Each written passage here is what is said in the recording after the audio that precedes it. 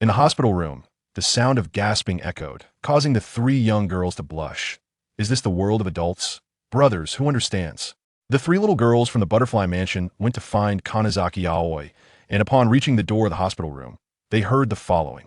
Kanazaki Aoi gasped, "Shuya, when can we finish? I've been away for almost an hour." Shuya's voice followed.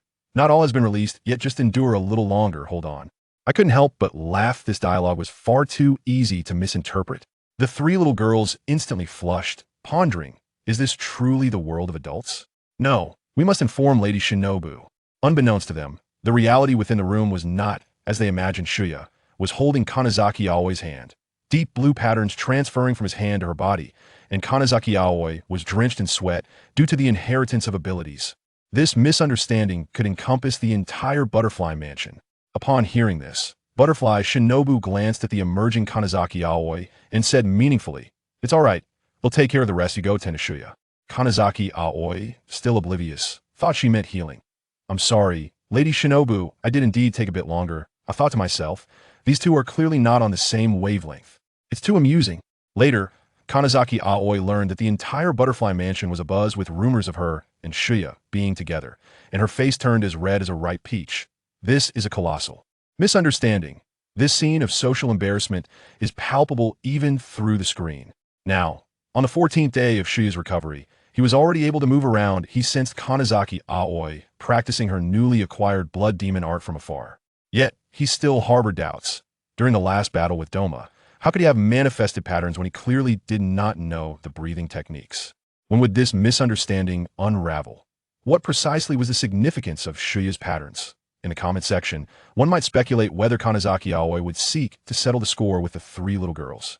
Just as she nearly collided with a tree, a pair of hands suddenly reached out from behind and enveloped her. Brothers, who understands? Kanazaki Aoi was practicing her blood demon art with such fervor that she couldn't rein in her momentum and was hurtling towards a tree. Just in time, Shuya swooped in from behind, catching her, his right foot firmly planted in the ground while his left braced against the tree trunk, stabilizing them both. I was utterly astonished. The posture, the strength, how incredibly supportive. Shuya couldn't resist a quip. "Are you a fool? Can't you start with simpler techniques?" Kanazaki Aoi turned to meet his azure gaze, her face flushing. So close, his presence radiated a sense of safety. This gaze, so sweet it could make one's teeth ache. Can you guess how fierce Kanazaki Aoi's practice was just moments ago? Water breathing, tint form, constant rotation, additional, crimson arrow, the water dragon phantom, armed with blue arrows, shattered a massive rock with a resounding bang, showcasing a power that had more than doubled since previous attempts. At that moment, I thought to myself, this girl has truly turned the tables. In earlier assessments, she couldn't even fell a single ghost, yet now she appeared absolutely magnificent. Xiangye began to instruct her meticulously. Visualize using the arrow to propel the blade. If it tilts, simply correct it with a demonstration of the black arrow. Aoi Kanzaki's Nichirin Blade sword, embedding itself perfectly halfway into the wooden post, neither too much nor too little. Aoi's eyes sparkled with realization. So that's how it works. No wonder I could never get my blade to fly. The atmosphere of the lesson was reminiscent of a top student guiding a struggling peer, compelling me to want to join in the learning. As they stood closely, Xiangye, with a hint of self-admiration, remarked, "I know him, quite handsome. Shall we shift our position?" Aoi's face flushed crimson, her heart pondering. Why do I feel so safe when I catch a whiff of his scent? The flirtatious tension in the air was enough to bewilder anyone witnessing it. Now, while Xiangye continued his teaching, he also contemplated the upcoming events. With over a month remaining in the Swordsmith Village arc and Tanjiro's training concluding in a week, he needed to find an opportunity to provide Tanjiro with special guidance. Would the Swordsmith Village arc commence earlier than expected? What formidable techniques would Xiangye impart to Tanjiro? Speculate in the comments section. When might Aoi Kanzaki surpass Xiangye? During training, Aoi was unexpectedly smacked on the rear, causing her to blush furiously. "You've gone too far, Lord Hashira. Who among you understands?" Xiangye was instructing Aoi in blood demon arts when he suddenly had a mischievous thought upon noticing her exposed back. Smack! He delivered a playful slap, prompting Aoi to erupt in outrage, swinging her blade at him. How vulgar. I couldn't help but laugh. Their interactions were simply too sweet. Xiangye even dared to tease her further. "Miss Shinobu is here." When Aoi turned around to find no one, she received yet another playful smack. From a distance, Shinobu and Mitsuri stifled their laughter, with Shinobu reflecting, That hand movement resembles Xiangye's. I can vividly recall the scene from Spider Mountain when he used Ansei Yagura. This inherited knack for mischief made me sweat on their behalf. A month later, Aoi had mastered the water-breathing technique and could soar with the red arrow, carrying 3 little ones. Xiangye looked on with pride. Truly, she is a testament to my teachings. Just then, Tanjiro approached, beaming like a little sun. Xiangye, you can share your abilities with others. Show incredible. Amused, was Tanjiro hoping to partake as well? Xiangye suddenly grinned wickedly, drawing him close. Now, I shall give you special training. The next day, Tanjiro was left dumbfounded. Xiangye stood atop a self-made war chariot, propelling it toward him with blood demon art, shouting, "Charge forward. Don't hide." The catch was Tanjiro's hands were bound, leaving him weaponless.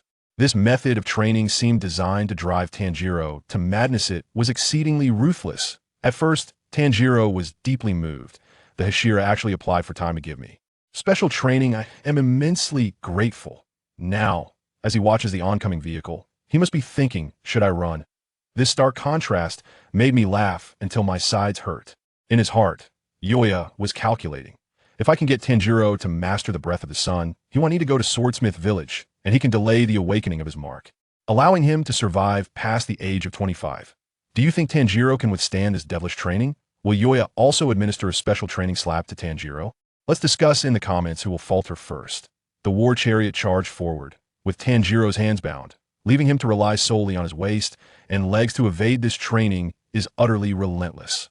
Hey brothers, who understands? Yoya crafted a special training war chariot to crash into Tanjiro, propelled by blood demon arts, all while shouting, while dodging, "Find a way to hit me back." As a result, throughout one morning, Tanjiro was knocked away countless times. Managing to evade a few was commendable, let alone landing a hit on Yoya. I thought to myself, this isn't training, this is pure punishment.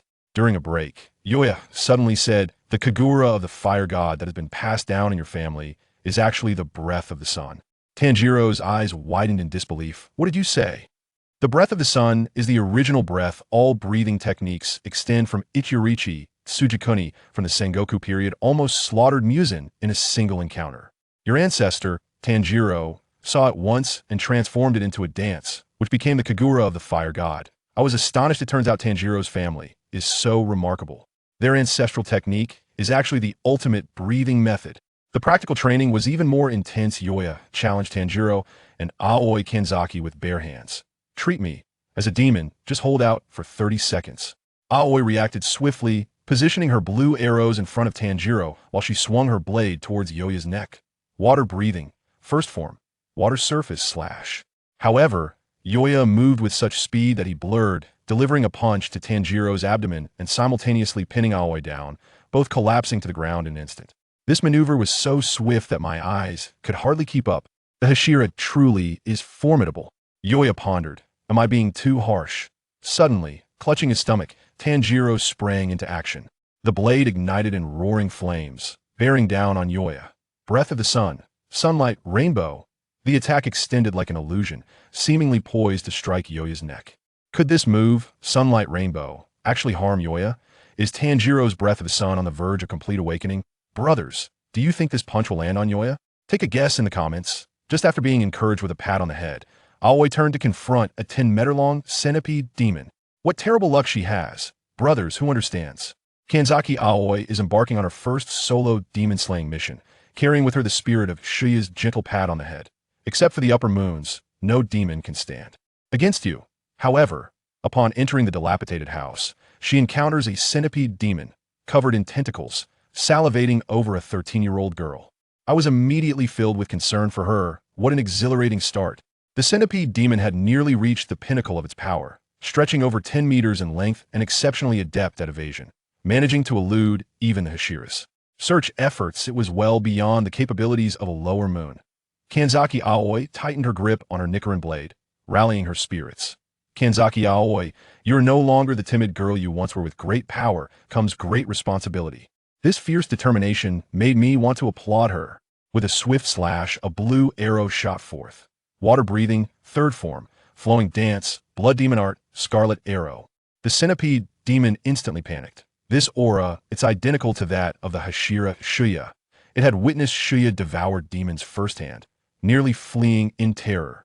I couldn't help but chuckle. She certainly benefits from Shuya's shadow. Yet, the centipede demon, despite its fright, was not quick to surrender, writhing its tentacles defiantly. You scared me. I thought it was the Hashira himself. What can a mere girl do to me? This defiance only hardened my resolve. Kanzaki Aoi's gaze turned steely as she looked at the captured girl. Could she successfully slay this cunning centipede demon? Would the demon, driven to desperation, unleash a greater power? Brothers, do you think Kanzaki Aoi can triumph in her inaugural battle? Guess in the comments whether she will unleash even more formidable techniques. Has Kanzaki Aoi truly been granted an advantage?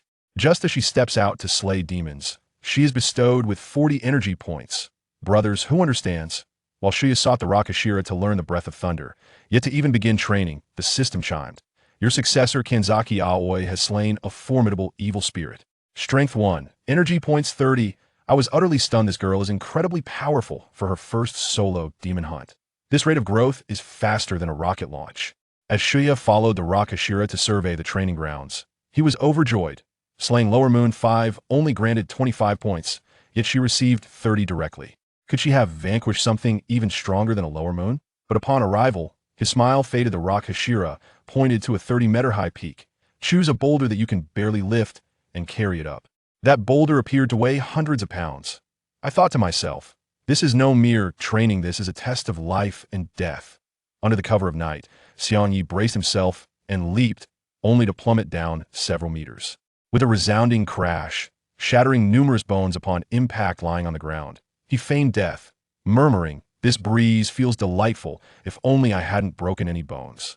What a pitiful sight. He hardly resembles a ghost pillar. He appears rather foolish. Yet the excitement was far from over as he grimaced in pain. The system chimed in.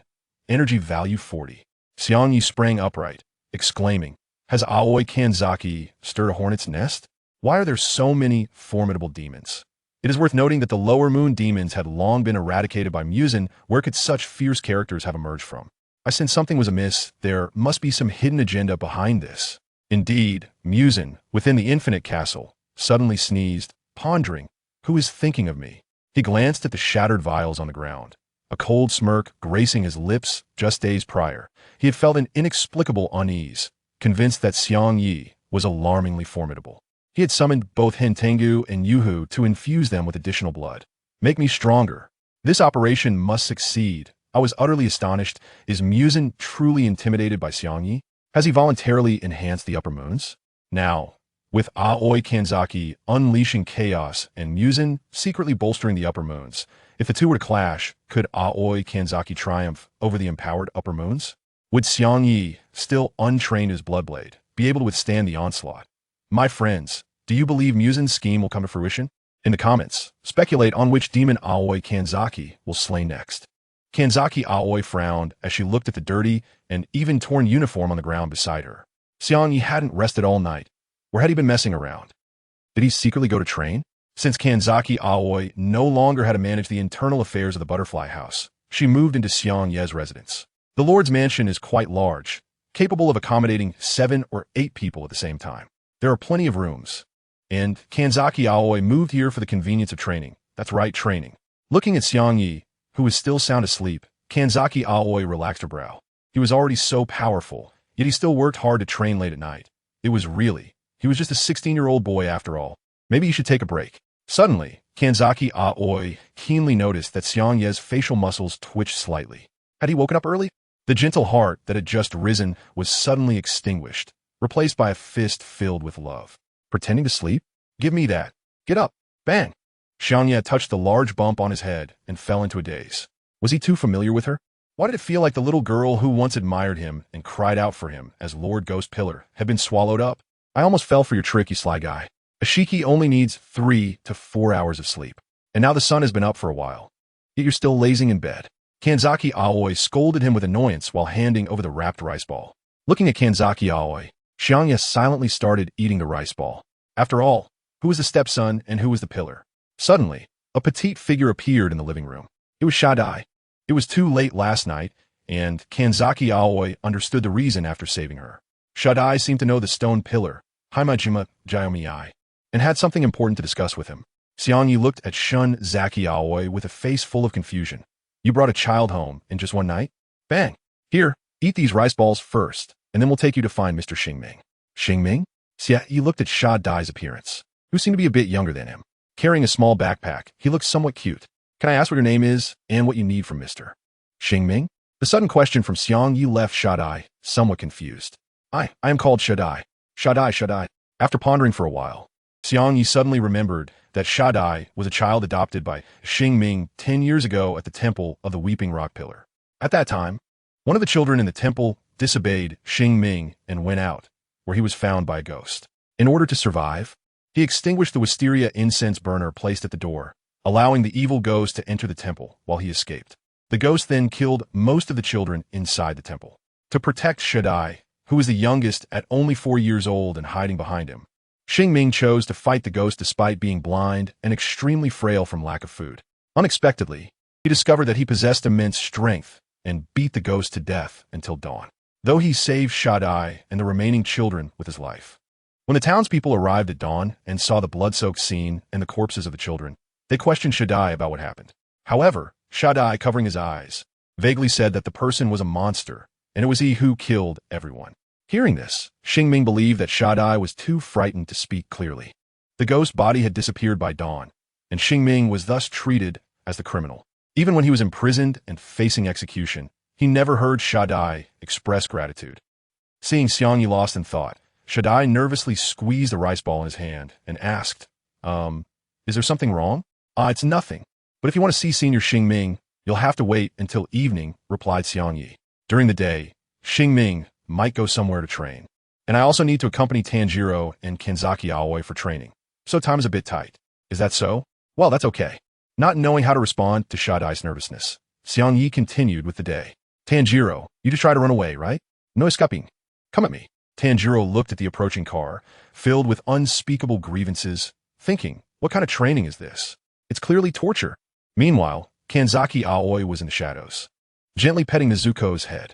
After the hard work day and night, it's nice to relax like this occasionally. In the afternoon, not bad. You can last for 25 seconds now. Keep it up, Tanjiro. Tanjiro watched as Nagiru skillfully used the breath of the sun, feeling a deep sense of satisfaction. As expected of the protagonist from the original story, his progress was rapid. Tanjiro observed Nagiru's constantly dodging figure, and the sun blade in his hand burst forth with fierce flames.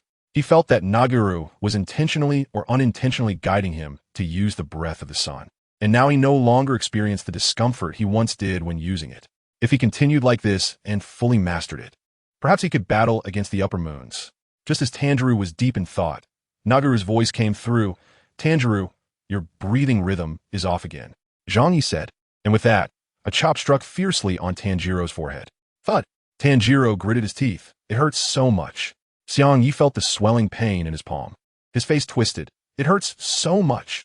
Kanzaki Aoi was lying on the ground, covering her mouth and stifling a laugh. No laughing. Slap. A crisp and pleasant sound rang out. Xiangye. Night. Xiangye carried Sha Dai to Xingming's residence, only to find that he was not there. Then the two of them went to the pile of rocks. Perhaps Senior Xingming is a bit busy and hasn't returned, but he might come over to watch my training. So I apologize for making you stay with me in this desolate place for a few hours, Xiangye said, handing the prepared, thick cotton coat to Sha Dai. As for himself, he continued with yesterday's training. He had improved a little bit again. In the dark night, he repeatedly carried the rocks and climbed upwards. In his mind, the system's voice echoed. Energy value 25. Ding. Your successor Kanzaki Aoi has slain a powerful evil spirit and gained the ability, Spirit 1. Current host data. Detailed night. Top tier food demon advancement requirement. 500. 500 energy points. Full. Excess energy will be distributed as random attributes in increments of 20 points. Current ability. Instinctive devouring. Devour all the evil spirits in the world. Blood demon techniques. Red clean arrow. Engraved line rotation. Shadow clone. Blood scythe. Current attributes. Strength. 41 speed. 35 spirit. 24 recovery. 31 detailed night. Aoi, you're amazing. I suddenly feel so motivated. Kanzaki Aoi. Achoo. Who is talking bad about me? It feels strange. At this moment, while searching for the Tamakushi village, why do I feel like all the demons I created using enhanced abilities before are dead? Musin, achoo. Grumbling, cough. Could someone press that little yellow thing below for me? Seeking book reviews and ratings, Chapter 76, Letting Go. Thank you, teacher, for saving me. A side story of Xiangye. Oh dear, the blood given by Lord Muzin is really powerful. Tamakushi holds a villager in one hand. Grinning strangely, a black carp emerges from his two mouths, which he then forcefully shoves into the terrified villager's mouth. Then, as the man trembles, his whole body begins to slowly transform into a pale-skinned demon. It's a pity, though, this blood demon art is convenient, but it does waste food. Tamakushi laughs and dives into the jar, his figure instantly disappearing from the spot. The villager who has transformed into a demon starts to twist his body and slowly rises. The insatiable hunger of being a demon constantly assaulting his brain. Human, I want to eat humans. The villager opens his bloody mouth and begins to search for signs of humans everywhere. The demons created through Tamakushi are almost all at least comparable to lower-ranked demons. But the downside is also very obvious. They have very little rationality, which leads them to run around and kill indiscriminately. Just a few more meters. I'm almost there. It is now the 5th day of training. Under the daily training and the ability points gained from the hunting done by Kanzaki Aoi, the power has now risen to an astonishing 50 points. Although the number of high-quality demons slain is not as exaggerated as on the first day, there is still occasionally one or two. The improvement is much faster than at any previous time. Meanwhile, Xiangye insists on accompanying Xiangye every day while waiting for Xingming. At this moment, she is staring blankly at Xiangye, who is about to succeed. Just as Xiangye is only 5 meters away from the peak, a chilling voice suddenly comes from behind a nearby rock. Human, hungry.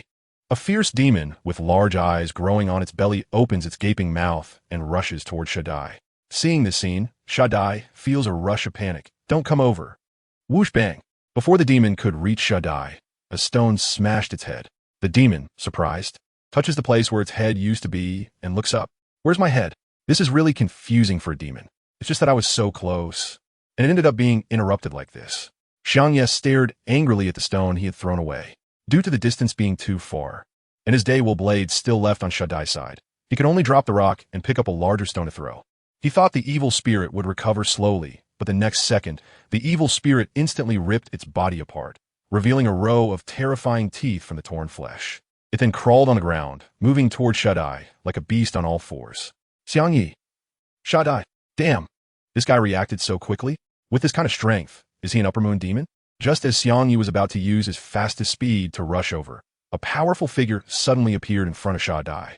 Under the moonlight, a meteor hammer fiercely struck the demon, and a brutal force smashed the demon into the ground, crushing it. Then the demon turned into a wisp of gray smoke and disappeared. Xiangye looked at this familiar scene before him and recalled what happened 9 years ago. This familiar figure, the lingering injury on the forehead, is the teacher?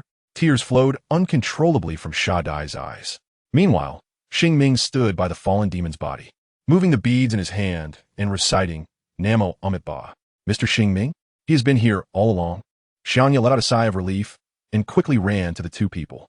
Xiangye, why did you bring an ordinary person to this place? Recently, the disturbances caused by evil spirits have been quite severe. You can't just act like this. Amitba. Hearing Xingming's reprimand, Xiangye pouted.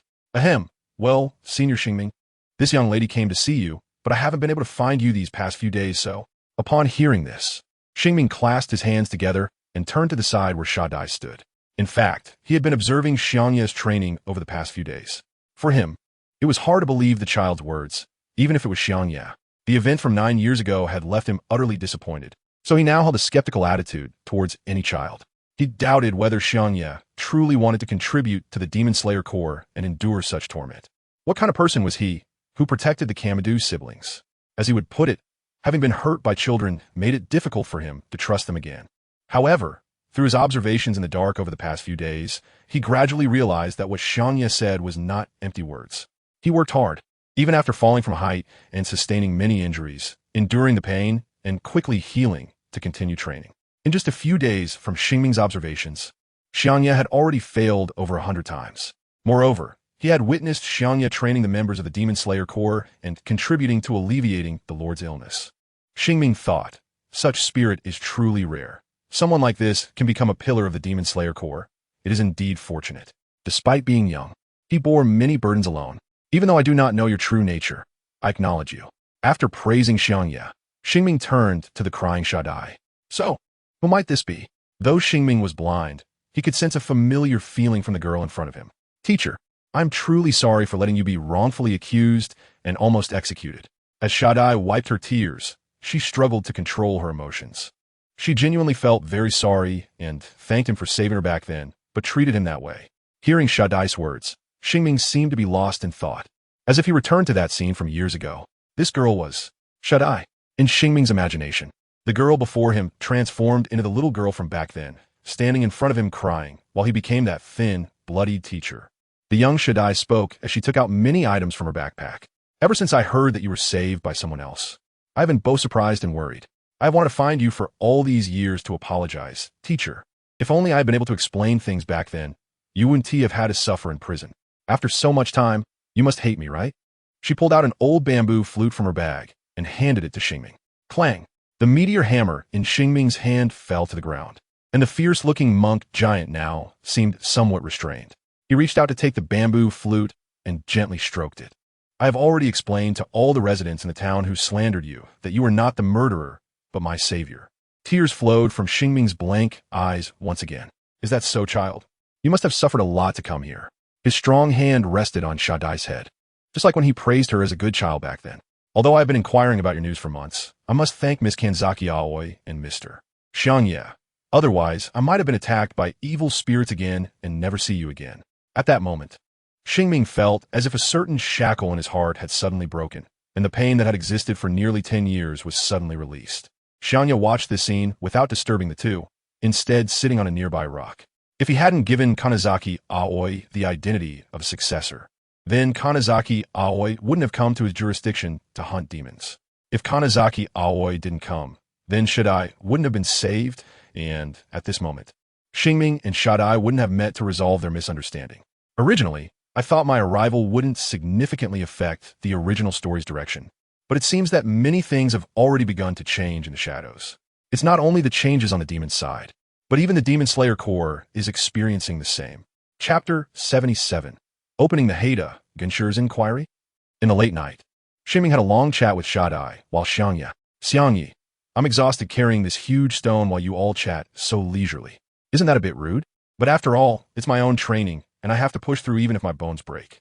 With Xiangye's persistence, he finally carried the huge stone to the peak by dawn, under the detailed night sky, as the sun rises on the horizon, leaning against the giant rock.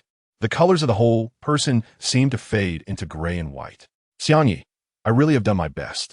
It's truly not easy. Although the food demon possesses the physique of a demon, its stamina is not infinite. The damage sustained each night requires healing, and almost every night I've reached the limit of my stamina. Feeling Xiangye immersed in his own world at the peak, Xingming was momentarily surprised. Even he took dozens of days to complete this trial, but Xiangye, he spent a few days risking his life to achieve the final result. Amit Bamyuzin, with the spirit of our Demon Slayer Corps, you will surely be eliminated. In Xingming's mind, the image of Xiangye appeared. With such a person around, the Demon Slayer Corps will endure until the final victory. After resting for a moment, Xiangye couldn't wait to rush to the side of Xingming and picked up his own Sunwheel blade. Clang!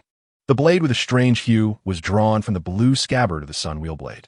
Xiangye tightly gripped the handle of the knife, concentrating all his strength and attention on it. Through his grip, the force was transferred from the handle to the blade, thereby raising the temperature of the blade. He shouted, "Crimson Blade, activate!" Under the light of the rising sun, the blade gradually turned a deep red, while the remaining green transformed into curved patterns that remained on the blade. This is what the Crimson Blade looks like. Xiangye felt the temperature coming from the blade of the sun wheel, and his heart was filled with joy. After 5 days of unlocking the He-Dao, he finally succeeded. The three returned to the Demon Slayer Corps, while Xiangye followed Xingming. Xiangye headed to his residence. Just as he was about to reach home, he noticed a sturdy figure standing in front of his mansion. That outfit belonged to Jinya. Jinya seemed to have noticed Xiangye as well, turning around with a fierce expression that immediately reminded Xiangye of the moment he passed the assessment. Jinya wouldn't be here for revenge, would he? Is he still angry about the time Xiangye almost broke his hand? As Xiangye gradually approached, Jinya's expression became increasingly serious. Xiangye, if this guy really came to cause trouble, I would immediately climb over the wall and escape. I don't want his super strong brother to know that I bullied his younger brother. Suddenly, Xiangye moved. Xiangye has also moved. Can I ask the ghost pillar to teach me? Xuanya suddenly bowed towards Xiangye, but after a moment, there was no response. Huh? Ghost pillar? Xuanya looked up and found that Xiangye had somehow teleported to the rooftop of the mansion and was now awkwardly scratching his head. So you came to ask me to teach you. As soon as the moment of movement occurred in Xuanmi, Xiangye immediately used Shadow Swap. Xiangye. It turns out he wasn't looking for trouble. He probably didn't see it, right? As a Hashira, having to use blood demon art to sneak away is somewhat disgraceful. Later, Xiangye learned the reason for Jinya's visit. Jinya himself cannot use breathing techniques, but is eager to become a powerful person. Upon learning that Xiangye had become a Hashira who consumes demons, he decided to seek Xiangye's guidance, even suppressing his own temper. Xiangye's doubts. Are you asking me how to eat ghosts to make them taste better? Xuanya is a special ghost hunter who possesses unique digestive organs that allow him to temporarily gain ghostly abilities after consuming ghost tissue. As for Xuanya's reason for wanting to become stronger, although Xuanya hasn't said it, Xiangye understands clearly. Xuanya is eager to prove himself to his older brother, Shimi, and gain his brother's recognition. By the way, Xuanya, you need to understand that I'm not quite the same as you. Xiangye was somewhat troubled. The way of eating ghosts was different for everyone. He couldn't really take Xianmi to gnaw on ghost meat, could he? Just thinking about the two of them sitting at the dining table, savoring ghost meat delicately, made Xiangye's skin crawl. It's okay. If you're bothered by the impolite things I did before, I'm willing to apologize.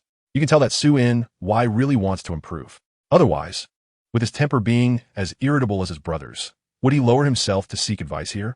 I can't help you with eating demons, but if you're willing, I can teach you other training. After thinking for a while, Su-In Y agreed. After all, it was a special training from Hashira, and it was much better than what he was doing now. All right then, it's about time. So today you will start training with Tanger.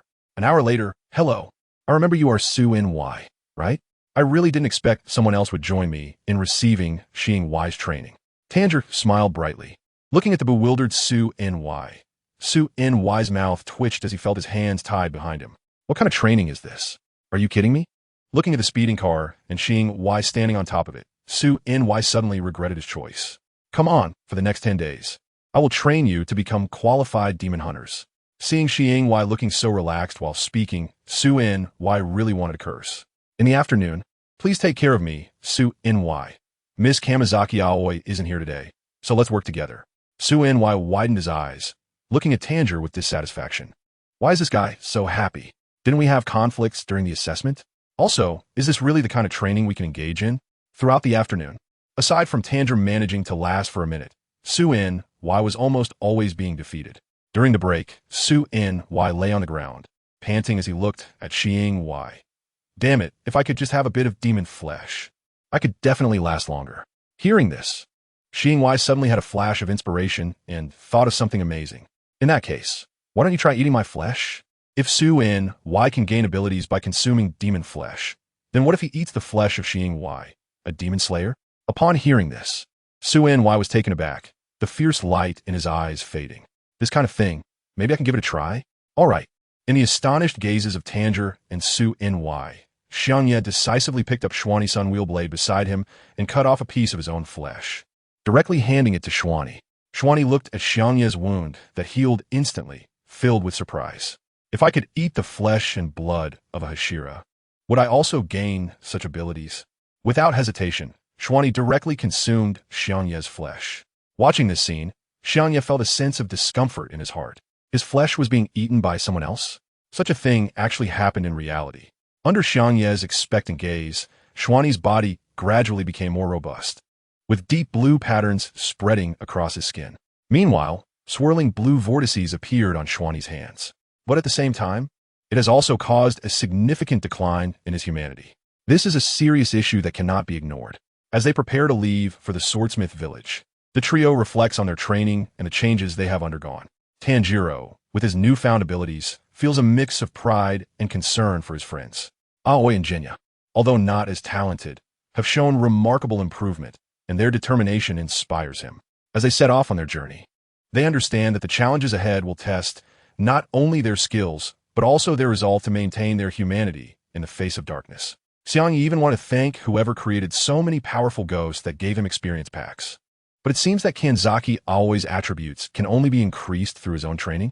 Xiangye, I misunderstood a bit. I thought that the successor grows along with one's attributes, but it turns out that this thing relies on self-growth. Lord Kabutsuji, are you sure you all want to go? The hidden member Goto looked at Xiangye and the other three, feeling a bit embarrassed. Xiangye touched his head and coughed. Cough, cough. Tanjiro is going to pick up his Nichirin Blade, right? Tanjiro's Nichirin Blade was sent to the Swordsmith village a month ago due to a chip, and during this time, he's been training with other Nichirin Blades instead. However, Mr. Kanetetsu seems to be in a bad mood. He hasn't returned the blade and instead sent a letter of complaint to Tanjiro. Gotem, that's not a problem. As for Xiangye, I asked Mr. Kanetetsu to help me make a few special weapons a month ago through a letter. So I also want to check on that. Is that okay? Goto rubbed his chin. This should be fine, right? So. Jinya also has his custom-made weapons to pick up, which is reasonable, right? Goto and Aoi, as my stepson, should accompany me. It's absolutely necessary. Goto looked at Xiangye with a pair of resentful eyes. I feel an impulse to retort. What should I do? You as a Hashira actually don't need to explain this at all. Lord Kibutsuji, Miss Aoi Kanzaki probably doesn't need to go either, right? After all, going to that place requires permission from the village chief there. Anyone other than a Hashira needs to have a specific reason to apply for a long stay. Seeing Goto's troubled expression, Xiangye felt his thoughts wavering. It's fine, Xiangye, you'll go ahead. I'll stay here. That would be best. Aoi Kanzaki waved her hand. For her, this mission was requested by Xiangye, but she actually didn't have anything particularly needed. She merely thought that Xiangye wanted to take her for a leisurely stroll. Xiangye, am I that kind of person? Kanzaki Aoi, you're not? Looking at Kanzaki Aoi's expression, Xiangye's eyes turned. This time, because they were facing two upper moons, Xiangye actually wanted Kanzaki Aoi to go and accumulate some experience. The main reason was to see how Kanzaki Aoi would perform against the upper moons. Since Goto mentioned it, they would be fine to quietly teleport Kanzaki Aoi over when the time comes. The inheritor's additional abilities haven't been tested yet. Well, then it's settled. Xiangye walked up to Kamizaki Aoi and whispered in her ear, if there's nothing going on these days, it's best to dress properly and avoid bathing for now. Kamizaki Aoi? What does this mean? The word from Xiangye left Kanzaki Aoi confused.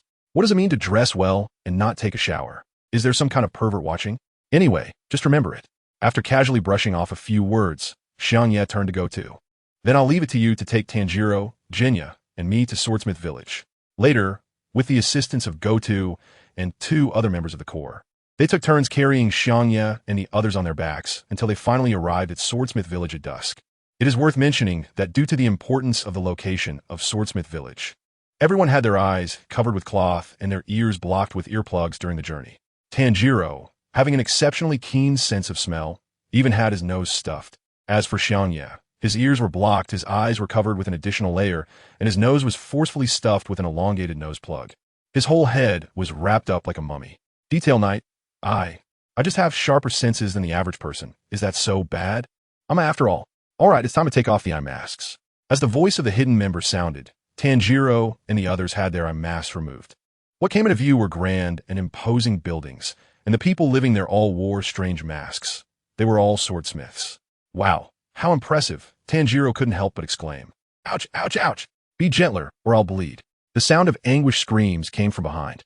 It was seen that Xiangye was being pulled out of the nose plug by the female, hidden member accompanying him. I am truly sorry, but because Lord Ghost Pillar, your senses are just too sharp, we can only do this. All right, it's fine. I understand all of this. Just be careful when you go back. Xiangye was rubbing his nose, from which fresh blood was slowly flowing out of his nostrils. The female, hidden member, who had been quite nervous, breathed a sigh of relief upon seeing this. It's really touching how someone so powerful, like a pillar, can be so gentle. Xiangye looked at the forge village in front of him, filled with energy. After training for so long, it was all for this moment. Now the forge village arc. Here I come. Tanjiro nervously reminded him, Xiangye, your nosebleed is going to dirty your uniform. Jinya, it's really hard to believe that such a guy is a Hashira. Xiangye and Tanjiro first went to the village chief's residence, while Jinya went to find a swordsmith. Watching Jinya's departing figure, Xiangye felt a bit envious, thinking that Jinya must be going to get his own gun. Like Xiangye, Jinya also didn't know the breathing techniques, so aside from using the Nichirin Blade and eating demons, the most important and suitable weapon for him was a short-barreled shotgun. It seemed like it could be used in conjunction with blood demon arts, How enviable. I suddenly wanted to try it too. Should I ask Mr. Kanroji to help me make one later? But thinking about the scene where Kanroji, full of resentment, chased after Tanjiro with two specially made kitchen knives, Xiangye felt a bit embarrassed, thinking it might be better to just let it go. Meanwhile, at the hot springs in Forging Knife Village, surrounded by mist and fragrant steam, Mealy seemed to sense something. She stood up from the water, her pure white body completely exposed. She looked excitedly towards the village entrance, covering her mouth with a fist. Is someone coming? How thrilling. I wonder who it could be. Chapter 79. Who said this knife is terrible? This knife is amazing. Is there a coach? Is anyone going to crash into people? In Forging Knife Village, at the home of the village chief, Tai Tai and Taijun, Tanjiro and the village chief, along with the others present, were all kneeling, but only Xiangye was sitting cross-legged. There was no way around it. The habit of kneeling was still too hard to accept, and sitting cross-legged was much more comfortable. Under the village chief's explanation, Xiangye and Tanjiro learned that Kanetetsu was missing, and as for Tanjiro's sword, fortunately, the few special short Nichirin swords that Xiangye specifically requested have been successfully made. As for Mr. Kanetetsu, someone has already been dispatched to search for him. Then, under everyone's gaze, a burly swordsmith brought out a box nearly half a meter long. This was found in Akari's room. Come on, let's open it and see. I'm also curious about what kind of weapon you, as a Hashira who cannot use breathing techniques, would craft. Although the village chief is very short, the way he moved showed his curiosity. Tanjiro. So it's called Kanetetsu Akari? What cute name. Village chief, right? I named it, isn't it cute? At that time, he even scolded me for giving him such a cute name. Saying this, the village chief sighed and lowered his head. Xiangye, a person as superhuman as Steelgrave. To give him such a name, it's really quite adorable. The contrast is striking. When the box is opened, four exquisite white short swords come into view. And at the bottom of the sword handles, there are oddly shaped grooves. Two of the swords even have their blades covered in shattered patterns, as if they are damaged. What's up with this guying? How could he make a sword so poorly? For a swordsmith, producing such a finished product would be a complete insult to their profession. Seeing the few swordsmiths and the village chief in front of him starting to emit waves of resentment, Xiangye quickly explained. These two swords weren't poorly made by Mr. Steelgrave. I specifically requested them to be like this. Upon hearing this, a big question mark popped up on the village chief's small head. Specially requested to make bad swords? What a strange request. Xiangye. Forget it. I should show you all a thing or two. After that, the group arrived at the designated venue for testing the swords. At this moment, Xiangye looked unexpectedly handsome. On his left waist was his original long Nichirin blade, and on his right waist were four neatly arranged half-meter-long short blades. What does Xiangye need so many knives for? Tanjiro looked at the four shining short blades at Xiangye's waist, unable to suppress his curiosity. The other blacksmiths also watched quietly, as any uniquely shaped Nichirin blade would inspire them, and these blades were no exception. It was the first time they had ever seen such knives. A gentle breeze blew, and the moonlight, which had been obscured by clouds, fell upon Xiangye. In an instant, Xiangye moved. With astonishing speed, he swiftly drew the four white blades and threw them towards the distance in an orderly manner. To everyone's surprise, the four white blades seemed to have a mind of their own, slashing back and forth in the air. The village chief blacksmith exclaimed, What is happening? The knives are flying by themselves. Although Tanjiro couldn't see the arrows of Xiangye's blood demon art, he could tell. The knives seemed to be flying chaotically, but in reality, they were working together in an orderly fashion. There was no doubt that if a demon were standing there, even a weaker one could be instantly sliced into pieces. Tanjiro, so amazing. Xiangye looked at the few people beside him who were in shock, a smirk involuntarily curling at the corner of his mouth. The main event had yet to begin. Two complete short swords were steadily inserted into their sheaths under the influence of the arrows, while the other two swords, covered in cracks, were firmly grasped in Xiangye's hands. Xiangye's wrist displayed two colors, red and green. As Xiangye suddenly swung his knife, waves of blade energy surged towards the massive rock in the distance. Blood demon technique, blood scythe. Amidst the chaotic bombardment of blade energy, loud explosions echoed, and thick smoke billowed. The ghost pillar is indeed different from ordinary people, but such an attack seems to have no effect even if the blade does not shatter. The village chief looked curiously towards the direction of the rock, somewhat puzzled. Village chief looked quickly at the knife in the ghost pillar's hand. It was only after a reminder from a blacksmith that the village chief noticed. The knife in Takuya's hands was reduced to just a small section of the blade. The rest had vanished. Could it be that the blade fragments were integrated into the blood demon technique's throne blade energy? If that's the case, Tanjiro watched in astonishment, looking towards the direction where the dust was gradually dissipating. There on the rocks were fragments of the Nichirin Blade, deeply embedded in the surface. Collect. Under Takuya's precise mental force, black arrows neatly extracted all the fragments, which floated in the air and returned to the broken parts of the two white blades. Between the fragments were small grooves, allowing Takuya to combine them together or split them apart at will. These fragments were made from a special material, crafted from a denser and stronger mineral. Therefore, these fragments could even be used in conjunction with other blood demon techniques. Although they seemed ineffective for decapitating a demon, their dense attacks could unexpectedly disrupt the demon's movements, posing a significant threat due to their numbers. If you do not evade, you will feel the Nichirin Blade continuously slicing into your flesh. If you do evade, how will you deal with so many relentless fragments? Village Chief, so amazing. Tanjiro, so powerful.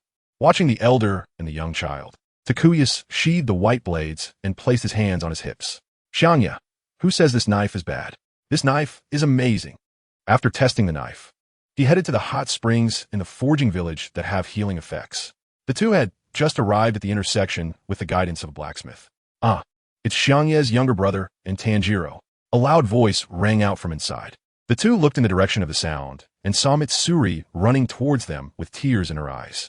At that moment, Mitsuri was wearing a bathrobe, and her chest looked like it was about to burst out. Danger! Please be careful. It's all about to come out. Tanjiro couldn't help but shout when he saw Mitsuri's tight-fitting clothing.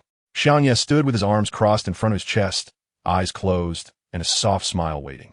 The scene in the original work where Tanjiro was knocked several meters away by Mitsuri cannot be missed.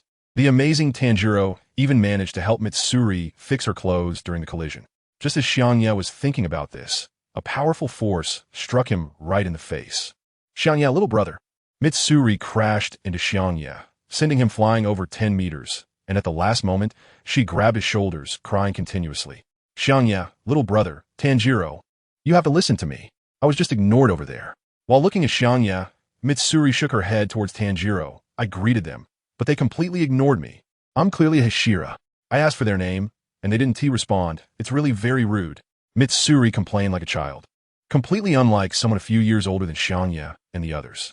Xiangye felt his head was about to be shaken into a pulp, along with the fresh blood flowing from his nose. Poor nose of mine. Is there a coach? I want to report someone for charging with the ball. N.S. Thanks to everyone for the gifts and encouragement. I'll try to write the subsequent content in more detail and improve the quality.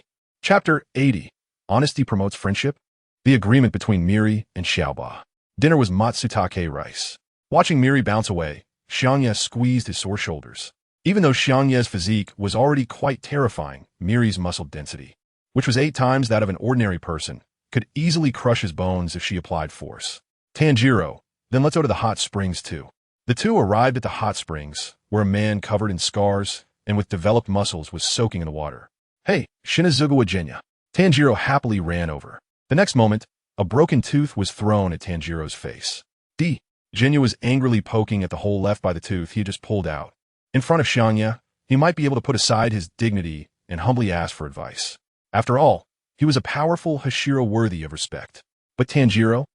He just felt that Tanjiro was too enthusiastic, always wearing a sunny smile, as if he were carefree.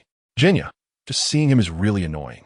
Xiangye covered his face, and Xianmi's super masculine habit is really just like his brother's.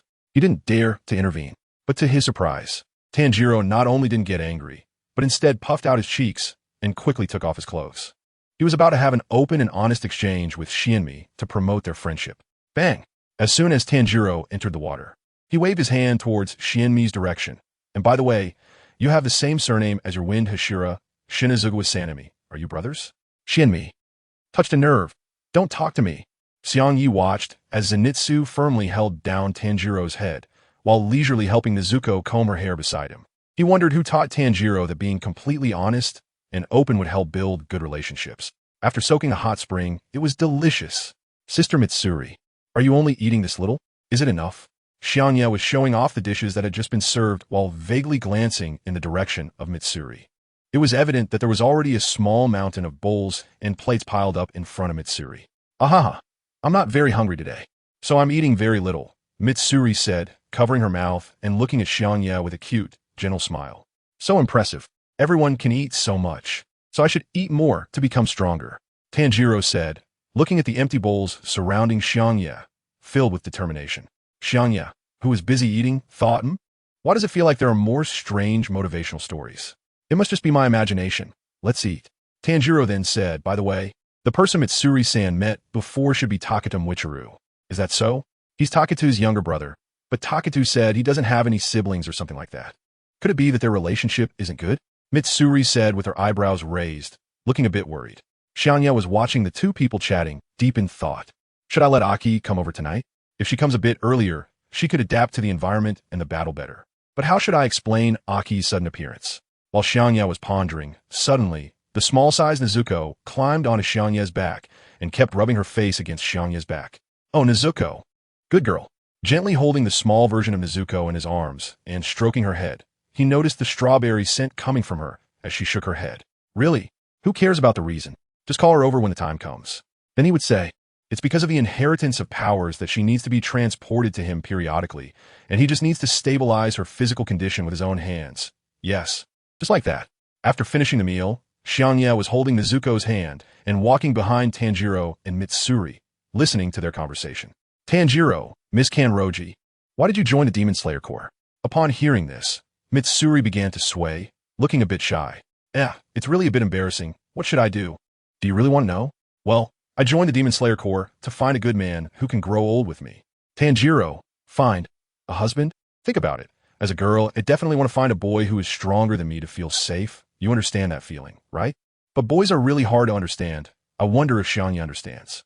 Tanjiro stared at Mitsuri, who was blushing and talking nonstop, completely dumbfounded. It was hard to imagine that such a strong girl, a Hashira, would want to find a boy stronger than herself as a partner. As Mitsuri finished her sentence, she happily wiggled her fingers. But now, I already have someone in mind. You really found someone? May I ask who it is? Tanjiro put on a curious expression, looking like a diligent student. It's Mr. Iguro. I've already made a promise with him that if all the demons are defeated, we will get married. When Mitsuri said this, her face turned as red as an apple, very shy. All of this is thanks to you, Xiangye. If it weren't for you, I wouldn't have known that Mr. Iguro liked me too. Xiangye? Tanjiro turned to look at Xiangye, who was playing with Nezuko, a hint of surprise on his face. It turned out that Xiangye was not only handsome and powerful, but also acted as a matchmaker. Xiangye was originally enjoying Tanjiro's words, but the last sentence almost made him spit it out. However, seeing Nezuko in front of him, Xiangye had no choice but to turn his head towards Tanjiro. Bang! He saw a small red envelope rising from the top of Tanjiro's head, continuously emitting heat. Meanwhile, Xiangye's right hand, hidden behind his back, showed signs of a slight fracture. Xiangye, although I know this guy is a pillar, I really can't control myself. Tanjiro, why did Xiangye suddenly hit me? Did I say something wrong? Lady Kanroji, your sword is about to be polished. And afterwards, I kindly ask you to go to the workshop for final adjustments. Mitsuri looked at the hidden member who came to call her over to inspect the Nichirin Blade, a hint of apology appearing on her face. I'm really sorry, but I have to leave first. Tanjiro lowered his head, feeling a bit dejected. Is that so? The time spent together tonight made him feel a connection with Mitsuri, and now, suddenly hearing that she was leaving made him feel inevitably disappointed. Mitsuri, well, you don't have to be so sad. After all, you still have Xiangye brother by your side. Xiangye elbowed Tanjiro's arm at the knee, chuckling lightly. That's right. We'll definitely meet again in the future. Don't worry, we'll all live to see the day when the demons are eradicated. By then, we can enjoy days like tonight every day. Watching Xiangye's radiant smile, Tanjiro felt his body and mind warmed. Xiangye's brother was right. I, Mitsuri Kanroji, also support the Kamadu siblings. Tanjiro, Xiangye. Thank you, Miss Mitsuri. Chapter 81. Life's Ups and Downs. What a misunderstanding. Meeting Michiro Takedo. The doll connection number 10. Phew, I'm finally back. Xiangye just returned to his room and collapsed flat on the floor. After resting for a while, he opened his eyes. Well, it was time to call Koei. With his eyes tightly closed, Xiangye began to convey the command in his mind. Transport. The next second, a soft yet pressure-filled body appeared right on Xiangye's face. Thud. Xiangye's head was forcefully pressed against the floor. Detailed night. the suffocating pressure. Huh, where is this? I shouldn't be out of my room yet, right? Kanzaki Aoi is wearing a white robe, her black hair styled high. At this moment, her thighs and arms are showing a tender red, with even some water droplets still lingering on them. Clearly, she has just taken a shower. Kanzaki Aoi. Why does my butt feel a bit uncomfortable? Suddenly, a trembling hand reaches out from below. Kanzaki Aoi looks down and sees that her bottom is sitting on Xiangye's face. Kanzaki Aoi, lightspeed blushing and rising. Along with esteemed princess, a scream follows. Xiangye, huh? Blue. Amidst the girl's blushing embarrassment, Xiangye had not yet recovered from the nosebleed caused by his broken nose when he first felt several hot slaps on his face. Slap. Xiangye, life is full of twists and turns. I've suffered 3 times today with my nose, and each time was different.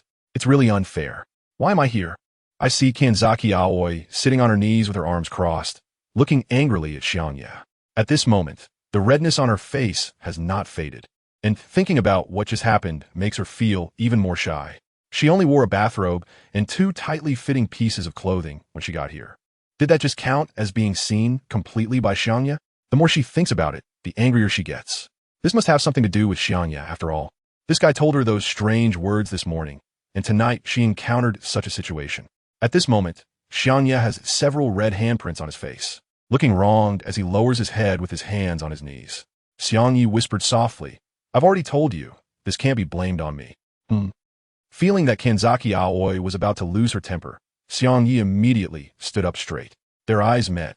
Xiangye, I don't know why. The more time I spend with Kuei, the more I seem to be a bit afraid of her. But that's not right. I am the ghost pillar. The knight seems to have gathered enough courage and shouted loudly. I'm the ghost pillar. I should have the highest status. So, bang. Kanzaki Aoi. So what you mean is that we can teleport to each other once a day, right? Xiangye, yes. Kanzaki Aoi. I really can't believe you, you idiot. You're already a Hashira, yet you still act like a child. Xiangye furrowed his brows, but I seem to be just a child. Kanzaki Aoi said while reaching out his hand toward Xiangye. What? Give me your clothes. You can't expect me to run around in a bathrobe, right? In the end, Xiangye reluctantly changed out of his uniform and Haori to give to Kanzaki Aoi, while he himself changed into a set of white clothing prepared for him by the village. Since Kanzaki Aoi's figure was similar to Xiangye's, he didn't look too out of place in Xiangye's uniform. Although it was a bit tight across the chest, the uniform still carried Xiangye's lingering scent. Kanzaki Aoi carefully inhaled the scent from the uniform, and a flower bloomed in his heart. At this moment, Xiangye had not activated his ability to read minds. If he had been listening to Kanzaki Aoi's thoughts regularly, it would have felt somewhat uncomfortable. So he usually kept it turned off and was unaware of what Kanzaki Aoi was thinking. The next day, so that's how it is. Then Miss Kanzaki Aoi slept in Xiangye's room last night. At this moment, Xiangye was leading Tanjiro and Kanzaki Aoi along the back mountain path of the swordsmith village. Tanjiro was trying hard to think about how Kanzaki Aoi ended up there. Don't say nonsense, we slept separately. If it weren't for the situation at the time, who would want to sleep in the same room with this guy? Kanzaki Aoi was currently wearing Xiangye's outfit, with a Nichirin Blade tucked at his waist that he had taken from the village. Actually, why don't you ask the villagers for another room? Before Tanjiro could finish his sentence, he noticed Kanzaki Aoi looking at him with a kind smile. Oh dear, Tanjiro, you're absolutely right, really. Thank you. We're doing just fine now. No need to trouble the villagers. Xiangye, Tanjiro, you should say a little less. I'm afraid I can't stop her. When Tanjiro smelled the fearful and angry scent coming from Xiangye and Kanzaki Aoi, he looked puzzled. Why are Xiangye and Miss Kanzaki Aoi acting so strangely? He didn't understand, but he felt a bit chilly on his back. As time went by, Xiangye quickly brought the two to an open space. This time, Xiangye's goal was to allow Tanjiro to train smoothly, just like in the original story, while obtaining the Shadow Blade of Yorichi Tsujikuni, not far away in a clearing. Is it appropriate to stop? He was about to break down. You should be the one to stop. Arguing like this is simply a waste of time. The voices of the two arguing came over. The group followed the sound and saw a small child wearing a Swordsmith Village mask arguing with a cold-faced young man. It was the little iron from the Swordsmith Village and the mist Hashira, Muchiro Takido. Behind the child stood a man with a high ponytail and long black hair with red streaks, wearing sun-wheel sword earrings just like Tanjiro's. So familiar. I feel like I've seen this. Person? Tanjiro stared at the man's back, unable to help but be in a daze. He looked just like the man he had seen in his dreams. That was a doll modeled after Yorichi Tsujikuni, known as the Yorichi Type 0. Xiangye said softly as he walked past Tanjiro towards the child and Michiro. What a waste of words. I was taking myself. Michiro, feeling a bit impatient, reached out towards Koit. Suddenly, a white figure flashed by. Ah! Michiro looked at his empty hand in confusion. Then he turned to the side. When did this happen? He saw Xiangye pressing both hands on Koit's shoulders, patting his head. Who are you? Let go of me. I want to give the key to any of you. Koit slapped Xiangye's hand away and panically tried to escape. This person must also want to take my key and activate the inthe type. No, the inthe type has already reached its limit. Using it further will break it. Xiaotai's thoughts were immediately seen through by Xiangye, who comforted him, saying, I'm not here to take the keys, so don't worry. Just then, Mu Yilang's voice rang out. Since you are unwilling to hand it over, then I will have to interrogate you. With a dark expression, Mu Yilang continued in his emotionless voice. Do you know how many people will die while you are here, wasting time with your nonsense? This is the consequence of causing trouble for the Hashira. The value of time for the Hashira is completely different from yours. Can't you think for a moment? Listening to Mu Yilang's words, detailed night. Why do I feel like I'm getting hit by a stray bullet? Ines, please give me gifts. I want book reviews. TT, thanks for everyone's support. I have been paying attention to your requests for updates and comments. Chapter 82. As a substitute. How about I let them practice with you? However, this puppet has already reached its limit. Using it again would. Xiaotai opened his arms with a crying tone to protect the puppet. At this moment, Detailed Night carefully saw the full appearance of the zero-type puppet behind Xiaotai. 6 arms tightly grasped the Nichirin Blade, with puppet features highlighted at each joint. There was also a fiery pattern on the puppet's face, and the eyeball on the right side had fallen out, making what should have been a domineering puppet look somewhat terrifying. So this is the puppet made in the likeness of Kaneo Tsuyuri. I really wonder how Muzan would react if he saw it. If it's broken, why not just make another one? Isn't that your duty? The swordsmith cannot fight and save lives, because apart from making weapons, you are useless. Michiro said as he reached out his hand again. Just as Xiaotai was shocked into a daze by these words, Tanjiro slapped Michiro's hand. At this moment, Tanjiro was trembling all over, his fingers twisting continuously. Although what you said makes a lot of sense, it really makes people very uncomfortable. Being a swordsmith is also a crucial and respectable profession. If it weren't for the swords they forged, we wouldn't be able to take weapons to fight demons. Without swords, we can't do anything even with our breathing techniques. So swordsmiths and swordsmen should be mutually needed, just as Tanjiro and Michiro were arguing. Detail Knight poked Xiaotai, who was moved by Tanjiro's words. My name is Detail Knight, and I am the Hashira. Hey, another Hashira, my name is Xiaotai. What do you want? Xiangye looked at Xiaotai's worried expression and shrugged helplessly. Xiaotai, you can see the situation now. Xiangye wants to borrow your puppet. But if you want to keep the puppet safe, you can only agree to my request. A glimmer of cunning flashed in Xiangye's eyes. He was originally thinking of having Tanjiro practice with the doll alongside Kanazaki Aoi, but just now he came up with a better idea. What request? Little Iron stammered. Compared to the somewhat fierce Michiro, it was clear that Xiangye was much easier to talk to. If the doll were really handed over to Michiro, it might just end up getting damaged. Xiangye smiled faintly and pointed to the observing Aoi Kanzaki, saying, All right, I'll have Tanjiro and the others replace the puppet to fight against the Mist Hashira. You promised to give me what's inside the puppet. How about that? What? What's inside the puppet? What are you really up to? Just as Kotetsu was about to refuse, a sudden sound of a strike came from his side. The two quickly turned around, only to see Michiro's fist striking Tanjiro's abdomen. Tanjiro, drenched in cold sweat, barely managed to take the hit. Aoi Kanzaki, watching from side, wanted to say something, but hesitated because of Michiro's status as a Hashira. Michiro said, You were able to block it. It seems your years in the Demon Slayer Corps were not in vain. His words were delivered with an indifferent expression, lacking any emotion. I promise you, but on the condition that you don't damage my dolls. Seeing that the fight on Tanjiro's side had already started, Kaneo no longer had time to weigh the pros and cons. Xiangye. All right, it's a deal. This is the pillar that was close, almost got hit. Tanjiro looked at the fist he had blocked, feeling a cold sweat break out on his back. Just as he was relieved to have blocked that blow, he caught a glimpse of another fist coming toward his face at an incredibly fast speed. This is bad. With that speed, I can't dodge. Just as Michiro's second punch was about to hit Tanjiro's face, it suddenly stopped at a critical moment. It stopped. Tanjiro looked up and saw Xiangye standing next to Michiro, one hand gripping the fist that Michiro was about to swing down. What are you doing? Michiro glanced at Xiangye, and although his expression remained unchanged on the surface, A hint of surprise began to rise within him. This person is so fast. I almost didn't notice that movement just now. Don't be nervous. We're all members of the Demon Slayer Corps. Isn't it a bit inappropriate to use violence so recklessly? Seeing Michiro's face darken again, Xiangye quickly added, your goal is to train, right? But that doll obviously can no longer demonstrate its full power. Michiro, so what? Do you have a better way? If not, then don't waste my time. Xiangye spoke while letting go of Michiro's hand and pulled Tanjiro out. Of course. My name is Xiangye, and this is Tanjiro. How about I let Tanjiro train with my stepson, Kanzaki Aoi? They're both quite strong. At this moment, Tanjiro had just caught his breath. He was saved, and thankfully Xiangye was there, otherwise. Wait, what did Xiangye just say? Tanjiro opened his mouth wide, looking at Xiangye in confusion. Kanzaki Aoi, who had been watching from the side, was also taken aback and pointed at his own face. What are you talking about? Are you selling us as training subjects? Michiro merely glanced at Tanjiro and Kanzaki Aoi with indifference. Those two? Are you serious? But they look very weak. Can they really serve as effective training partners? Kanzaki Aoi, who had originally been glaring at Xiangye with resentment, was momentarily stunned by this comment and instinctively thought to agree. However, upon seeing the Demon Slayer Corps uniform Xiangye was wearing, he rejected that idea. Even if you're a Hashira, don't underestimate people like that. Kanzaki Aoi stepped forward and covered Xiangye's mouth, locking eyes with Michiro, showing no sign of backing down. Xiangye, the stepson has turned the world upside down.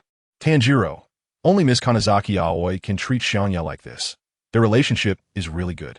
Since you're saying that, then let's see some skills. Michiro calmly said as he turned and walked towards the training ground nearby. Tanjiro couldn't help but feel a bit nervous as he watched Michiro's back. This person is truly a Hashira. If they faced off, he might get beaten badly. Hey, Tanjiro, you guys better do your best. I've already bragged about you. Don't let me down. Tanjiro looked at the smile on Xiangye's face and then at Miss Kanazaki Aoi, who was standing with her hands on her hips. All right, since you say so, Xiangye, we have to give it our all, Miss Kanazaki Aoi. Seeing the motivated expressions on Tanjiro and Kanazaki Aoi, Xiangye nodded. If Tanjiro and the others faced off against the doll, they might not be ready, but facing Michiro might be more suitable. As night fell, I looked at the clouds on the horizon and felt a sense of unease in my heart. There should still be 5 or 6 days until the 2 upper moon demons attack the swordsmith village, so why am I starting to feel nervous now? Chapter 83. Initial Breath and the Battle of the Descendants. Well then, please take care of me. Tanjiro politely drew his Nichirin Blade, and so did Kanzaki Aoi. Clang! The black and blue Nichirin blades were drawn under the reflection of the sun. Michiro, however, simply drew his Nichirin blade from his waist with a blank expression, not even taking a stance. Clearly, he did not see Tanjiro and the others as opponents. Xiangye pondered while pinching his chin. Michiro was a descendant of the Tsujikuni family, although he had changed his surname and breathing style. It only took him 2 months from picking up a sword to becoming a Hashira, which was enough to prove the power of his innate talent. On the other hand, Tanjiro had inherited the sun breathing from the strongest swordsman, Tsujikuni Yorichi. In a certain sense, this battle had a historical significance. In an instant, Michiro's figure vanished from his spot. Disappeared. Tanjiro stared in shock at the place where Michiro had just stood, gripping his Nichirin blade tightly, his eyes darting around. Clang! A sword strike appeared at Tanjiro's side, but was blocked by Aoi Kanzaki, who quickly used her Nichirin blade. Focus, Tanjiro. His movements are fast. Yes. Since the opponent's attack speed was so fast, they must suppress him with the fiercest offensive. After responding, Tanjiro immediately swung his sword toward Michiro. Flames continuously erupted from the corner of Tanjiro's mouth. Water breathing, 3rd form flowing dance. Sun breathing, 2nd form blue heaven. Michiro kept retreating, the fierce flames and gentle, smooth water closing in on him. The two were relentless in their offense, leaving Michiro no chance to catch his breath. As Aoi Kanzaki continued to attack, her confidence grew. Now, she had the strength to participate in the Hashira's battle. The training at Xiangye's place had not been in vain. Watching the 2 coordinates seamlessly in front of him, Michiro raised his gaze, his sword movements becoming increasingly serious. There are 2 of them. This is quite disadvantageous for me. While parrying with his sword, Michiro glanced at Aoi Kanzaki. This girl looks a bit frail. I should break through from her first. Mist breathing, 3rd form, mist dispersing.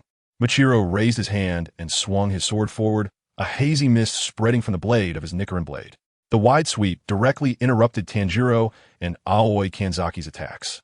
Tanjiro looked at the mist that obscured his vision and marveled at how fast the reaction was. Was this his breathing style? After retreating a step to avoid the slash, Tanjiro and Aoi Kanzaki re-established their stances. But in the instant the mist vanished, they discovered that Michiro was gone. In the next moment, Michiro's figure appeared beside them like a ghost, running toward Aoi Kanzaki's position. Sensing the crisis, Aoi Kanzaki immediately summoned a series of blue arrows to try to stop Michiro's advance. Although Michiro couldn't see the blood demon art, he could keenly sense the subtle changes in the air. His figure suddenly became blurred, precisely dodging each incoming arrow, leaving only lingering mist. Seeing this scene, Xiangye shook his head helplessly. Aoi Kanzaki was still a bit too hasty with her use of blood demon art. Using arrows when the enemy hadn't closed in yet was somewhat premature and ineffective. Mist breathing, fifth form, mist ocean. In the panic in Aoi Kanzaki's eyes, Michiro's figure arrived in front of her in the blink of an eye. It was too late to block with a sword. She had to change her position as he swung down. Just as the Nichirin Blade was about to strike down, her breath hitched, and a shadow darted beside her. In a moment she exchanged places with the shadow, sun breathing, fifth form, flame train. A swirling mass of scorching flames erupted from the spot where Aoi Kanzaki had just vanished, blocking Michiro's slash. Clang! The two Nichirin blades clashed together, straining against each other. Tanjiro was both surprised and delighted. The results of his training with Xiangye were now paying off. Tanjiro grinned, sweat pouring down his face as he stared at Michiro's lifeless eyes. Although he could keep up with the moves, the burden of sun breathing on his body was gradually increasing. He needed to finish this quickly. I indeed underestimated you, but it's still not enough. Michiro quickly sidestepped to release the force, dodging Aoi Kanzaki's sneak attack. The three breathing styles continuously collided, and the stronger the breathing style, the harder it was to master. Moreover, mist breathing was Michiro's self-created style, unique and suited to him. But for Xiangye, who could flexibly use blood demon art, these breathing styles were not so convenient and took time. Wasn't the body enhancement gained from casually devouring demons much better than the breathing styles mastered after 2 years of hard work? Just as Xiangye was admiring the scene, the small iron beside him was already dumbfounded. In his eyes, there were only surging water splashes swirling around, with scorching flames flickering among the mist. Additionally, there were inexplicable craters appearing on the ground and mysterious red threads. He completely couldn't understand how they came about. 20 minutes later, Tanjiro was the first to be kicked out, while Aoi Kanzaki was still resisting stubbornly. She had nearly exhausted her blood demon art, her mental strength approaching depletion. Michiro, it's time to end this. Looking at Aoi Kanzaki's exhausted appearance, Michiro swung his sword straight at her. Clang! Suddenly, a white short knife blocked Michiro's attack. Huh? What is this? Michiro looked at the knife in surprise, tilting his head. In his line of sight, he couldn't see the black arrows pushing the hilt, but Aoi Kanzaki could see it. After the white knife blocked Michiro's attack, it flew straight into the sheath at Xiangye's waist. Aoi Kanzaki, seeing the battle end, felt completely powerless and was about to collapse to the ground. In the previous battle, she had used too much blood demon art to compensate for her mistakes. Otherwise, with her and Tanjiro's strength, it would have been good enough to last a few minutes under Michiro's hands. Xiangye quickly appeared behind Kanzaki Aoi and supported her. You've worked hard. After saying a few words to Kanzaki Aoi in his arms, Takeru looked up at Michiro. How is it? I told you they are impressive, right? Tanjiro and Kanzaki Aoi had only undergone special training under Takeru for more than half a month, and they had already achieved such results, which could be considered a miracle. It's important to note that during the battle in the Flower District, Tanjiro could only match a lower moon demon in strength, and he was even somewhat weaker. As for Kanzaki Aoi, there's no need to mention it. Just a month ago, she was still a medical staff member. Well, I guess it's somewhat helpful to me. Michiro swung his sword towards the direction of Koit. His sword was already full of chips after just one battle. Looking at Michiro's departing figure, then at Kanzaki Aoi in his arms and Tanjiro lying on the ground, Xiangye was already very satisfied in his heart. During the battle against the Upper Moon, Tanjiro and Kamizaki Aoi might be able to easily deal with the 4 avatars of Upper Moon 4. Looking for gifts, urging updates, and book reviews. Chapter 84. The sword from 300 years ago. Yuhua enters the village. Be careful not to damage the puppet. Xiaodi carefully removed the puppet's head while glancing at Xiangye's hands rummaging inside the puppet's body. He had just spent some effort at Xiangye's request to take off the puppet's head. He couldn't make heads or tails of what Xiangye was trying to do. Was he going to get inside the puppet?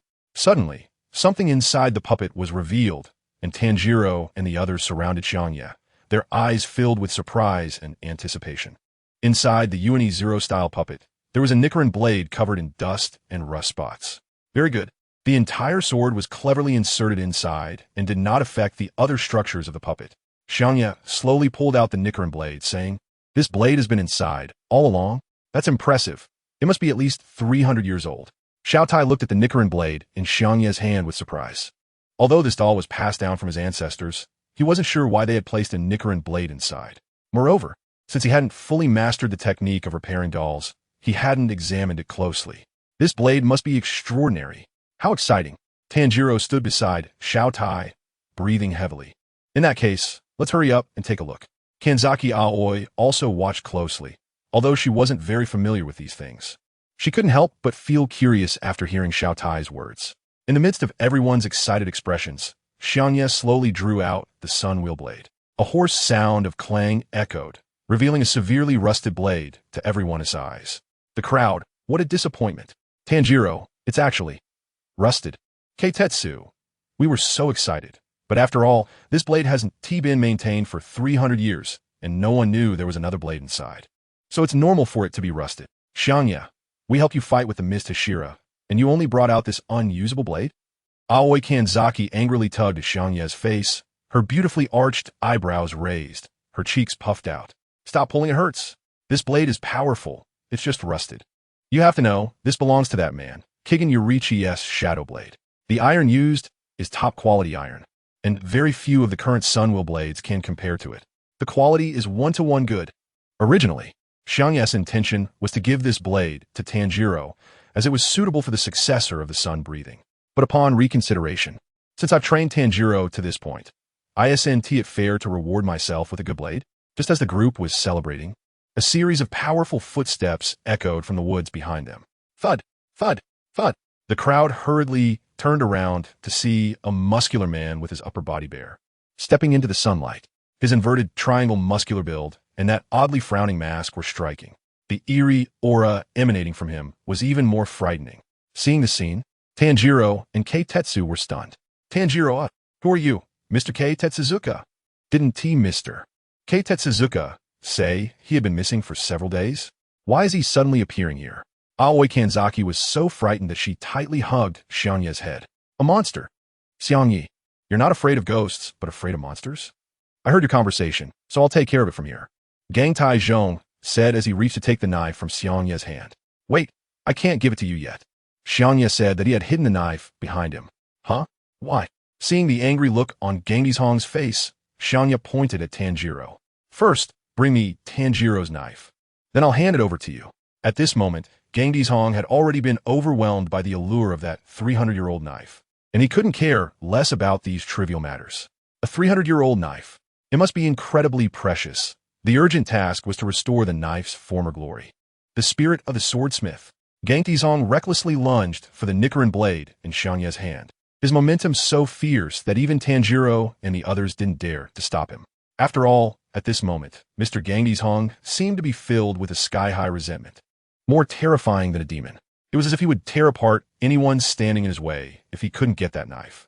With a soft sigh, Xiangye continuously dodged. There's really no other way, since it's impossible to listen to others properly now then. In an instant, Xiangye appeared behind the iron tomb, reaching out a hand to the waist of the iron tomb. A weakness. With both hands, Xiangye directly scratched the armpit of the steel grave.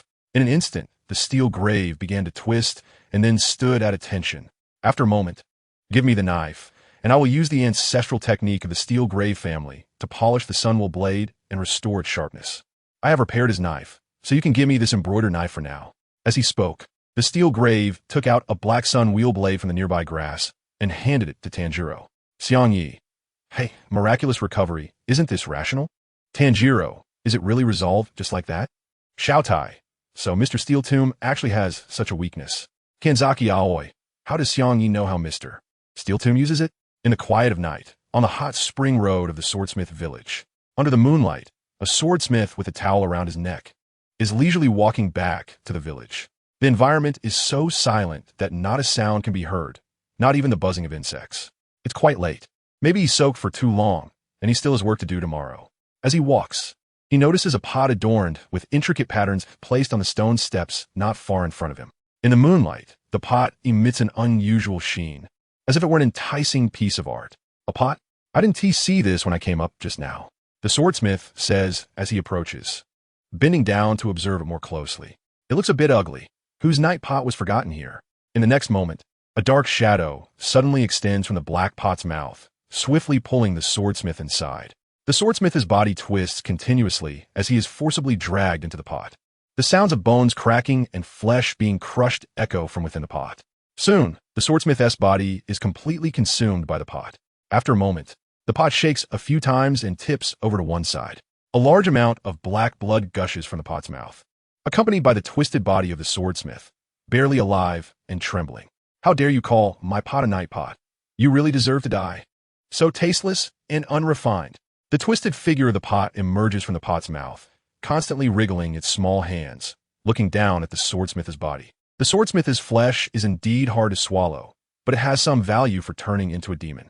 As the pot speaks, it summons a black fish and forces it into the mouth of the soon-to-die swordsmith.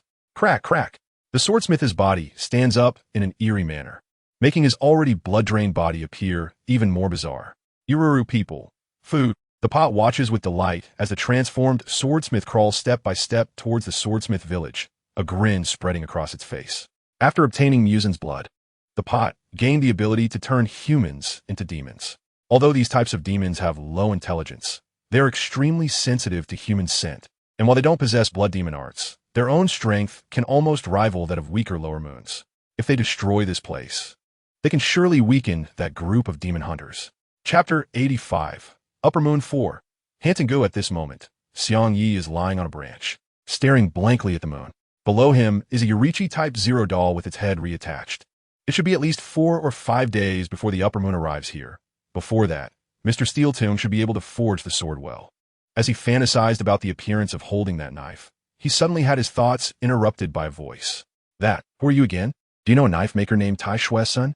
Looking down at the night, he saw Michiro standing below, looking up at him. How did Michiro get here? Michiro, how did you find this place? Mr. Tetsuzan should be supervising Mr. Takatsu, right? After Mr. Takatsu left today, Mr. Tetsuzan came right after him. Upon learning that Mr. Takatsu was found and that he was going to polish a 300-year-old Nichirin Blade, Mr. Tetsuzan hurriedly went to find him, fearing that this guy would become possessed while polishing the sword and exhaust him. And then, Michiro wouldn't be looking for a sword now, would he? Is he about to ask Mr. Tetsuzan for a sword? But as he glanced at the sword at Michiro's waist, he saw a new, ordinary Nichirin Blade. It seems he doesn't need one after all. My new swordsmith is Mr. Tetsuzan, but I can't find him. I saw you seem to have a good relationship with a swordsmith today, so I came to find you. Where's he? Tell me, feeling Michiro's intense gaze. He flipped down from the tree and stretched lazily, saying, In that case, I'll take you to find him. Hearing this, Michiro tilted his head in confusion, recalling the scene from earlier in the day. Why do you care so much about others? You're a Hashira too. Shouldn't you have more important things to do? Many words flashed through Shoya's mind, but for the seemingly indifferent Michiro, who had lost his memory at the moment, the most appropriate thing to say now would be that if people help each other, then in the end, it will all come back to themselves. Besides, I happen to have something to tell Mr. Tanjiro. Looking at Shoya's smiling face, Michiro seemed to remember something, and a glimmer of light flashed in his originally lifeless eyes. What were you just saying? I was saying. Before the night could finish speaking, a few foul smells filled the originally fresh air, along with 2 peculiar scents. This is the smell of ghosts. Xiangye's previously lazy spirit was instantly lifted. Now, as a top-tier demon slayer, he could smell the scent of demons from a considerable distance around him, and the scent he detected indicated that demons had entered the village. Not good, Michiro. We need to hurry back to the village. There are demons. Michiro turned to look at the village at the foot of the mountain, and after a moment of thought, he took off running. Although he didn't understand how Xiangye knew that demons had appeared in the village, it was a critical matter that needed to be addressed promptly. Xiangye glanced at the doll, Yuan Izuro, beside him, as if he had thought of something. It's quite light, much easier to carry than the rocks. With that, Xiangye hoisted Yuan Izuro's body and instantly vanished from the spot. He wanted to see if such a doll could also be used to kill demons, right? In the original story, the Jade Pot released a swarm of small, carp-shaped demons, causing chaos in the village. Although the love Hashira, Mitsuri, came to help in time, she couldn't save most of the people. They needed to free up some Hashira-level combat power first, and then, why did the demons come so quickly? Could this be the butterfly effect? Also, what was with the numerous foul smells in the air? The demons summoned by the jade pot shouldn't have such sense. Meanwhile, the two were still discussing training when suddenly, a small old man-shaped demon with tears in its eyes and a swollen head with protruding horns broke through the door and crawled in. It was Upper Moon 4. Han Tengu, we need to act fast. Thanks to the jade pot finding the swordsmith village. That lord is riled up, we need to hurry. This sudden and bizarre situation made Tanjiro momentarily confused. This is a demon? What's going on? How did this demon suddenly appear here? Did it hide its presence? While Tanjiro was pondering, he quickly drew his sword, just like Kanazaki Aoi, and seamlessly slashed toward Han Tengu at the door. Water breathing. First form, water surface slash. Sun breathing first form, dance. Two swift, horizontal slashes passed through the room, and amidst the fierce flames and residual water splashes, a streak of blood was drawn. Aoi Tanjiro, so fast I missed? It's an Upper Moon demon. The two looked up in surprise, only to see Han Tengu crying while holding its injured face. No, don't bully me. It hurts. Not relaxing because Han Tengu was crying and pretending to be pitiful, Kanazaki Aoi's expression was serious, and blue arrows appeared in her eyes. She extended her left hand, focusing her index and middle fingers to control the arrows. I need to immobilize it first before beheading it. Suddenly, 5 blue arrows appeared out of thin air around Han Tengu, attacking its body. With nowhere to escape, Han Tengu's body was pulled down by the arrows from the ceiling. Boom! Just as Han Tengu's body hit the ground, Tanjiro followed up for the beheading. Puff! The flame swept through, and Han Tengu's head was severed. Did it succeed? Kanazaki Aoi looked astonished at Han Tengu's head flying towards her, her eyes filled with disbelief. Did I misjudge? Isn't this one an Upper Moon demon? Aoi-san, watch out! Tanjiro shouted, trying to warn her. From the scent, this demon was undoubtedly an Upper Moon.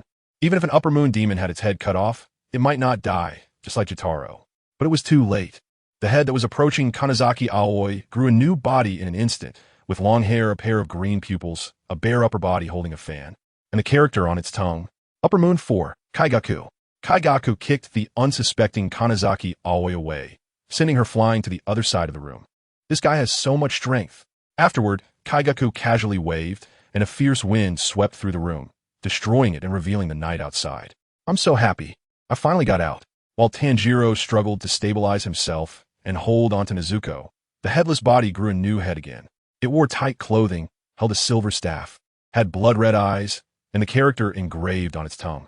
I'm not happy at all. I only feel very angry. Looking at the 2 demons before him, Tanjiro felt a strong sense of pressure. He gripped his Nichirin Blade tightly, his heart racing. What's going on? Do I have to behead 2 demons at the same time this time? Chapter 86. Enemy encounter in the village. Michiro's lost memories, tap, tap, tap. As Xiangye approached the village, the nauseating smells he could detect in the air increased. Soon, a twisted, emaciated figure appeared before Xiangye. It was an ordinary demon? No, that's not right. This demon has a mask? It's a swordsmith. Why did a swordsmith turn into a demon? Could it be Muzan? No. Muzan wouldn't come here. Perhaps there's another reason. Xiangye quickly set aside the Yuan E0 and rushed over. As for Mu Ileng, he had already run off to who knows where. Ding, ding, ding. The alarm bells in the village rang out loudly. Hurry up, hurry up. Quickly protect the village chief. First protect the forged swords, then protect the village. In Xiangye's line of sight, several swordsmiths were shouting in front of the house, constantly moving the weapons they needed to protect. Among them, there were even 1 or 2 swordsmiths trying to drive away the swordsmiths who had turned into demons coming from the other side. In an instant, the demon Xiangye was watching moved and appeared right in front of the swordsmith who had just shouted, "Human, hungry!" The demon was about to bite the swordsmith's shoulder at an astonishing speed. But in the next second, the demon's legs were severed by a white shadow that rushed in. It was a white Nichirin Blade. The demon, having its legs cut off, lost its balance and fell to the ground. Saved. The captured swordsmith quickly distanced himself as the demon lost its mobility. The other swordsmiths were also frightened by this scene. They looked in the direction the white blade came from and saw it steadily inserted into the scabbard at Xiangye's waist. That is a Hashira. A Hashira. We are saved. So strong. What is that flying Nichirin Blade? The crowd exclaimed excitedly upon seeing the Nichirin Blade at Xiangye's waist. However, Xiangye's attention was entirely on the demon. He saw that the demon, with its legs severed, was already starting to heal its wounds in an instant. These swordsmiths who had turned into demons were close to the level of lower moons in terms of speed and healing ability. This doesn't seem right. Just as the demon's legs had just healed and it was trying to get back up, Xiangye grabbed it by the neck and lifted it up. Although you were once a person from the village, I'm sorry, but I can't leave you with a complete corpse. Under the astonished and somewhat timid gazes of the swordsmiths, he swiftly cut off the demon's neck, then devoured its head, and proceeded to cut off and consume its limbs one by one. The swordsmiths watching this were startled. They had heard about the newly appointed demon Hashira, although the Hashira fed on villagers who had turned into demons. Witnessing such raw consumption in front of them was still somewhat unsettling. Energy value 20, transformed into random ability, Spirit 1. Ding! You have already devoured a powerful evil demon and gained the ability, Strength 1. This guy actually increased my ability points by 2 at once. This seems similar to the demon Aoi killed before. Could it all be made by the upper moons 4 or 5? Xiangye turned his head to look at the several demons rushing from the other side. After thinking for a moment, he made a decision. Aoi and Tanjiro's group should be fighting the upper moon 4. They should be fine for a short time. I believe in them. As for Michiro, he should be heading to find Mr. Tetsuzan. Since that's the case, with so many experience packs, I want to be polite. Everyone step back. I'll handle everything here. Blood Demon Art. Red Arrow. Under Xiangye's precise control, black arrows accompanied by several white blades flew around the village. Wherever the white blades and black arrows went, the heads of the demons fell to the ground. So what if I can't use breathing techniques? Sorry, but I still think Blood Demon Arts are more practical. While Xiangye continued to protect the villagers and enjoy a buffet of demon corpses, Mitsuri's figure also appeared here. Xiangye, brother. Mitsuri looked at Xiangye, who was constantly stuffing demon corpses into his mouth, filled with excitement. She had originally been resting. Suddenly, a bunch of demons sprang out and attacked the village. At a critical moment, she saved the village chief and hurried to other places. Seeing Xiangye here, Mitsuri was so excited that she almost shouted, "Mitsuri, sister, could you please go help Tanjiro and the others? Leave this to me." Tanjiro and the others? Yes, they might be they're definitely fighting against the upper moon. You need to hurry and help them. As Xiangye got closer to the swordsman's resting area, he could feel Aoi Kanzaki's physical state more and more. They are fighting against Upper Moon 4. It seems that the enemy's strength is somewhat unexpected. According to the original story, Tanjiro and the other shouldn't be in a tough battle right now. There must be some changes with Hantengu. After hearing Xiangye's words, Mitsuri anxiously rushed over. The current situation didn't allow her to say anything more. At this moment, Michiro initially planned to head straight to his residence, but on a shortcut, he discovered a strange monster resembling a koi fish with 4 legs. The monster was chasing a small child. Upon closer inspection, it was little Tetsu, a demon and a child. The child's swordsmith skills should still be quite immature, so he was a low priority. Moreover, from the aura, it could be determined that this demon was not its true form, but magical creation. Watching little Tetsu wildly swinging the Nichirin Blade, Michiro shook his head, his pace not slowing at all. I have no reason to stop here. If the village is attacked, I should first protect the village chief and the more capable, skilled villagers. Saving an immature swordsmith apprentice has no meaning. Just then, Michiro recalled what Xiangye just said to him. Detailed night. If people help each other, in the end, it will all come back to themselves. Upon hearing this, Yunikairo immediately stopped in his tracks, a glimmer of light returning to his hollow eyes. Suddenly, Xiaotai was grabbed by the gigantic carp monster and lifted high. Oh no! Is this it? Am I going to die? Xiaotai looked in terror at the carp monster with its gaping maw. As the monster's grip tightened, Xiaotai felt as though his internal organs were being crushed together. Clang! A flash of blue light cut through the air, severing the carp monster's grip on Xiaotai's arm. Xiaotai struggled and coughed a few times, looking at the figure standing in front of him. Run! You'll be a hindrance. Just make a break for it. Yunikairo said, his eyes fixed on the carp monster, his breath catching. With one swift stroke, he severed the monster's head. However, the carp monster did not dissipate. Instead, it slowly began to regrow its head. After observing carefully, Yunikairo noticed a jar protruding from the creature's back. That should be its weak point. The blade flashed again, and the monster vanished. Its source was indeed the jar, a product of Blood Demon Arts. As Yunikairo pondered, Xiaotai quickly ran over and hugged him, crying. Thank you. I thought I was going to die. I was so scared. I don't have time to chat. I have to go. Just handle things on your own. As Xiao Tai prepared to leave, he called out to Unicairo. Wait, Mr. Tai Shue's son and Mr. Gang Tai Zhuang were also attacked. I was on my way to help them when I got caught. Please, you have to help, Xiao Tai said, kneeling down. Unicairo. Looking at Xiao Tai kneeling before him, Unicairo recalled the words of his lord. I believe you will be able to recover what you have lost, including your memories. Don't worry, don't miss any opportunities. Even trivial matters can become the beginning, clearing the fog in your mind and bringing everything into focus. The figures of his lord and detailed knight appeared in Unicairo's mind. Unicairo, then lead the way. Chapter 87. She must be the Hashira, right? These four aren't even a main body. Meanwhile, on the side of Kanzaki Aoi and Tanjiro, their original residence had been completely destroyed, and now, among the ruins, there were 4 split Upper Moon 4 demons. Damn, these guys split into 4 after being cut. Kanzaki Aoi looked at the 4 demons before her.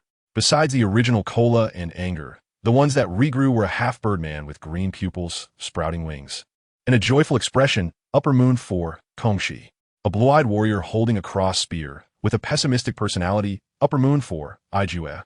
To face all 4 of us at once, this is really pathetic, Ijue said as he swung his spear towards Kanzaki Aoi, his swift movement catching her off guard. It seemed these demons didn't have any other techniques after splitting, and their strength appeared to be average. Therefore, it should be enough to just cut off their heads at the same time. A thunderclap sounded from behind Iju. A bright lightning strike, ignoring Ijue's surprise attack on Kanzaki Aoi. Ijue, what an opportunity. BFF.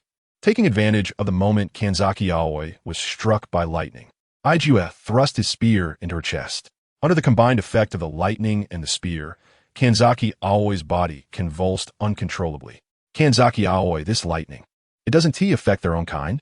I was careless. This tingling sensation, if this continues, I'll lose consciousness. Miss Kanzaki. Tanjiro saw this scene and was about to rush forward, but a wave attack from the side interrupted his attempt to save Kanzaki Aoi. Reacting quickly, he rolled and turned to face Kongshi flying in the sky. The sonic attack was released from the demon's mouth. Oh dear. Watching you want to save your teammate, but being unable to really delights me. Kongshi closed his mouth and began to mock. At that moment, a small figure darted out from behind Tanjiro. Nezuko's form gradually grew from that of a child, vibrant patterns appearing on her body, and a long demon horn sprouting from her right forehead. Gone were her original gentle and naive eyes.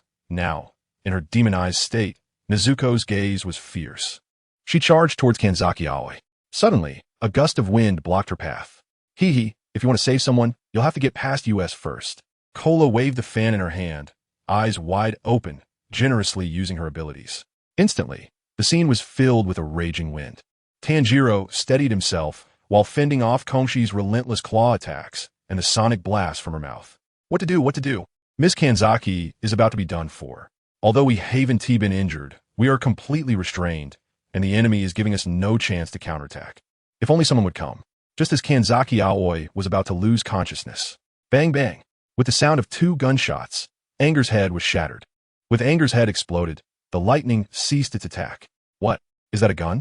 Ijue turned towards the sound and saw a boy with a chicken comb hairstyle holding a shotgun, smoke still wafting from the barrel. The aura of the ammunition clearly matched that of Nichirin Blade. Just as Ijue was distracted, he failed to notice that the girl in front of him, although her eyes were rolling back, was emitting a black shadow that rapidly retreated. Another demon hunter. How tragic. The girl in front of me is clearly doomed, and now another one has arrived. Just as Ijue returned his gaze, he found there was no sign of Kanzaki Aoi left on his spear. Ijue, where did that girl go? She was just pierced by my spear. As he looked up, he saw that his surroundings were covered in a web of blood-red threads. Blood demon art. Thread rotation. Outside the red threads, Kanzaki Aoi was charging towards him, wielding a Nichirin Blade and using water-breathing techniques. She was unharmed by such an attack, and could even use blood demon art. This girl must be the Hashira? BFF. Oops. Ijue's body was sliced into several pieces by the great net, leaving only remnants of flesh and his head still on his skeleton. But with a splash, Ijue's head was severed. Jinya. I know. Don't direct me. The moment Kanzaki Aoi decapitated Ijue, she called out to Jinya, and now they needed to seize the opportunity to cut off the heads of all 4 demons at once. Xiangye poured a small vial of blood into his mouth while running. This was given to him by Xiangye before arriving at the Forging Knife Village. A total of 4 vials of Xiangye's blood. Xiangye's body grew stronger, and a shadow detached from him. At this moment, Jinnu had just healed his head and was about to curse. Suddenly, a shadow appeared and severed his hand that was gripping the tin staff. And then the shadow was replaced by Xuanmi's figure in front of him. What the hell? What's going on? This is blood demon art. In Jinnu's incredulous gaze, Xuanmi instantly beheaded him. Meanwhile, Kongxi and Keilei also sensed something was off behind them and were momentarily dazed. Keilei, what's going on? Why does it feel like that side is more fun? Kongxi, it's the aura of blood demon art. That little girl is the Hashira, the one Lord Muzan designated to kill. I never expected to encounter her here. I'm so happy. Seeing the two demons distracted, Tanjiro quickly reacted. It seems that Ms. Kanzaki Aoi has already beheaded two demons. Then we also need to hurry and use our strongest and fastest moves to behead these two demons. Tanjiro, Nezuko. Nezuko, after receiving Tanjiro's command, Nezuko tore her own arm with both hands, revealing streams of fresh blood. Keilei, what's wrong? Why are you hurting yourself? We are all demons. Fighting each other won't lead to any result. But what responded to him was the blood Nezuko threw over. How could she throw it on me? That's just... Keilei's words were not finished when the blood-stained part ignited with a fierce purplish-red flame. The pain quickly transmitted to his nerves, causing him to momentarily stop his attack. Nezuko's blood demon art, bloodburst. Tanjiro, seeing Kongxi diving towards him again, recalled Xiangye's training in his heart. Don't evade, come at me. Using this move, let's finish them together. Tanjiro jumped up, his blade emitting flames that rotated like the sun as it charged towards Kongxi. While dodging the attack, he struck back. The flames swept across, blood splattered. Kongxi felt a scorching pain emanating from his neck. Kongxi, this little demon had been holding back his strength all along. With one strike, he beheaded him, and with the follow-through, he aimed at Keilei, who was struggling on the ground. Boom! The blade Tanjiro brought down upon landing stirred up a vortex of flames. The intense momentum even made Nezuko cover her face as the heat waves swept around. Breath of the Sun, 10th form, raging sunlight. Keilei's head was also severed. We did it! Kanzaki Aoi exclaimed in surprise as she watched the battle on Tanjiro's side. However, after waiting for a while, the four demons' corpses did not disappear. Instead, their heads were continuously healing. What is going on? We clearly should have beheaded them. Could it be? These four not the real bodies? NS, please leave a review and urge updates, seek free gifts. Chapter 88. Huge improvement in strength. The fifth demon is the real body. Just one left, that should be. After killing more than a dozen blacksmiths who had turned into ghosts, he only found a bunch of cart monsters. Judging by their appearance, they should have been created by the Jade Pot. Although these cart monsters are weaker than the previously transformed blacksmiths, their numbers are quite overwhelming, making it impossible to kill them all. Moreover, they do not provide any rewards. Xiangye looked at the dozens of ugly cart monsters in front of him and frowned. He needed to hurry and help them, especially on Michiro's side. As in the original story, Michiro was the one who defeated the Jade Jar after activating the patterns.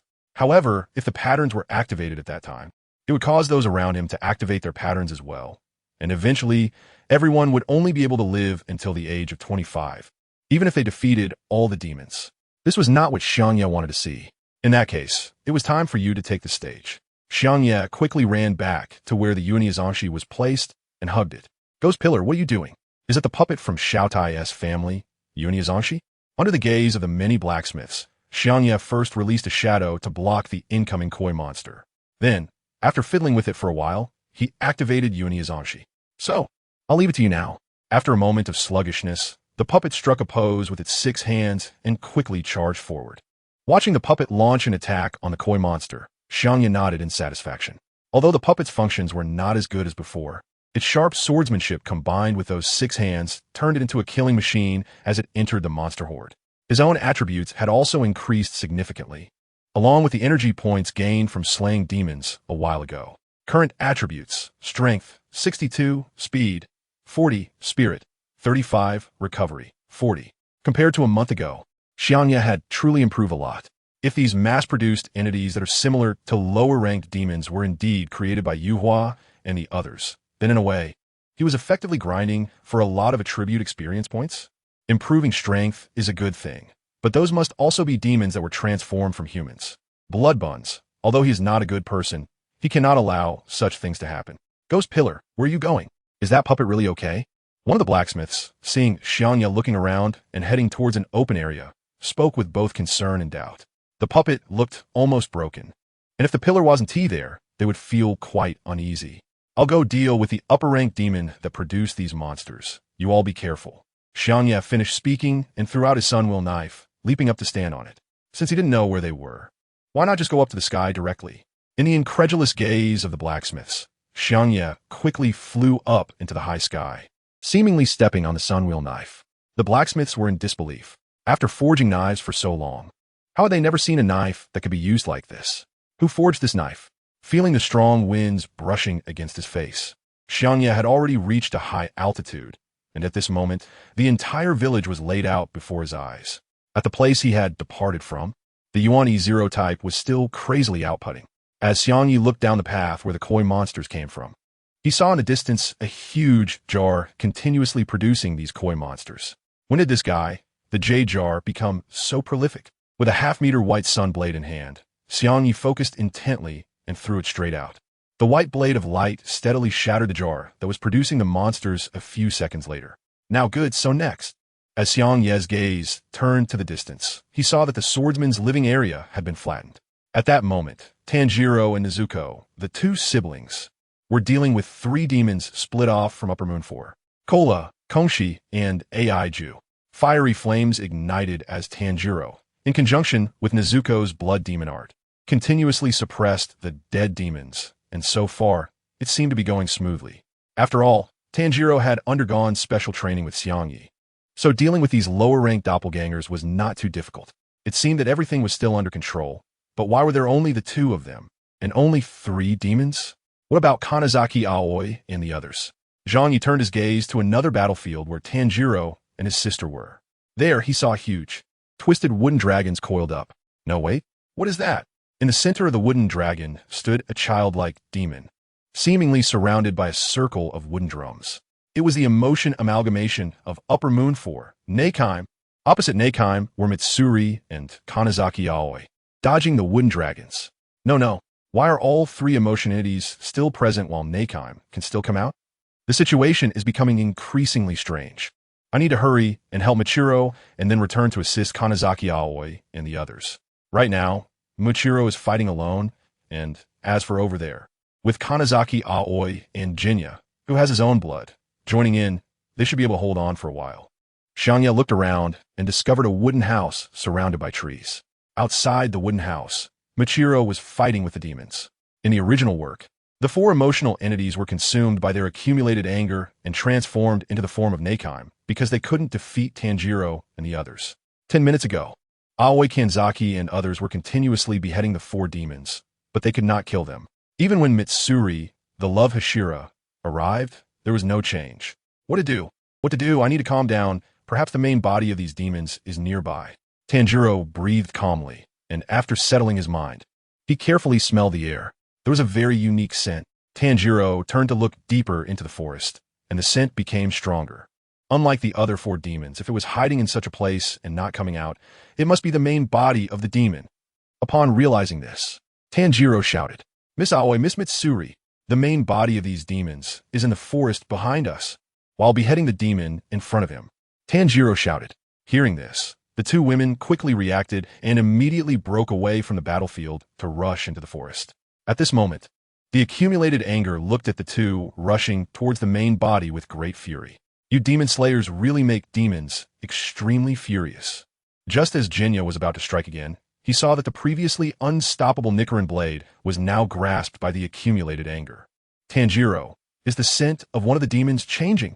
At this moment, the body of the accumulated anger began to shrink and compress, transforming into a small boy in Jinya's astonished gaze. Behind the accumulated anger, a ring with 5 small drums grew, each inscribed with the character for hate. Upper Moon 4. Neikime. Jinya widened his eyes, watching as sound waves gathered in Neikime's wide-open mouth. This guy's aura suddenly became terrifying, not good. Jinya's body was instantly blasted away, splitting into many pieces of flesh. Tanjiro, Jinya. Chapter 89 Neikime appears. Purple Fine Crescent Moon Aoi Kanzaki was the first to step into the forest, beginning to search for the main body demon that Tanjiro mentioned. As she inherited Xiangye's abilities, she also gained a certain sensitivity to demons. Soon she saw a very small demon trembling and holding its head in a bush. It was the old man demon that initially entered the room. It's okay. I won't be discovered. I believe that they can take down those bad demon slayers. The main body of Han Tengu was constantly crying, and with Muzin's blood enhancing him. Now he could have more than just those 4. What initially required the fusion of 4 demons to become Neikime could now be achieved with just the accumulated anger. I found you. A female voice came from behind, and Han Tengu turned around to see a blue Nichirin blade aimed directly at his neck. Thud! The blade sank into Han Tengu's neck, and he let out a series of piercing wails. Aoi Kanzaki watched as her Nichirin blade continued to penetrate Han Tengu's neck, her eyes gradually widening. At this moment, Mitsuri saw this scene from a distance and ran towards it. Little Aoi has found the main body. Great. As long as we can slay that main body. Before Mitsuri could be happy for a moment, a figure quickly approached Aoi from the other side. Mitsuri, huh? Another demon. Aoi, run away. Hearing Mitsuri's voice, Aoi felt a powerful aura approaching from one side. Cold sweat was seeping from her fair forehead. It felt like something was closing in, but she couldn't care less. As long as she slashed down, she would succeed. Clang! Just as the blade was about to sever the neck, a powerful arm blocked the Nichirin blade. Neikime stood in front of Aoi, and, at the same time, a wooden dragon swiftly attacked Aoi from the other side. Thud! This force, it feels like the bones in my abdomen are breaking. Aoi spat out blood. Feeling the injury at her waist, her body was sent flying into the air by the wooden dragon. Love breathing, 6th form, cat's foot love wind. A pink spiral-shaped Nichirin blade wrapped around and cut through the wooden dragon's body in an instant. Mitsuri's figure appeared in the air, catching Aoi, and in her palm was a soft-looking Nichirin blade swaying from side to side. This is her special Nichirin blade. Are you okay, Aoi? Mitsuri landed, looking at Aoi's abdomen. Large amounts of blood were flowing out. Aoi focused her strength on the wound, and soon she could feel the broken bones and flesh beginning to heal. Meanwhile, Mitsuri looked worriedly at Aoi, who was spitting blood, nearly crying out of fear. It's over, Aoi, please don't get hurt. Mitsuri couldn't imagine how Xiangye would feel if something happened to Aoi. Would he hate them? Cough, cough, I'm fine, I'm okay. But Aoi only struggled for a moment before standing up, looking as if nothing had happened. If it weren't for the large stains of blood on her clothes, who would know that she had just been hit in the abdomen by Neikime's wooden dragon at close range? Mitsuri, huh? Her eyes turned into little dots, full of confusion. Meanwhile, Neikime watched this scene silently, wrapping Han Tengu in a pile of wood and placing him by her side. This woman heals so quickly. Hashira, huh? It's really quite displeasing. Clearly human, but possessing the abilities of a demon. It's really shameless. Neikime looked fiercely at the two in front of her, focusing her gaze on Aoi. Aoi, Hashira? Ha ha ha. If my strength can be called a Hashira, then the real Hashira must be a gigantic monster. Neikime, this woman isn't even a Hashira. This guy keeps dodging my attacks, which means he is different from the previous fish demon. Cutting off the head will kill him. Michiro narrowed his eyes. He had just realized this after several encounters with Neikime. Surrounding him were the pots he had shattered, which were used by Neikime to interchange forms. You tasteless, stinky monkey. You really are full of muscles. I shouldn't have believed that you could appreciate my artwork. Neikime shouted, extending 2 pots from her small hands, and 2 goldfish sprang out, floating in the air. 1,000 needle, fish kill. As the words of the jade pot fell, 2 goldfish with swollen mouths shot out a dense spray of silver-white poison needles. Michiro continuously dodged the needles, while the young boy hiding inside the house, Keitar, cried out in panic. Takito-san. The goldfish quickly turned their heads towards the sound and sprayed a barrage of poison needles in that direction. Keitar. The ironclad sun quickly shielded Keitar in front of him.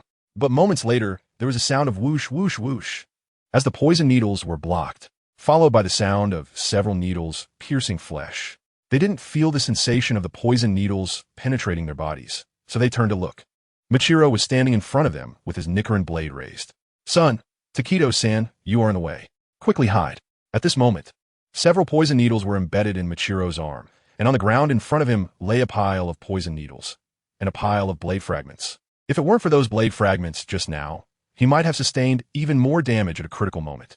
Michiro looked up at the sky, the source of the blade fragments. The J-Pot also saw this scene and looked up in surprise at the horizon. Keitar, what are they looking at?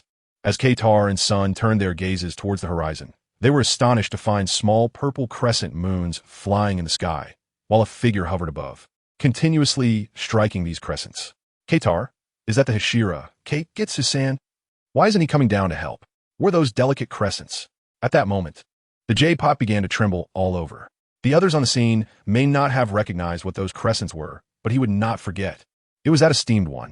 It seems that Muzan-sama places great importance on this operation, even calling him here. The jade pot twisted its body to face Michiro, completely changing from its earlier playful demeanor. This little ghost has already been hit by my poison needles. He must be paralyzed. At this moment in the sky, under the feet of the detailed knight, the blood demon arrows that maintain his form are constantly swirling. Is it still lacking a little? Really? Xiangye glanced at the injured Michiro below, feeling a chill in his heart. Just as he was distracted, several small wounds appeared on his body. They were those purple crescent shapes. Why is this guy even here? Muzan, I really don't understand what you're afraid of. The detailed gaze of the knight was fixed on the crescent moon approaching from afar, and the source of the crescent was a man wielding a strange long knife. The man's face was covered with 6 large eyes, and he wore a purple snake-patterned kimono with black riding pants. His long purple-black hair was tied in a high ponytail, and there were red patterns on his left forehead and the right side of his chin extending to his neck. A Hashira, seems not bad. An S. I'm very sorry. I haven't rested well these days and even had a nosebleed, feeling dizzy and nauseous, so I took a good rest last night before writing this. Today's update was also rushed early in the morning, so it's a bit late. Chapter 90. Kokushibo's testing Hashira against Tamayo. Look at your current appearance. It's really ridiculous. Tamayo mocked Michiro while twisting his bizarre figure. Saving a meaningless life, only to lose it in a meaningless place, it makes no difference whether you exist or not. Hearing this, Michiro suddenly recalled something, his mind going blank. A pale-skinned face with a mouth full of sharp teeth spoke to him, saying, "Your life is worthless." Who is this? I can't remember. Someone seemed to have said the same thing to me before. Who said it? In Michiro's memory, a blurry scene emerged. On a hot summer night, the cicadas were incessantly noisy, and he was sitting at home. Who else was beside him? That being said, you're also a Hashira, right, with such momentum. What should I make you into? I'm so excited. Just as Tamayo was endlessly mocking, the mist enveloped, and Michiro's figure stealthily rushed forward. Michiro's expression was indifferent as he prepared to draw his sword. Your nonsense has no value. Swish! In an instant, Michiro severed one of his opponent's arms, but at that moment, Tamayo took a pot from one of his other arms, and a torrent of water gushed from the pot's mouth, rushing towards Michiro. There was no time to react. Everything was so fast. Michiro's body was wrapped in the torrent of water. Blood demon art. Water prison bowl. The transparent, still water flowed into the shape of a pot, and Michiro found himself unable to move or breathe, unable to use his breathing techniques. Tamayo watched Michiro continuously stabbing the water surface with his Nichirin Blade and laughed with delight. As long as this swordsmith village is destroyed, the Demon Slayer's power will be greatly weakened accordingly. By then, the head of the Ubuyashiki family will also be within reach. Although I really want to enjoy the sight of you drowning in the water, I should first check this broken house. Perhaps there is some secret inside. At this moment, Xiangye looked at the halted offensive with confusion. He was now holding 2 white knives, one shattered and the other intact. His body was covered with many small wounds. Xiangye stared intently into the distance, beads of cold sweat forming on his forehead. Upper Moon 1, Kokushibo, is he trying to stop me? Watching Kokushibo slowly sheathe his blade back at his waist, Xiangye let out a long breath. Just when he was thinking of going to support Michiro, he was attacked by Kokushibo, the dense crescent blades forcing him to hesitate. That one is a true monster, a top-tier powerhouse. If his attacks reached Michiro, Xiangye couldn't even imagine whether Michiro could evade them.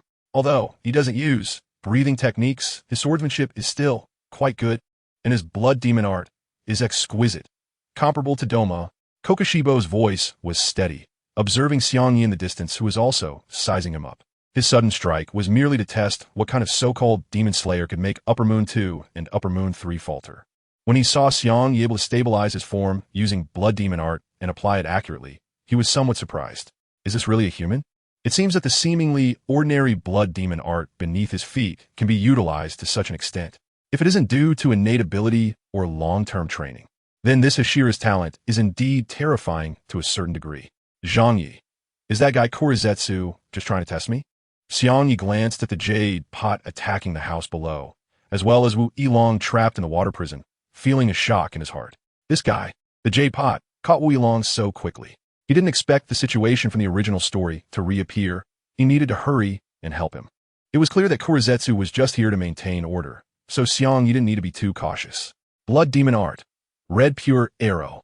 Xiangye's figure continuously approached Michiro's location, and the fragments of the broken blade in his hand transformed into numerous shards that rushed towards the water prison confining Michiro. The blade fragments danced in the air, displaying an impressive aura under the moonlight. Whoosh, whoosh, whoosh. Blood Demon Art. 10,000 floating sticky fish. A densely packed school of fish bizarrely intercepted the blade fragments, and under the strong assault of the shards, the fish were rapidly dying. In an instant, the scene fell into a fierce clash of attacks. You guy, trying to save someone while I'm not around. That's really impolite. Youthful continuously released schools of fish, watching as Xiangye fell to the ground. Youthful, this little brat actually killed all the fish directly. I'm really displeased. The toxins on the fish haven't even taken effect yet. Xiangye looked disdainfully at the twisting figure of Youthful and sneered. Hey, what are you thinking, inthe? Do you think I can take advantage of you when you're not paying attention? Aren't you overestimating yourself a bit? You inthe. Hearing this, Yuhu's veins bulged in anger as he looked at the white-haired little ghost in front of him and the black blood ghost technique carrying fragments, recalling something. You little ghost are the ghost pillar, right? Good, good, good. The attacks from the ghost and the person ceased. Fragments fell to the ground, and the school of fish was completely slaughtered. Xiangye quickly drew out his long knife, and the eerie sun-wheel knife swiftly attacked Yuhu. So fast, Yuhu's figure vanished from the spot and appeared in a nearby pot on a tree. With no time to touch the wound where blood was slowly flowing from his neck, Yuhu saw a large red net enveloping him. Boom! Thick octopus tentacles tried to push out from the net to protect Yuhu's body, but they were cut into many pieces by the large net in less than a second. Yuhu's figure reappeared in another pot, watching in disbelief as his blood demon technique, blood demon art, nitrate pot hell, unleashed on the tree. My octopus tentacles are quite elastic. Ordinary blades can't cut through them. So why could this guy's blood demon easily sever them all? At that moment, Yuhu realized something was off. The ghost pillar in front of him seemed to be more complicated than he had imagined. I want to see how long you can keep dodging, you guy. The figure of Xiangye flickered continuously in the darkness, moving with astonishing speed. Although Yuhu was constantly dodging, he was nearly struck each time. This was still under the condition that Xiangye had not fully unleashed the blood demon technique. No, if this continues, I will be beheaded. It seems I have no choice. Yuhu looked at the blade light that was approaching his neck. If he could sweat, he would probably be drenched in it by now. Suddenly, the skin on Yuhu's body peeled off, weakly severed by Xiangye. Watching the fallen skin, Xiangye swiftly cut it all away with 2 strikes. Meanwhile, on a nearby tree, a serpentine figure was writhing continuously. You are truly honored. You are the 3rd person to witness my true form. Oh, you are so impressive. Should I give you an award? Shut up.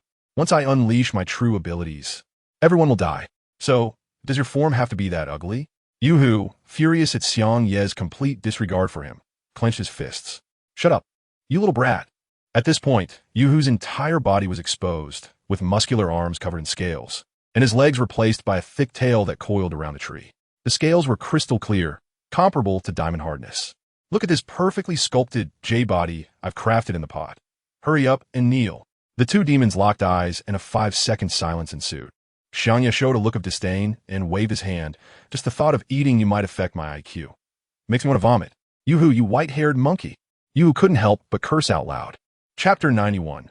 Wu Zhilang's Wu is infinite Wu at the moment. When Xiangye was fighting Yuhu, Wu Zhilang was trying to break through the water prison. Relying on the oxygen left in his lungs, he could still use one move. Wu Zhilang awkwardly assumed a stance, then executed a thrust. Breath of mist. First form, distant horizon. The knife, full of dents, stabbed at the edge of the water prison, pushing the water wall out for a moment before being bounced back. Even this thrust technique was ineffective. After all, the blade was so damaged. There was no way out. It was completely hopeless. His vision narrowed. I'm going to die. My lord, please send at least 2 more Hashira for support. Watching Xiangye fighting Yuhu nearby, Wu Zhilang slowly closed his eyes. Accepting his fate like this was not good. Wu Zhilang opened his eyes, looking at a blurry figure that resembled Xiangye. Is it an illusion? Xiangye? You never said anything like that to me. There must be a way. Someone will come to save you. Hearing these words, Michiro felt a wave of confusion. What do these words mean? Does it really have to rely on others? That would be the worst outcome.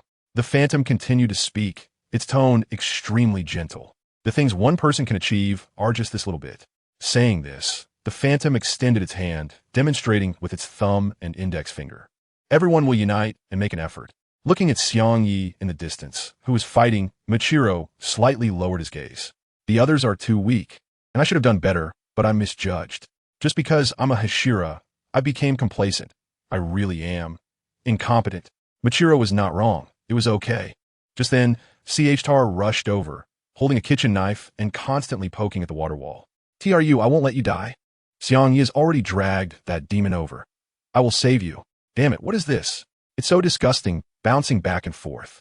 Michiro looked at the tearful Xiangye and the figure of Mr. Tekmori behind him, who was fending off the cart monster, with a puzzled expression. If even he couldn't break through it, how could Xiangye and the others do it?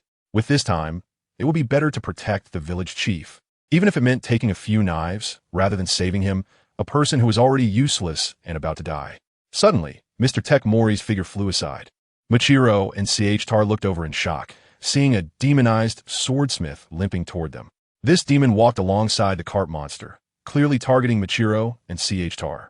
Seeing this scene, Xiangye's movements quickened as he kept poking at the water wall. "What are you doing? Hurry and run." Michiro felt a surge of tension just by watching. The demon and the cart monster were about to rush over. At a critical moment, shards flew through the air, shattering Michiro's water wall while also hitting the two monsters. The cart monster died on the spot, and as for the demon, its body began to heal from the holes all over it. Michiro's body fell to the ground as he looked toward the source of shards. He saw Xiangye fiercely retaliating against the attacks of the jade pot, with a large hole opened in his waist. Xiangye just activated his arrows in an instant, using the debris on the ground to save two people, but at the same time, he was hit in the waist by a punch from Yuhu. Flesh turned into pieces of fish scattered on the ground, yet there was not a hint of panic on Xiangye's face. "You said, even at a time like this, you still care about others. Don't think I don't know. Although you have a healing ability, the more serious the injury, the more stamina it requires, right? If that's the case, the moment your stamina runs out will be your death." As Yuhu spoke, he waved his hand. A pot the size of an adult appeared not far away, and one by one, ghosts began to crawl out from its mouth. These were the humans that Yuhu had saved along the way and turned into ghosts. This night pot, if I don't use my true abilities soon, I might be underestimated. Xiangye merely curled his lips and began to activate his blood demon technique, shouting loudly, "Move, Michiro! Your nothing is not the nothing of incompetence, but rather, the nothing of infinity." If he didn't awaken Michiro's memories at this moment, those demons with strengths comparable to lower moons would kill them all in an instant. Watching Xiangye's figure and the pot-producing demons, Michiro struggled to rise. Why was he trying to save me in such a situation? I clearly no longer cared. Moreover, this phrase seemed familiar. Looking at the small Tetsu holding a kitchen knife in front of him and Mr. Tetsu, who was covered in injuries and crawling over with a Nichirin Blade, Michiro recalled that phrase. If people help each other, it will eventually come back to them. Moreover, humans have the capacity to exert incredible strength for others. Michiro. He remembered the memories he had lost. These words were once spoken to him by his father. He originally had a happy family. His father was a woodcutter, and he also had a twin brother. But one rainy night, his mother passed away, and his father died while searching for herbs for her. The tragic end was that he lost his parents at the age of 10. His twin brother's name was Takedo Michiro. After their parents' death, his brother became extremely depressed, often scolding Michiro's nothing as incompetence. His brother Michiro spoke very harshly, even to their parents. Michiro thought about it. During the time he lost his memories, his personality was similar to his brother's. Once, the wife of the Ubuyashiki family, Kiname, came to find them in the deep mountains several times and explained that they were descendants of swordsmen with great power, wanting to recruit them. But his brother drove her away and scolded Michiro for wanting to become a swordsman to save others. "You just like mom and dad, always wanting to help others. That's why they died. Do you understand?" Michiro's voice was extremely loud, accompanied by the sound of him chopping vegetables forcefully. It was strong and powerful. So optimistic. How could he think this way? Mom got sick and held it in without saying anything while working and ruined her health. Dad, regardless of the wind and rain, insisted on going to gather herbs. I clearly tried so hard to stop him back then. So what if they were descendants of swordsmen? We were just two kids. What could we possibly do? Michiro just listened blankly to all of this. Disappointment? Or feeling misunderstood? Or thinking his brother was too indifferent? For a long time afterward, the two brothers ignored each other, until the hot summer arrived. On that night, a demon came to their home. Michiro's brother. in order to protect him, had his arm chopped off, and Michiro could only hide in a corner, holding his brother, who was screaming in pain, while watching the demon approach. You poor woodcutters are of no use. It doesn't matter whether you exist or not. Living has no meaning. Michiro couldn't remember what happened next. He only recalled coming to his senses when he had already pinned the evil spirit outside the house. And on that day, he completely lost his last family member. In the final moment, his brother prayed to a god he had never believed in. Please, save my brother, God. My brother is different from me. He is very gentle, wants to help others. Michiro's nothing is the nothing of infinity. Little Tetsu looked in terror at the demon pouncing on him, shouting frantically. Suddenly, a mist enveloped the area, and a blade flashed. The breath of mist, fourth form, shifting slice. Chapter 92. The restored Michiro, the tool demon, the pot. A blue blade light flashed, and the demon's head flew off, while Michiro's figure appeared where the blade light had disappeared. Takedo. Little Tetsu trembled as he looked at the corpse of the demon that had vanished from him, hurriedly crawling to the side. Ah, are you okay, little Tetsu? Michiro shook the blade and walked slowly to little Tetsu, extending his hand. At this moment, his eyes no longer held that hollow expression. Instead, they were clear and bright blue. With Michiro's help, little Tetsu stood up. He looked at the smile at the corner of Michiro's mouth and felt a bit unfamiliar. The current Michiro seemed to be more cheerful than before. Lord Takedo, I'm so glad you're okay. Mr. Tetsu ran over to Michiro's side, panting heavily. From the injuries on his body, he seemed to have only sustained minor wounds and was not in serious trouble. Michiro smiled at Mr. Tetsu, then put away his smile and looked to the other side. Yes, but it's not looking good over there. Little Tetsu and Mr. Tetsu followed his gaze and saw that nearly 10 demons had crawled out of a pot the size of a person. These demons were now constantly pushing against each other, devouring one another. What are those things? They're so disgusting. Little Tetsu exclaimed while starting to hide behind Michiro. Even Mr. Tetsu couldn't help but tremble. Why are they hurting each other? Shouldn't they be charging at us? Michiro frowned slightly and stood in front of the two, saying, You two should escape quickly. It's very dangerous here. Wait, Lord Takedo. Mr. Tetsu called out to Michiro, slightly bowing and handing him the Nichirin Blade he had been carrying on his back. This is your blade. I've prepared it. Michiro took the Nichirin Blade and handed the chipped one back to Mr. Tetsu. He looked at the brand new and somewhat familiar Nichirin Blade in his hand, gripping the hilt with his right hand and pulling it out immediately. Clang! Under the moonlight, the blue blade reflected a brilliant sheen. The blade bore the inscription Demon Slayer. Michiro raised the Nichirin Blade high above his head, his left hand pointing toward the pile of demons, his long hair billowing behind him. This is just right. Thank you for making this blade for me, Mr. Tetsu. Mr. Tetsu was moved to tears. He could feel that the current Michiro was evidently different from before. As a swordsmith responsible for the Hashira, they naturally cared about the situation of the Hashira they were in charge of. The previous emotionless appearance of Michiro had worried him greatly, and even the first swordsmith responsible for Michiro felt the same. This 14-year-old boy had never shown a hint of emotion, even when injured. Mr. Tetsu spoke slowly, not daring to believe. No, I just made this blade according to the records left by your first swordsmith. Yes, it was Mr. Taichi who helped me forge the sword at first, but unfortunately, he died of a heart attack. When it came to this, Michiro's expression dimmed for a moment. Then he looked towards the distant forest filled with blood demon techniques. That was the battlefield of Xiangye and Tamaki. The pile of demons had merged into a towering evil spirit, roaring at them like a beast. In Michiro's memories, the white-haired Tetsu Ikuto was looking at him, speaking in a somewhat somber tone. Who would want to understand you? How frantic you are, how overwhelmed, how anxious you feel when you can't remember things, and your painstaking efforts. Who can truly understand? Just seeing the sword you wield brings me to tears. I may not have long to live, but I can't help but worry about you. Michiro's thoughts were pulled back to reality. He looked at the Nichirin Blade in his hand, a hint of softness and sadness appearing in his eyes. Now that he had fully regained his memories, he felt that the emotions he had been missing were finally being compensated. It turned out that you all had done so much for me, whether it was my brother, my lord, or Mr. Tetsu Ikuto. I'm truly sorry for making you worry. But now, it doesn't matter anymore. Michiro smiled again at the corners of his mouth and dashed forward quickly. At this moment, the evil spirit extended many black tentacles towards Michiro. Human, so hungry, in pain, looking at the sky full of black tentacles, Michiro nimbly dodged while wielding his sword to use his breathing technique. Breath of Mist, fifth form. Misty Sea. Michirin moved as if hidden in fog, weaving through the black tentacles, invisible blue blade light slicing through the tentacles. In an instant, the tentacles were all severed. Michirin said, "If you're in pain, then let me free you." Meanwhile, Tamaki couldn't help but shout out, "Is this guy really human?" As he looked at Xiangye, whose hands were covered in scales like his own. "Are you planning to use your fists against me?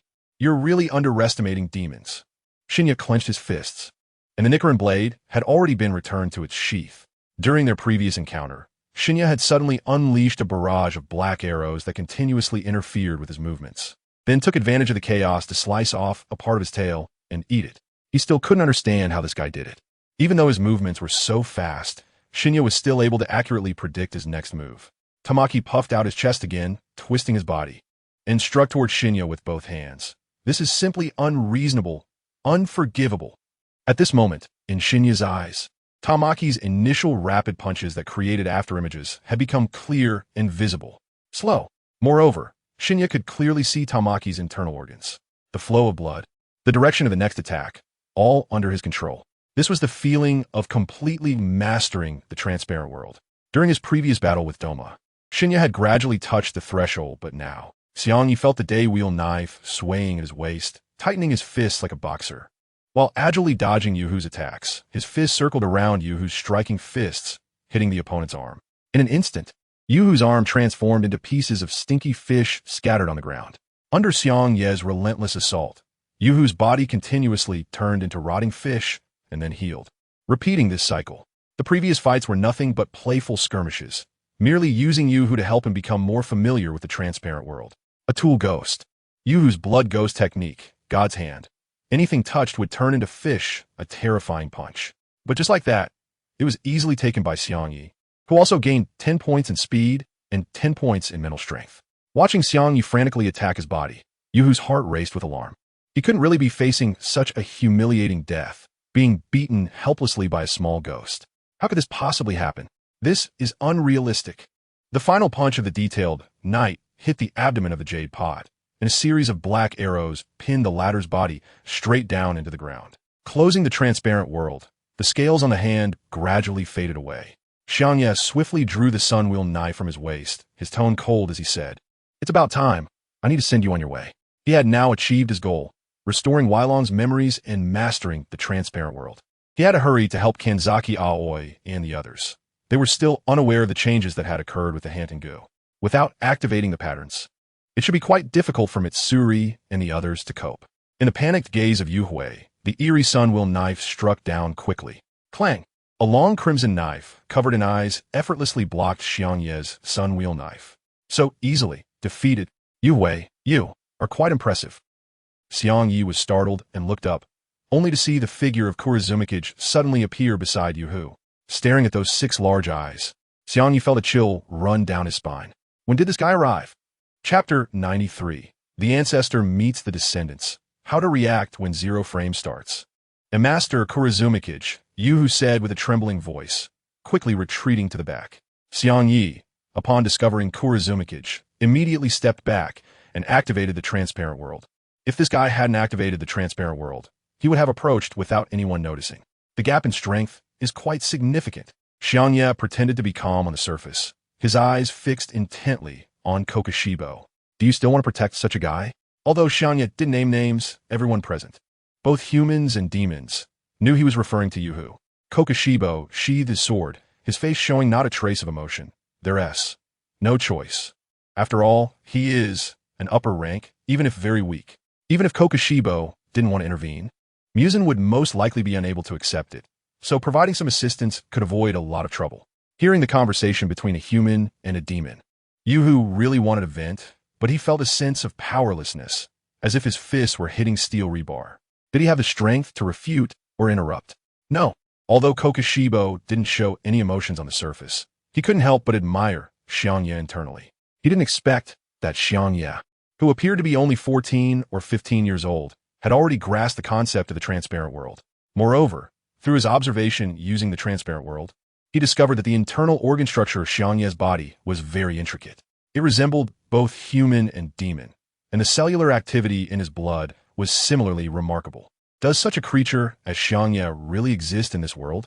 Even if he has lived for nearly 400 years, he wouldn't believe it. At least not until he sees it with his own eyes. You possess exquisite swordsmanship and blood. Demon techniques such talents are truly rare. As Kokushibo spoke, he extended his hand towards Xiangye. Such a perfect body and skills.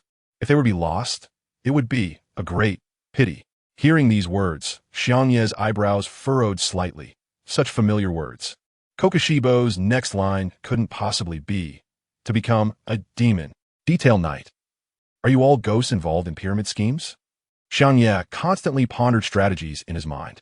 If he escaped now, then Weilang and the others in the distance would be in danger. But if he didn't leave and remained in a stalemate, it was obviously not a viable option. Because Xiangye could sense that the battle on Kanzaki Aoi's side was becoming increasingly intense. Should he take the plunge? Just as the standoff between one person and two demons continued, Weilang's figure appeared not far away. Xiangye, are you okay? Weilang quickly ran to Xiangye's side, standing next to him as they both looked at the two demons in front of them. Originally, Weilang wanted to express some words of gratitude to Xiangye. But when he saw the leading figure, Kokushibo, he instantly froze. Every cell in his body began to tremble. That was the upper one. This must be a joke. After Jia pressed his hand on Michiro's shoulder, the latter calmed down a bit. This was understandable. After all, the figure before him, Kokushibo, was his ancestor.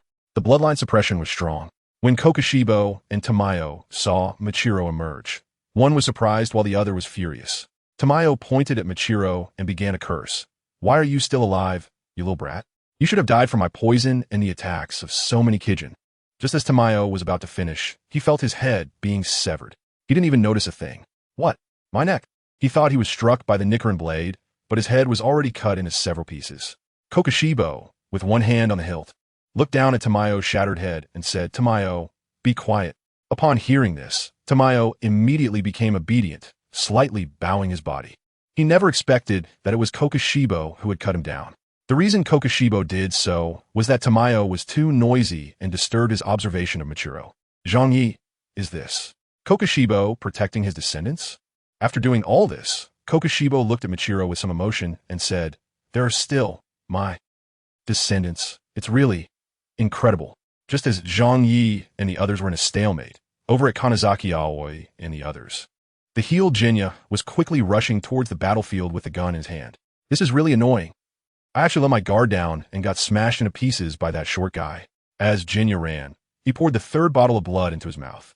Although the blood of Xiangye is very strong, Xuani can only maintain it for a short time in this way. He has already used 2 bottles during the previous battle with the emotions of joy, anger, sorrow, and pleasure.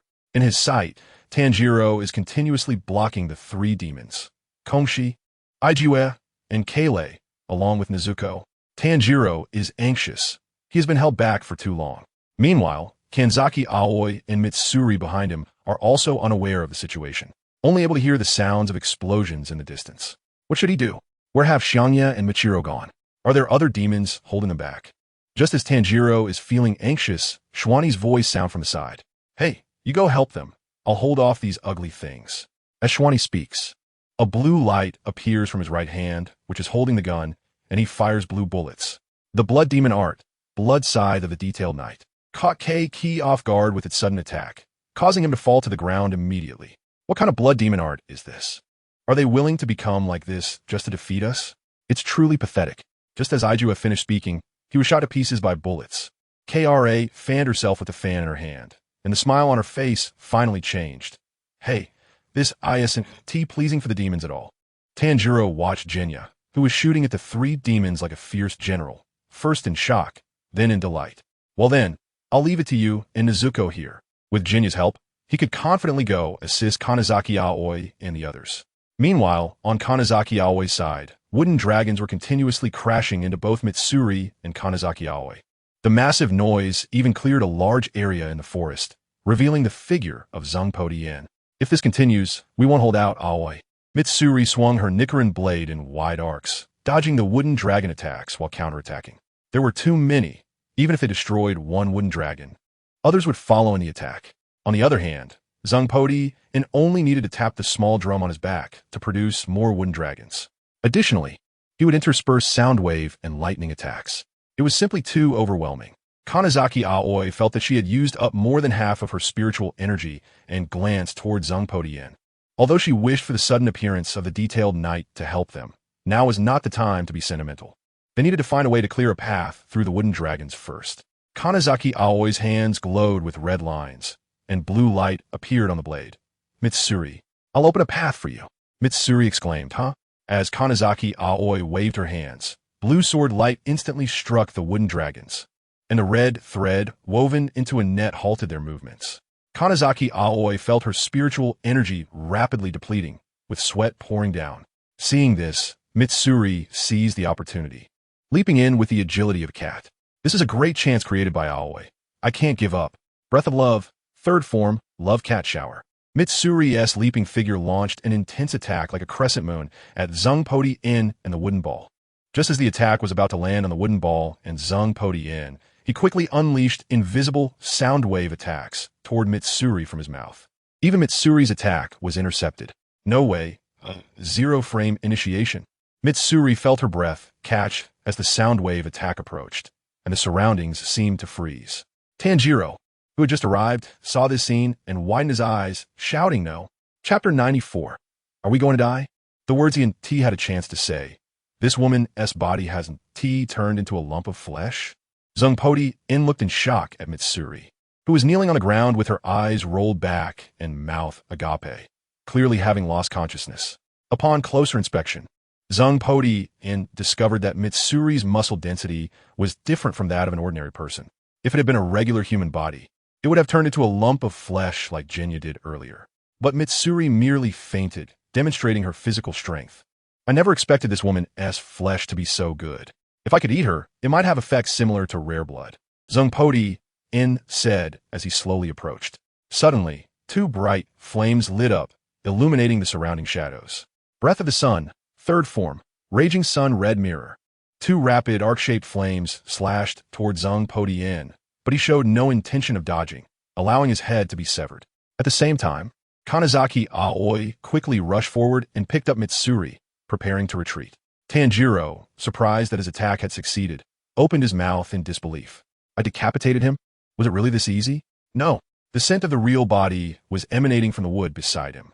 As Tanjiro approached, he caught the scent of the Haftingo demon sealed within the wood. But by the time he realized it, it was too late. The headless Xiangye struck the small drum behind him with the wooden horn in his hand. As the drum sounded, robust wooden dragons surged from the ground, charging toward Tanjiro. Under this onslaught, Tanjiro barely managed to hold his ground while retreating. He had just missed the opportunity to slay an upper-rank demon. And this mistake was simply inexcusable. When Tanjiro saw two wooden dragons charging toward Kanazaki Aoi, his pupils constricted. Watch out! Behind you, an attack. At this moment, Kanazaki Aoi was already somewhat exhausted. She had just used too much blood demon art, leaving her spirit somewhat depleted.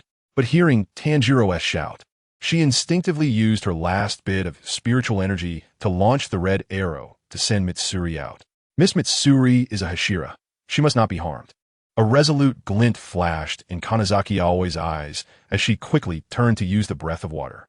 As she turned, she only saw the gaping black mouth of the wooden dragon. The next second, blood splattered as half of Kanazaki Aoi's body was bitten by the wooden dragon and dragged to Xiangye. These demon slayers are too cunning. I still need to place the real body in a safer location. Xiangye looked at Kanazaki Aoi, who was expelled by the wooden dragon, with the gaze of an examiner, stepping on her chest. Since you're not a Hashira, why do you use blood demon art and possess demonic abilities? Kanazaki Aoi struggled to lift her head, her originally beautiful face now smeared with blood and dirt.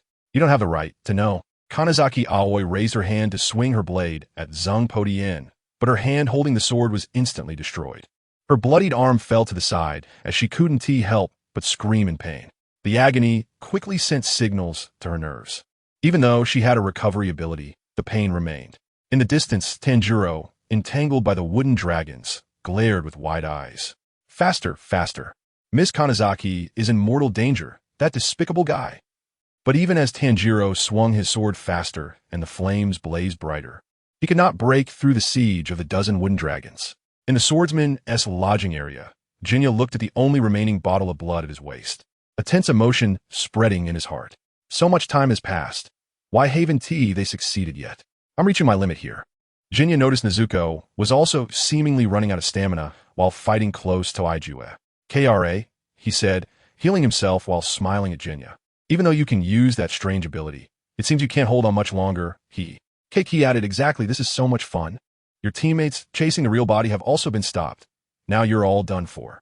Watching the three demons continuously regenerate, beads of sweat began to form on Xiangye's forehead. What are they really doing? If they don't come soon, everyone will really be doomed here. In the woods at this moment, Mizuri is unconscious on the ground. Tanjiro is entangled by the wooden dragon, and Aoi Kanzaki is being tormented by Hakuji continuously. Severed arms, broken legs, pierced organs. Various forms of torture are being enacted. I am very curious how many times you pretender demons can heal before I devour you. Torturing you a bit before eating, you can be considered compensation for bullying the weak. In the eyes of the Upper Moon 4, they are the bullied weak. Eating people is just a biological necessity for them to survive. They are the weak being hunted by demon slayers, and those who want to kill them are the bad guys. This twisted ideology has accompanied Han Tengu from his human days until now. Aoi Kanzaki only feels pain spreading throughout her body. She can't even shield herself or numb the pain. Am I really going to die like this? Without having seen him for the last time, the figure of Seo appears in her mind, that boy who foolishly laughed without restraint all day. Aoi Kanzaki's vision is gradually stained with blood, and all she can hear is the loud rumbling of the wooden dragon and Tanjiro's desperate shouts. She gives a bitter smile. Although the time to shine is very short, she is still very grateful to Seo for giving her this ability, allowing her the chance for revenge.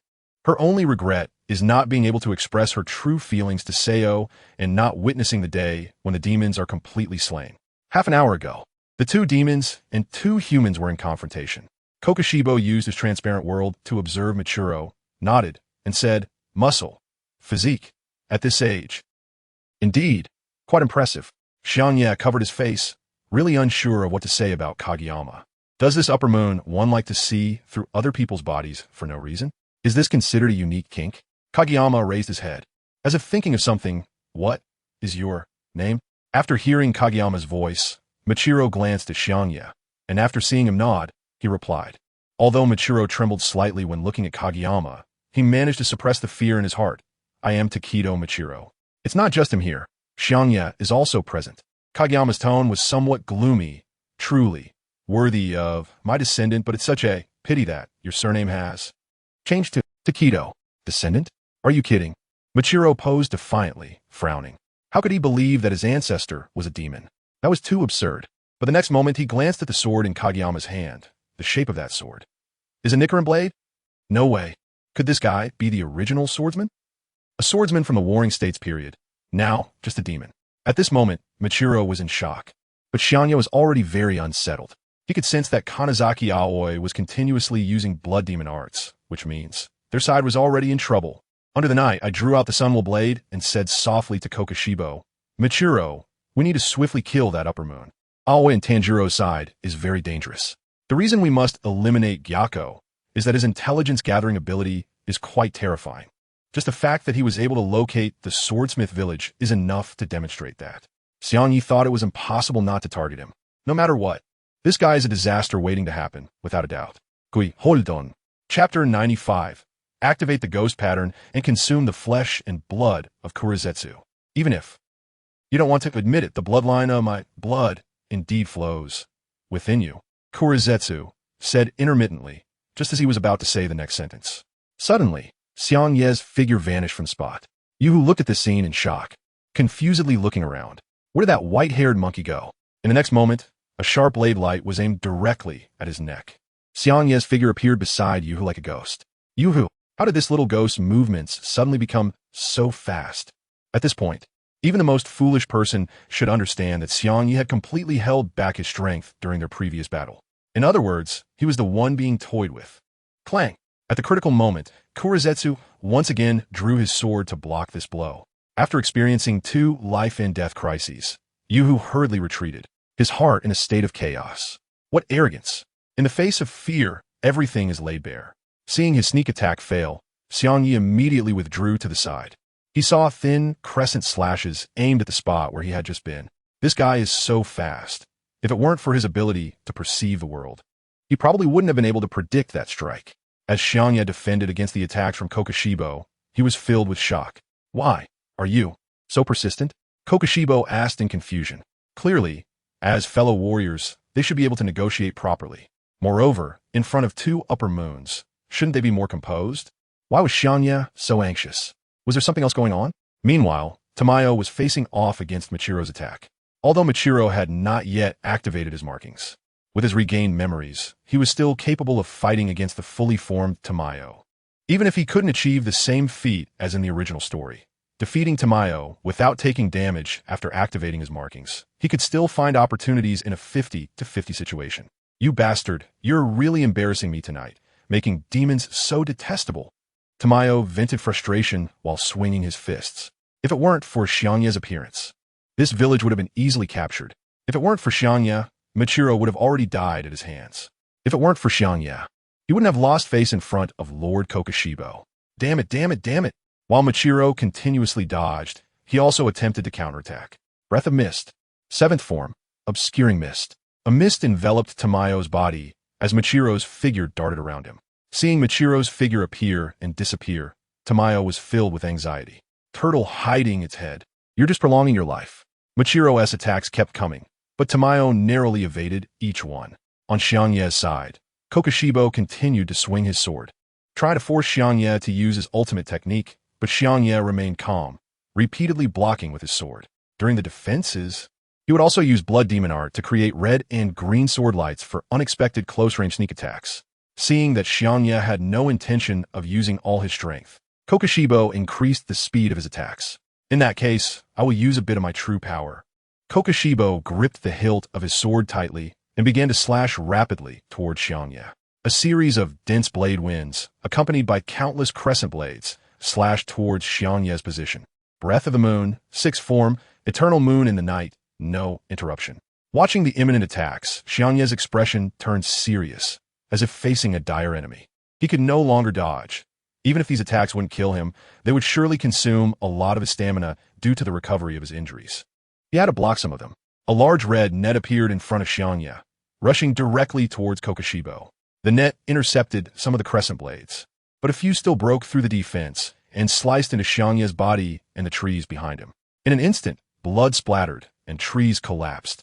But Xiangye's injuries healed completely in a flash. Really impressive reflexes, healing ability, and strength. Kokushibo pushed against the net with his sword, feeling the force of the blood demon art and marveling at it. The strength of blood demon art is somewhat related to the user. The stronger the mental power, the more skilled the operation of blood demon art. The stronger the power, the more formidable the blood demon art. Suddenly, Kokushibo felt several black arrows appear out of nowhere behind him, pressing down on his body. Boom! In an instant, Kokushibo's body was wrapped in the net. It seemed his body was about to be sliced apart by it. Kokushibo squinted, and swirling blade winds began to emerge around him. Small crescent blades surrounded the vortex, cutting the net apart. Breath of the Moon, 5th form, Moon Spirit Disaster Vortex. Such power, if I don't become a demon, then I can only let you die. Kokushibo couldn't imagine that Xiangye, at such a young age, possessed such terrifying strength. If he continued to develop unchecked, perhaps in a few years or even months, he could grow to possess strength equal to his own. What Kokushibo didn't know was that a hint of jealousy had already formed in his heart, just as he had envied his exceptionally talented brother, Yoriichi Tsujikuni. 400 years ago, Kokushibo's attacks became increasingly fierce, and Xiangye felt the pressure mounting. Suddenly, Xiangye's heart skipped a beat.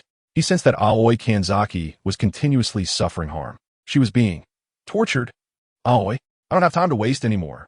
Xiangye was extremely anxious, his heart racing at a frequency close to 200, nearly 300 beats per minute. The Nichirin Blade in his hand gradually turned crimson, and with a fierce shout, he unleashed its power. He didn't even notice that under the pressure of fighting Kokushibo and worrying about Kanzaki Aoi, blue patterns began to emerge on his body, and black markings appeared on his forehead. The system detected that the host's heart rate had reached 300, and his body temperature had reached 42 degrees Celsius. Activating the passive demon mark of the top-tier flesh eater.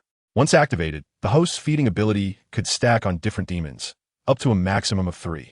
A cold, feminine voice from the system suddenly echoed, but at that moment, Xiangye consumed by rage, couldn't hear it clearly. At this moment, Xiangye's mind was filled with three thoughts. Eat the flesh and blood of Kokushibo, slay Tamayo, and go beat up that half-demon dog. What is this? Patterns in the Nichirin Blade? Kokushibo looked at this scene in shock, but then immediately denied his own thoughts. Only a swordsman of the Breath of the Moon could activate it, and moreover, the patterns on Xiangye's body were more terrifying than those of a demon. They covered his entire body, giving Xiangye, who originally looked somewhat youthful, an unusual beauty. Under Kokushibo's incredulous gaze, the Nichirin Blade cleaved through the sword made of blood and flesh that Kokushibo wielded. Moreover, it quickly devoured the shattered pieces of the sword. Feeding effect activated. Gained abilities, temporary moon breathing. 9th form, 14th form. Sword forged from flesh and blood. Strength, 62-35 speed. 40-10, Tamayo, 35 Kokushibo.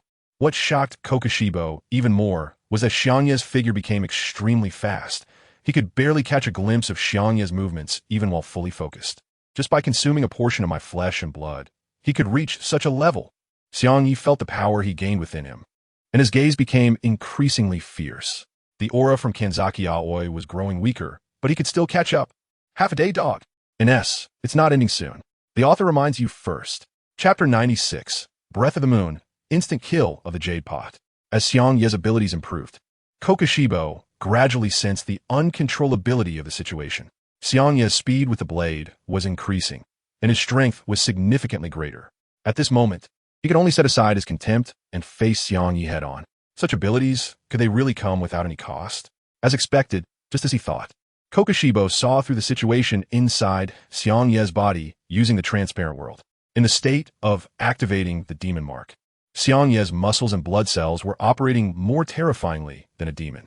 His heart continued to contract and beat like a bomb about to explode. The bloody red blood was shockingly bright, even allowing a clear view of the direction of blood flow for the blood vessels. Even demons could not reach such a level. What kind of creature was this flesh-eating person? Even Kokushibo, who had lived for 400 years, had never heard of such a terrifying being. But from a normal perspective, such intense physical activity would be unbearable even for a demon. Moreover, Xiangye was not a demon, and his lifespan might not be as long as that of a demon. Kokushibo slowly began to speak, his tone laced with mockery. You seem to be overextending. Your life, is that really appropriate? However, the only response to Kokushibo was the even more rapid attacks from the Nichirin Blade. Logically speaking, Xiangye was indeed overextending his life. But the pulsating blood vessels were actually being continuously healed by Xiangye's regenerative ability. Otherwise, they would have burst long ago. Sparks kept flashing, and wherever they went, the grass was shaved off a layer. White and purple afterimages flickered throughout the arena, almost as if two afterimages were wantonly destroying everything. Blood vessels began to emerge in Xiangye's eyes. He had to give it his all now. Every extra second meant more danger for Kanzaki Aoi. Although he could teleport directly, Michiru was still here, and even Tama had not been decapitated yet. The current situation couldn't be handled purely based on emotions. He had to consider the bigger picture. It was very cruel. Xiangye smiled grimly, his brows furrowing together. Overdrafting life?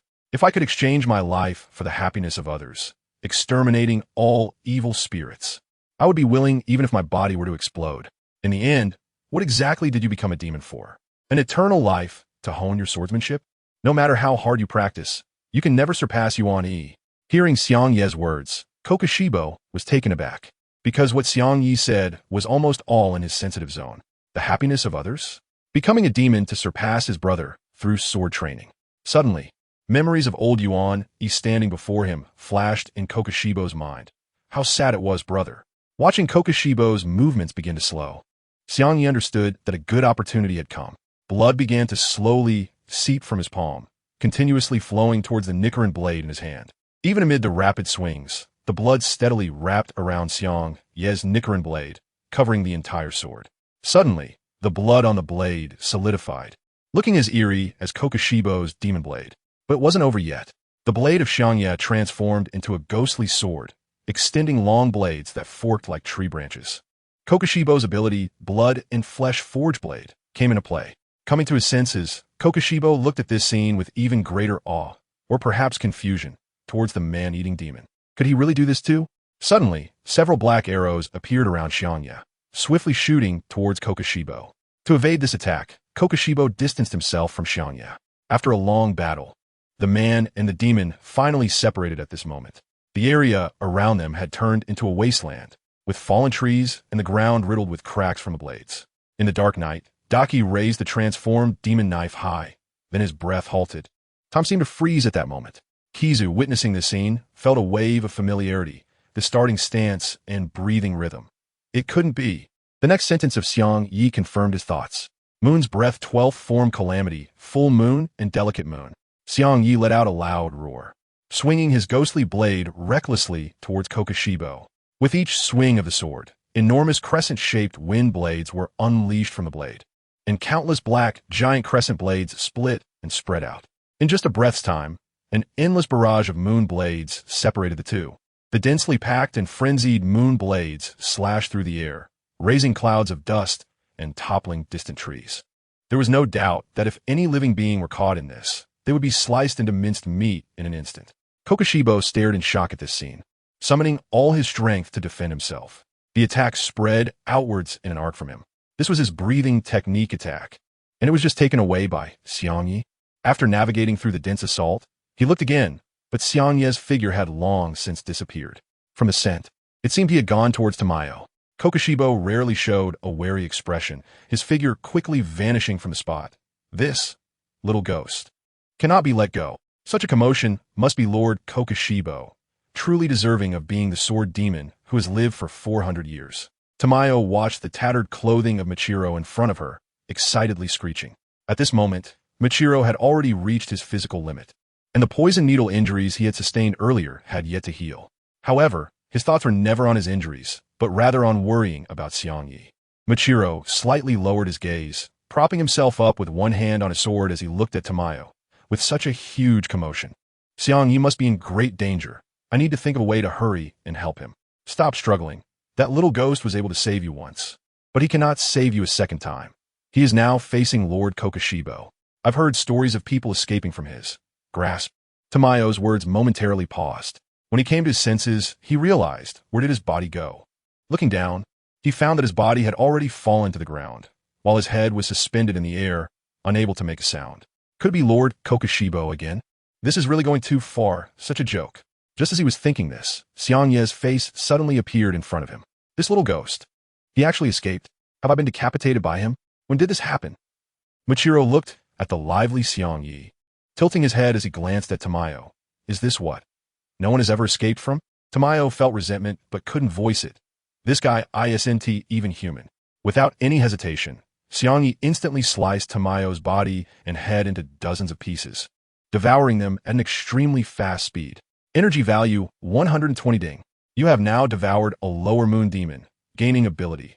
Hell of a noxious pot. Recovery 10, Spirit 10. Ability value converted into random ability. Spirit 6 points. Michiro slightly opened his mouth, astonished at this scene. Just as he was about to speak, he saw something even more astonishing. Kokushibo suddenly appeared behind Xiangye, wielding a bifurcated demon blade. If you run, it would be impolite. At this moment, Kokushibo's arms bulged with veins, and the blade was poised to unleash a crescent. Seeing this, Michiro just wanted to speak, but felt his body being lifted. Detail night. Transmission. The next moment, the figures of Zangetsu and Michiro mysteriously vanished from the spot, leaving only Kokushibo, who was releasing the breath of the moon to cut down trees in the air. Kokushibo. Chapter 97. Those who hurt me must pay the price. Zangetsu looked down at the fallen Kanazaki Aoi and clicked his tongue. Your healing speed has begun to slow down significantly, so it's time to end your life. Kanazaki Aoi was like a candle flickering in the wind, her vitality on the verge of collapse. Her clothes were tattered, and blood stained the ground. The arms she had lost were growing back at an extremely slow pace. It was clear that her stamina was depleted, and if she were to endure another attack like that, she would undoubtedly die. Kanazaki Aoi looked at Zangetsu before closing her eyes. Zangetsu raised the small wooden horn high, about to strike the small drum behind him. This is the price for saving you. Dong! The drumbeat that tormented them all night sounded again, like a death knell. But this time, Kanazaki Aoi did not wait for the wooden dragon's attack. Instead, she heard a sharp sound of wind cutting through the air, and the sound of something falling to the ground. Confused, Kanazaki Aoi opened her eyes again, only to see a familiar figure appear in front of her. Despite enduring pain, she hadn't shed a tear, nor had she felt excitement at the prospect of dying. But at this moment, she could no longer hold back. Kanazaki Aoi's extremely hoarse voice rang out. You, still know, to come back.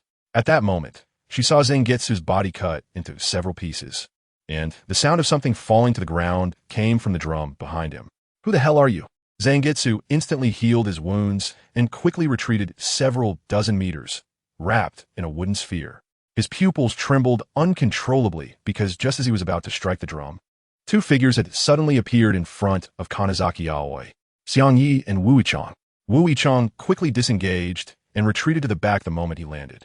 Xiangye now seemed to be very emotionally unstable, especially after seeing that the eyes of the hating Jade Heaven were the fourth crescent. He felt relieved. If Xiangye can escape unscathed from the hands of the first crescent, then what is the mere fourth crescent? As for Xiangye, at the moment of its appearance, Xiangye swung his knife to sever the wooden dragon summoned by Zhang Putian and simultaneously struck Zhang Putian with a few casual cuts. Yes, it was merely a matter of convenience. Xiangye ignored Zhang Putian's words and immediately turned around to crouch down and hold Shinzaki Aoi in his arms. Looking at the injuries on Shinzaki Aoi, Xiangye felt a deep pain in his heart, as if countless knives were stabbing him. He had protected many people along the way, and the most serious injury he had encountered was only like that of Xing Shulang, who had lost an eye. Although Shinzaki Aoi could heal wounds, the pain she suffered must be countless times greater than that of others. Thinking of this filled Xiangye's heart with guilt, and his eyes gradually became moist. Yes, I'm back. I'm sorry, truly very sorry. If it weren't for me bringing you here, you wouldn't have to suffer such pain. If I could deal with upper rank 5 more quickly, I would be able to return sooner. Xiangye's voice was a bit choked. He had never realized how much he actually cared for this girl. When was it? During their time in the butterfly house. Or perhaps during their training together while living under the same roof. Or was it those moments when he teased Xiangye and she blushed while hitting his head? Who knows? At this moment, Xiangye only felt anger and regret. But fortunately, Kanazaki Aoi's current state was at most just mental and physical exhaustion. She should be able to recover after resting for a few days. When Kanazaki Aoi saw Xiangye's frightening look, she didn't feel scared at all.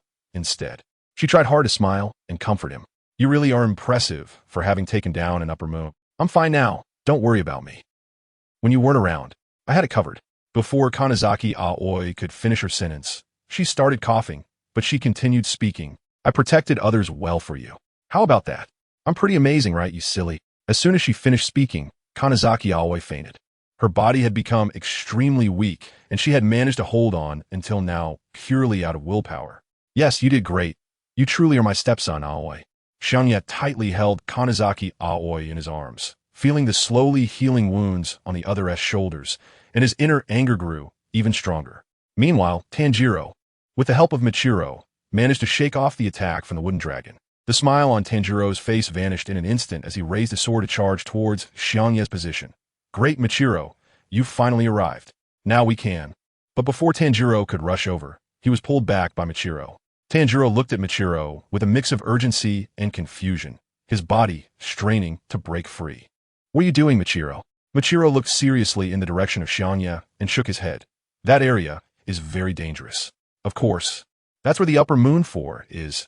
We can't let Xiangye face it alone. I mean that area is dangerous, not that Xiangye is in danger. Tanjiro. At first, Tanjiro didn't quite understand Michiro's words, but when he shifted his gaze over there, he instantly grasped the situation. He saw that Zhang Putian was summoning dozens of wooden dragons to continuously attack Xiangye's position, but all were blocked by Xiangye's shadow. Tanjiro's eyes widened in disbelief as he watched this scene. Is this really the same Xiangye? The wooden dragons that Tanjiro and the others had battled so hard against were effortlessly stopped by Xiangye in one move. At this moment, Zhang Putian was frantically beating the small drum behind him, grinning in disbelief at the scene before him. Are you the demon pillar? How can you possess such powerful strength when you've only killed Upper Moon 6? Zhang Putian recalled what Kanazaki Aoi had said earlier. If my level of power could be called a demon pillar, then the true demon pillar must be a monster. Xiangye gently placed Kamizaki Aoi on the ground and picked up the demon blade that he had just inserted into the earth. I originally wanted to kill you directly, but after some thought, it seemed too easy for you. The dark shadow of Xiangye disappeared, and dozens of wooden dragons instantly surrounded him. In front of these giant dragons, Xiangye's figure appeared extremely slender. Under the dark night, he raised his head, gripping the ghostly blade tightly. At this moment, there is only the figure of Zhang Pu Tian in his eyes, and the surrounding wooden dragons seem to be non-existent. Just as he said earlier, those who have hurt me must pay the price. Xiangye's gaze revealed a killing intent, a terrifying aura emanating from him. Moon breathing, ninth form, descending moon continuous faces. The Demon Blade unleashed a chaotic series of slashes, forming intersecting blade winds, instantly cutting dozens of wooden dragons into tiny wooden pieces that fell to the ground. The area was immediately enveloped by moon blades. How could this be happening? Zhang Putian's eyes widened in disbelief as he attempted to beat the drum again. But before he could sound it, the moon blades sliced through the wooden dragon and struck his body, blood and flesh splattering like tofu. It's fine. I can recover from such injuries instantly. I won't die. Zhang Putian hadn't finished speaking when he felt the scorching red blade cut through his body, and his healing ability was diminished. When he saw Xiangye's blade strike a nearby wooden ball, Zhang Putian began to panic. Stop. Don't bully the weak.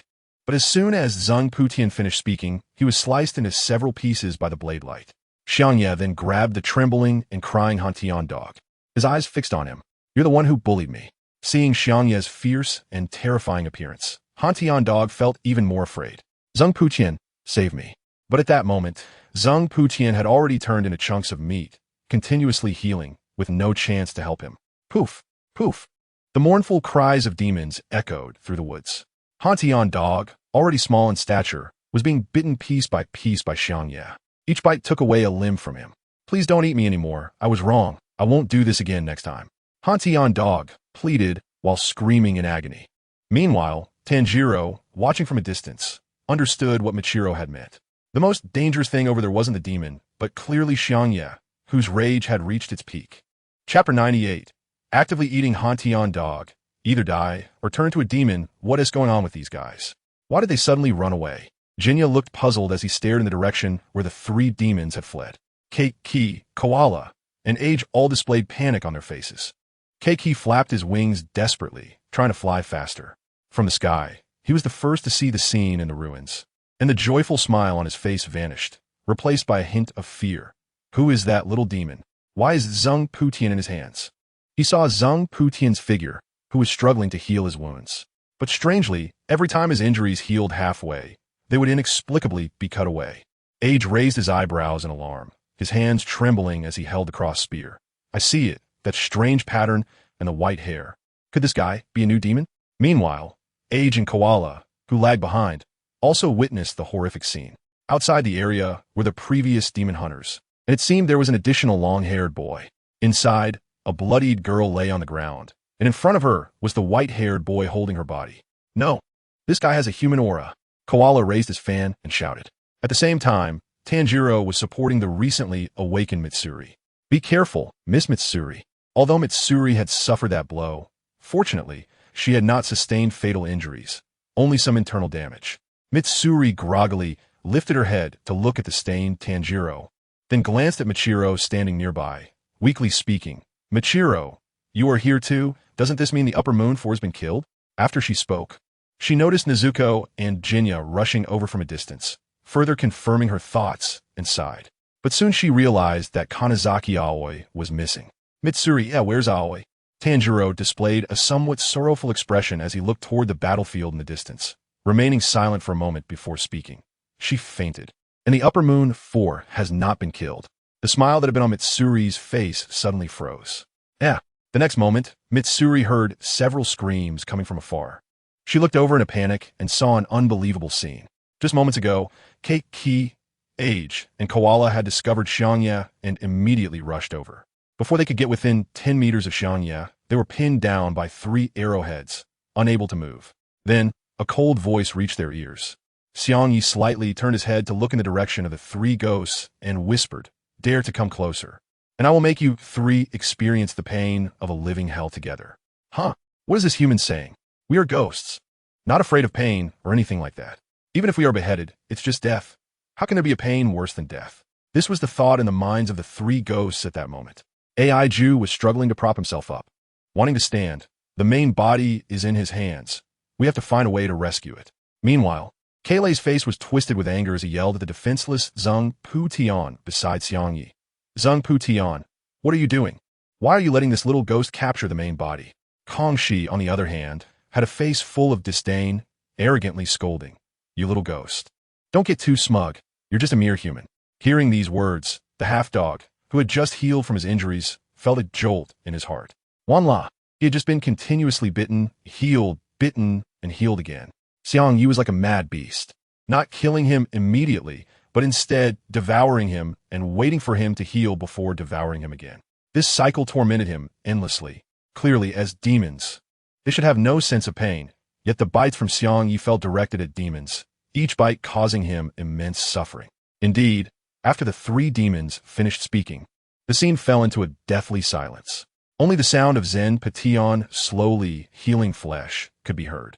In the next moment, the limbs of the 3 demons were instantly severed, and several massive, brutal bite marks appeared on their bodies. In an instant, the scene was filled with the cries of demons. Han Tengu trembled as he covered his face, tears streaming down. It's all their fault, all their fault. Don't torment me anymore, I really can't take it. Mitsuri and the arriving Jinya watched this scene, unsure of what to feel. That was the upper moon 4 of the 12 Kazuki. They had fought together for so long without gaining much advantage. Yet Xiangye single-handedly suppressed a major demon and 3 minor demons, and was even tormenting the main body. How insane! Tanjiro looked at Xiangye with deep concern, feeling increasingly distressed. He could sense that Xiangye was filled with anger and sadness at that moment. Xiangye must be suffering greatly too. Just as they silently watched this scene of torture, a strange figure suddenly appeared in the distant woods. Michiro and Mitsuri drew their swords and cautiously watched that direction, followed by Tanjiro and Jinya. Michiro spoke first, quietly saying, "Be careful, that's the upper one." Mitsuri gasped, her heart racing as she stared intently at the figure of Kokushibo, and after a moment of silence, she said, "No way, are you serious?" Tanjiro was sweating profusely, looking at the figure of Kokushibo, which resembled the one he remembered from the past, his pupils shaking. You're joking, right? Han Tengu and Xiangye also sensed Kokushibo's aura. Han Tengu reached out to Kokushibo, his voice trembling. "Save me, Lord Kokushibo." At this moment, Kokushibo was his only hope. As for Zheng Putian, they were no match for Xiangye at all. If it were Kokushibo, just one move would surely be enough to instantly subdue Xiangye. But what responded to him was not Kokushibo's help, but a clear snapping sound coming from his neck. Crack! In the gaze of all present, including the demons, Xiangye bit down on Han Tengu's head and then devoured his body whole. Energy 150 ding. You have consumed an upper moon demon. Gained ability, Strength 13, Spirit 13. Split body. Energy value converted to random abilities, Strength 5, Recovery 2. Split body. Maximum of 2 splits. The host can split off part of their cells to create another self, with strength attributes that can be allocated freely. Additionally, if the host dies, their consciousness will slowly transfer to the split body. After the death of Han Tengu, the 4 demons split from Upper Moon 4 also dissipated in frustration, unable to understand why Kokushibo did not intervene to save his main body. Kokushibo looked coldly at Xiangye, who was wiping blood from the corner of his mouth, one hand resting on the hilt of his demon sword. His voice was calm but laced with anger, his 6 eyes fixed on Xiangye. Your actions make me very dissatisfied. Saying this, he drew his demon sword, which transformed at the blade into a forked shape. The blade pointed at Xiangye. Today, you will either die or become a demon. Chapter 99. Muzan-sama appreciates you too? Although they were far away, Tanjiro could still feel the oppressive aura emanating from Kokushibo. His hand, gripping the Nichirin Blade, was sweating profusely, his mind urging his legs to move. Hurry, hurry, move Tanjiro, don't just stand there frozen. That demon is directly facing Xiangye now. Under his own suggestion, Tanjiro's body was about to charge forward, but he was stopped again by Michiro. Michiro rarely showed concern and excitement. Don't be impulsive. After calming himself, he slowly spoke. This guy is not something we can handle right now. Let us not go over there. At least don't add to Xiangye's troubles. Mitsuri worried, nodded in agreement, and then looked towards the direction of Kanazaki Aoi. Then we should at least bring Aoi over. It's too dangerous over there. The group fell silent. Suddenly, Jinya's voice came out. Then let us go together and bring Kanazaki Aoi out first. It should be fine since we're just bringing someone, right? In the chaotic scene, Xiangye looked towards the sky that was already beginning to brighten, a smile on his lips, his tone somewhat relaxed. First, I won't die here, and you can't kill me, because the time is almost up. He lowered his head to look at the patterns on his body, raising his knife with one hand to point at Kokushibo. Second, I will definitely not become a demon. After a night of battle, he had slain 2 upper moons and gained so many attributes. Xiangye was already very satisfied. And the most important thing was that everyone had not suffered too much damage this time. However, he felt some pity for Shinzaki Aoi, who had endured such pain alone. But dawn was approaching, and for a short time, even if Kurozetsumaru used his true form, it would be difficult to kill him. What he needed to do now was to hold on until dawn. If Hantengu and Yuhui could hear his thoughts from beneath hell, they would definitely be the first to disagree. Hantengu and Yuhui, what? Who are you saying suffered? Say it again while looking at us. One was used as a tool demon to open the transparent world, and the other was gnawed to death alive. They did not understand who the real evil demon was. A breeze lifted the tips of Kurozetsumaru's hair and the edges of his clothes, and at that moment, he only felt disappointment. Since it was like this, then I have no choice. Kurozetsumaru did not even take a stance, merely gathering power with one hand. His breath paused. Moon breathing, 7th form, abyss, moon reflection. With a single slash, in an instant, the surrounding air was stirred up, creating waves of energy. A simple slash unleashed 5 giant blades of air that swept along the ground. The purple blade energy was accompanied by many small arc-shaped blade energies covering the entire area. The earth was torn apart with lines, and the attack approached Xiangye directly. In the night, he only felt an overwhelming pressure coming at him. Although his attribute panel was high, and he had just managed to instant-kill Yuhui and Han Tian-go, the true power that Kokushibo was now displaying left him with no confidence to go head-to-head with him. Among the upper moons, the gap in strength between the upper 3 demons and the lower 3 was too great. Moreover, Kanzaki Aoi was lying behind him. He absolutely couldn't let this attack get through. Blood flowed from Xiangye's fingertips again, and this time, red lines grew on the ghostly blade. As long as he used the blood demon technique precisely and swung the blade reasonably in the transparent world, it wasn't impossible to intercept this attack. Blood demon technique, line engraving rotation. With each swing of Xiangye, a net woven from red lines would unfold along the blade, blocking the incoming blade energy directed at him. The blood-red net, upon contact with the small blade energy, intercepted the attack as expected. Meanwhile, the massive blade energy charging towards Xiangye clashed head-on with the ghostly blade. In the confrontation of the 2 forces, numerous blade energies spread out in an arc on either side of Xiangye. As for the rear, it was the mist-breathing, 3rd form, misty swirl. Love-breathing, 6th form, catfoot love wind. Michiro and Mitsuri were using their respective breathing techniques to fend off the residual blade energy attacks, while Tanjiro and Jinya were responsible for evacuating Kanzaki Aoi. Tanjiro, in a panic, carried Kanzaki Aoi on his back while running and looking at the areas devastated by the blade energy. One small blade energy merely grazed the edge of a tree. It had caused the entire tree to crash down. Such an attack was just a small fraction of the overall threat. He couldn't dare to imagine what would happen if all of these struck the residential area. Watch out!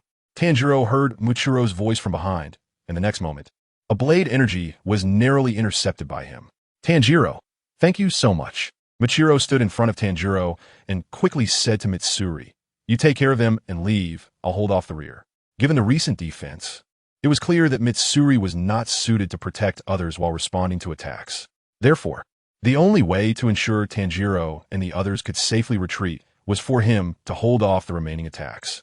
Xiangye watched Heishimu, who was constantly using breathing techniques to unleash various barrage attacks, with a furrowed brow. It was clear that Heishimu was struggling as the dawn approached. He kept using firepower to cover the area. If he could just hold on a little longer, it would soon be dawn. Heishimu looked at Xiangye, who was still resisting fiercely, and suddenly heard Musen's magnetic voice in his mind. Heishimu, bring this Ashira back. Heishimu. Understood. This time, Heishimu was transported directly by Neru from the position of the Uchi. This meant that Neru could now directly communicate commands to Heishimu. Xiangye looked at the increasingly bright sun on the horizon, the corners of his mouth rising uncontrollably. This time, it was once again the Demon Slayer core that won. However, Musen Kabutsuji seemed to have heard something amusing, looking at Xiangye, whose body was covered in small wounds. To withstand my direct attacks for so long, I truly admire you. Hearing the sudden compliment from the other party, Xiangye felt confused. What does this praise mean at this moment? The sunset began to shine on the earth, spreading across the battlefield. Xiangye watched the calm demeanor of Hakuji and began to feel puzzled. The sun was already rising. Why was Hakuji not anxious? Just as sunlight was about to shine on them, Hakuji's words and subsequent actions left Xiangye dumbfounded. Hakuji returned the Demon Blade to its sheath and spoke steadily. Lord Musin also appreciates you. In the next moment, clang! A sound like a pipa echoed, and suddenly a barred door emerged beneath the feet of Xiangye, Hakuji, and Michiru. In that moment, Xiangye finally understood the reason for what was happening. This guy even called out to Neikime. The barred door suddenly opened, and Xiangye's figure was sucked in, with Hakuji and Michiru following suit. In the blink of an eye, the two and the demon vanished from the spot, as if they had never been there. Only Tanjiro and the others remained kneeling on the ground, looking bewildered. Chapter 100. Pulled into the Infinity Castle. A long-awaited reunion with Musin in the Swordsmith village. The sun was hanging high in the sky. The buildings that were intact just a day ago were now in ruins. Some of the surviving villagers were carrying essential materials and living supplies, while others were crying in pain, transporting the bodies of their friends and family. Looking at the tragic scene, Tanjiro's expression fell, revealing deep sadness in his eyes. Tanjiro, are you okay? Mitsuri patted Tanjiro's shoulder. Although it was meant to be comforting, her tone betrayed her own sadness and even a hint of guilt. In just one night, the once vast village had become a wasteland. Villagers said that if it weren't for Xiangye's timely help and the activation of the Yorichi-type Zero Puppet, the death toll would have been even higher. This time, only a portion of the villagers near the edge of the village had turned into demons, with a small number dying. Those who turned into demons didn't even leave behind bodies. This is the disaster demons bring to humanity. The villagers of the Swordsmith village, having been discovered, could only move to another hidden location to live. Tanjiro turned his head, his eyes filled with exhaustion and sorrow. He calmed himself and tried to speak in a peaceful tone. Miss Mitsuri, aren't you crying too? But I didn't want to, but Xiangye was taken away, and even Michiru was. Mitsuri's eyes were red, and the smile on her face was forced to comfort Tanjiro. After being pointed out by Tanjiro, she couldn't help but burst into tears. Now, Aoi was also in a coma. She had no idea what to do. Kaneo, squatting nearby, looked down at the sleeping Kanezaki Aoi. Hearing their conversation, he shouted with a grin, "What's the use of crying here?" Tanjiro and Mitsuri. Huh. Kaneo immediately stood up, his chest heaving, and grabbed Tanjiro's collar. Xiangye and the others just disappeared. You saw that, right? They're not dead. So why are you crying so sadly? Tanjiro, hearing these words, didn't resist Kaneo's grip on his clothes, but stared blankly at Kaneo's bloodshot eyes. Since he was fighting alongside Nezuko against the three upper moons, Kaneo's injuries hadn't healed much. Kanao, you. Mitsuri, with tears in her eyes. Wave her hands. No, don't say that. The usually shy Kaneo, who struggled to interact with women, suddenly shouted towards Mitsuri. Shut up. Don't interrupt me. Mitsuri was startled and covered her mouth with both hands, trembling. Huh. This was the first time she had been treated this way. And for a moment, she stopped crying.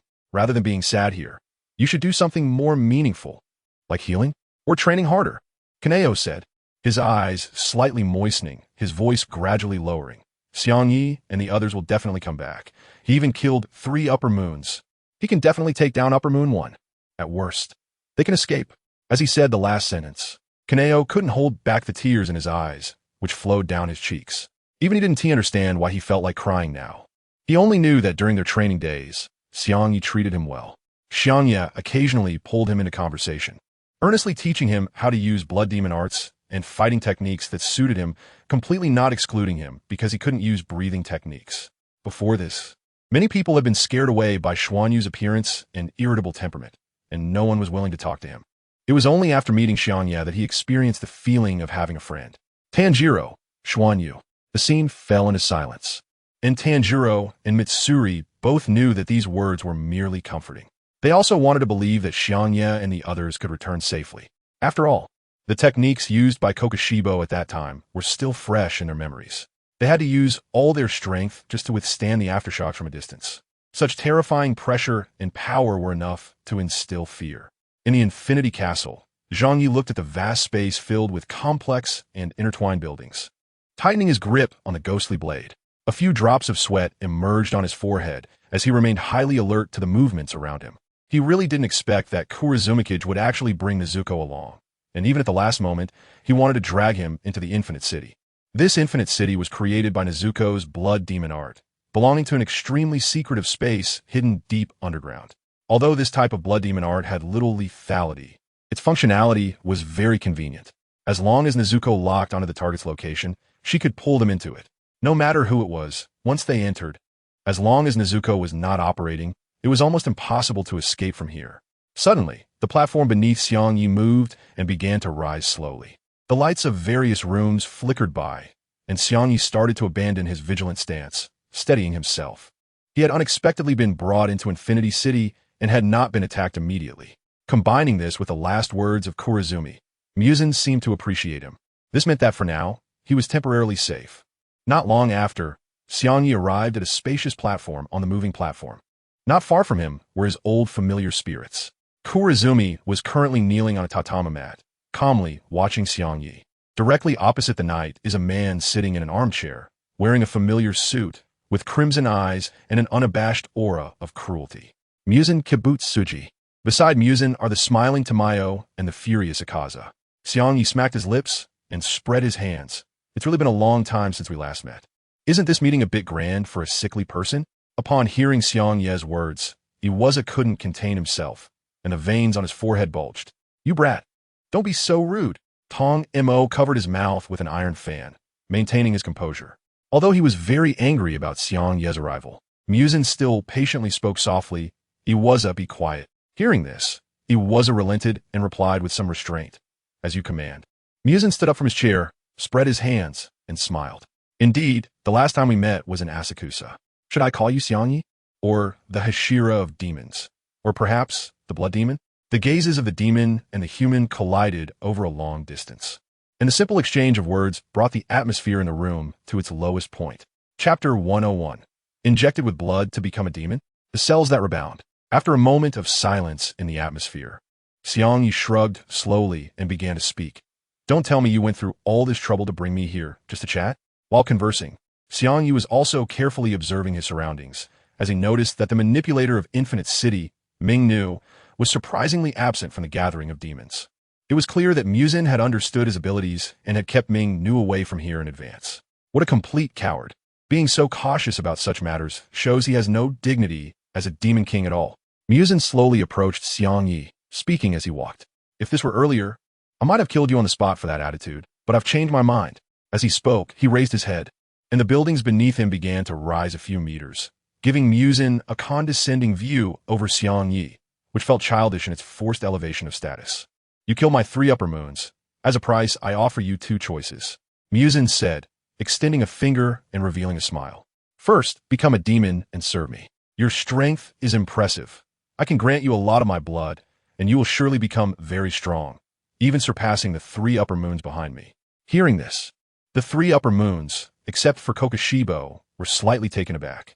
Although Domo wore a smile, his ambition to climb the ranks did not allow anyone below him to surpass him.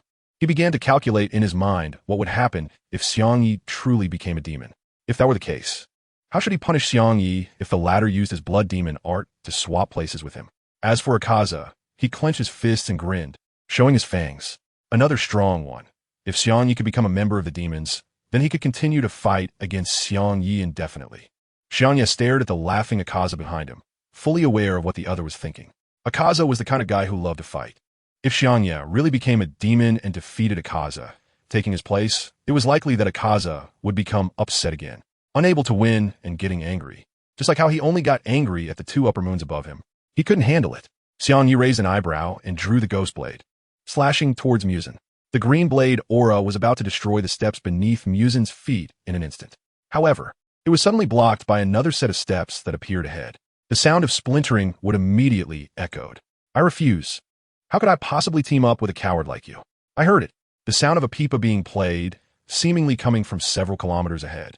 The strike in the night seemed to express dissatisfaction and reject Muzan, but in reality, it was an attempt to gauge the direction of Nezuko.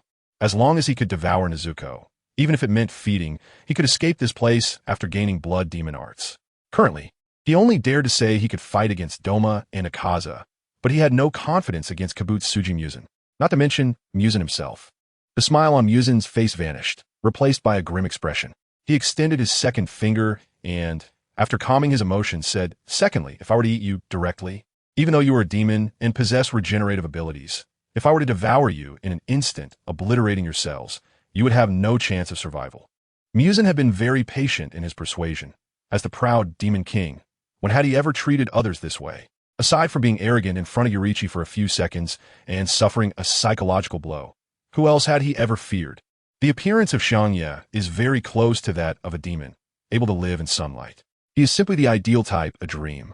Muzan once thought that if he devoured Xiangye, perhaps he would be able to live in sunlight as well.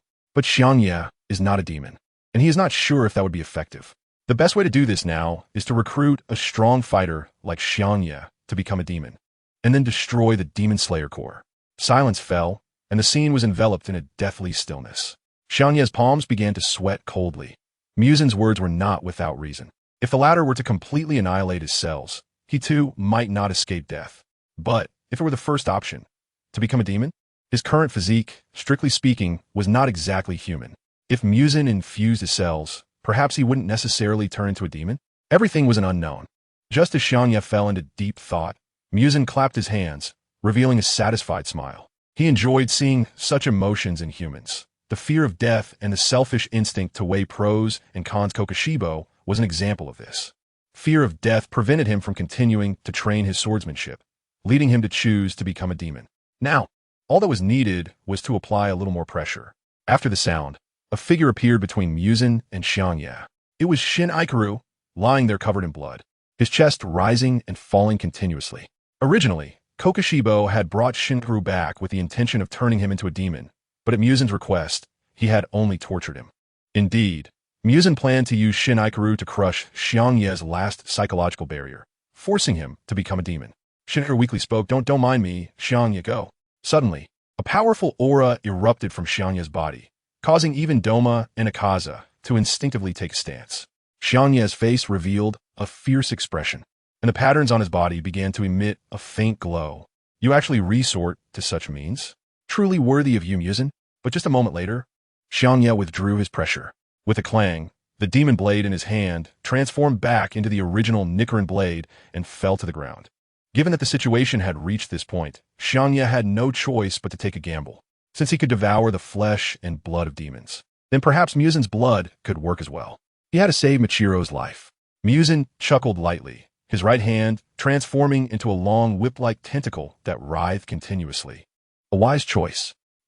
The long end of the tentacle pierced directly into Xiangye's neck, and a large amount of Muzan's blood flowed into Xiangye's body through the tentacle. In an instant, Xiangye's face turned red. "I really envy you, getting so much of Lord Muzan's blood on your first try." Doma covered his face with both hands, his voice tinged with a hint of pleasure. "No, don't." Michiro lay on the ground, despair evident in his eyes. His brother had already lost his life for him in the past, and now Xiangye was about to become a demon right in front of him for his sake. Michiro felt an overwhelming pain in his heart. After feeling it was enough, Muzan retracted the tentacle. He looked at Xiangye, who was curled up on the ground, very satisfied. Another powerful demon was about to be born. How delightful to think about it. Xiangye pounded the ground with both hands, feeling the cells of Muzan attempting to devour the cells within his own body. The sensation was very clear. The opposing brutal cells were wildly roaming throughout his body, spreading in just a few seconds. However, it seemed that the cells within his body were not at a disadvantage. On the contrary, they were aggressively counter-devouring Muzan's cells. Ines. Hoha seeking gifts, seeking reviews, my darlings. Chapter 102. The natural enemy of ghosts, intimidating Muzan's cells. A large number of cells seemed to be engaged in a war, constantly fighting fiercely within Xiangye's body. Although at first, Muzan's cells surged through his body like locusts, dominating every inch, Xiangye was able to manipulate his own cells to counterattack and devour them. He could even capture them. It's quite miraculous. Although Muzan appeared calm on the surface, his heart was already filled with terror. He could feel his cells within Xiangye being rapidly consumed. What is happening? I can't suppress his cells. After realizing the situation, Muzan tried to forcefully control his cells to fight back. At the same time, in Xiangye's mind, Muzan's face also surfaced, and that fierce pressure tried to intimidate him. However, instead of fear, excitement welled up in his heart. "You think you can control me and weaken my cells? Don't think you're the only one who can control cells. Muzin's reaction was already too late. Just moments ago, Xiangye's first wave of cells had already devoured Muzin's cells and gained abilities. Eating effect activated. Gained abilities. High-precision cell control simulation, strength, speed, mental state, recovery. High-precision cell control simulation can control every cell in one's body, altering them according to one's thoughts. Every cell you exhibit can respond to your commands and control. Strength, long-term 75-35, Kibutsuji Muzin, 90, Muzin, speed, long-term 40-10, Tamayo, 35, Kibutsuji Muzin, 60, Muzin, mental state, long-term 64-10, Tamayo, 60, Muzin, recovery, long-term 52-150, Muzin, on the platform. Xiangye and Muzin were locked in a motionless battle of cells, while the other three upper moons looked on in confusion at the silent demon and human. Oh dear, could it be that Lord Muzin is personally controlling the cells? Doma circled around to their center, watching with great interest the silent and tense Muzin. Just as Doma was observing, Kibutsuji Muzin's figure appeared beside him, calmly saying, "Doma, step back, do not disturb Lord Muzin." Doma waved his iron fan, smiling. "It's fine, Lord Kibutsuji, I'm just curious to see." Kibutsuji Muzin paid no real attention to Doma. After all, this guy had always been so irreverent. He then walked over to Takedo, Michiro's side. He looked down at the struggling and nearly dying Michiro, deep in thought. "My descendant, is this how you die? Such a pity," Kibutsuji Muzin said as he crouched down, using his left hand to pry open Michiro's mouth and his right hand to squeeze out blood. The blood continuously dripped from his palm into Michiro's mouth. "Momenzlate." Kibutsuji Muzin released Michiro. Upon receiving the blood, Michiro opened his eyes wide, curling up and groaning in pain. He separated a portion of Muzin's blood, and with Michiro's talent, it was inevitable that he would adapt to the blood and become a powerful demon.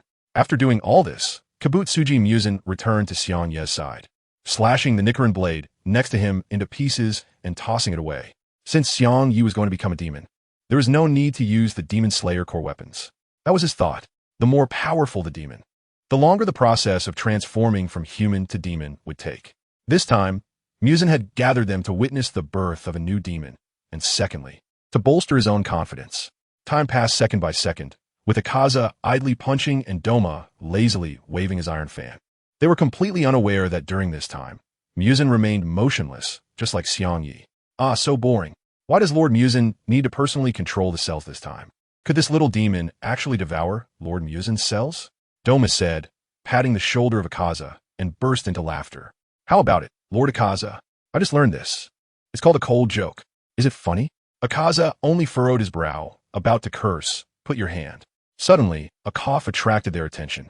They saw Muzin spitting out blood, panic-stricken as he stepped back.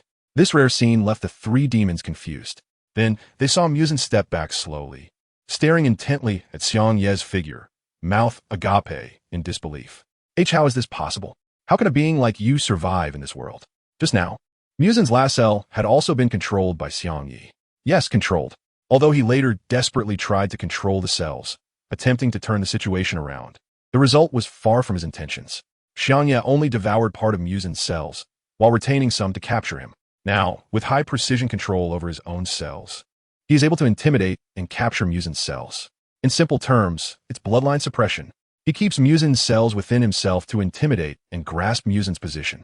Although he cannot say he controls the Demon King, he can still intimidate someone like Muzin. Why not? Every entity has its natural enemy. Why can't you believe that I am the demon's nemesis? Xiangye slowly stood up, a smirk on his lips. He felt an endless amount of strength and mental energy coursing through him. He really didn't expect that acquiring Muzin cells would enhance him to such a degree. Meanwhile, the three demons behind him looked on in astonishment, filled with confusion. Akaza's expression was serious, like a guard ready for action. "What happened to Lord Muzin?" Doma, smiling and gripping his iron fan, said joyfully, "I really didn't expect that Lord Muzin also has an interest in acting. Should I join in?" Only Kokushibo sensed something was off. In the 400 years he had known Muzin, he had only seen this side of him once. During the days after meeting Yorichi, this was truly fear taking hold. Something seemed wrong. He had to take action. Kokushibo thought to himself. His figure flashed, and he disappeared from the spot. Muzin, feeling the pressure emanating from Xiangye, began to sweat profusely and retreated. The deep blue eyes of Xiangye were fixed on him, giving him the feeling of being preyed upon by a natural enemy. In an instant, as Muzin was momentarily stunned, a whip-like attack rushed towards him, so fast that it left no afterimage. The sound of air breaking filled his ears. Just as the attack was about to land on Muzin, a purple figure appeared in time to block the strike. Akaza exclaimed in surprise. This attack was different from what he had imagined. This brutal force was so strong. Feeling the power transmitted through the Demon Blade in his hand, Akaza was instantly sent flying. He had been careless, not using all his strength. As he was sent flying, Akaza looked towards the source of the whip attack. It was Xiangye, whose right hand had transformed into a blood and flesh whip. Chapter 103. Fleeing in disarray? My goal has already been achieved. In the back, Gyako widened his eyes, baring his teeth in disbelief as he watched the scene unfold. This guy actually sent Akaza flying in an instant. Meanwhile, Doma looked on with a curious expression, seemingly enjoying the spectacle. Oh my, he flew so far. Lord Akaza, I truly didn't expect such a scene. The demonized Xiangye did not wait long, instead encountering the enhanced Xiangye, seemingly still fueled by Muzin's absorbed flesh and blood. After Akaza was sent flying, Muzin regained his composure from the panic, gritting his teeth as a surge of anger welled up within him. As the Demon King, he had just shown such cowardice, but it was merely the suppression of his cells. Xiangye definitely can't surpass him in strength, right? 400 years ago, he already suffered a psychological shadow, but that time was unavoidable. This time, he must overcome such fear. Muzin thought, transforming his hands into long, whip-like spikes that he swung toward Xiangye. Suddenly, a powerful aura was released from Muzin, and the pressure from the whip engulfed the entire area. In an instant, two whips approached Xiangye's face. His reaction was quite fast. It seems this 1,000-year-old Demon King didn't earn his title for nothing.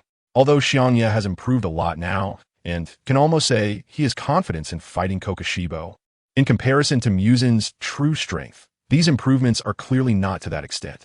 After all, in the original story, Muzin was weakened by strong opponents and was forcibly dragged until dawn before being defeated by the Demon Slayer Corps. The current Muzin could easily wipe out the members of the Demon Slayer Corps without exaggeration. Indeed, right now you can't beat me, but unfortunately, the path has narrowed. Xiangye immediately urged the cells within his body to intimidate. Suddenly, the face of Xiangye appeared in Muzin's mind, looking down at him from a higher position. In an instant, Muzin was drenched in cold sweat, and he had only one thought: escape. Overcoming fear? Who cares about overcoming it? Muzin thought, using a speed even faster than his previous attack to swiftly flee behind him. The whip immediately retracted. In the blink of an eye, Muzin's figure vanished from the spot, leaving behind the astonished Doma and Akaza. What is happening? Where is Lord Muzin? This was their current thought. With their strength, they couldn't even detect the speed at which Muzin was escaping with all his might. Akaza looked at the high-spirited fighting spirit emanating from Xiangye, feeling a surge of excitement as he prepared to take a stance. You've gotten stronger. Xiangye seems to have reached a supreme realm. In that case, I'll use Destroying Kill Row. Akaza happily said, crouching down to unleash his technique. A pale blue formation was about to form beneath his feet, but in the next moment, in his eyes, the figure of Xiangye, which was originally far from him, suddenly disappeared and appeared right in front of him. So fast. Akaza's body was instantly sliced into several pieces. In his astonished gaze, he saw Xiangye's one hand transform into a whip, while the other hand solidified into a demon blade without him realizing it. He didn't even understand what was happening before he was attacked. Beside him, Doma laughed and pretended to attack as well. But suddenly, Xiangye's eyes locked onto his body, and a sense of pressure surged. Why can't I move? My cells are in fear. No, it's not my cells. It's Lord Muzin's cells that are afraid of him.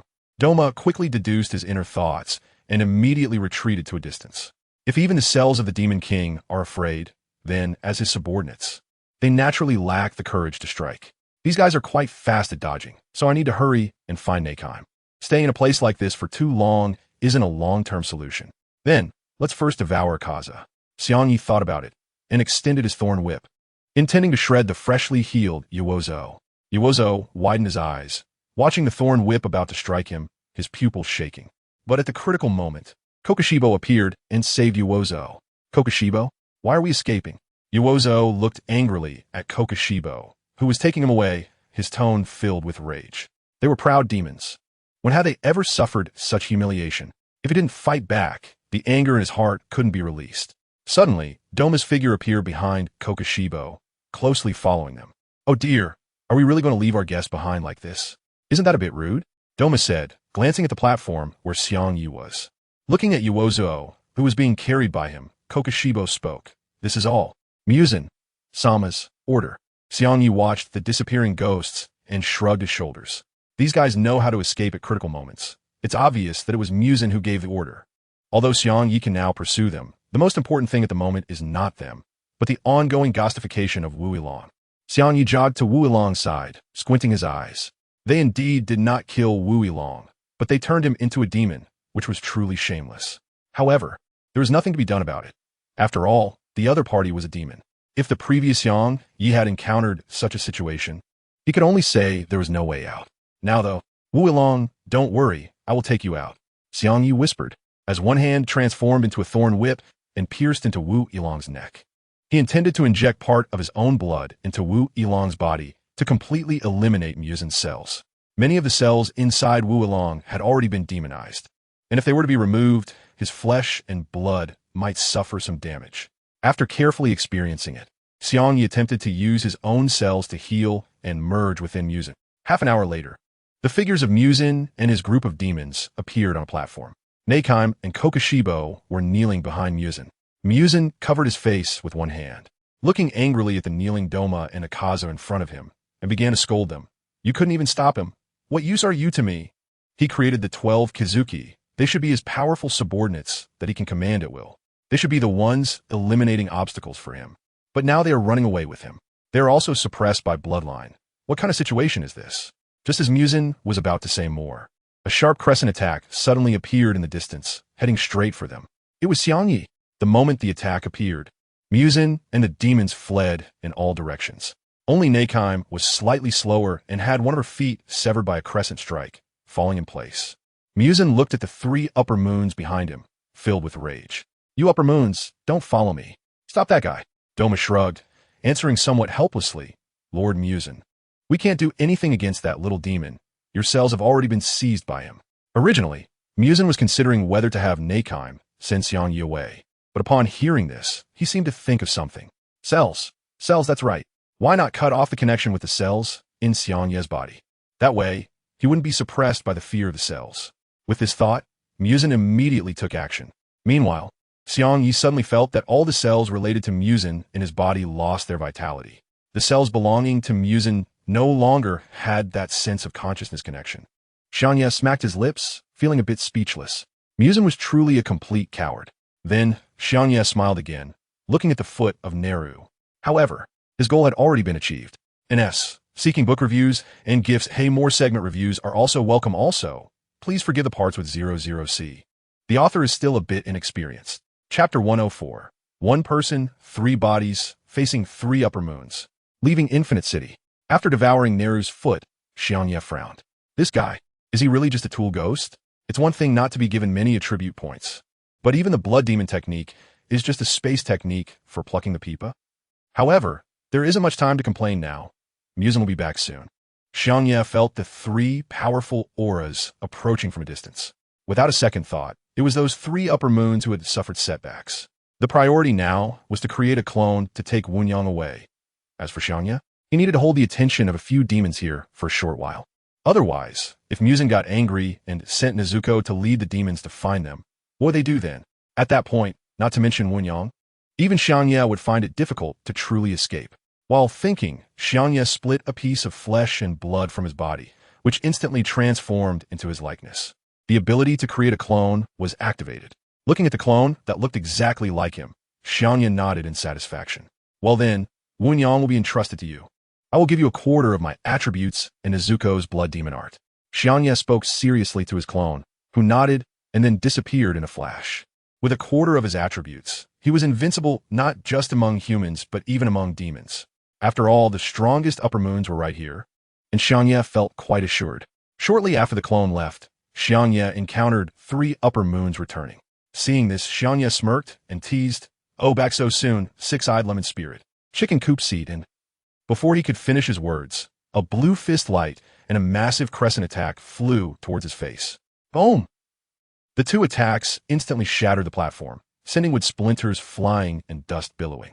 Yozawa was filled with rage, not just because Xiangye called him chicken coop seat, but mainly due to the humiliation he suffered earlier at Xiangye's hands. In just a moment, he was beaten so badly that he couldn't even use his techniques. He felt like he had lost face completely. He was an Upper Moon 3 who had lived for over 100 years. When had he ever endured such humiliation? With veins bulging on his forehead and a violent aura surrounding him, Yozua shouted, "You're dead today. I will turn you into a pile of flesh until you admit your mistakes and beg for mercy." Meanwhile, Doma was in a completely different state, grinning with a smile, his colorful eyes sparkling with unusual light. "Oh dear, although I don't know what I should be angry about. It seems like it's fine as long as I follow the two of you into battle." Kokushibo, on the other hand, remained silent. Having lived for so many years, he was not as impulsive as Yozua. He merely looked calmly at the composed Xiangye, his demon blade evolving and splitting once more. He never believed that Xiangye could be stronger than him, and the fact was indeed true, which was why he felt no anger. Amidst the swirling dust, a white figure leaped lightly out. At this moment, Xiangye once again uses his ability to split, aimed at dispersing the opponent's combat power. One is to deal with Kokushibo, while the other is to confront Doma and Akaza. Although he is definitely not a match in terms of strength, his immortal body and perverse abilities are enough to give them a headache and consume their energy for a long time. For a moment, chaos erupts within Infinity Castle, with loud noises rising and falling. There are no small disturbances, only greater destruction. Muzin stands high above, looking down at Xiangye, who is resisting Kokushibo with his hands transformed into thorn whips. He grits his teeth, his eyes filled with anger and a hint of hidden fear. A guy like you must die here today. He is unaware of how much ability Xiangye still possesses. Even the two split bodies at present are enough to make Muzin envious. In the past, they were able to hide and wear down Yorchi's lifespan, so now, staying in Infinity Castle to exhaust a Xiangye should be even simpler. On the battlefield to the east, Doma, why are you devouring his flesh and blood? Have you lost your mind? Akaza glares at the four ice crystal figures that resemble Xiangye, his teeth grinding in anger. They are dealing with Xiangye, who possesses Kokushibo's flesh and blood abilities. Just moments ago, Xiangye had unexpectedly struck down Doma's limb and devoured it. Thus, the scene before them unfolds. The four ice crystal figures wielding ice crystal long knives launch crescent attacks toward Akaza. Although the icy crescents only leave wounds and coldness upon grazing Akaza's skin, their sheer number and complex abilities prove troublesome. At this moment, Akaza's anger begins to shift, silently thinking about beating Doma up after the battle ends. Although he knows he can't win, it truly infuriates him. Destruction Kill, Final Form, Blue-Silver Chaos Light. On the other side, Doma, who is facing off against Xiangye, is currently controlling the ice bodhisattva beneath him, continuously launching attacks toward Xiangye. Upon hearing Akaza's words, he excitedly covers his mouth with his iron fan. He truly did not expect that Lord Akaza would care about him so much. As a friend, he is genuinely moved. In the chaos of Infinite City, the clone that was first sent out by Yashioru has returned to its original position.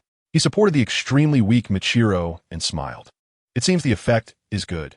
Muzin's flesh and blood have all been eliminated, so Michiro won't turn into a demon. The missing parts can only be said to have been filled with Yashioru's flesh and blood cells. Although it's not the original body tissue, at least he survived.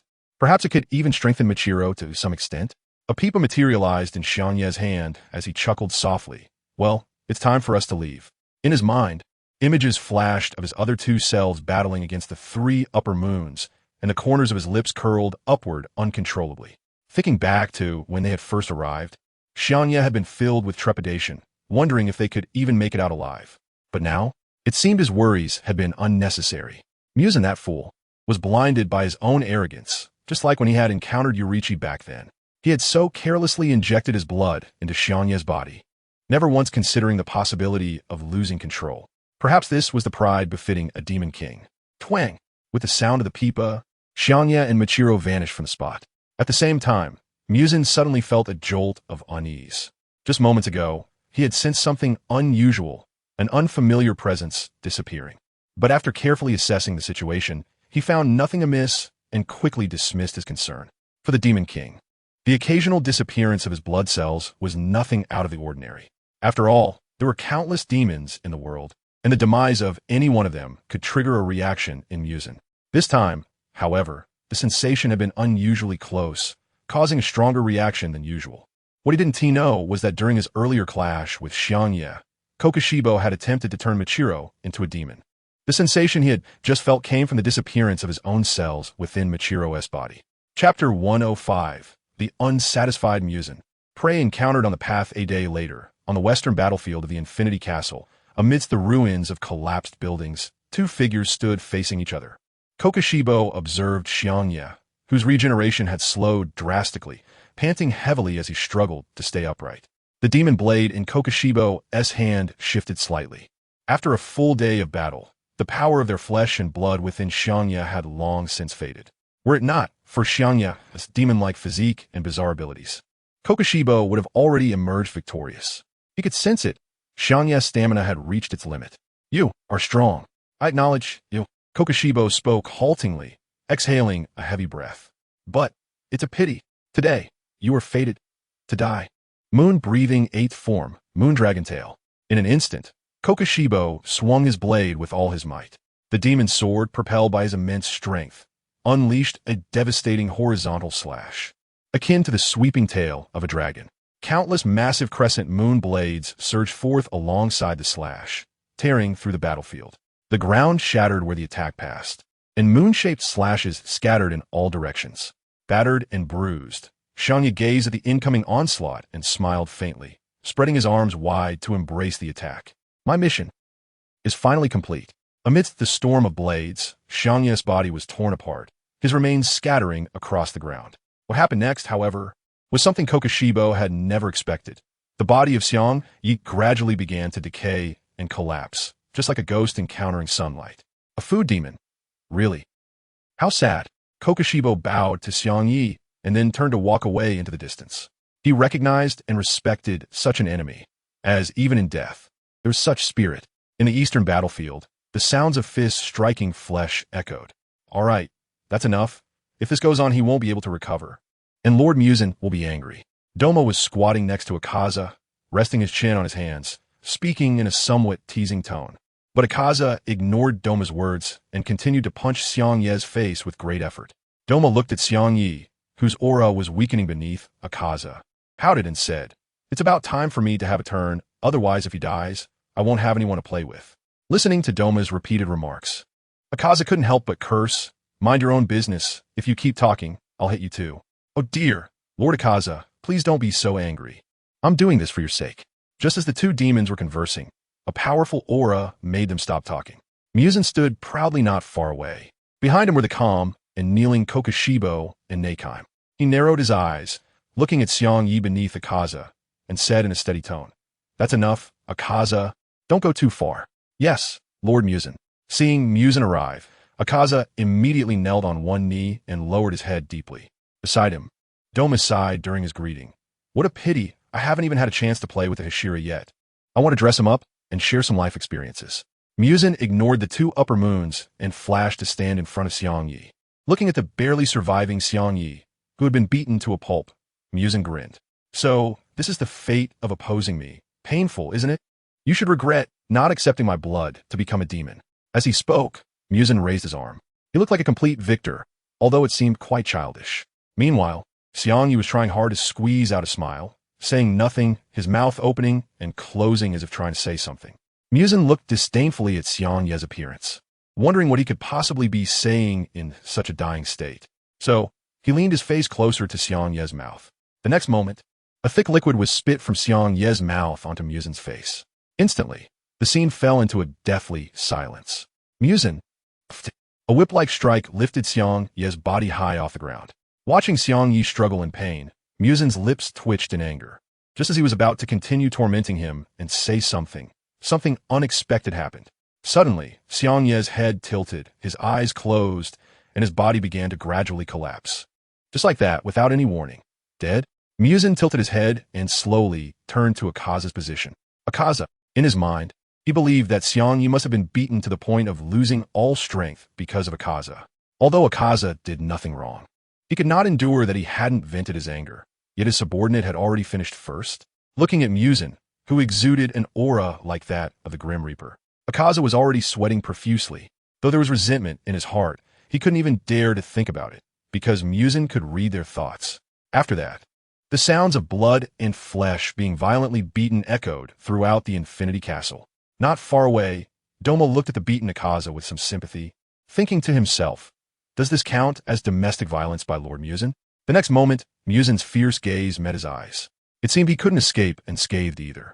Just as all the demons believed that Xiangye had died, in the desolate mountains, in a pitch-black environment, a white-haired boy was slowly walking down a small path, carrying a blood-soaked black-haired boy.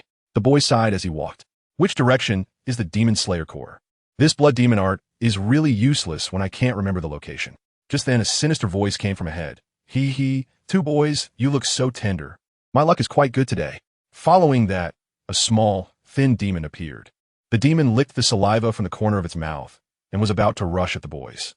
In an instant, the demon felt the world turn upside down. Did he just fall to the ground? And from the feeling, it seemed someone was sitting on him. The demon looked up and saw that the boy had somehow knocked him down and was now sitting on him.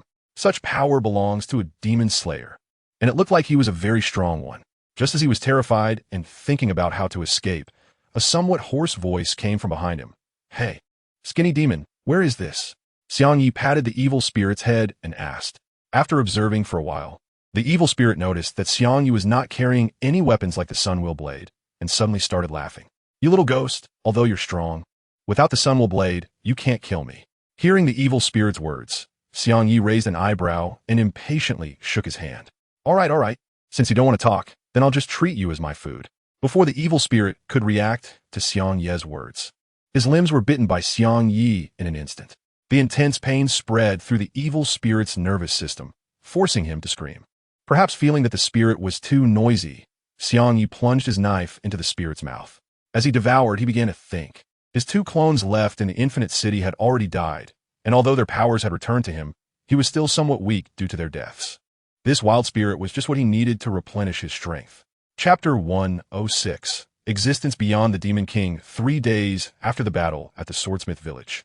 In the Demon Slayer Corps training ground, invisible and rapid attacks were flying around, forming a dangerous area. Arrows accompanied by blades coated in water flew recklessly, and the splendid attacks shimmered under the sun. Speed wasn't enough.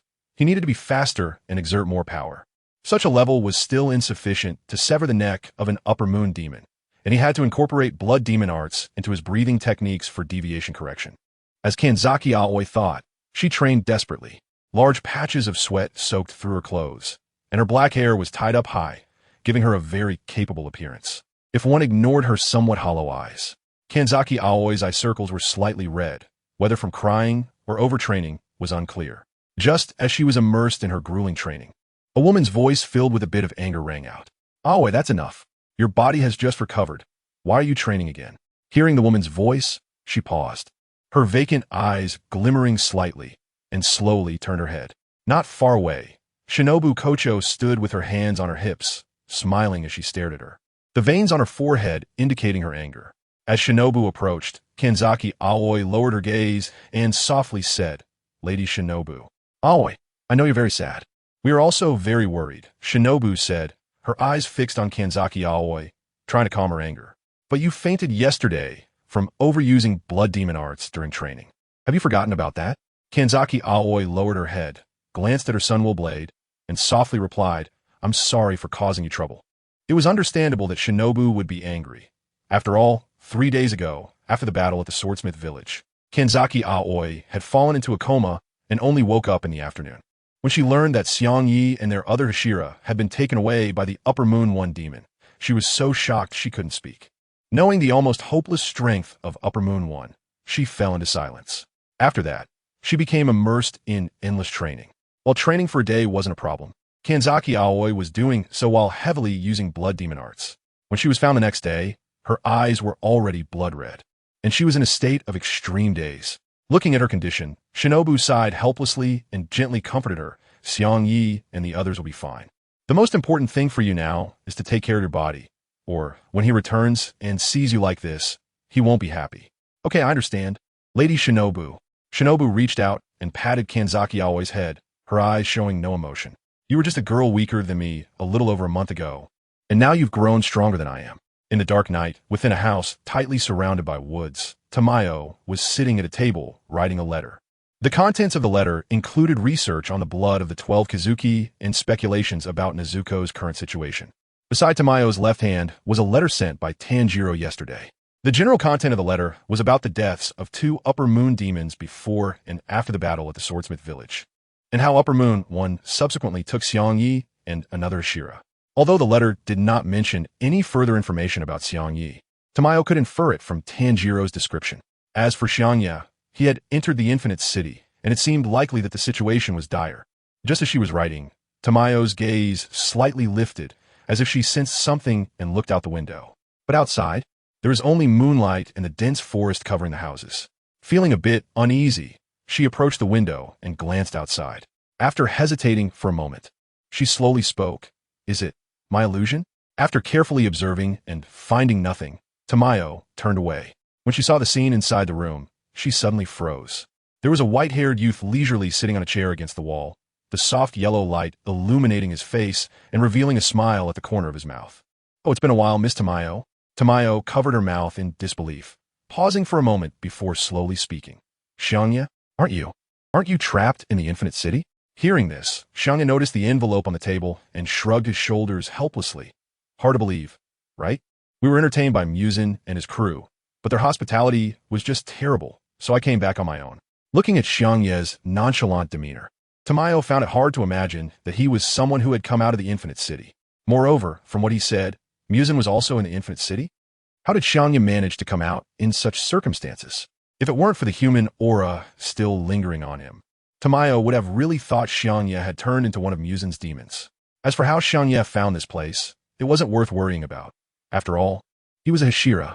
Tamayo walked to her original chair, glanced at the envelope on the table, and asked curiously, "Us? Does that mean the Hashira who accompanied you is still alive?" Michiro has already returned to the Demon Slayer Corps. "But I came here because I have something that needs to be handed to you personally," Xiangye said, taking out a ball of flesh from his pocket. Subsequently, Xiangye told Tamayo everything in detail, as they were all on the same side, so he didn't hide anything. He spoke about absorbing Muzan's cells, controlling him, facing 3 Upper Moons alone, and cleverly escaping using Nezuko's abilities, among other things. Each statement struck Tamayo's understanding profoundly. Although he was speaking in human terms, she found it somewhat incomprehensible when put together. However, Tamayo still grasped the most important point: absorbing Muzan's cells. After listening to Xiangye's explanation, Tamayo quickly said, "Since your cells can perfectly counter Muzan, then can we." Before Tamayo could finish her sentence, Xiangye waved his hand. "I know what you're thinking. Miss Tamayo, to inject my cells into Muzan's body, right? But that's not very feasible. He can expel my cells." Hearing Xiangye's words, Tamayo's expression dimmed, and then she looked at the ball of flesh in Xiangye's hand, asking curiously, "So what is this?" "Oh, this is the Muzan cells that were left in my body at that time. They're already disconnected," Xiangye replied, weighing the ball of flesh in his hand. Tamayo's pupils trembled again, and she began to sweat nervously on her forehead, speaking with a hint of tension. "Since you brought this thing personally, then it must not be as simple as just for my previous research, right? This is Muzan's blood cells. I can't even imagine what could be achieved through research." Then, Xiangye's next words made her cover her mouth in disbelief. "I hope, Miss Tamayo, that you can help me research these cells into something that can fully integrate with my body." Tamayo understood very well what this meant. The special physique of the food demon in Xiangye, combined with the support of Muzan's cells, that is an existence that surpasses the Demon King. Chapter 107. Fusion of Cells. Let me give you Yushiro. It seems I arrived at the wrong time. Within 3 days after Xiangye arrived at Tamayo's residence, he was being drained of blood and subjected to tests every day. Tamayo looked at Xiangye, who had transformed into a girl, and nodded excitedly. "The tests are almost complete. The remaining tissue samples should be successful." Xiangye rested his chin on one hand, somewhat bored as he played with his black hair. This was the body he had transformed into using Muzan's high-precision cell manipulation ability, resembling his sister. With long black hair, a graceful figure, and a slightly voluptuous chest, combined with a charming face, he looked just like a beautiful girl. Xiangye stretched lazily and said somewhat sluggishly, "You've worked hard these days, Miss Zhuya." Zhuya smiled and shook her head, her eyes sparkling with excitement, her tone filled with uncontainable enthusiasm. "Not at all. It's thanks to you bringing in the cells that are too intact. All of this is thanks to you.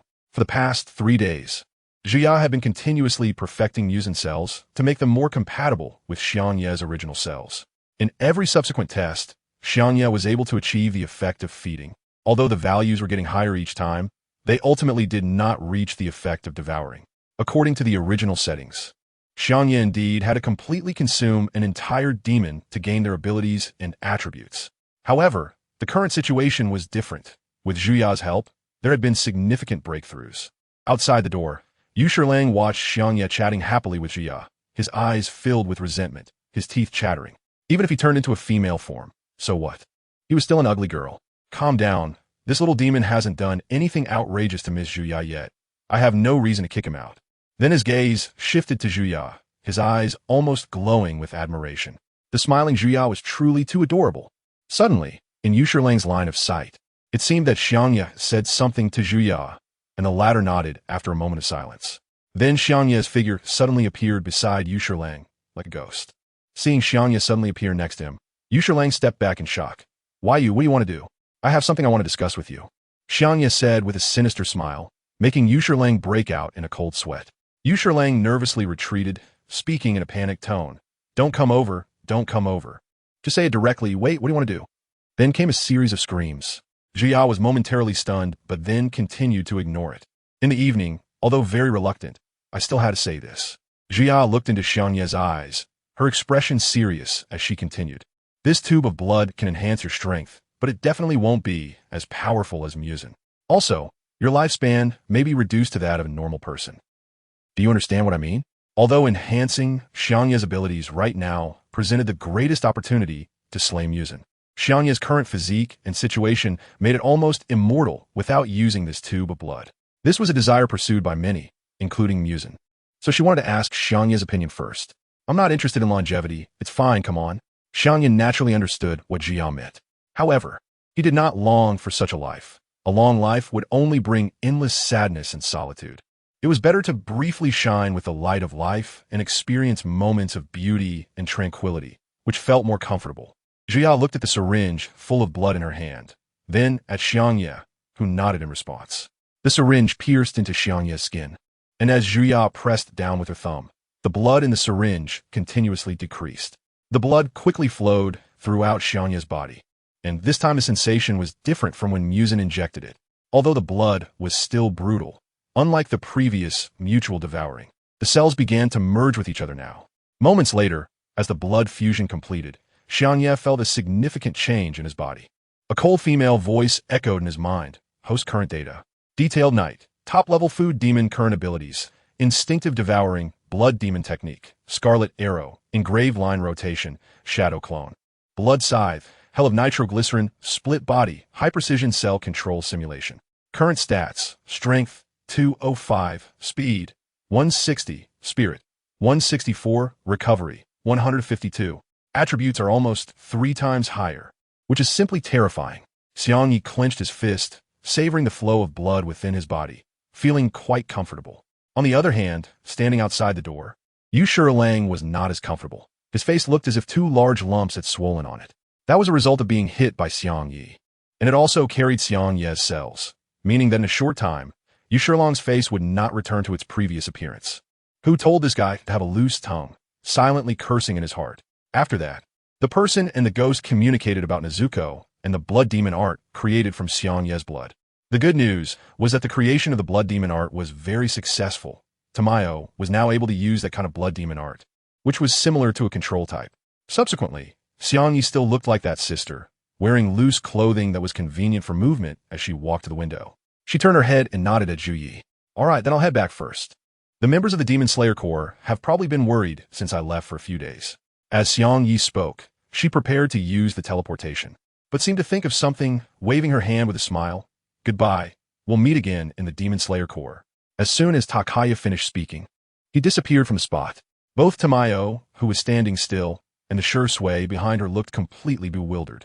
What does it mean that we, the Demon Slayer Corps, see? In the Butterfly Mansion, among the healing spring water, Kanazaki Aoi was soaking, easing her tense mind. Over the past few days, through training, although her mastery of blood demon arts had become more precise, her original basic attributes were still lacking significantly. The improvement through training was also very slow. While thinking about this, Kanazaki Aoi's gaze gradually shifted to a Nichirin Blade at the entrance. That blade was the one originally inside the Yurichi-type Zero doll, which was sent over by the steel grave after it was repaired. Originally, that blade was meant to be given to Takaya. Thinking of this, a hint of sadness reappeared in her eyes. The day before, Michiro had miraculously returned to the Demon Slayer Corps, but Takaya had not. From a narrative, it could only be learned that Michiro fell into a coma in the Infinity Fortress, and in his last moments of memory, he only recalled Takaya being injected with blood by Musin to turn him into a demon. When he woke up again, he was already on a street, and Takaya was nowhere to be found. Just as she closed her eyes, lost in memories, she suddenly felt someone pressing down on her. Kanazaki Aoi opened her eyes in panic, looking at the black-haired girl who had appeared before her with a face full of vigilance. The girl, drenched all over, turned to look at her and smiled awkwardly. "Aha, I was taking a bath. It seems I came a really bad time." Hearing that familiar voice, Kanazaki Aoi was slightly stunned, and in her sight, the girl's figure began to change. Gradually, it transformed into Takaya's appearance. Chapter 108. The pillar appears in the women's bathhouse? A serious question. Am I human? Kanazaki Aoi was slightly taken aback, feeling her mind go blank. Looking at the suddenly appeared Takaya, the corners of her eyes gradually became wet, and she hugged him tightly. While desperately holding onto Takaya's neck, she cried out loudly, completely disregarding that he was currently without any clothing. "I knew it. I knew you weren't dead, you bastard."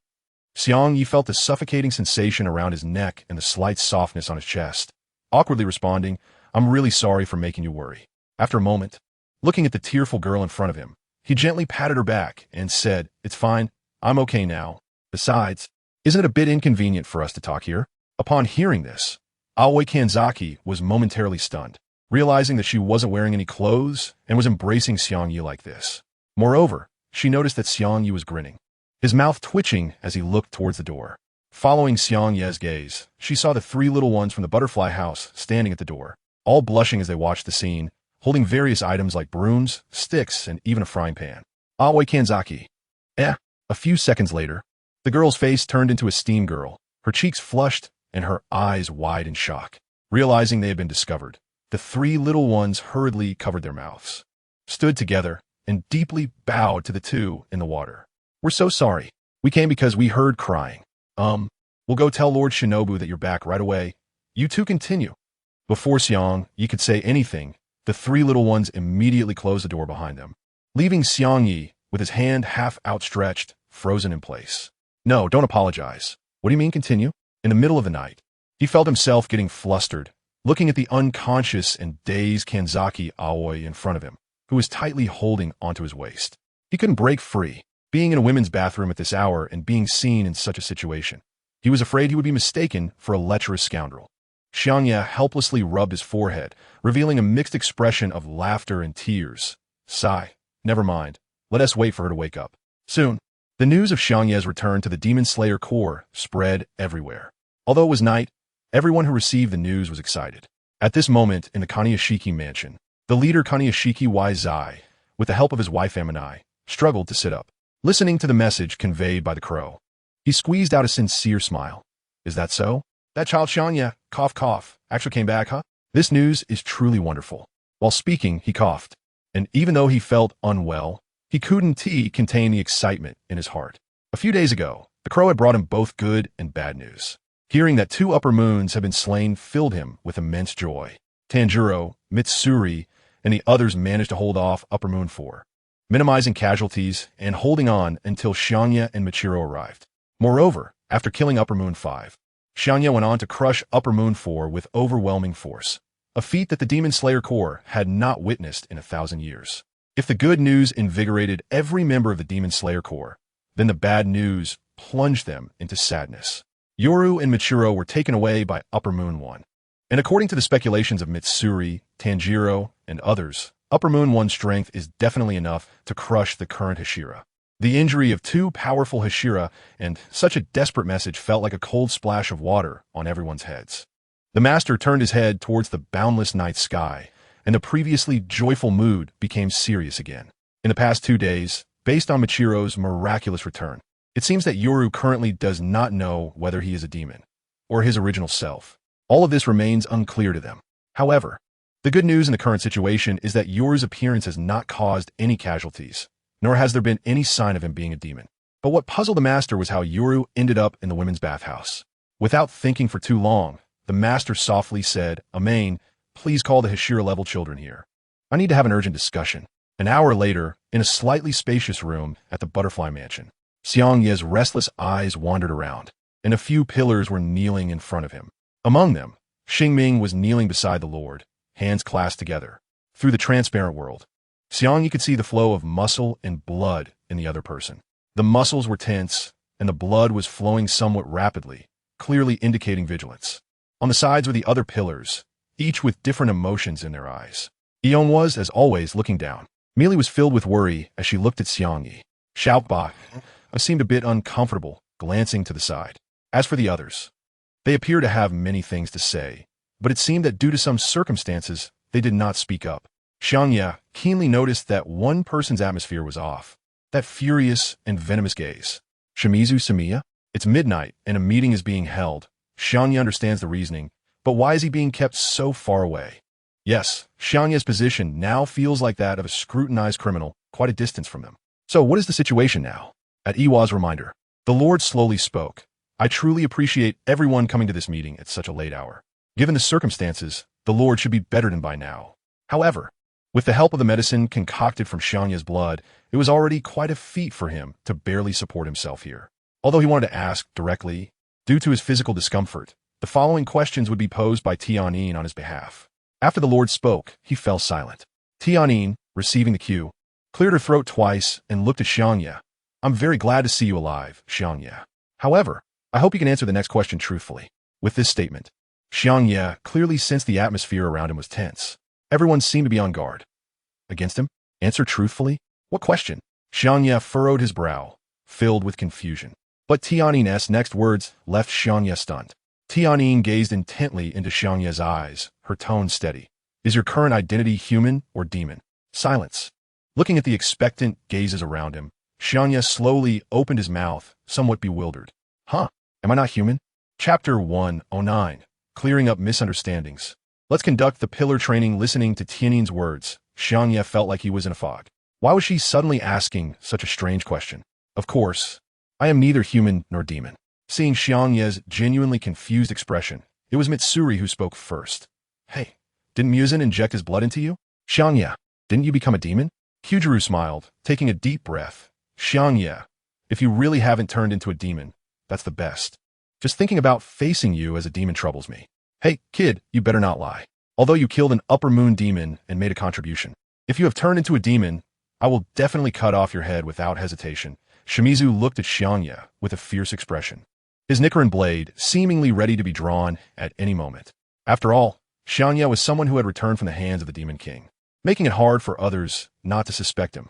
As for Michiru, he had already checked in the past few days. Aside from some slight changes in his limbs, there was nothing else. Hearing their words, Xiangye slightly parted his lips, his eyes turning into tiny dots. What did you hear that? I haven't turned into a demon. The others? After a moment of silence, Tenjin broke the atmosphere. I heard from Michiru that you were injected with blood by the Demon King Muzan, and he even boasted about turning you into a demon. What's going on? Finally understanding, Xiangye sighed, almost scared to death. He thought that after leaving for just a few days, he would be inexplicably ostracized by the whole team.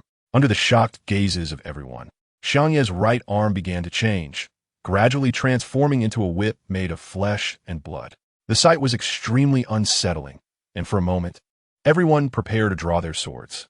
But seeing Xiangye's calm demeanor and the smile on his face, they hesitated and put their swords back. Don't be nervous. Everyone knows I can devour evil demons to gain abilities, right? This ability I have now belongs to the Demon King Muzan. After Xiangye said this, everyone present clearly held their breath, falling into an even deeper silence. Mitsuri was the first to cover her cheeks, exclaiming in surprise. What did you say? Butterfly Shinobu, sitting next to Mitsuri, leaned forward excitedly, her eyes filled with disbelief. Xiangye naturally knew what they were shocked about, and awkwardly waved his other hand, saying, Ahaha, this is just the blood and flesh ability I took from Muzan, not that I killed Muzan. Hearing this, everyone lowered their heads in disappointment, but quickly adjusted their states.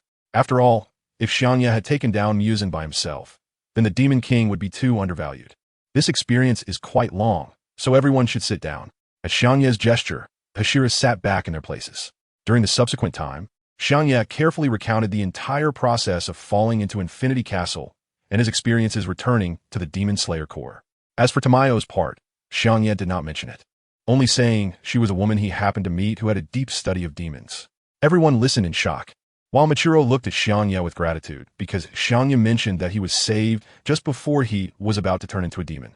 Even the subsequent journey was guided by Xiangye, although he ultimately left them alone by the roadside. Everyone could say that listening to the whole process was thrilling and dangerous. Intimidating Muzin? Such a thing really could be done, and the most outrageous part was using the opponent's cells against them.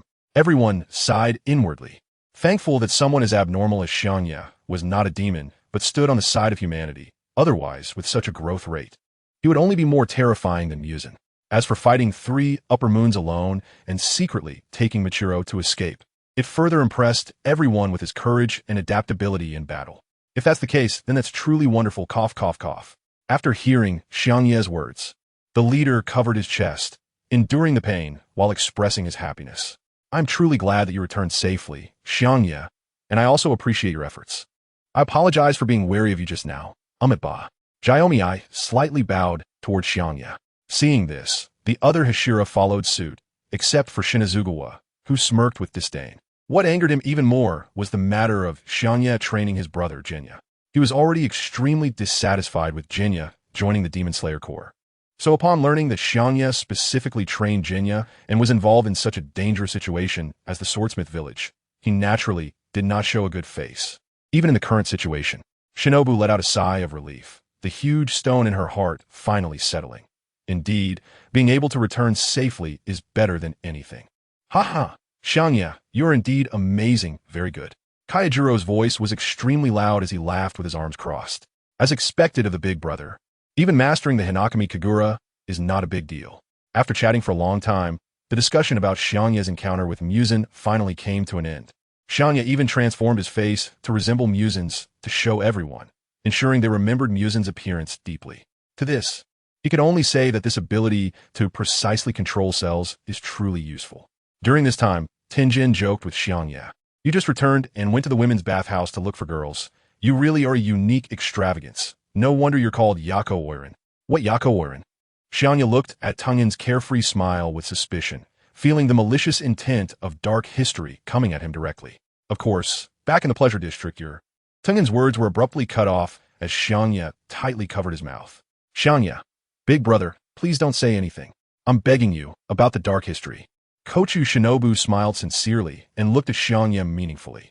If you're looking for Aoi, there's no need to be in such a hurry. Besides, it's not really appropriate for a girl to be alone in the bathhouse without any clothes on. Huh? So you went to find Aoi as soon as you came back, and you went straight to the bathhouse? That's really bold, Mitsuri said, covering her face, her cheeks turning red to the ears. Meanwhile, Iguro gave Xiangye a look that said, You're quite something. Being teased like this, Xiangye wished he could find a crack in the ground to bury his head in. The conversation then shifted back to the battle at the Swordsmith Village. Xiaomi's expression turned serious as he rubbed the beads in his hands and slowly spoke. Everyone understands, right? Given our current strength, we are completely no match for the true strong among the 12 Kazuki. He then asked, Does anyone have any suggestions? His words made everyone lower their heads and begin to think. They all knew what Xiaomi was talking about. When facing Han Tengu, Mitsuri and Tanjiro and the others couldn't even break through the defense together. When facing Kokushibo, even the two Hashira, Michiro and Mitsuri, had to use all their strength just to withstand the residual waves of his attacks. If it hadn't been for Xiangye's efforts to turn the tide by himself, it's likely that no one would have survived in the Swordsmith Village at that time. The gap in strength between both sides was too great. Just then, a clear voice caught everyone's attention. Xiangye extended a hand and said loudly, I have a suggestion. Why don't we conduct a Hashira training session? Chapter 110, Subsequent Arrangements. Let Nezuko walk a few laps under the sun. Hashira training? Not only did Tianyin look at Xiangye with confusion, but the others did as well. Xiangye scanned the crowd and then fixed his gaze on Tianyin and the leader. Yes, based on the current main strength of the Demon Slayer Corps, we might still have a chance to resist when facing the Upper Moon 3 and Upper Moon 2. Xiangye retracted his smile and shifted to a serious expression as he continued. But when facing Upper Moon 1 and Muzin, We only have the result of being heavily injured after just one encounter. Upon hearing this, everyone naturally understood what Xiangye meant. Even Xiangye, who was hot-tempered and usually unwilling to lose, merely clenched his fists without refuting this statement. Xiaoba noticed that Xiangye must have a good idea, and resting his chin on one hand, he replied, "So, Xiangye, if you say it this way, you must have a way to enhance the strength of the Demon Slayer core, right?" Xiangye nodded and then pointed to his head. "Do you all remember what I said before about the He Dao and the transparent world? Given the current situation, just mastering the He Dao is no longer enough to deal with what we face now. So, you mean we still need to master the transparent world?" Yong, rarely lowering his head to think, asked. Although Xiangye had indeed pointed out a clear path for everyone, no one showed joy on their faces. He had previously mentioned that mastering the transparent world is extremely difficult and can only be achieved in life and death situations. Moreover, this process requires personal comprehension and understanding of the methods to use it. The difficulty is indeed very high. But now it's hard for us to have the pressure to improve. Without suitable conditions, just practicing among ourselves won't achieve that kind of effect, Tianyuan said, pinching his chin with a troubled expression. After all, the remaining 3 upper moon demons would not go easy on them, leaving no opportunity to test themselves against the demons. As for other demons, they were just a matter of a casual strike, not even qualifying as practice. Unlike the other worried Hashira, Xiangye smiled lightly and, to everyone's surprise, split off another version of himself. The split Xiangye spoke to everyone. If it were before, this method might not have worked, but now it's different. My current strength is already close to Upper Moon 1. I'm the best condition we have right now. Meanwhile, the original Xiangye, sitting in place, continued from where his clone left off.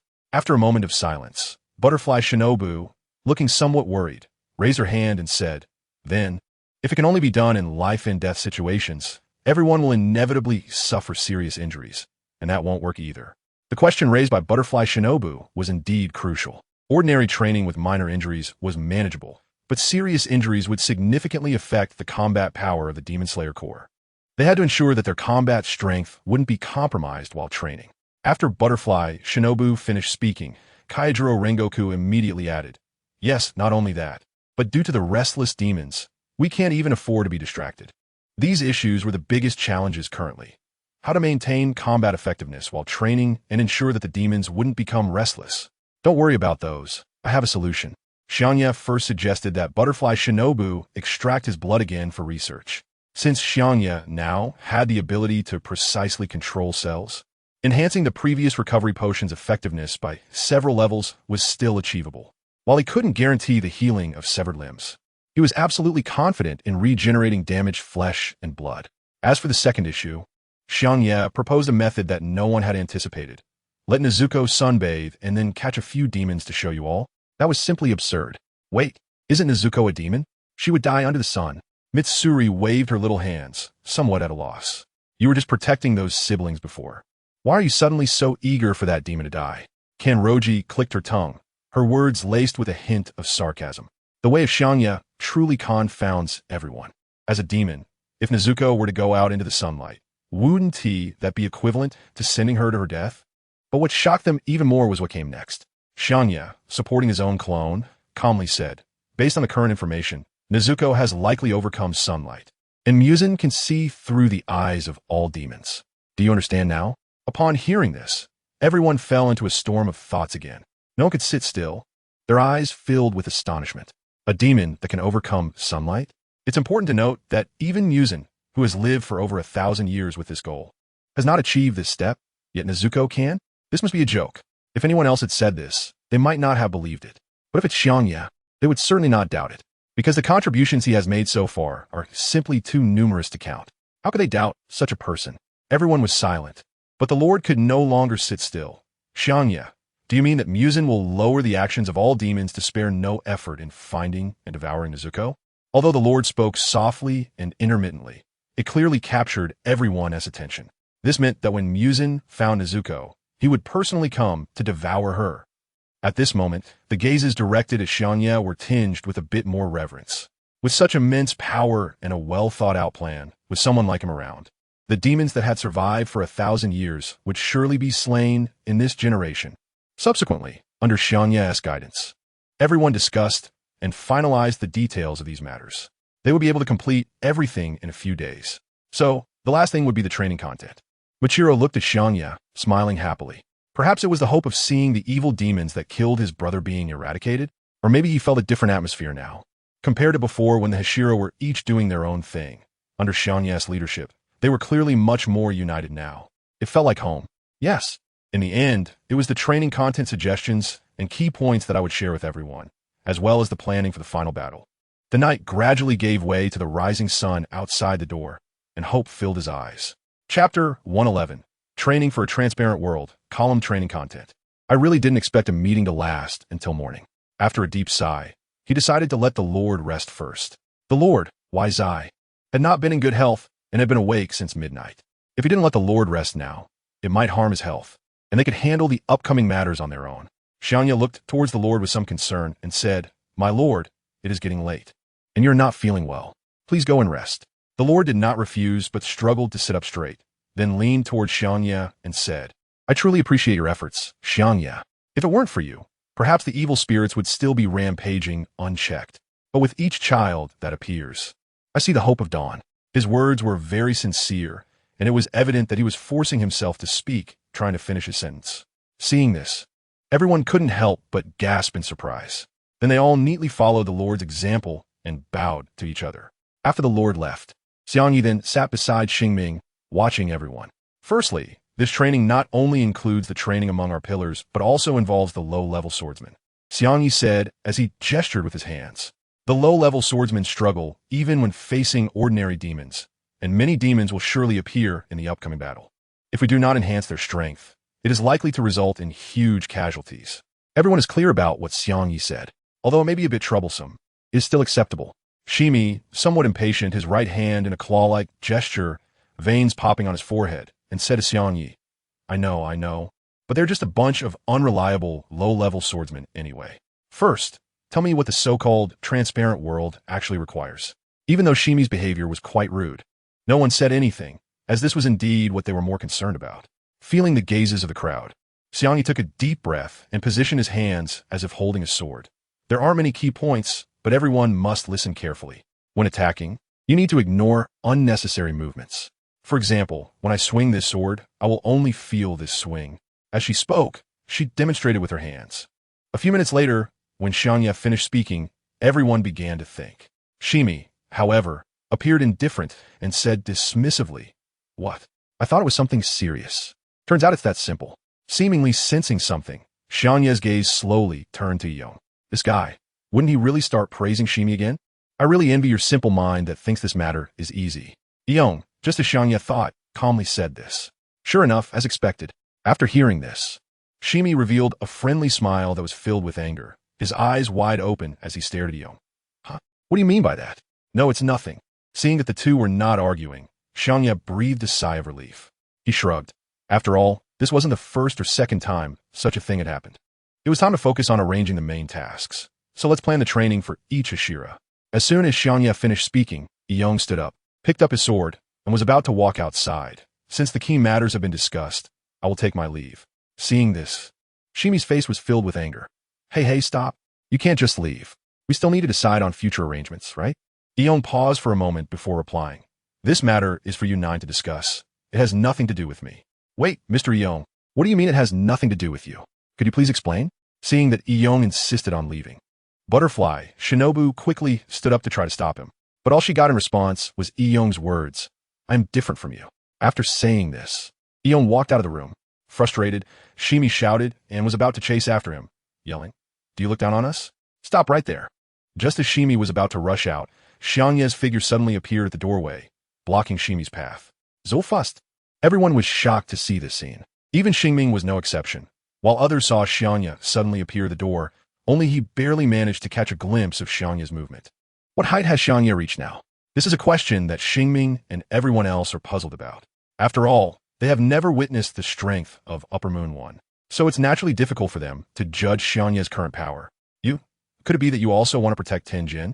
Looking at Xiangye, blocking his path, Shimi clenched his fists tightly, making them creak. He really wanted to hit Xiangye, but the current situation and the strength that Xiangye was displaying made it hard for him to take action. Xiangye glanced at Yong's somewhat lonely back and softly said, I hope everyone doesn't misunderstand Senior Yong. He just has a bit of trouble expressing himself, and that's all. In any case, I will have someone talk to him. Under Xiangye's reassurance, everyone sat back down. They then began discussing the content of their training. The final decision was that they all needed to participate in each other's training sessions before training the lower-tier swordsmen. Tenjin would lead the lower-tier swordsmen of the Demon Slayer Corps in basic physical training, which would differ from the original work. At Xiangye's request, Tenjin would add elements of ninja training to the ordinary training. Next was Kaijuro's willpower training, which mainly involved repeatedly swinging a sword and practicing breathing techniques until they could maintain it for a certain period of time to complete the session. Mitsuri would conduct flexibility training, while Michiro would focus on rapid movement training. Additionally, Shinobu would correct the swordsmanship of the lower-tier swordsman, and the Wind Pillar would conduct heavy impact training, followed by Jiomiai's muscle strengthening training. As for Xiangye, he naturally had nothing to teach, as the previous training was already enough to make the swordsman suffer. If he were to intervene, it would only lead to despair among the swordsmen. So he decided, the swordsman who underwent the above training would need to endure for a certain period in the hands of Kanazaki Aoi to be considered fully qualified. As for Shinobu, she would only need to focus on preparing potions for the upcoming final battle. With these arrangements made, what about our training content? Shobane touched the white arrowhead twisting at his neck and looked at Xiangye. Xiangye nodded and extended his finger. At that time, our training will be divided into two parts. The first part will be a group fight, where all of you will confront me alone, while Senior Xingming will not participate. He must face me alone. The second part will involve me using a portion of my strength to create clones for one-on-one training with you. As for the training you oversee the next day, I will take your place. After the 9 of them finalized the details, they announced the end of the council meeting. After the meeting, Xiangye looked at the pale sky in the distance and stretched. Now it's time to check on Aoi and Tanjiro. Xiangye thought back to the appearance of the bathhouse when he had just returned. It was soft, white, and quite comfortable. Thinking of this, Xiangye suddenly slapped his own cheek. No? Is this the main point? The main point is my Nichirin Blade. That blade. The Nichirin Blade that has been silent for 400 years. Chapter 112, What Ghost? When did I die? And you held a funeral. The blazing sun shone down. In the Demon Slayer Corps Butterfly Mansion's open space. Hey, Tanjiro, is what you said true? Zenitsu asked, looking at Tanjiro, who was doing push-ups, his face full of fear. Although Tanjiro did not suffer too many injuries in the recent battle at the Swordsmith Village, according to Shinobu's request, he still took a few days to recuperate, during which he also underwent functional recovery training. As for Zenitsu, he had just returned to the Demon Slayer Corps yesterday, accompanied by Inosuke. Seeing Tanjiro's distressed face, Zenitsu became anxious. Tanjiro, say something. Is Xiangye really hard to come back? Is it true that 3 upper moons appeared in the Swordsmith Village? Zenitsu waved his hands as he spoke. When he greeted Tanjiro, he noticed that the latter's mood was off, so he asked. As a result, Tanjiro told him about the events in Swordsmith Village, and it only scared Zenitsu more. TC, just an upper moon. Even if Xiangye was taken away, I wouldn't care. That guy's the evil king true I user. He wouldn't die so easily. Inosuke, who had come from somewhere, put his hands on his hips, with 2 streams of white gas puffing out from the nostrils of his boar mask. Unlike Inosuke, Zenitsu crossed his arms and nervously spoke, but that upper moon one. If Xiangye really faced that monster, he might really be in danger for Zenitsu. His perception of Xiangye's strength was still based on the Infinity Train and the Entertainment District. If it was said that Xiangye could easily deal with Upper Moons 4 and 5, he would certainly believe it. However, facing Upper Moon 1, who is stronger than Upper Moons 3 and 2, would likely be fatal for Xiangye alone. Looking at the two, Tanjiro briefly paused his training, lowering his gaze as he thought about whether to tell them the news that Michiro had brought back the other day. In everyone's minds, including his own, Xiangye had mostly become a demon or was already dead. But Tanjiro didn't want to discourage the two. After a moment of silence, he forced a smile. Yeah, you're right. Maybe Xiangye can come back. When he turned his gaze to the distant blue sky, he saw a Nichirin Blade flying through the air. This must be Miss Kanazaki Aoi using her blood demon art. She is still training so diligently. I just hope she doesn't overdo it and wear herself out again. She must still be immersed in her sorrow too. Just as Tanjiro was thinking this, a figure of a boy with long white hair appeared in the air, quickly obscured by a wall. Did I just see Xiangye? Tanjiro found it hard to believe his eyes and rubbed them. Hey Tambaku, what are you looking at? Inosuke asked, seeing Tanjiro staring off into the distance. What is going on? What are you looking at? There is nothing in the air. What is up? Zenitsu curiously followed their gazes, but saw nothing. Tanjiro looked again, and there were no figures in the sky. He scratched his head in confusion. Never mind. I might just miss Xiangye too much. I thought I saw him flying in the sky. Hearing this, Zenitsu trembled all over and reproached, Tanjiro, don't talk nonsense. How could there be someone flying in the air? As he spoke, he seemed to think of something, and then continued. Could it be that Xiangye really can't come back? What you saw might be Xiangye as ghost flying. Zenitsu, those are just stories to scare children. And where in the world are there ghosts? Tanjiro originally wanted to dismiss Zenitsu's thoughts, but then recalled something. Hyuji and Mikomo, could it really be possible? Seeing Tanjiro deep in thought, Zenitsu turned pale and looked around nervously, continuing, don't just stay silent. Hey, Tanjiro, aren't you supposed to refute me? This is making me even more scared. A bunch of cowards. Where there be ghosts? I've lived in the mountains for so long and haven't seen any ghosts. Inosuke laughed heartily, hands on his hips. Suddenly, a Nichirin Blade shot straight down from the sky, piercing Zenitsu right below his crotch. This sudden scene startled everyone present, and Zenitsu, in fear, clung tightly to Tanjiro. So dangerous. This blade, is it Xiangye's? After closely observing, Tanjiro realized that this Nichirin Blade was the one maintained by Mr. Kanamori, the one from 100 years ago. Just as he wondered why this blade fell from the sky, he noticed Zenitsu was gaping, pointing at something not far away. His complexion as if he had seen a ghost. Really, it's coming, it's coming. Zenitsu shouted, attracting the attention of the other two. Inosuke, with a serious expression, drew his dual blades and looked warily at the entrance. Tanjiro turned to look, but he saw a figure whose face was obscured by long white hair, standing there. This familiar yet unfamiliar aura.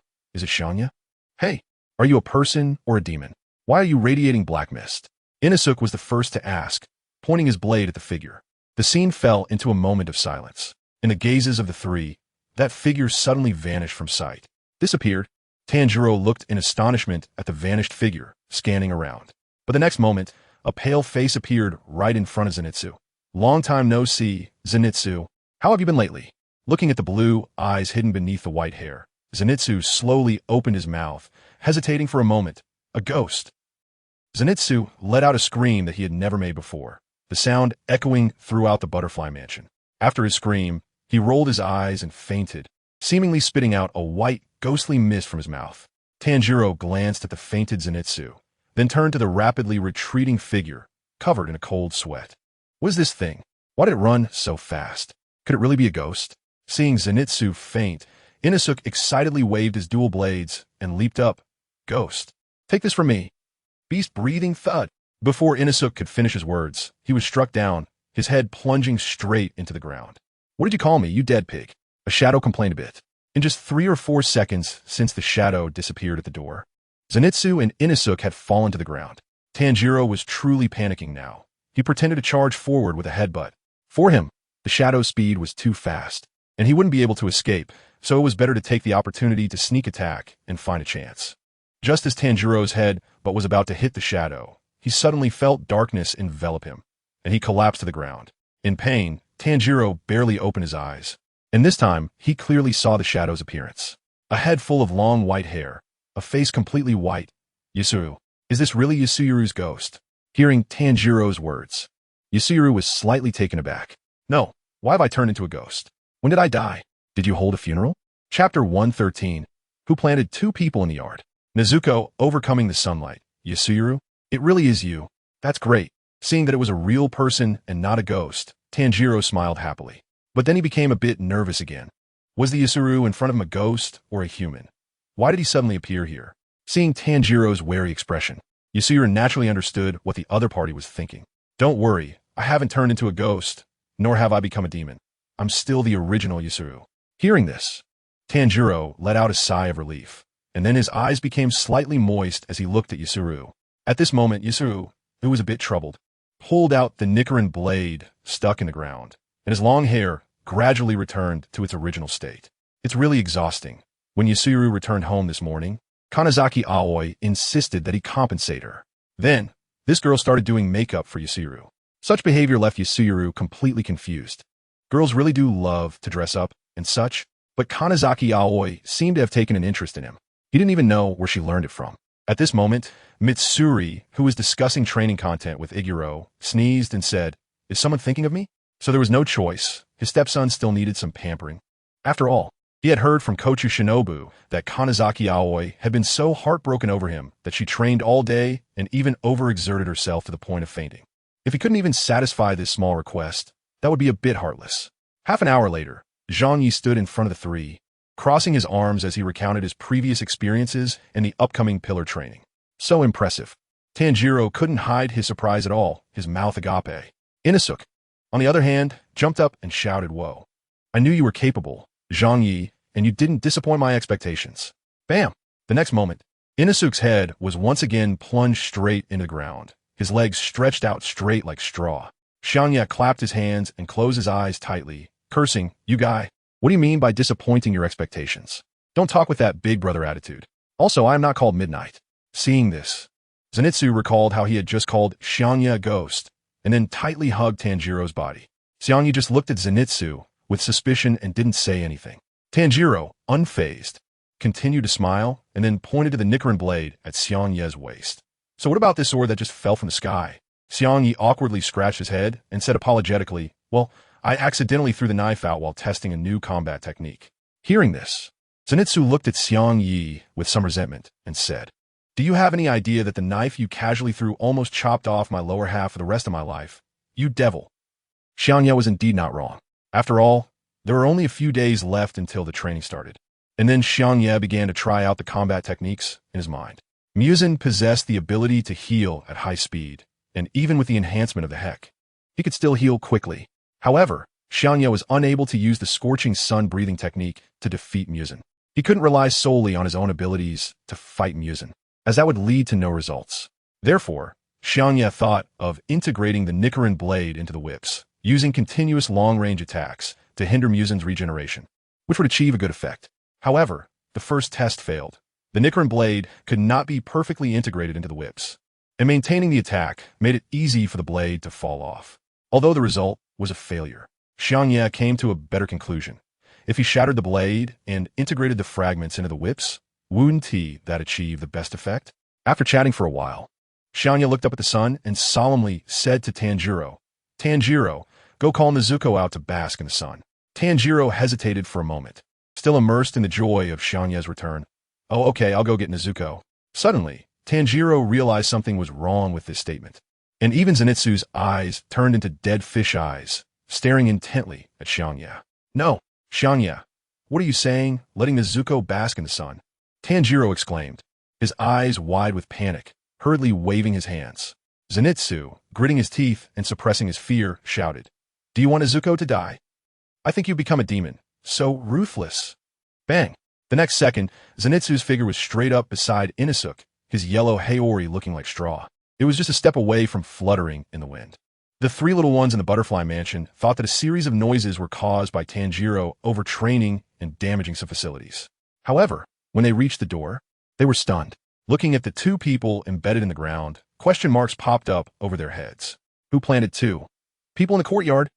At this moment, Tanjiro looked at Xiangye, who was clapping his hands, feeling a bit embarrassed and couldn't help but step back in a panic. Seeing this, Xiangye covered his face. It seemed he had forgotten to tell Tanjiro about Nezuko's ability to overcome sunlight. After that, Xiangye explained the situation with Tamayo to Tanjiro, who then accepted it with skepticism.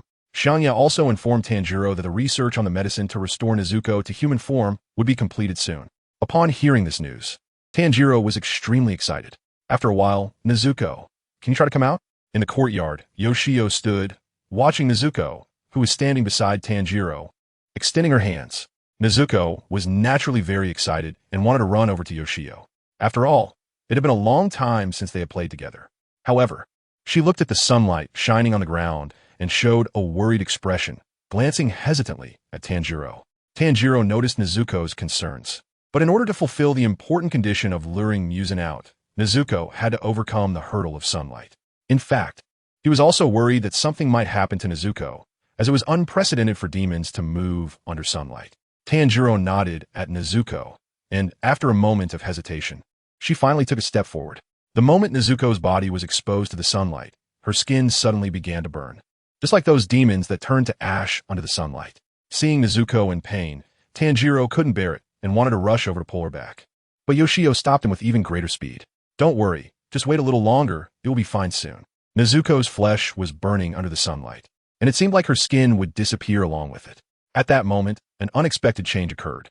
The skin that was burning suddenly stopped, and the wounds began to heal gradually. Seeing this scene, both Yoshio and Tanjiro stood there in shock. The bamboo tube fell from Nezuko's mouth as she looked at her hands, feeling the sunlight, and revealed a charming smile. Good afternoon, brother and Yoshio. Chapter 114 Yuzin. No way. Let me take another look. This demon is actually bathing in the sunlight. My sister, she succeeded. Looking at Nezuko, standing under the sun, Tanjiro's eyes filled with tears that flowed uncontrollably. As soon as Takeru let go of Tanjiro, he ran out and tightly embraced Nezuko. Indeed, no matter how many demons he had slain or how strong he was still just a child. Seeing this scene, Takeru felt a bit moved and simply said, "Yes, there will be a potion to turn you back into humans." Yes, thank you, Takeru. Really, thank you for everything." Tanjiro cried while continuously thanking Takeru. And even Nezuko followed her brother, intermittently expressing her gratitude to Takeru as well. Xiangye nodded thoughtfully, then began to ponder.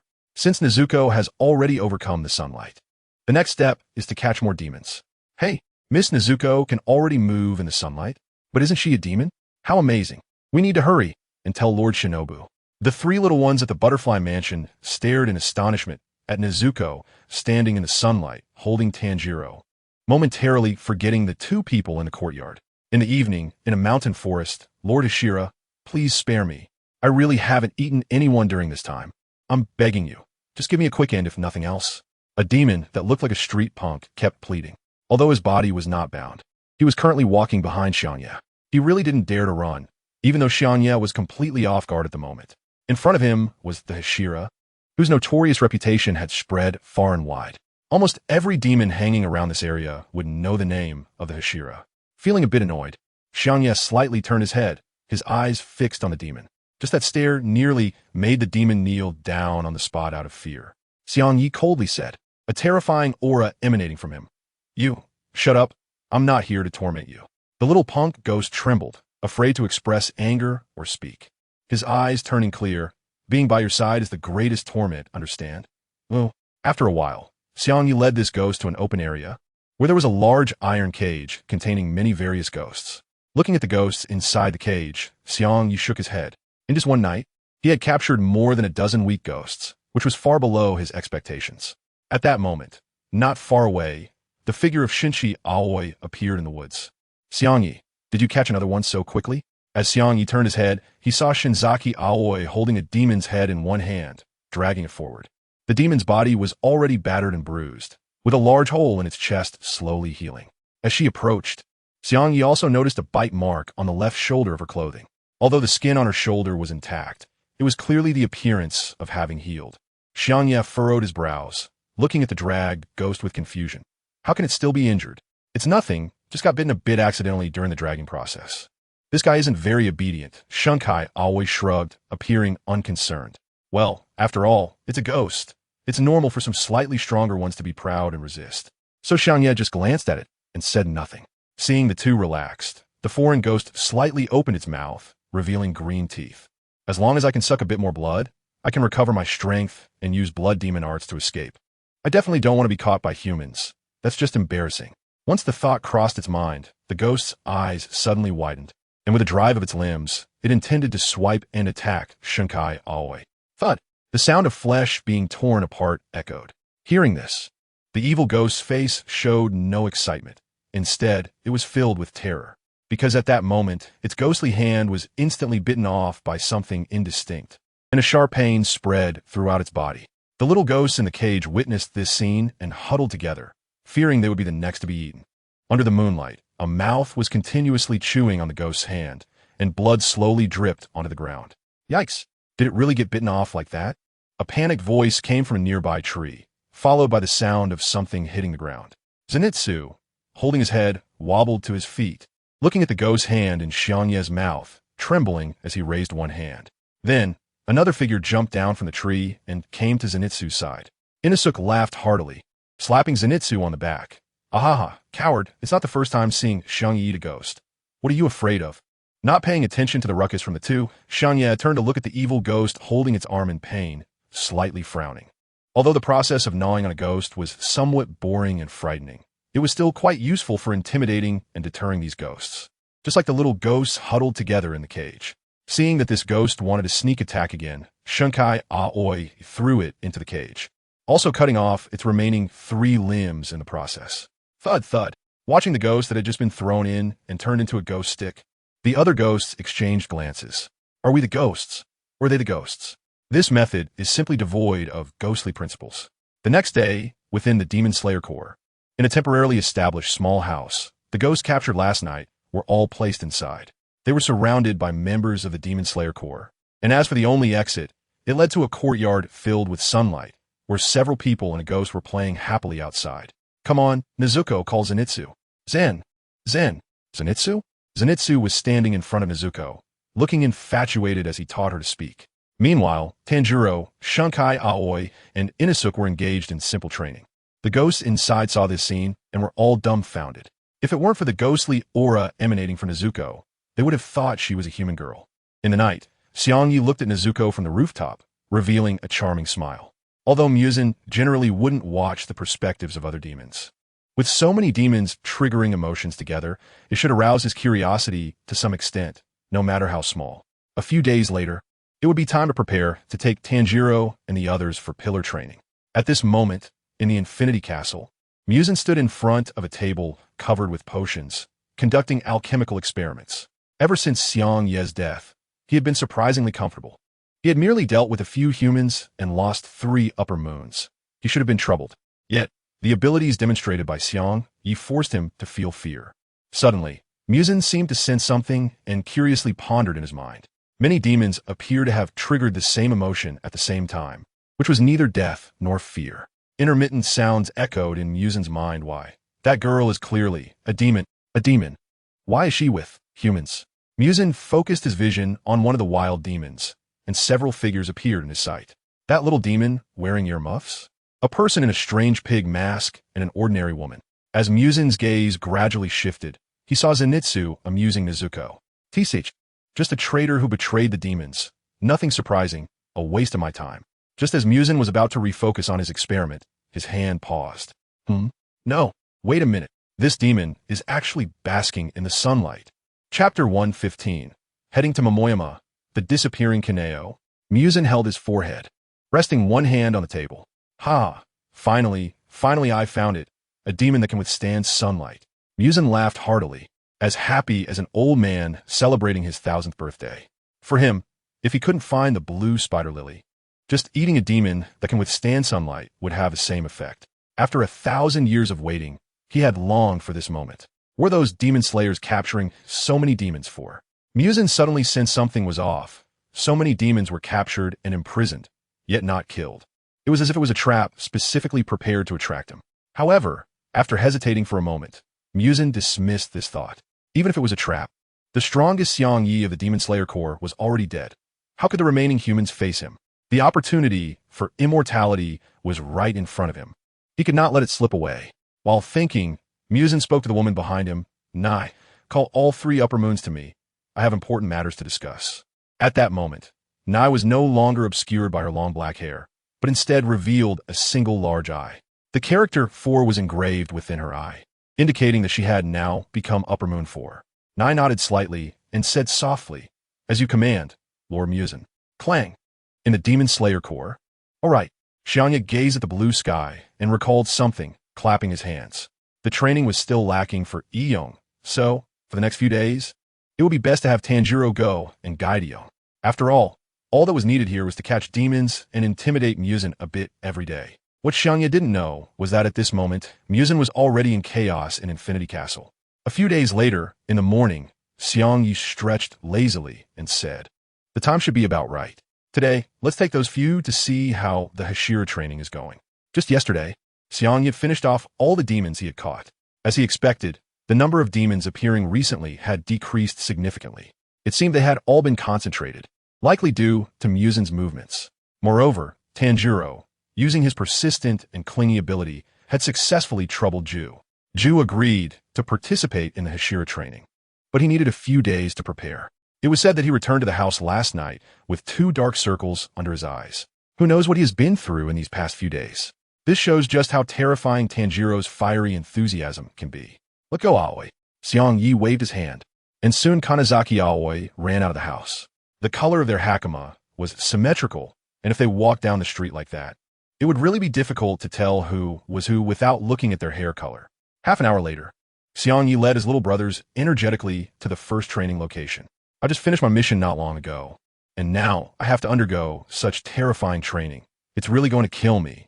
Zenitsu walked along, exuding resentment all over. Tanjiro, on the other hand, looked up at the sky, clenched his fists, and happily said like a child, "Yeah, don't you think it's amazing? We actually get to receive guidance from every Hashira. TCH amazing my ass. It's simply terrible. It's basically hell. Who came up with this awful idea? Go die already." As soon as Zenitsu finished speaking, he felt a chill coming from ahead. Zenitsu, this aura. Something that's not right. At that moment, Inosuke, with his hand behind his head, laughed loudly. "Yeah, you idiot. Don't you know? This plan was proposed by Xiangye. What? You must be joking. Xiangye shouldn't he have heard what I just said, right?" Zenitsu panicked and hid behind Inosuke, his voice growing smaller. Xiangye frowned, the corners of his mouth twitching as he stopped in his tracks. "You guys." Just as Xiangye was about to turn around and hit the two of them, Kanazaki Aoi stepped in to stop him first. "Hey, that's not good. You can't keep hitting people like this. It will affect your status as a Hashira," Kanazaki Aoi said seriously, placing a hand on Xiangye's shoulder. Xiangye paused for a moment, then released the tightly clenched fist and took a deep breath. "All right, what you said makes sense." Behind him, Shani wiped the cold sweat from his forehead and let out a long sigh. "Xiaokuei, you're really great. All right, if nothing unexpected happens. There should be an unexpected turn of events soon." The next moment, bang bang. At the back mountain, several groups of people stood there, forming one small team after another. Tian Yuan crossed his arms and looked at the few people in front of him, nodding. "Xiangye, you really look like a boss leading his little brothers now, huh?" Xiangye stood aside and waved his hand, saying, "Senior Tian Yuan, please don't tease me. I'll leave them in your hands. I have something to take care of." Tian Yu looked puzzled for a moment, wanting to ask something, but after glancing at Tanjiro and the others, he nodded. "All right, you can go worry-free. I'll take good care of these little guys. Then I'll trouble you." Xiangye replied. In front of Tian Yuan, besides the excited Tanjiro, there was Zenitsu with a big lump on his head and Inosuke. As for Kanzaki Aoi, she was staring at Xiangye's departing figure, slightly lost in thought. Zenitsu, with tears in his eyes, looked enviously at Xiangye's back, thinking, why does this guy still have girls liking him? Why do I have to get beaten up because of him? Inosuke tilted his head, still unable to understand why he also got beaten just now. Although he wanted to fight back, Xiangye was right in front of him, staring at him intently.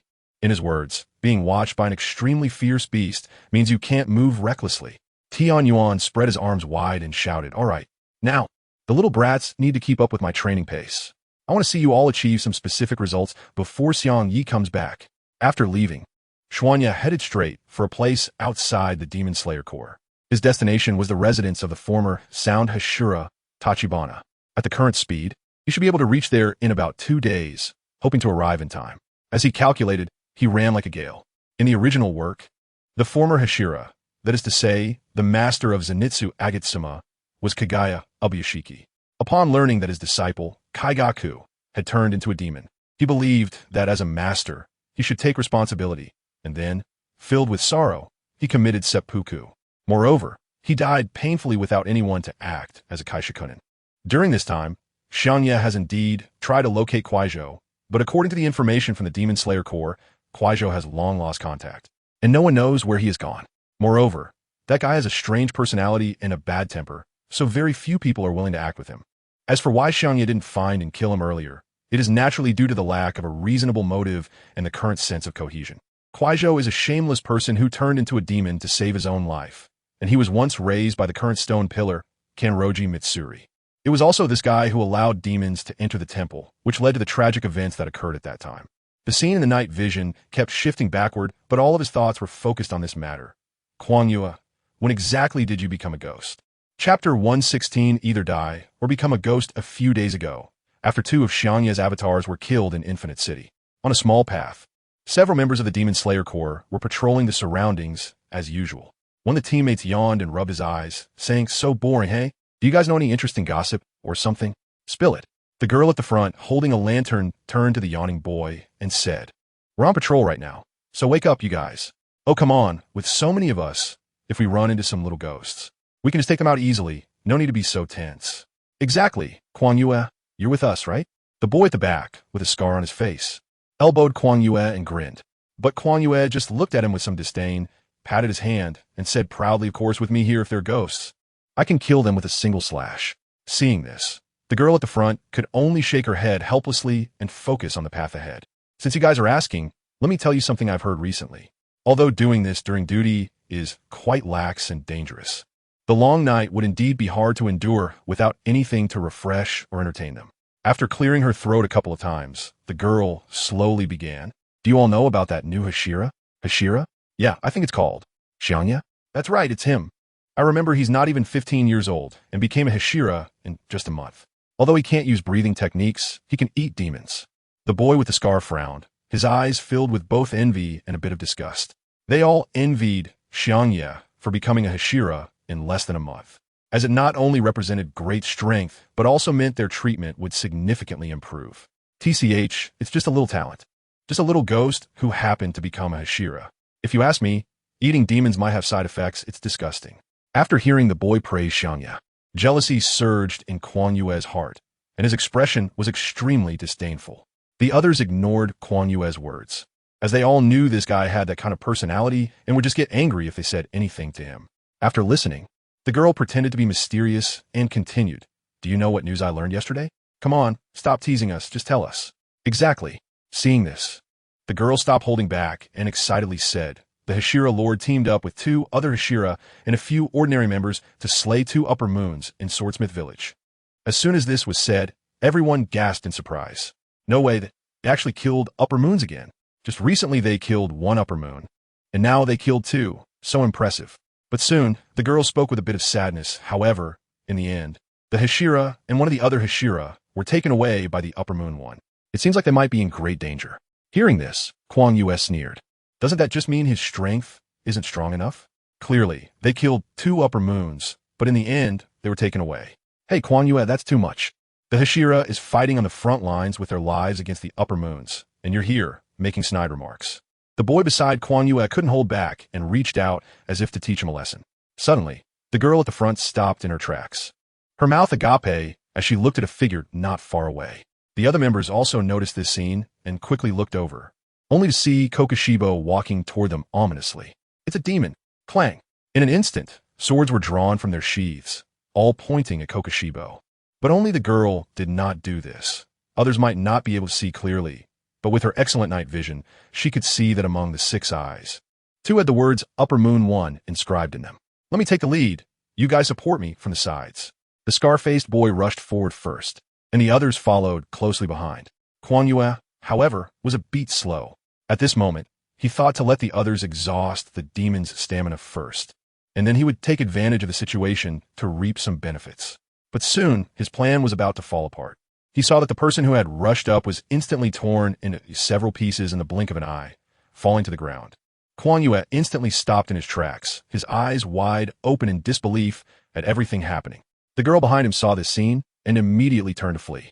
In Kuang Yue's perception, Kokushibo's figure vanished from a spot, like a gust of wind rushing past him. The next moment, the sound of flesh hitting the ground echoed. At this point, Kuang Yue had already knelt on the ground, drenched in sweat and breathing heavily. Fear had spread throughout his heart, and he kept mumbling, "So strong. I can't resist at all. Clearly, I haven't become a Hashira yet, haven't gained anyone's respect. Please don't kill me, don't kill me." Kokushibo looked at the pleading Kuang Yue, motionless. He saw his former shadow in Kuang Yue, and since 3 upper moons had recently been lost in Infinite City, he could just fill the gap. "I give you a chance to become a demon, or be killed by me." Hearing this, Kuang Yue trembled as he raised his head to look at Kokushibo in front of him. Time returned to the present. After 2 days of continuous travel, Xiangye had arrived in the Peach Mountain. Looking at the peaches all over the mountain, Xiangye couldn't help but marvel. So many peaches, how are they grown? Does old man Tsumo love eating peaches? Before he came, he had informed the Lord that he needed to personally consult the Mist Hashira about an important matter. As for why he didn't use the crow, Xiangye only said it was inconvenient and many details needed to be discussed in person. He should have arrived just in time. Although he couldn't remember when old man Suma died in the original story, but he came early, hoping to avoid the tragedy. As he thought, he walked up the mountain road. In his line of sight, the figure of a wooden house began to appear in the distance. Soon after, a very short figure was standing in front of a peach tree. That must be Sanzima Zigger. Xiangye's pace gradually quickened, but as he got closer, he noticed something was off. The old man, Siwalang. At this moment, he wasn't standing, he was clearly kneeling there, a Nichirin blade piercing through his frail body from front to back. In an instant, his eyes began to tremble continuously. Did he arrive too late? Was Siwalang already dead? Chapter 117. Reviving Siwalang. Witnessing the future together is this. Death? The sensation of blood flowing through his body was gone, leaving him as cold as a corpse. Sangdao Siwalang felt his body, and his mind echoed with the things he had done throughout his life. The first half of his life as an ordinary person, joining the Demon Slayer Corps, becoming a Hashira, nurturing successors. His life was neither good nor bad. The only regret was not being able to see Zenitsu grow up and not witnessing the day demons were eradicated, as well as his successor, the one who turned into a demon, Kaigaku. So what's next? Should I, the old man, head to the underworld now? But after thinking for a long time, Siwalang realized something was off. His field of vision was pitch black, with no changes at all. Logically speaking, shouldn't a dead person stop thinking or enter the underworld? Yet his thoughts remained in his mind. Suddenly, he thought he heard a voice, seemingly that of a demon, but it wasn't a vicious sound. Rather, it was a cry of lament. The old man was dead, yet he was still having this kind of dream. Can demons cry out? How could such an absurd thing happen? Siwalang had killed demons for most of his life, but had never seen one beg for mercy. Soon, that voice grew closer, almost right beside him. Let me go. Give me a quick in, please. Don't The demon's voice was extremely miserable and unpleasant, continuously irritating Siwalang's ears. Accompanying the cries of the demon was a sound of chewing. Just as Siwalang was puzzled, a youthful and pleasant voice came through. Aren't you awake yet, Mr. Siwalang? Huh? No, wait, awake? Hearing this, he finally realized something was wrong. He seemed to not be dead at all. In the next moment, Siwalang opened his eyes. What met his gaze was a pitch-black sky, and he was lying on the grass. Not far from him was a large peach tree. Am I not dead? Siwalang sat up, looking at the grass in confusion. He hurriedly touched his body, and the part of his abdomen that had been sliced open had healed, showing a scar. It looked extremely unnatural. Seeing that Siwalang had woken up, Xiangye immediately swallowed the demon meat in his mouth and shouted excitedly, "Oh, you finally woke up, Mr. Siwalang." Siwalang looked at the boy beside him in some confusion. He did not recognize him, but the boy's actions attracted his attention. He was holding a demon's hand with one hand and continuously chewing in his mouth. Behind the boy was a demon pinned down by a Nichirin Blade. The demon was in tears, and its arms were empty, clearly just torn off not long ago. If it weren't for the Haori the boy was wearing, Siwalang would have thought he was a demon. He covered his still painful head with his hand and cautiously asked, Who are you? I'm so sorry. I forgot to introduce myself. My name is Xiangye, the newly appointed Hashira of the Demon Slayer Corps." As Xiangye spoke, he didn't forget to tear off more demon meat in his mouth. This scene made the demon behind him immediately stop thinking about recovering its body. It was now like food that could regenerate, being ruthlessly devoured by Xiangye. Hashira? It seems there is such a person. Hearing this, Siwalang breathed a sigh of relief. But then his expression turned serious. Wasn't I supposed to have committed suicide? Why am I not dead yet? What happened to the wound on my abdomen? And as he spoke, he looked towards the demon behind. He had indeed heard about a newly appointed Hashira who could eat demons. However, hearing about it was one thing. Witnessing this horrifying scene was still something he found hard to adapt to. Well, please forgive me for saving you without permission, but I am a friend of Zenitsu, and I didn't want to see you die like this. Xiangye adjusted his expression, gazing deeply at the other person. Saved you back. C.I. Wu Lang was somewhat skeptical. How could such a thing be accomplished? Could it be that Xiangye had the ability to resurrect the dead? He felt his own cold blood move his arms a bit, and his large, slanted eyes narrowed slightly, with his thick eyebrows furrowing tightly. At that moment, his body felt more like it had died, though he still had his spirit. Seeing this, Xiangye slowly explained the sequence of events. In preparation for the upcoming final battle, the Demon Slayer Corps needed to conduct pillar training, and all the higher-ups were recommending former pillars to participate, with Xiangye personally coming to invite C.I. Wu Lang out of retirement. When he arrived during the day, he happened to see C.I. Wu Lang in the act of committing suicide by disembowelment. The latter was already weak all over, clearly on the verge of death.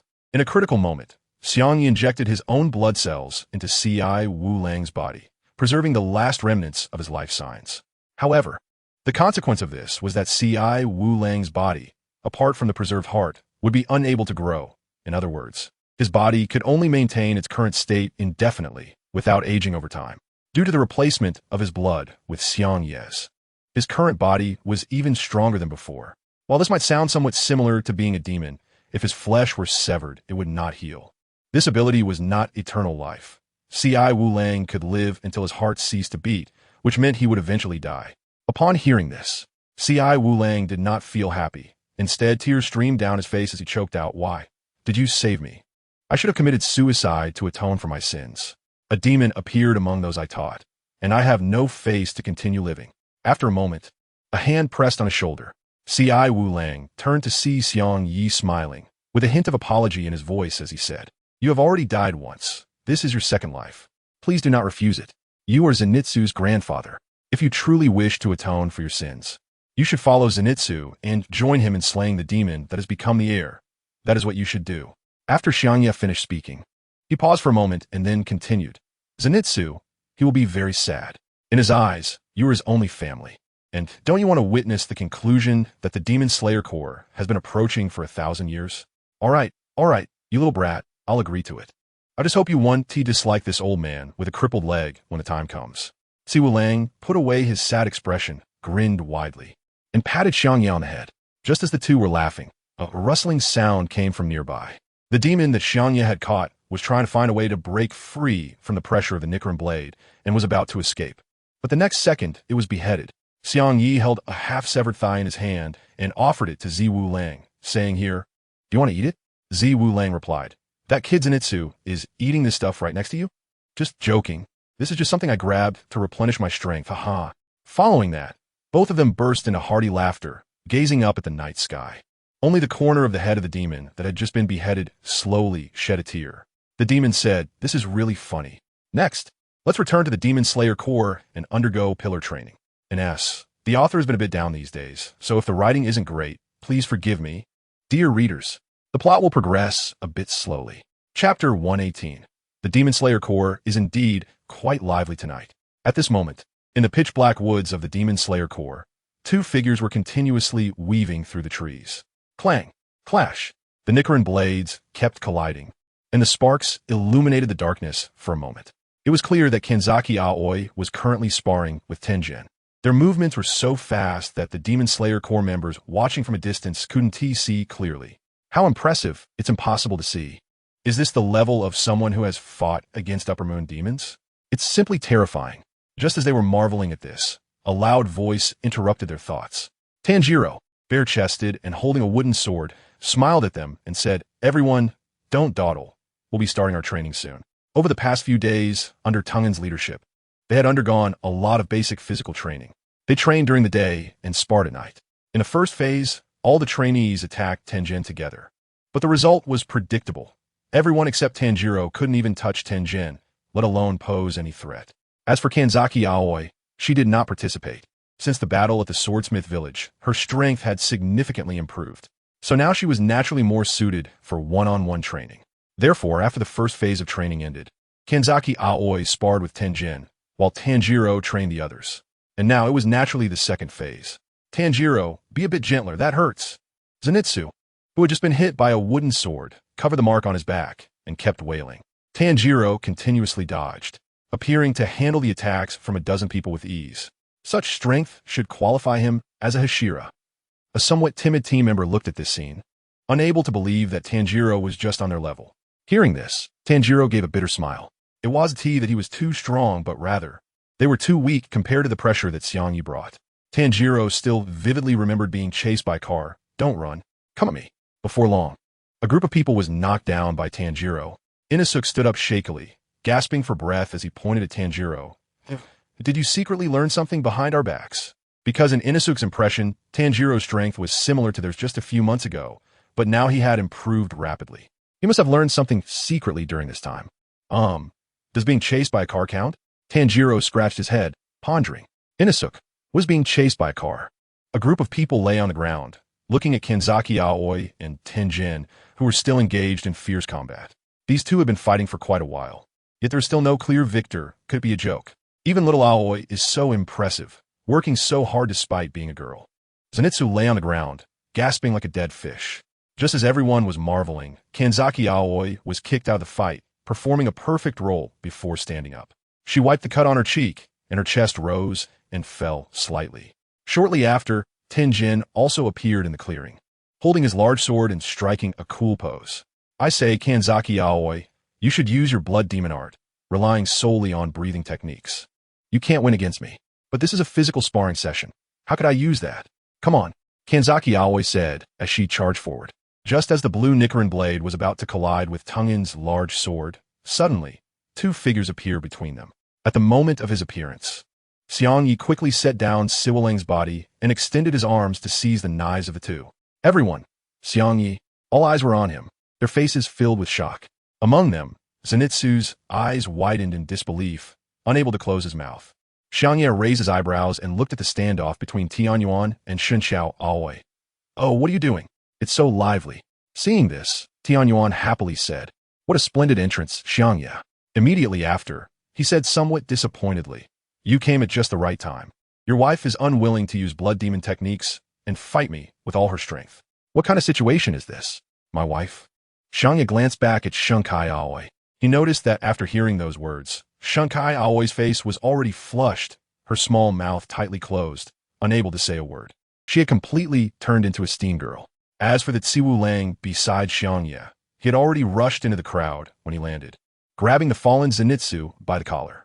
With a loving smile on his face, Siwulang said, Zenitsu, how can you just lie here without moving? I've heard about your training. You can't be lazy. Grandpa, what are you doing here? I can handle my training without bothering you, Zenitsu said, slightly opening his mouth and frantically waving his hands. Although he was very happy to see his grandfather, the current training was already tough enough. If he had to endure his grandfather's special care on top of that, he couldn't even imagine whether he would be able to get out of bed the next day. While struggling to break free, Zenitsu accidentally saw the scar on Siwulang's abdomen and the lack of any signs of life in his body. A strange thought surfaced in his mind. The feeling his grandfather gave him now was like that of a puppet, merely an imitation of a human acting on the surface. With this thought, Zenitsu grabbed Siwulang's arm. The icy arm had no pulse or signs of life. Zenitsu, you little brat, what are you doing?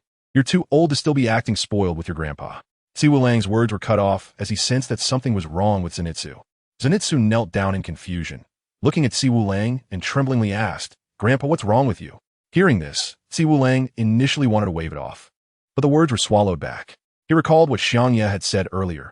You are Zenitsu's grandfather. If you really want to atone, you should follow Zenitsu and help him slay the heir who has turned into a demon.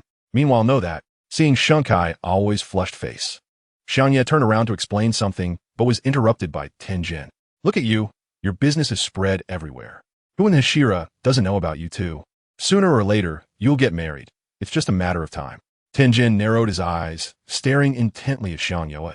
Do you not want to take responsibility for the girl? Xiangye? No, what is going on? Why can't I understand anything? When did it spread? And what is spread? At this moment, Xiangye is full of question marks. The next moment, the body of Xiangye was pulled to the back by Shun Qingshi Ao, making a replacement. Oops, I'm sorry.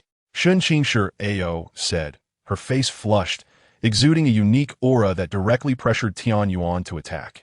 Although it was the gentle breath of water, at this moment in the girl's hands, it appeared particularly violent. Tianyuan was continuously pushed back. Xiangye watched the two fighters and the two behind them, Zenitsu and Shinjuro, with a puzzled expression. It seems tonight is indeed a bit lively? Just as Xiangye was feeling at a loss, several figures approached from a distance. Muzan Shimiya clenched his fists tightly and raised his chin. Oh hey, Xiangye, your progress here is too slow. How about we start training right now? Chapter 119. One person against 7 pillars? Let's give everyone a little bit of pressure and shock. Seeing the few people approaching, Xiangye understood that Shimiya couldn't sit still. Along with him were Kayajiro, Shinobu, and Michiro. The night was calm and serene, and with a smile. It felt like nothing was wrong. For the members of the Demon Slayer Corps watching from a distance, this was a rare scene. Currently, there were 7 Hashira present: Tsujikuni Yurichi, Kaneo, Tsuri, Tenjin Yuzui, who was fighting over there, and the 4 newly arrived Hashira. Normally, just seeing one Hashira was extremely difficult. But tonight, many were silently thinking it was worth it, even after 2 days of grueling training. Even Inosuke was excitedly jumping up and down like a 4 or 5-year-old child. However, among this group, Zenitsu's expression was particularly jarring, with his vacant eyes and slow tears. Next to him, Kaneo quietly waited for Zenitsu to accept what he had just said. Zenitsu wore a cold expression, mumbling, "Kaneo, I will definitely kill you. Even if my grandfather comes back to life, this is absolutely unforgivable." He had learned everything from his grandfather, feeling both sorrow and relief. Luckily, Yurichi was there, otherwise, he might never have seen his grandfather again. On the other hand, the atmosphere around Yurichi was completely different. Kaneo watched Tenjin, who was fiercely battling with Kanazaki Aoi, shaking his head. To be beaten like this by a girl who isn't even a Hashira yet, even without using breathing techniques, is a bit embarrassing. Hearing this, Kayajiro burst into laughter. Don't underestimate little Aoi. If she uses her full strength, she is not weaker than us. Kayajiro understood Aoi's current state. In his estimation, this girl was definitely among the top tier in the Demon Slayer Corps, and this wasn't even her full potential. According to Yurichi, Aoi had significant room for improvement and might surpass everyone in the future.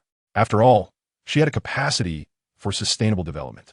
Later, Yurichi asked a few simple questions about their current mastery of the blood demon art and their understanding of the concept of the transparent world he had mentioned earlier. Unfortunately, the results were still somewhat disappointing. Sanemi, Kaijiro, and Michiro had all mastered the blood demon art during this time, and even Tenjin, who was fighting over there, had learned it.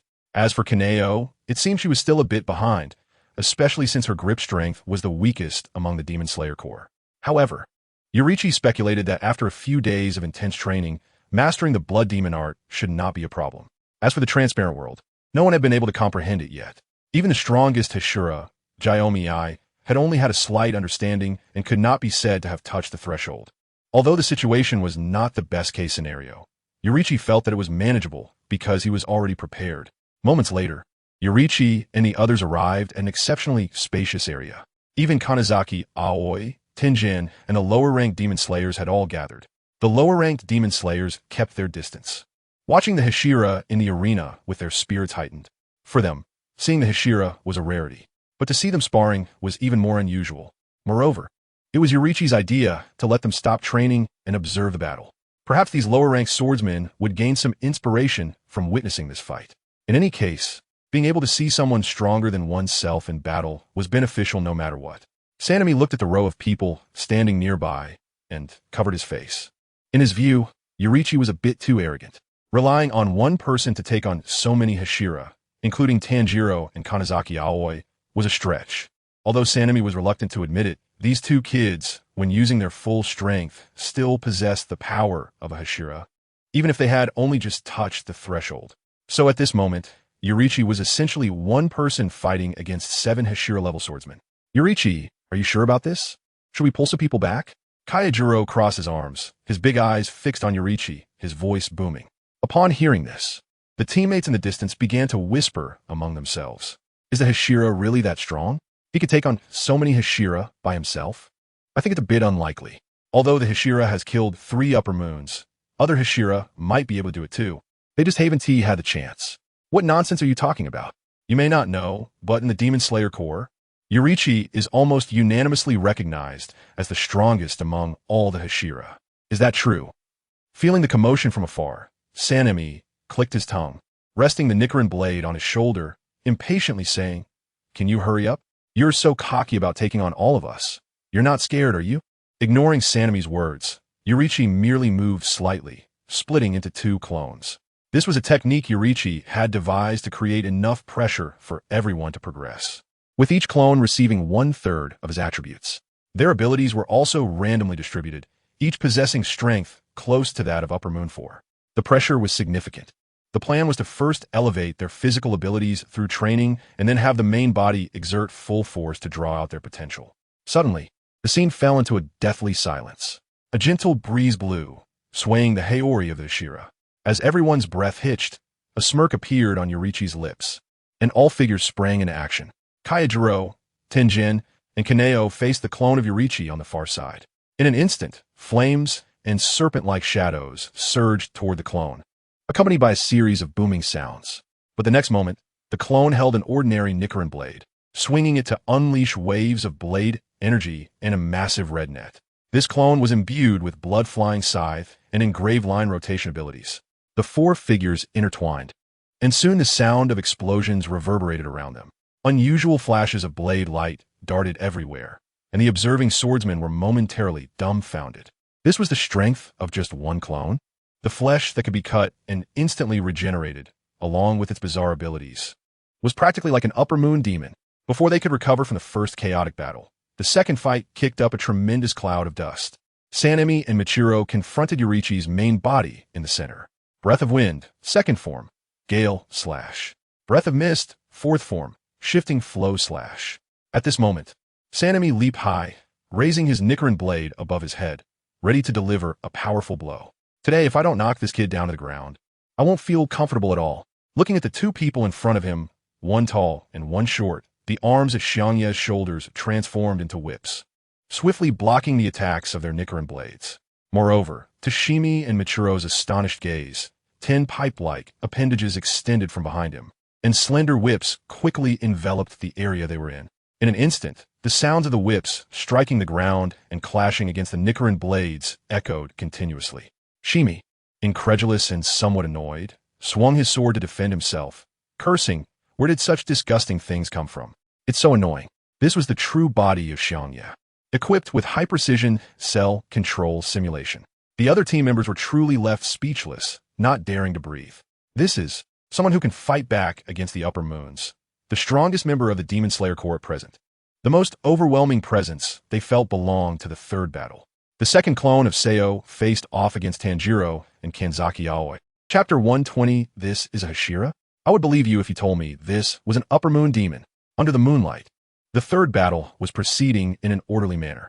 Seo's clone stood with hands behind his back, a gentle smile on his face as he watched Tanjiro and Kanzaki Aoi. Although this clone had no weapons, it seemed to possess a threatening ability. Yet, Kanzaki Aoi and Tanjiro were constantly dodging something. Tanjiro couldn't see the black arrows flying back and forth, sweat trickling down his forehead. At this rate, they were too passive. Tanjiro felt the ominous presence of the passing arrows, and the next moment, he was struck by one. Thud!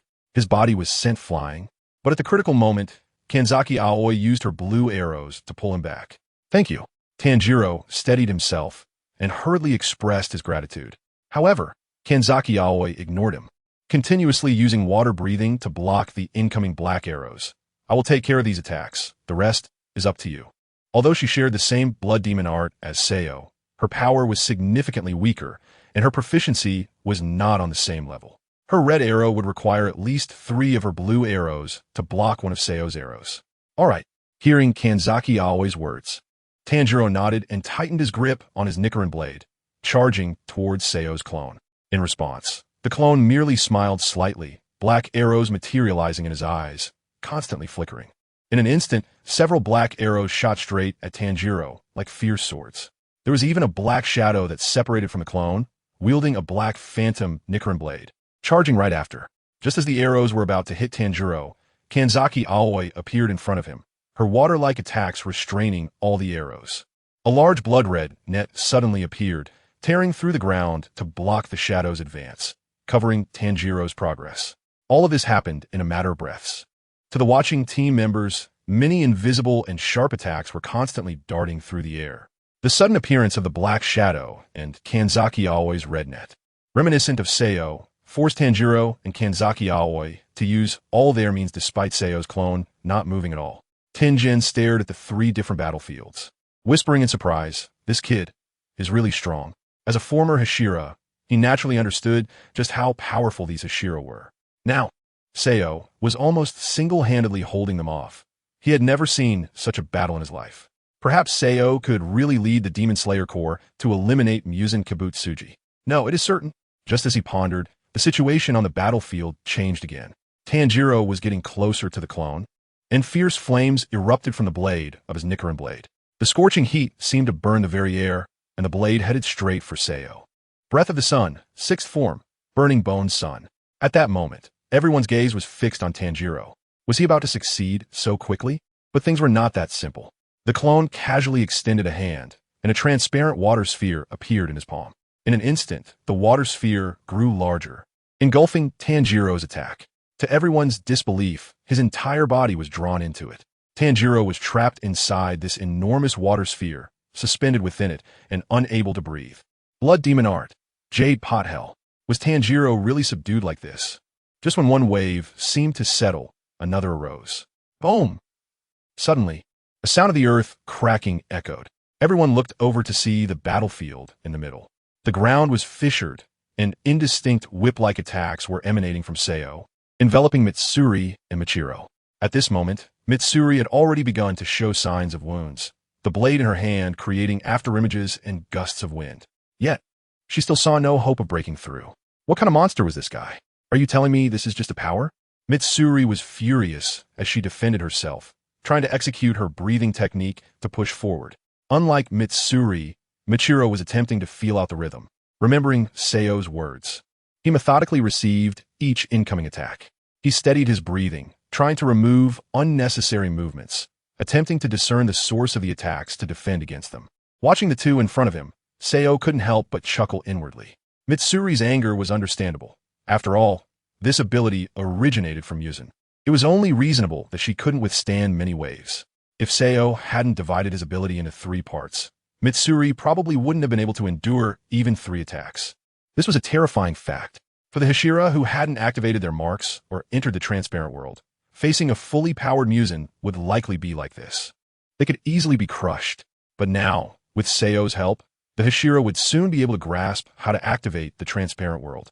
Unlike the semi-overwhelming battles of the second and third groups, Seo's clone in the first battle was clearly at a disadvantage. Facing the simultaneous attacks of 3 Hashira, the Nichirin Blade and 2 Blood Demon Arts were somewhat insufficient. It could only maintain a 60 to 40 balance. Looking at the different battlefields, many people were momentarily unsure where to focus their attention. The first group's fierce attacks had stabilized. The second group, with their speed, were being suppressed with no chance for close combat. The third battle was also a one-sided display, not overly dangerous, but full of tricks. They all knew the Blood Demon Art of the Upper Moon Demon Lord was strong, and that they could use Blood Demon Arts. But everything before them made them believe that even if you told them the Blood Demon was an Upper Moon Demon, they would accept it. Some even looked at their Nichirin blades in hand, suddenly feeling they were no longer appealing. What is the way to become a demon-eating monster? We don't want to be breathing technique swordsmen anymore. We all want to learn Blood Demon Arts now. If Seo knew their thoughts, he would surely be furious. I brought you here to observe to learn combat skills, not to give up on breathing techniques. Inosuke, wearing his boar head, stared blankly with his clear blue eyes at everything before him, deep in thought. Perhaps he should have trained with Seo back then? If so, he should be able to become stronger. But then he shook his head and waved his hands, yelling, "Damn! I won't submit to anyone, it's just training." Saying this, Inosuke ran over to Zenitsu's side and tried to grab his collar.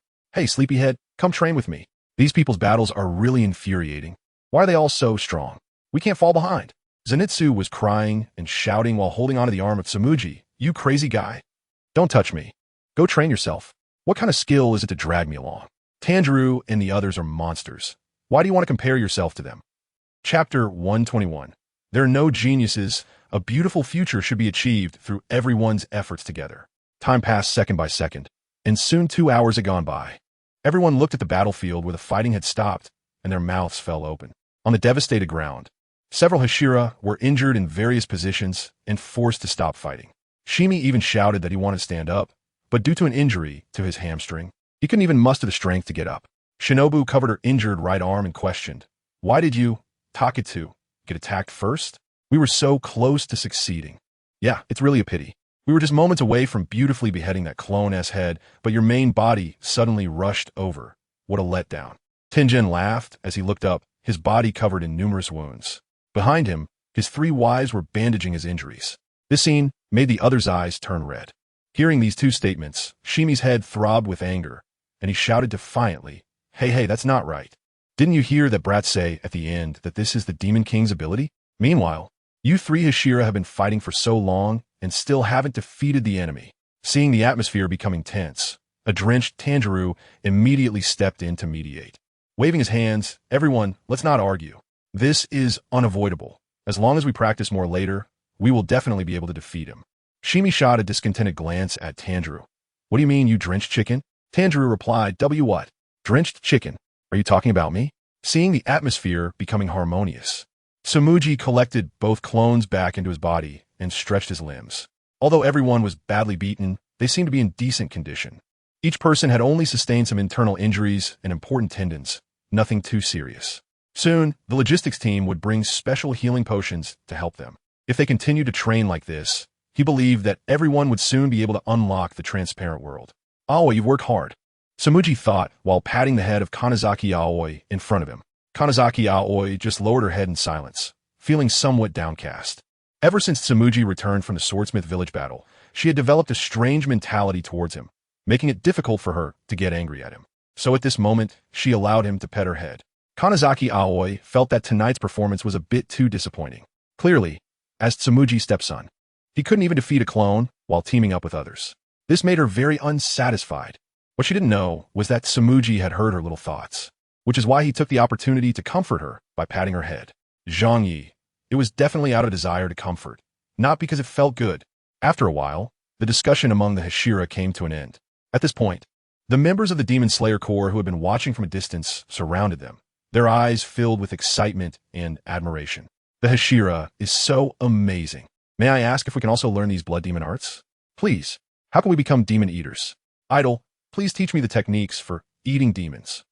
Xiangye, is there something strange mixed in? Looking at the crowd surrounding him, Xiangye awkwardly scratched his head, not knowing where to start. Make way, make way. You've all finished training and had enough rest, right? Suddenly, Kanazaki Aoi stepped away from Xiangye's touch, positioned himself in front of him, and smiled kindly. He then swiftly snatched a wooden sword from a team member's hand, clapping his hands as he continued. Just right, the Hashira are all injured, and there is no one to lead you. I still have energy, and there is still some time until dawn, so... Watching the scene, Xiangye raised an eyebrow, pondering. It seemed like he could smell a hint of jealousy. Meanwhile, the other Hashira watching from a distance all smiled. Kaijiro, despite being heavily injured in the abdomen and using breathing techniques to mitigate his injuries, crossed his arms and said, Xiangye, you're really impressive. You've only been here a short while and already have this kind of cohesion. That is really something. Yeah, it's not just these low-tier swordsmen. We've changed a bit too, right? Michiro spread his palm, revealing a spot that showed no signs of blood flow. This was clearly a place Xiangye had previously healed to save him. TCH, just a kid showing off a bit of strength. What's so great about that? Shinazugawa shook his hand, somewhat disapproving of the scene. In his view, Xiangye was just using them, the Hashira, to show off to the lower-ranked swordsmen. But the next moment, several figures appeared in front of Shinazugawa. He looked up to see a few fierce-looking Demon Slayer Corps members, who were watching him nervously. Hey, what do you want? If it's to mock me, I... Before Shinazugawa could finish his sentence, the leading member immediately bowed. Wind Pillar, please teach us the breath of wind. Their voices were loud, and even the teammates behind them echoed the sentiment. Shinazugawa was momentarily taken aback and impatiently scolded. Are you all idiots? You should admire that guy over there, not a loser like me. The word loser was bitten hard, and just saying it made him furious. No, the Wind Pillar is different. He is a born genius. For us, your combat skills and strength are what we should aspire to. Yeah, we just saw it. We genuinely want to learn from you. We may not reach your level, but we just want to become a bit stronger to protect those around us. Hearing their words, Shinazugawa felt his head buzzing. He couldn't understand why, even after everything he had been through, someone would still want to seek his guidance.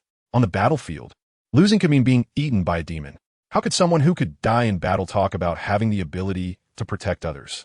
Images of his family slaughtered that night flashed through his mind. Meanwhile, various team members gathered around the other Hashira, eager to learn. Sound Pillar, your move is. Flame Pillar, in the situation of flame breathing. Serpent Pillar, may I ask? From a distance, Xiangye noticed this and couldn't help but smile. He was indeed very powerful, and some said they only needed the Hashira to succeed. But a bright future is something everyone must strive for together.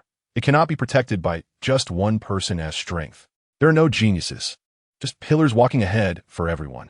Thinking this, Xiangye's gaze shifted to Kanazaki Aoi, who was training the team in the distance, as well as Tanjiro sitting nearby. Looking at Tanjiro's ear accessories fluttering in the wind, Xiangye momentarily froze. He thought of that man, Yoriichi Tsujikuni. Once, as a genius, did Yoriichi think like this? Chapter 122, Kanazaki Aoi's Confession. Zenitsu, can't carry it at all. 1 hour later, Everyone's training continued until the sun fully appeared. Throughout this time, it was guided by Xiangye, Kanazaki Aoi, and Kaneo Tsiri. As for the Sound Pillar and the others, they all returned to rest and recover from their injuries. The injuries caused by Xiangye could heal in just half a day under the effect of that medicine. So, after that, he was able to train more freely. In the first week, Tanjiro, Zenitsu, and Inosuke successively completed training with the Sound Hashira, Flame Hashira, and Mist Hashira. Although none of the Hashiras had yet been able to access the transparent world, they had all mastered the opening of the Hakai blade. This was all thanks to the continuous pressure from Xiangye. It is worth mentioning that the Stone Hashira, Jyomi-ai, and the Mist Hashira, Michiro, seemed to have faintly grasped the edge of the transparent world. Even Kaijuro was catching up to them. This was undoubtedly great news for the Demon Slayer Corps. At the same time, the Demon Dr. Tamayo, at the invitation of Lord Waizai, also came to the Demon Slayer Corps to work together with Shinobu Kocho to develop medicine to counter Muzan. The current situation could almost be described as showing absolute advantage, unless something unexpected happens. In the early morning, in the mansion of Yoshinoya, hey, it's time to wake up. Has it been too exhausting lately? I can't believe this won't wake you up. Kanzaki Aoi looked at Yoshinoya, who was sleeping soundly in bed, with her hands on her hips. As she gazed at his sleeping face, something seemed to come to her mind, and her face turned slightly red. Recently, almost everyone in the Demon Slayer Corps had already linked her with Yoshinoya, and even the leader seemed to have hinted at something. But she hadn't told anyone that she liked Yoshinoya. For a moment, her brain felt sluggish, unable to figure it out. But soon, she brushed those thoughts aside, cupping her face with her hands, recalling the strange things she had heard from Tenjin during her leisure time. Since you all say that, then it shouldn't be strange to do this. It's fine. Half an hour later, wrapped in a bath towel and blushing, she returned to the room. Meanwhile, Aoi Kanzaki sat on the tatami, her face flushed like a child who had done something wrong. Xiangye looked at Kanzaki Aoi, his gaze drifting and uncertain. He raised his hand but hesitated to speak. After a long pause, he finally cleared his throat and said, "Who taught you to do this, Aoi?" "No one taught me. Kanzaki Aoi's voice was very small, like a tiny mosquito, and she slowly lowered her head. "I only heard it from Lord Tenjin." "All right, it's you again, Tengen-senpai," Xiangye said helplessly, rubbing his forehead. He had been sleeping soundly early in the morning, only to be suddenly kissed fervently. And it was the kind of kiss that was completely inexperienced and very rough. It lasted a full half hour. If it weren't for Xiangye being a food demon and Kanzaki Aoi having an enhanced body, he really suspected that a normal person would have fainted from such intensity. However, according to the standards of this era, it seemed that Kanzaki Aoi had also reached adulthood, and he was close as well. So, she shouldn't be considered too young, right? Then, Xiangye cleared his throat a couple of times, unsure of what to say, and turned to change clothes to check on today's training. Suddenly, Kanzaki Aoi called out to him. "Xiangye, what's wrong?" Xiangye turned back, only to see the girl with one hand covering her heaving chest, as if summoning her courage. Slowly speaking, Xiangye, Himeme, this scene seems a bit familiar. What's going on? I like you." A loud female voice echoed throughout the mansion. "Xiangye." Kanzaki Aoi. Upon hearing this, Xiangye was taken aback, covering the back of his head and shyly saying, Me too." Time suddenly froze at this moment, and the two quickly blushed. "If possible, after defeating Muzan, we will get married." Kanzaki Aoi waved her hands even more, unable to finish her sentence, her face red as an apple, her eyes swirling as she fainted. Seeing this, Xiangye quickly ran over and caught the almost falling Kamizaki Aoi in his arms. Looking at the girl in his embrace, he let out a sneer. All right, I promise you." At that moment, outside the courtyard of Yoshio at night, Tanjiro, Zenitsu, Inosuke, and Jinya stood there in a daze, each with a different expression on their faces, flushed, slightly red, very red, and indifferent. "Hey, why is it silent now?" Zenitsu whispered to Tanjiro, covering his mouth with his hand. They originally intended to invite Yoshio to the training ground with them, as she needed to participate in and master the subsequent training in order to take over the training for the Ashira. But who would have thought they would encounter such a scene? Tanjiro scratched the back of his head in confusion and quietly said, "I don't know either, but does this count as eavesdropping? Isn't that a bit inappropriate?" Even Jinya nodded slightly. After spending time together, he had already blended into this small group and seemed particularly fitting. He hurried back after hearing that Yoshio had returned, but because the training started a bit late, he only managed to seize the opportunity to come with Tanjiro to find Yoshio now. "What?" This isn't eavesdropping at all. It's just a coincidence. Inosuke said, hands on his hips, chest puffed out, looking completely unconcerned. The next moment, Zenitsu quickly covered his mouth. Shoo, you idiot, be quiet, Zenitsu said in a panic, glancing around. But he saw Tanjiro's face turn pale as he trembled and pointed above his head. The other three followed Tanjiro's pointing hand and looked over. They saw Yoshio's face appearing at the second-floor window, wearing a warm smile. Oh my, when did you all arrive? Yoshio's voice was very gentle. So gentle that it seemed like she could devour several demons in the next moment. Half an hour, Tanjiro said, raising his hand in fear and trembling. Hearing this, Zenitsu widened his eyes and looked at Tanjiro, panicking as he exclaimed, Tanjiro, don't be so honest. So, you all heard everything?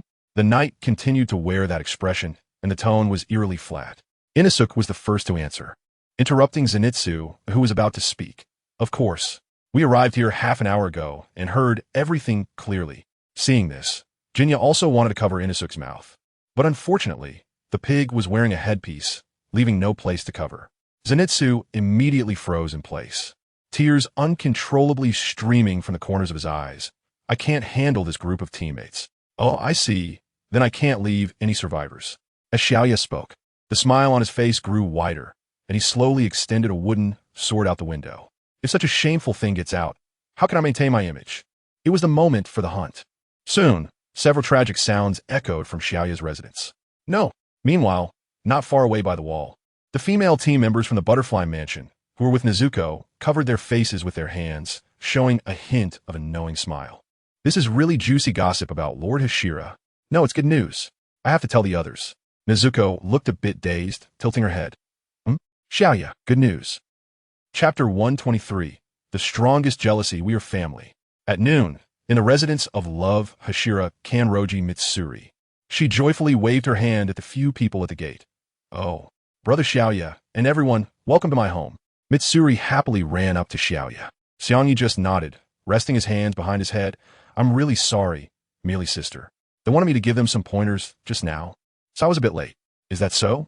Meili looked at the few people behind Xiangye, her index finger on her lips, deep in thought.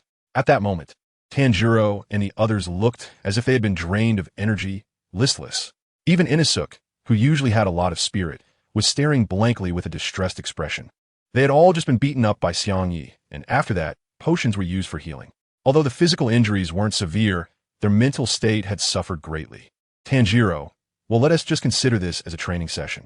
Jinya, have they always been this straightforward? After hesitating for just a moment, Meili happily grabbed Tanjiro and Xiangye's hands and excitedly walked into the training area. You look very energetic, that's great, Xiangye said, pleased as he looked at Meili. Yes. Come on. We need to brew black tea at 3 o'clock, make muffins, and slather on lots and lots of butter. Meili said excitedly, her head filled with hearts. Tanjiro and the three following behind were left stunned by her words. Only Xiangye had his mouth open, looking forward to it. Meili not only loved to eat, but was also very good at making desserts. Just thinking about it made one drool. Throughout the next day, Xiangye quickly learned the entire process during the night. In simple terms, it involves using flexibility to perform various incredible movements, which enhances the fluidity of his techniques when wielding the Sunblade. Come on, everyone stay motivated, Miri shouted at the training team with her hands cupped around her mouth. Everyone on site was wearing pink gymnastics outfits, displaying faces filled with, except for Inosuke, who looked completely relaxed. Tanjiro felt his legs being pulled apart, about to form a split. This was simply using brute force to stretch his body. It was terrifying. Meanwhile, Xiangye sat nearby, happily eating the sweet cakes that Miri had just brought him. So delicious. Zenitsu looked at Xiangye with a mournful expression, tears in his eyes. Why can that guy eat after training while we have to watch him? Just as he finished speaking, he felt his legs being torn apart, and sharp pain shot from below to his brain. It hurts. I'm going to die. Soon, 2 days later, everyone completed this training and went to the residence of the snake Hashira, Iguro Abanai. Good afternoon, Xiangye. How has the training been lately? Abanai asked, stroking the little white snake around his neck. Yes, very smooth. By the way, this is a dessert that Sister Miri asked me to bring you, Xiangye said as he handed the package to Abanai. The latter glanced to the side and reached out to take the package. Thank you. You've worked hard running around during this time, training during the day, and practicing with us at night. Although Abanai still had the same expression, He was clearly happy. Sensing the happy aura emanating from Abanai, Tanjiro excitedly opened his mouth. "Mr. Iguro, please." However, before he could finish his sentence, he felt a fierce glare from Abanai, sharp like a snake. "Kamado Tanjiro, I can't wait any longer." "Huh? I heard from Kanroji that you were having a great time training with her." As Abanai spoke, a subtle yet powerful aura began to radiate from behind him. "I'm not as gentle as her, so be mentally prepared. Especially terrifying." What is wrong with this person? He was just happily chatting with Xiangye a second ago, and the next moment he turned fierce. Zenitsu grabbed Genya's clothes, trembling in fear as he watched the scene unfold. Xiangye didn't blame this either, but just walked briskly towards Xiaobane's residence. In the direction of his gaze, he noticed that Xiaobane still had that lovely cherry blossom pendant hanging from her waist, which seemed to be well protected. Xiangye recalled the conversation he once had with Little Ba and E. A normal person's life? Just wait a little longer. Once we eliminate Musin, everyone will be able to step into the right track of a normal life, and we won't have to risk our lives running around all day. Little Ba and his training focuses on correcting sword techniques. Although Tanjiro already possesses Hashira-level strength, when it comes to sword technique dueling, it's clearly not enough. After studying for half a day, Xiangye mastered it. So what if he doesn't know the breathing techniques? He still needs to master the proper use of the sword techniques. However, Tanjiro and the others weren't as happy. Tanjiro's face was covered in bruises from being tormented by Kaneo. He looked like he had been beaten badly. As for Zenitsu and the other two, they were much better off. They had some injuries, but clearly fewer than Tanjiro's. Xiangye twitched the corner of his mouth, looking at the heavily bandaged Tanjiro. "I would call you Iguro Abanai, the strongest vinegar jar. Fortunately, my relationship with him is pretty good.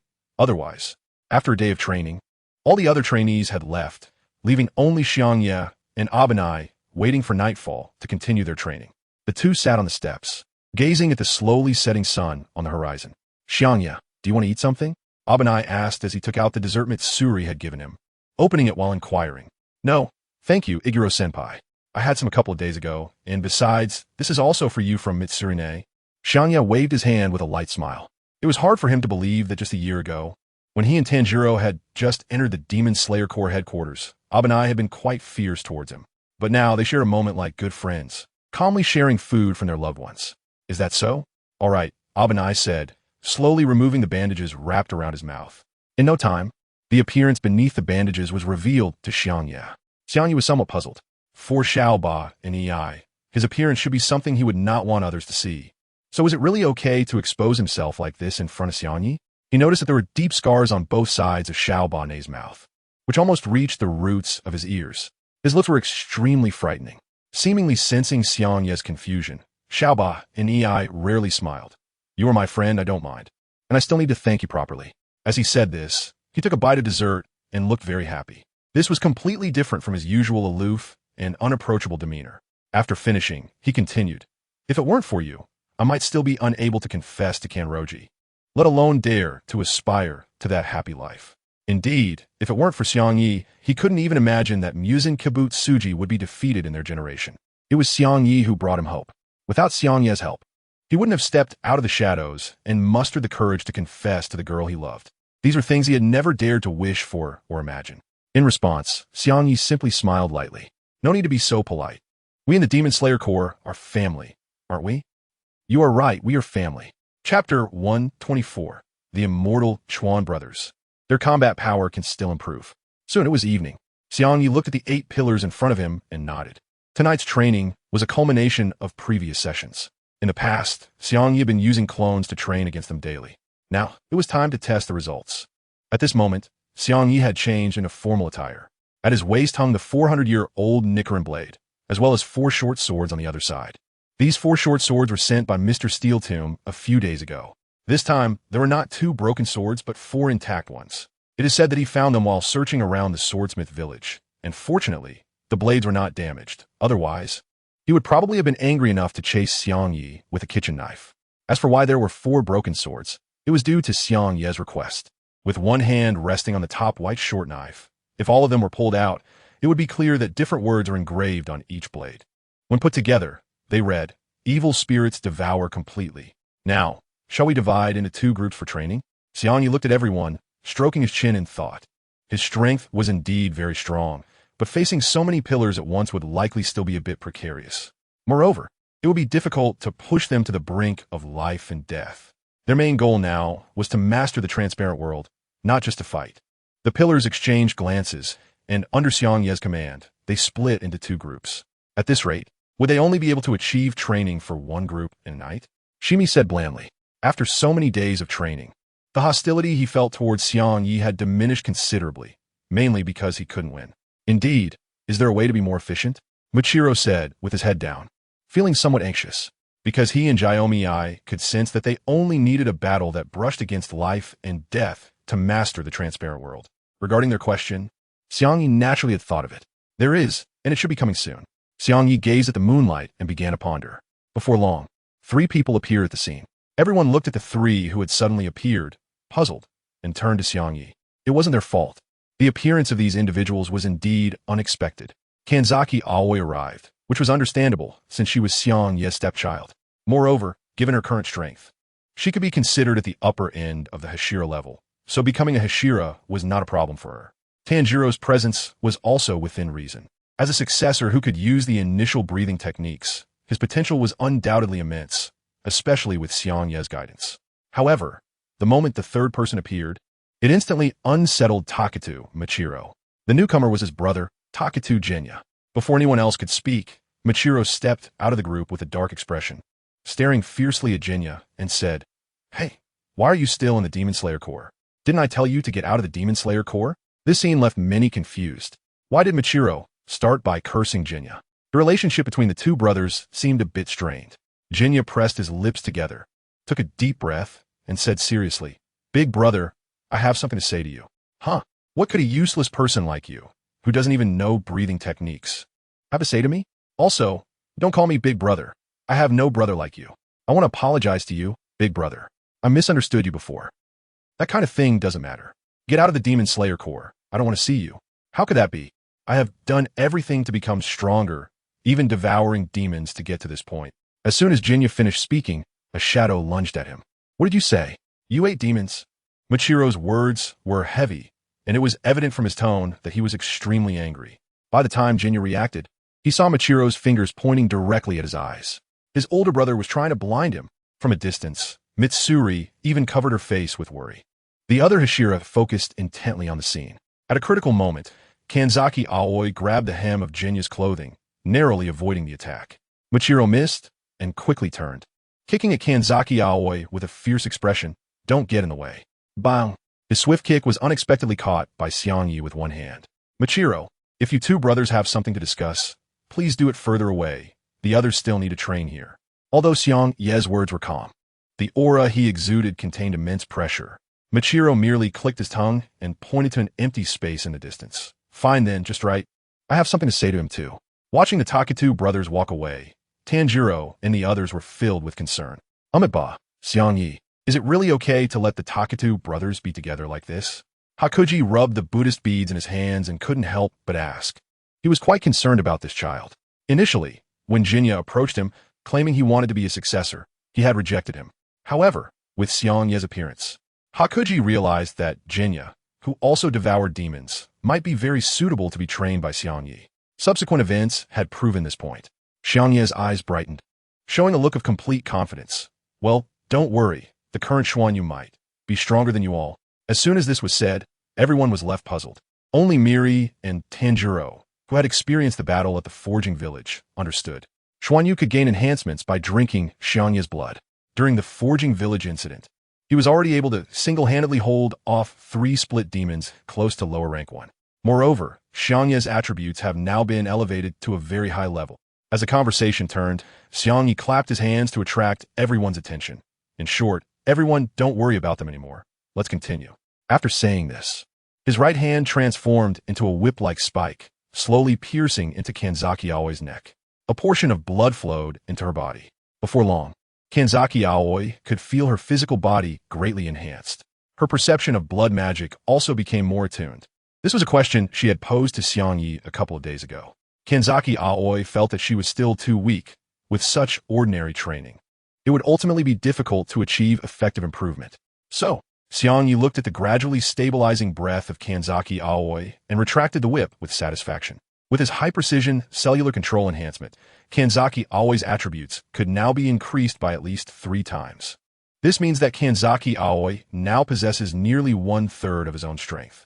It's no problem for him to fight 2 or 3 Hashira at once. Seeing this, Tanjiro felt a bit at a loss. He glanced at the Hashira opposite him and then at Kanzaki Aoi, saying, Xiangye, what about me? You? Go to the other side. Tanjiro was slightly taken aback, but quickly nodded. Seeing Tanjiro's expression, Xiangye understood that the other party probably thought they would be on his side. Chapter 125, The Terrifying Gap in Strength, Hell Training. Clang. The sun blade at Xiangye's waist was slowly drawn out, reflecting its enchanting colors under the moonlight. At this moment, not far in front of him stood 6 people. Yin, Xia, Yin, Shui, Shi, and Yin, the 6 Ashira. The atmosphere at the scene gradually grew colder, and seeing that Xiangye was ready, everyone slowly drew their sun blades from their waists. Even though they had 6 Ashira on their side, no one would underestimate Xiangye. Xiangye gradually increased the flow of blood within his body, and the aura emanating from him was completely unleashed without reservation. In an instant, the few people across from him felt as if they were being watched by a ferocious beast, their hair standing on end. Noticing the vigilant expressions of the crowd, Xiangye understood that what they needed most now was a sense of crisis. So he put away his approachable demeanor, his expression indifferent, and slowly spoke, his voice carrying a hint of coldness. Training began. As Xiangye's voice fell, his figure disappeared from the spot. The crowd exclaimed, "Where is he?" Xiao Ba raised his knife warily, scanning the surroundings. Just as everyone was frantically searching for Xiangye's trace, Xingming suddenly swung the meteor hammer in his hand toward the back. In his sight, a black shadow was moving rapidly. The meteor hammer tore through the air like a cannonball, heading straight for the distant Eong. Bang! Eong turned in panic, only to see the meteor hammer accurately strike a black blade. When did this happen? Why didn't he even sense the killing intent of this attack? Eong's eyes widened as he stared at the imminent attack, cold sweat streaming down his back. That was a shadow clone of Xiangye, and the phantom's blade was just a hair's breadth away from his neck. Everyone, stay alert. His attack doesn't carry killing intent. Pay attention to the movements around you. Xingming shouted, his iron chain dancing along with his words. In the next moment, he violently swung the broad axe in his other hand toward a nearby spot. Boom! The place where the broad axe struck immediately intercepted a shadow. Xiangye held the sun-wheel blade in one hand, gazing at the broad axe in front of him, which was continuously sparking against the blade. His expression slightly tightened. As expected of the strongest before he joined the team, the gap in strength still allowed him to launch precise attacks. It seems that the method of taking him down one by one won't work, so next. Just as Xiangye was thinking, several sharp attacks with different auras quickly rushed towards him. Everyone, seize this opening and surround him quickly, Mu Ilang said, charging to the front. Behind him were the other 4 Hashira, each using their fastest breathing techniques to approach Xiangye, who had just been struck by the broad axe. Xiangye felt a hint of surprise. It had only been less than 2 breaths since his figure vanished until the axe struck him. Xingming's reaction was indeed impressive, but the others made the wrong decision. They should not have surrounded me. Suddenly, a brutal aura emanated from Xiangye. In a place unseen by everyone, 5 arrows swiftly flew toward them, instantly breaking their formation. In an instant, the 5 of them flew into the air like kites with their strings cut. Detailed Knight. Today's Demon Slayer core feels a bit weightless. This attack, although it doesn't do much damage, is quite bothersome. Kayajiro shouts while adjusting his body. The move that Xiangye is showcasing now is completely different from before. It's not something that can simply be avoided by feeling it out. Looking at the few people in the sky, Xiangye decided to raise the difficulty directly, just as they had just stabilized their forms and landed on the ground. Xiangye's arms transformed into 2 whip-like stingers, constantly wriggling and swirling around him. Don't be surprised.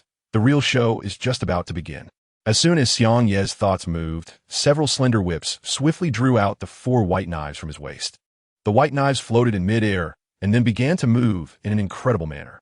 With the assistance of several black arrows, the blades shattered into fragments and were attached to 2 of the whips. How could such a thing be possible? Eon was truly shocked.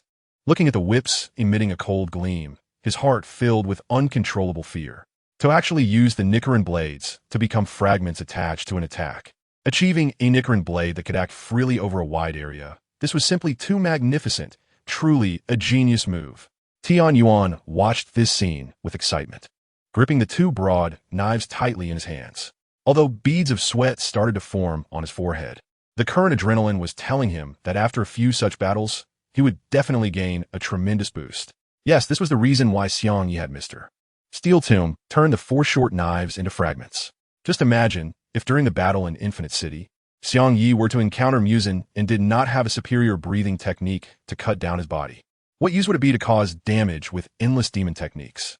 Although Muzan had already overcome the beheading of demons, if he could kill several hearts and the brain within him, that would be enough. As Xiangye was contemplating, more slender whips extended from behind him, launching attacks. The fierce whips continuously struck towards the Hashira, and the powerful assaults tore the ground apart, creating gaping wounds.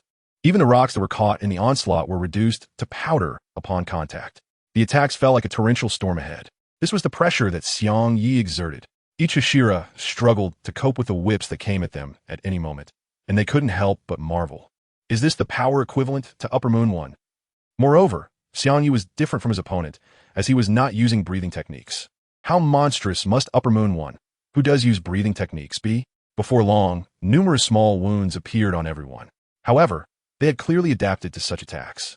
Rock breathing, third form, rock skin, a broad axe and a meteor hammer were exaggeratedly swung by Xiangye for defense, constantly fending off the incoming assaults. Looking at the advancing Xiangye, Xiangye felt no surprise. The opponent was already a half step into the transparent state, and with such solid strength. It was expected that he would break through so quickly. But what he didn't expect was that the one following was not Michiro, who had also comprehended the half-step transparent state, nor Kaijiro. Instead, it was Tenjin Yuzui. Tenjin was rhythmically wielding his broad blades, advancing continuously. My score is complete. At this moment, in Tengin's eyes, Xiangye's attacks transformed into a series of predictable faint shadows laid out before him. He had originally thought that the breakthrough would take a bit longer. After all, none of them had the patterns. A glint of cunning flashed in Xiangye's eyes. Since that's the case, I will increase the difficulty. Xiangye's whip began to retract around his body, just when the pillars behind felt a sigh of relief. A more terrifying attack emanated from the front. BFF, BFF, BFF. The sound of flesh being sliced came from the two people in front. At this moment, the ones at the very front, Xingming and Tianyuan, were splattered with blood, blooming like flowers. Accompanying this were massive green and red blade energies, or rather, gigantic arcs of whip energy. Blood demon technique, blood scythe, chapter 126, because I am your brother. Xiangye looked at the blood demon technique attached to the whip blade, feeling very satisfied. Since the blood scythe can be attached to weapons, he thought, why not shatter the blade and attach the fragments to the thorn whip, using it as a weapon? It's the same principle, right? The combination of the blood demon technique and the abilities of the Nichirin Blade can still be effective. Looking at the blood marks appearing on Tianyuan and Xingming, Xiangye raised an eyebrow. A huge meteor hammer was already approaching his face, and a dangerous alarm rang in his heart. Is this going to succeed? Xiaoba felt a mix of anticipation and disappointment. If the 5 Ashira could kill an Upper Moon 1 demon this easily, it would all be worth it. At the same time, there was disappointment. If this training could lead to success so quickly, then achieving their goal of understanding the world through training would be difficult. However, something unexpected happened.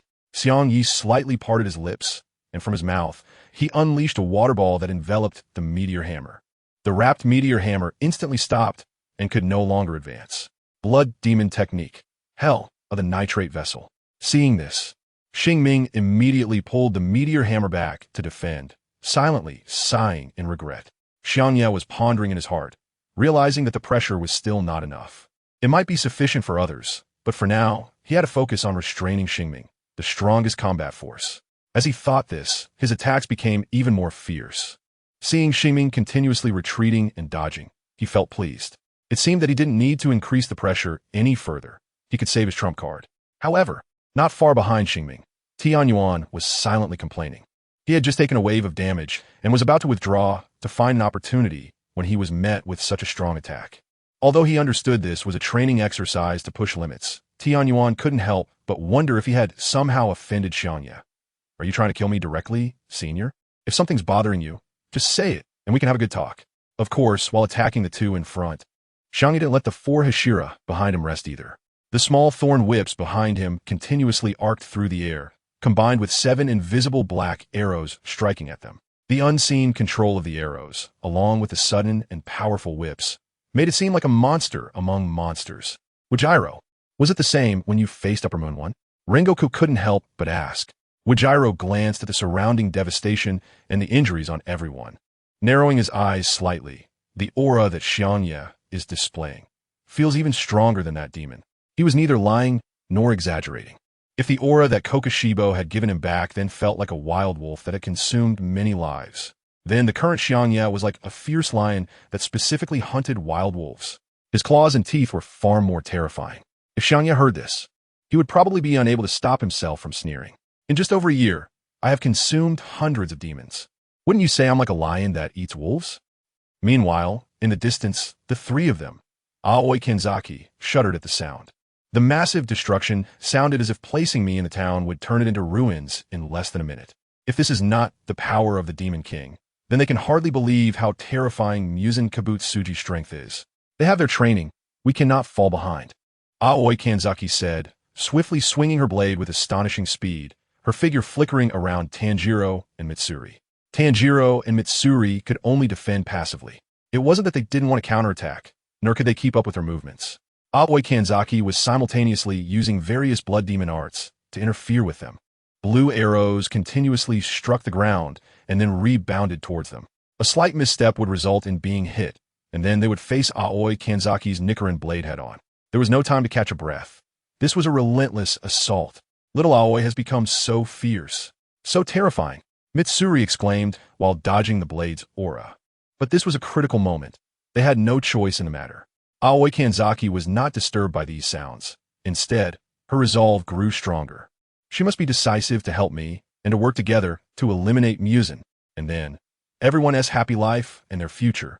A blood-red net, invisible arrows, and the constantly erupting blade aura.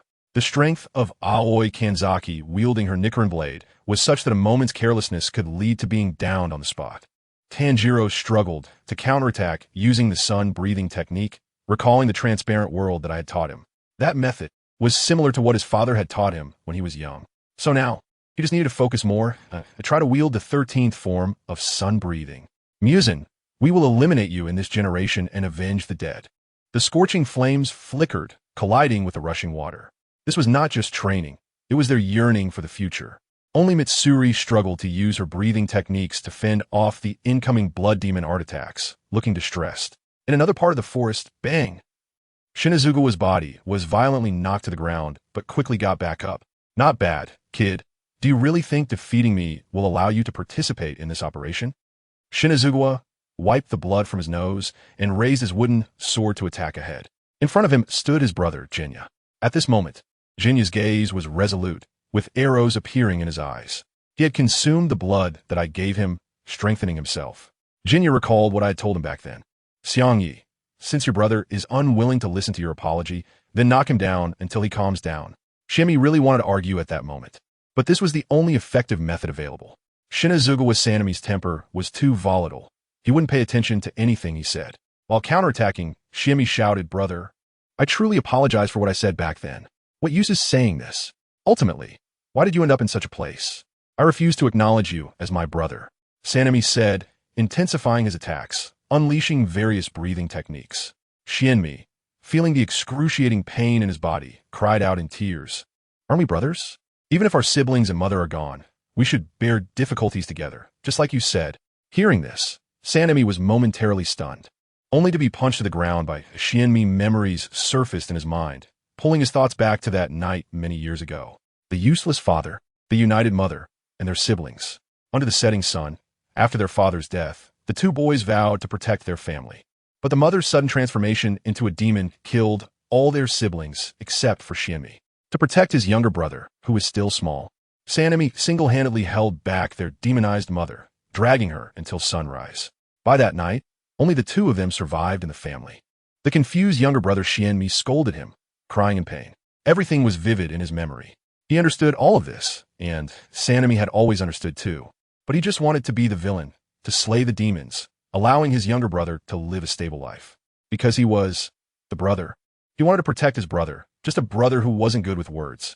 Chapter 127, After the battle ends, let's all go fly paper airplanes together.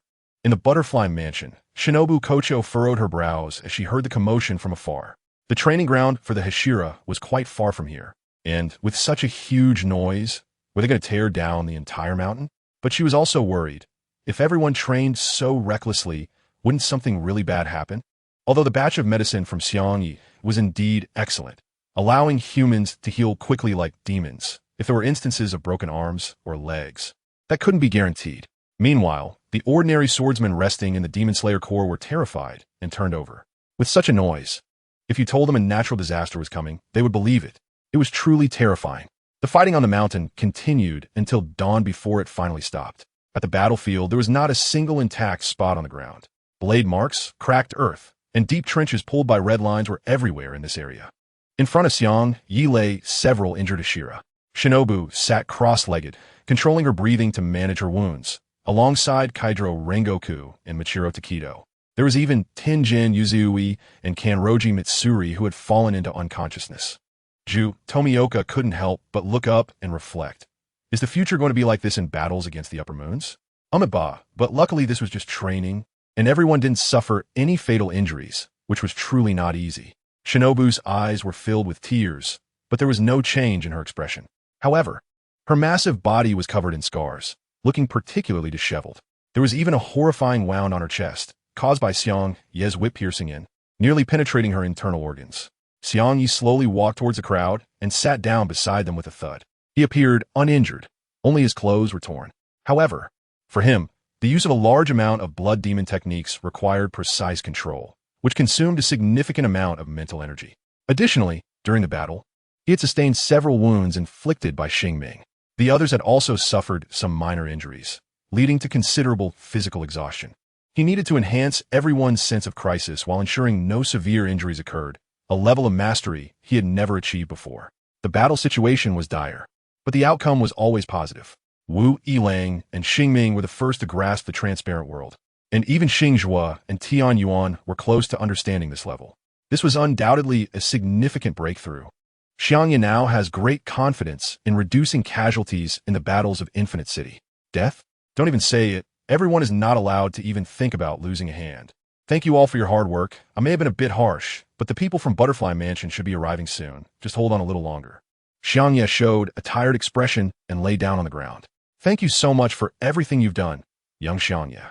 I can almost see the day when the evil spirits are eradicated, Akizukuro said while laughing heartily. Looking at Akizukuro's hand covering his wound, Xiangye felt embarrassed. Rengoku-senpai, if you keep laughing like that, I'm afraid you'll faint right now. Seeing Xiangye in a daze, Michiro tilted his head and chuckled. Xiangye, after this battle is over, can we go fly paper airplanes together? Paper airplanes? Xiangye was taken aback for a moment, realizing something. Isn't this just Michiro's hobby? Michiro actually made such a request himself, so of course, he wouldn't refuse. Just as Xiangye was about to speak, he heard Tanjiro's voice from distance. What? Paper airplanes? I want to join in too. Everyone turned to look, and they saw Tanjiro running excitedly, covered in injuries. But after just a few steps, he stumbled and nearly fell to the ground. At the critical moment, it was still Aoi Kanzaki and Mitsuri who supported him from both sides. Slow down, Tanjiro. Your leg just got injured and hasn't healed yet. Don't push yourself too hard. Mitsuri looked at Tanjiro's foot with a worried expression. She soon felt the gazes of everyone else and raised her other hand to wave. As for Aoi Kanzaki, he gave Xiangye a thumbs up. Xiangye chuckled. It seems they're also reaping a lot over there. But the boy from a Sakanji family still looks a bit clumsy. Kayajiro crossed his arms and laughed heartily again. At that moment, another voice came from the distance in the woods. Hey, we want to come too. Jinya was supporting the injured Sanemi, who was stumbling along. Mitsuri covered her mouth in surprise and looked at the Tsuguko brothers. Oh, have these two brothers made up? It's understandable that she reacted so strongly. After all, before dawn, Sanemi harbored a deep hatred for Jinya, even trying to poke his eyes out. The goal was merely to expel Jinya from the Demon Slayer Corps. Sanemi, being supported, had a vein popping on his forehead, and shouted at Jinya, "What do you want to come for? Go by yourself." It was bad enough to have been defeated by his brother, but now he was being supported by him. However, looking at his brother's comical expression, Sanemi couldn't help but smile a little. It had been a long time since they had been together like this. Look, Senpai Sanemi is smiling. Xiangye keenly noticed this and pointed at Sanemi. Tenjin, who was originally lying on the ground, suddenly raised his head upon hearing this. Huh? Really? Let me see. Detailed night. Didn't you faint? Tian Yuan. I'm the god who presides over splendid festivals. How could I faint? I was just a bit tired and dozed off for a moment. Immediately, the little Ba Na lying next to him also lifted her head, her dead fish eyes staring around. Where? That guy actually laughs at such things? Iyong tilted his head, puzzled, and said, Hasn't he always been laughing? Although Iyong said so, in reality, Shimi rarely laughs sincerely, only when he is angry. So this is what surprised everyone. Shimi, who was being supported, didn't like hearing this, and his previously cheerful smile instantly turned back into his usual angry laugh. You brat. Don't think I won't hit you just because you are impressive. After a moment of silence, everyone burst into laughter. Even Shimi was stunned for a moment before slowly joining in the laughter. Wu Yilang laughed while supporting himself with his hands on the ground, intermittently saying, Everyone can come, but surely everyone's paper airplanes won't fly as far as mine. Shimi, huh? Who are you looking down on? I'm the wind pillar. I'm definitely better than you. Tian Yuan. I'm the splendid god, and I come from a ninja background. I definitely won't lose to you. Kayajuro. Although it's a child's game, I will also give it my all. Iyong. Since everyone is playing, then I also. Xiangye scanned the crowd and recalled the original appearance of the Demon Slayer Corps. Who could have imagined that, after more than a year, the pillars of the Demon Slayer Corps would have changed to this state? As I gazed at the sun slowly rising on the horizon and the path I had traveled, I saw the Hashira and logistics personnel rushing towards us. Victory will surely belong to our Demon Slayer Corps. Chapter 128. The eve of battle a few days later at the mansion of the Tsujikuni family. So, how has the training been going during this time? Yoya and Xiaomi? Lord Yoya was lying on the tatami mat, struggling to speak. Beside him was his wife, Kaneko, while Yoya and Xiaomi were kneeling across from him. They were also the two strongest fighters in the current Demon Slayer Corps. Xiaomi lowered his head and softly said, My lord, please rest assured. With everyone's help, especially Yoya's, we have all made significant progress during this time, even the lower-ranked swordsmen. Is that so? Cough, cough. I truly thank you, children. Although Lord Yoya couldn't see where Yoya was, he still struggled to bow his head in gratitude. Yoya understood that Lord Yoya had been paying close attention to these matters recently. The training of the Hashira for the lower-ranked swordsmen aimed to enhance everyone's strength and avoid excessive casualties in the upcoming battle. The most terrifying aspect was Yoya's training for the Hashira, as it was said that many of them sustained serious injuries daily. Fortunately, everyone's strength had improved tremendously. Concepts like the Hecato and the transparent world were still unknown to them. Perhaps Lord Yoya had originally intended to share the methods of unlocking the markings that had been passed down through generations. After all, they were about to face such a crisis. Seeing Yoya's arrangements, the other side should have understood as well. Xiangye knows so many things. So perhaps the patterns also know something uncertain?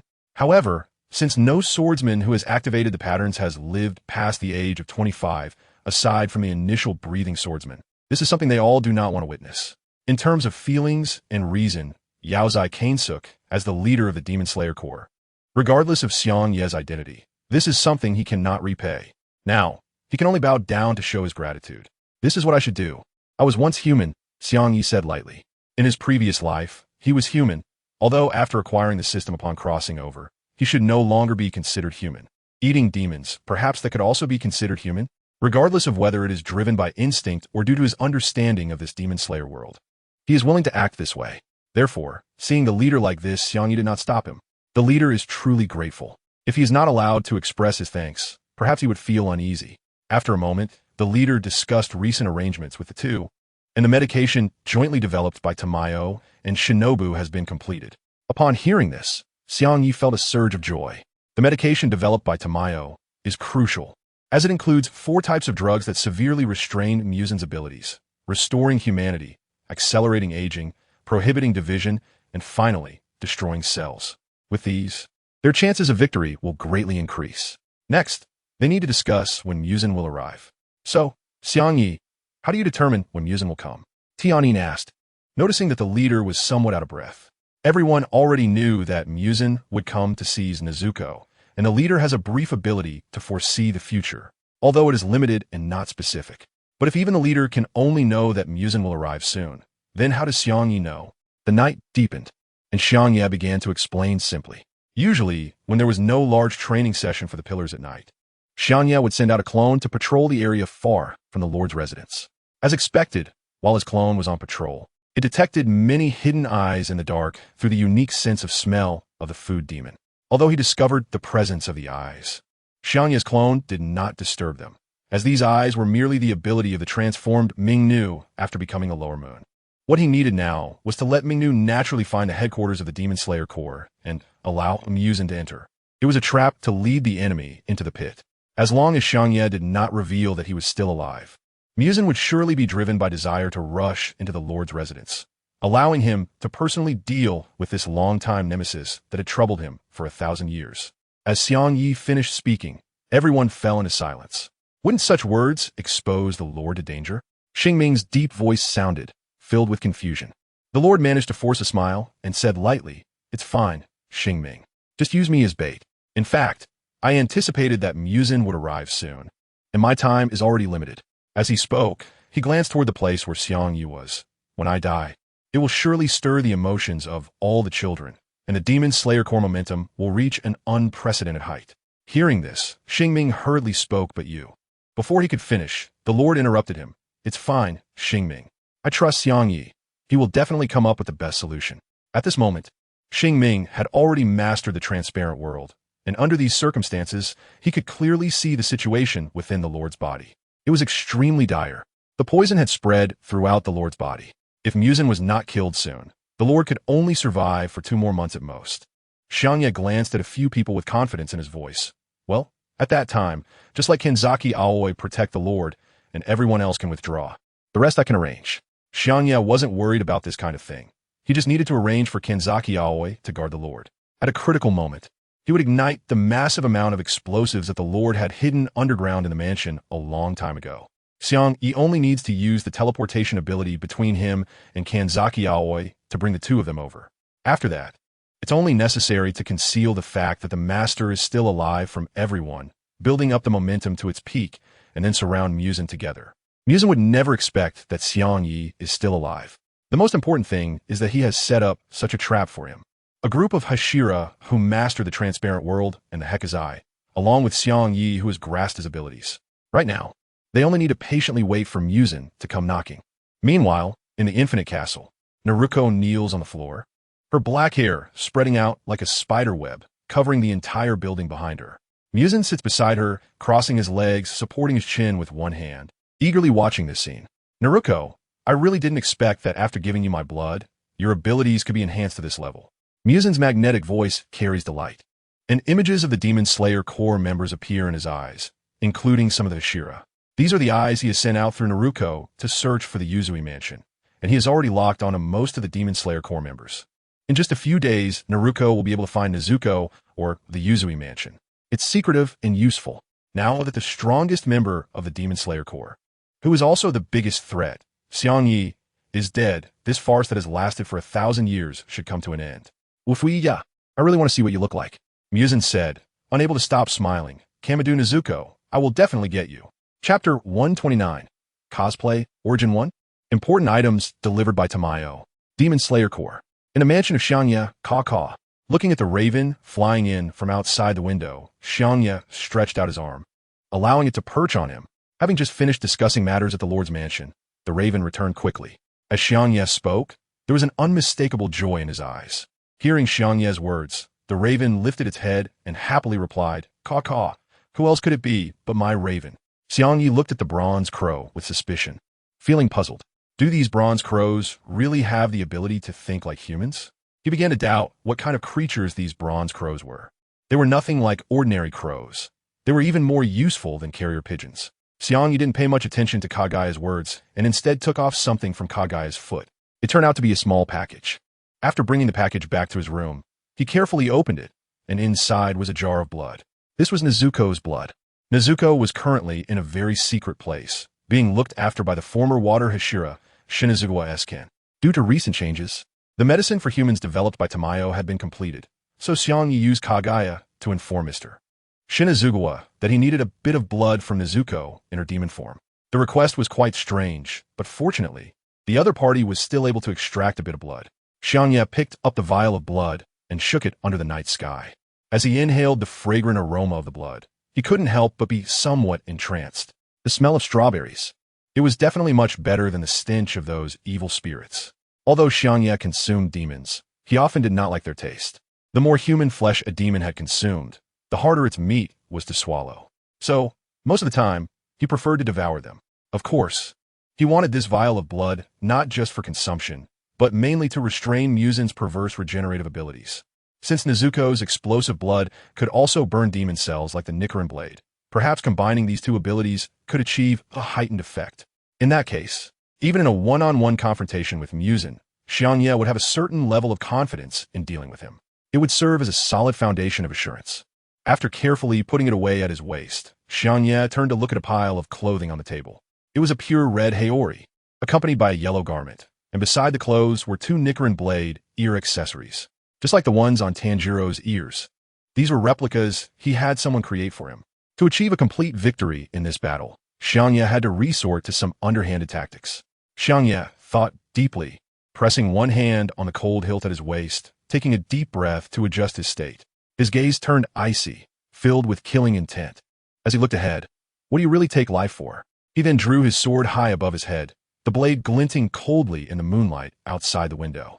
Breath of the sun, first form, dance of the sun. He swung the sword. Because he had gathered all his strength, the surroundings were unaffected. However, the overwhelming aura of killing intent continued to surge outward. Even the raven standing outside the window was nearly startled enough to fall. After completing this action, Xiangye felt as if he could see Musen's eyes filled with fear, as if he had seen a ghost. Just that moment of distraction was enough to accomplish many things. Thinking of this, Xiangye couldn't help but feel a surge of joy in his heart. Since he was able to scare Musen once with his cells, doing it again would be no problem. Who would care what the grumbling Musen thought? Suddenly, the sound of footsteps on the stairs came bang. The door to the detailed night room was pushed open, and then Kanzaki Aoi rushed in with a Nichirin Blade in hand, looking alert. What's going on? Is there a ghost? She said while scanning the surroundings. After not finding anything suspicious, her gaze shifted to the still movementless Shuya. Their eyes met. Kanzaki Aoi raised her eyebrows in confusion. Shuya, what are you doing? Xiangye awkwardly scratched his head, quickly sheathing the sunwheel blade. His eyes darting around uncomfortably. I was just playing cosplay. What is that? It's just a kind of very novel vampire technique. Seeing Kanzaki Aoi's reproachful gaze, Xiangye realized he must have done something wrong. Hearing this, Kanzaki Aoi let out a light sigh and said helplessly, "Then why did you emit such a strong, killing intent? It was really scary. Do you know that Shaddai down below was frightened by you?" She saw that Xiangye was genuinely fine and also sheathed the sunwheel blade. That sharp aura just now had startled even her, let alone the newly arrived Shaddai. Xiangye heard that Shaddai had arrived and began to feel puzzled. Shaddai is here? What for? In his impression, after Shaddai reconciled with Mr. Yenju Xingming, he hadn't seen the little girl again, and now she appeared in this place. Was she here to say goodbye? Shaddai said she had important things to pass on to you, and she was accompanied by several higher-ranking swordsmen and members of the Demon Slayer Corps. Kanzaki Aoi's expression shifted from worry to seriousness. What important things? Anyway, you need to go downstairs, Kanzaki Aoi said, grabbing Xiangye's hand and leading him downstairs. In no time, Xiangye saw Shaddai, who was kneeling in the center of the hall, looking somewhat startled, as well as a few people standing behind her. In front of Shaddai was a small package. Lord Ghost Pillar. Lord Pillar. Upon seeing Xiangye, several swordsmen and members of the Hidden lowered their heads and greeted him. Shaddai, feeling a bit nervous, got up as if to imitate them. There's no need to do that. I don't like this kind of formality, and neither does everyone else. Xiangye quickly walked over to sit down opposite Shaddai. Xiangye's actions were a bit hurried because he seemed to catch a whiff of a ghostly scent. It was the sealed blood of a demon. Although he was anxious, he managed to calm down and slowly asked, Shaddai, why are you still here? After pondering for a moment, Shaddai raised her head and replied, Well, I've joined the logistics team of the Demon Slayer Corps. I want to help the teacher and save those harmed by evil demons. So she has joined the logistics personnel of the Demon Slayer Corps. That's not surprising. After hearing this, Xiangye immediately continued. And then, what's the important matter? He was a bit puzzled at this stage. Was there anything that could make Tamayo so anxious to send something like this? He could only hope it wasn't anything bad. This package is what Miss Tamayo asked us to deliver to you. Please take it, Shaddai said, pushing the package in front of Xiangye. Looking at the package, Xiangye slowly opened it with curiosity. Inside was a vial of blood and a letter. The surface of the letter bore the words, "Left by Tamayo. S. The subsequent chapter Infinite Castle will be released at 001, and it will be published tonight. Thank you to the readers who have made it this far. The author has been feeling low lately, and the quality has been somewhat lacking. I sincerely apologize, but I will definitely finish this book, along with an ending and extras." Chapter 130, Blood Demon Art Beyond the Upper Moons, The Demented Musin. Gazing at the vial filled with blood, Xiangye picked it up and sniffed it. It was a scent both familiar and unfamiliar, but without a doubt, it was the scent of a demon. After checking it, Xiangye unfolded the letter and began to read. As his eyes moved down the page, his expression grew increasingly delighted. After finishing, he put down the letter and stared intently at the vial of blood as if looking at some kind of treasure. The people around him looked at Xiangye with confusion, and even Kanzaki Aoi couldn't help but poke Xiangye's face, asking what was wrong. Others didn't understand what he was so happy about, but he couldn't contain his excitement. The gist of the letter was that Tamayo had residual demon blood while researching the potion to turn demons into humans. This included blood from upper moons and blood similar to musins extracted from Xiangye's body. Upon seeing this, Tamayo had a brilliant idea. Using the method she had previously utilized with Xiangye's blood to create blood demon arts, she made new blood demon arts from this blood as well. She even infused her own blood into this batch. Originally, this method should have been quite difficult, but with the help of Shinobu Kocho, she managed to complete it in a short time. However, due to the mixture of too much blood, Tamayo chose not to integrate into herself, but thought to give it to Xiangye for use. Since it couldn't be used by them as demons, perhaps giving it to Xiangye, a human who consumes demons, could yield strong effects. Although Tamayo mentioned in the letter that she wasn't sure what kind of blood demon art this blood could master, based on her experience. The ability would definitely be enough to reach the level of upper moons. It might even surpass that of Musin. Xiangye carefully stored this vial of blood, while the blood within his body flowed rapidly and uncontrollably. With these trump cards, his grasp of the battle situation had undoubtedly improved. Perhaps he could even confront Musin alone. Not to mention that according to the plan, there was also Tamayo using drugs to weaken the opponent. So now, all he had to do was wait for Musin to arrive. A few days later, at night, Shimi walked along a small path near the Demon Slayer core, feeling frustrated. TSK, why did Xiangye stop training? That group of idiots in the Demon Slayer core is still so weak. What does he mean by conserving strength? What is he thinking? As Shimi spoke, he glanced at the road illuminated by the firelight ahead. Xiangye did not tell the other Hashira about the conversation with the Lord. Only Xingming knew what was about to happen. Therefore, Shimi was feeling gloomy about Xiangye's recent halt in training. At present, the Hashira who had grasped the transparent world were only Xingming, Michiro, Kaijiro, and Tenjin. The other Hashira were just a step away from reaching it. But Xiangye's sudden stop in training made him feel very uneasy and confused. Although he had questioned Xiangye about this issue, the latter was unwilling to reveal any information to him. Really, this guy, is he hiding something? Just then, Shimi felt an unusual gaze fixed on him. A fierce light flashed in Shimi's eyes as he quickly turned around, his figure flashing. Bang! The sound of flesh being crushed echoed. Shimi slowly opened his palm, looking at the mass of flesh with the character SI on it, unable to help but furrow his brow. What is this? Soon, his eyes widened as the flesh mass dissipated. This is a characteristic that appears after a demon dissipates, which means the Demon Slayer core has been invaded. Upon realizing this, Shimi immediately became aware of another, more important matter. Usually, the Lord never arranged for any guards, citing that the Hashira were important combat forces. Now that this demon's eye appeared, it made his heart tremble. The Lord is in danger. With that thought, Shimi quickly ran towards the Lord's mansion, continuously praying that nothing would happen to him. Meanwhile, not far from the Lord's mansion, Xiangye and Xingming were sitting here, with special talismans attached to their bodies that carried the distinctive aura of Yushir Lang. This was Yushir Lang's secret blood demon technique. Through the transparent world, Xingming looked at Xiangye, who was dressed strangely, hesitating to speak.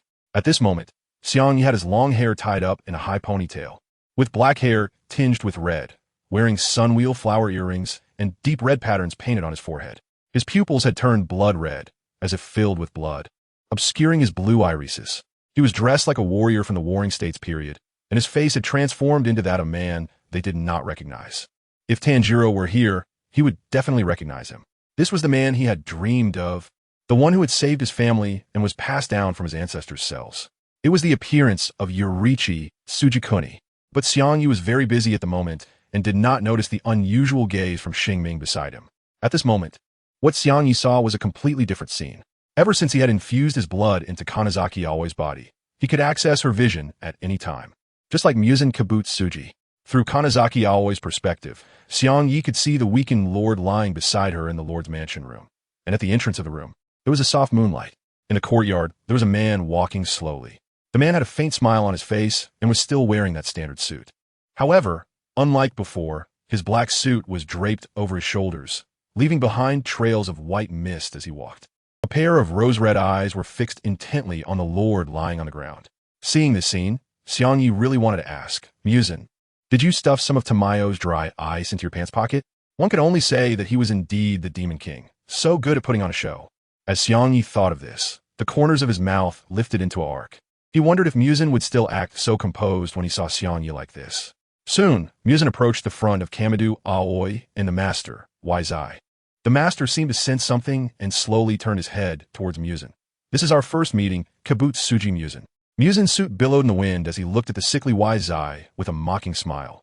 What an ugly sight, Kanroji. A 1,000-year-old nemesis, meeting at this moment. The master Zai and Musen began to exchange words. At the same time, Xiangye was carefully observing Musen and felt Kamado Aoi's trembling body. It was only natural for Kamado Aoi, as a human, to be afraid in front of the cruel Demon King. Few members of the Demon Slayer Corps had seen Musen's true appearance. Even though Kamado Aoi's current strength was not weak, she would still fear him. Musen, who was talking to Master Zai, seemed to notice Kamado Aoi's unusual gaze and turned to look at her in confusion.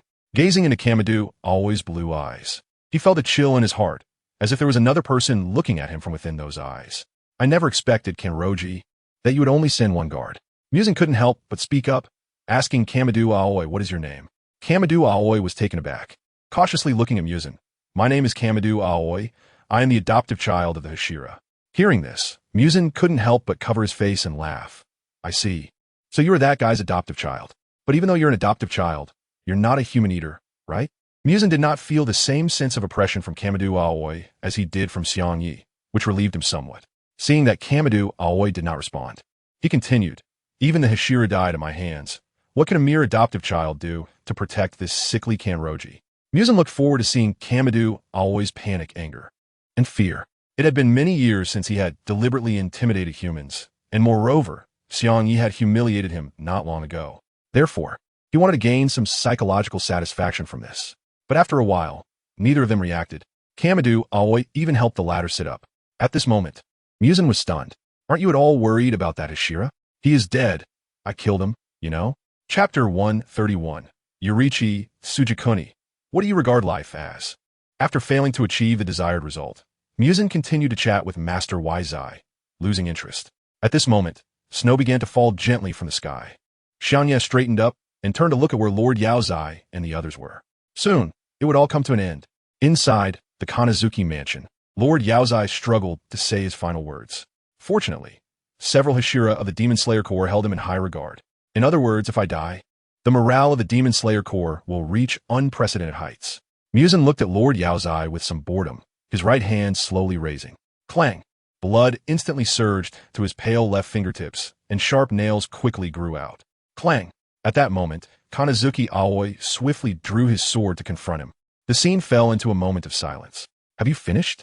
Ignoring the Nichirin Blade in Kanazuki Aoi's hand, Musen's eerie dual pupils were fixed on Lord Zai, coldly speaking as if he were a grim reaper declaring a death sentence.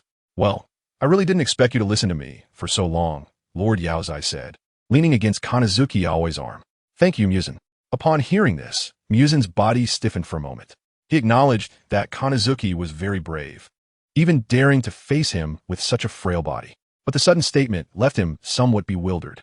You're going to kill him, and he thanks you? Musen's gaze shifted to Kanazuki Aoi, who was tightly holding Lord Zai's half-arm with his left hand. This was completely inconsistent with the vigilance in his expression and the Nichirin Blade he raised. If Kanazuki Aoi was going to resist, why would he first grab hold of this sickly person? That posture was just like the prior action of preparing to escape while protecting Lord Zai. Thinking of this, an extremely ominous feeling suddenly rose in Musen's heart. His left claw was poised to strike forward. Clang! In Muzin's eyes, a familiar yet abrupt object blocked his attack. A blue arrow. It was blood demon art. The peripheral vision in his eyes quickly glanced at Kanazuki Aoi, who had flickering blue arrows appearing in his eyes, just like Xiangye. At the same time, the ground around them began to crack, with fierce flames bursting forth from the fissures. In Muzin's line of sight, Kanazuki Aoi and Lord Yaozai's figures quickly vanished from the spot. At the moment of their disappearance, Lord Yaozai still wore a relieved smile, and Kanazuki Aoi's eyes held a hint of anger. At this moment, even the dullest of individuals would know that he had been played. Boom! In an instant, the soaring flames illuminated the night sky, and a massive explosion echoed across the heavens, shaking the entire mountain. The sky was filled with debris and a rich smell of gunpowder. At this moment, the Kanazuki mansion was no longer intact, transformed into a wasteland. This was the vast amount of explosives that Lord Yaozai had prepared in advance to confront the Demon King. Amid the flames, a broken figure flew out, without a single intact piece of skin, and fell to the ground. It was Muzin Kibutsuji. Just as the gunpowder exploded, Kanazuki Aoi was teleported away by Xiangye, along with Lord Yaozai. At this moment, the two were hiding in the grass behind Xiangye. In the dark night, Xiangye looked at the fallen Muzin in the distance, with one hand resting on the hilt of his sword at his waist. In his keen sense of smell, he detected a vague figure rapidly running toward Muzin's direction. It was Tamayo. Aoi, you go call the logistics team to pick up the master. They're nearby, Xiangye said quickly, then suddenly remembered something and added urgently, make sure they hurry and secretly take the master back to my residence. Before coming here, Xiangye had already arranged for secret logistics personnel. Once they received the master, they would apply the concealment talismans dispatched by Yashiro to avoid being affected by subsequent dangers. The news of the master's survival could not be told to others for now, or else it would not stir the greatest morale among everyone. The current situation left Xiangye little time for preparation.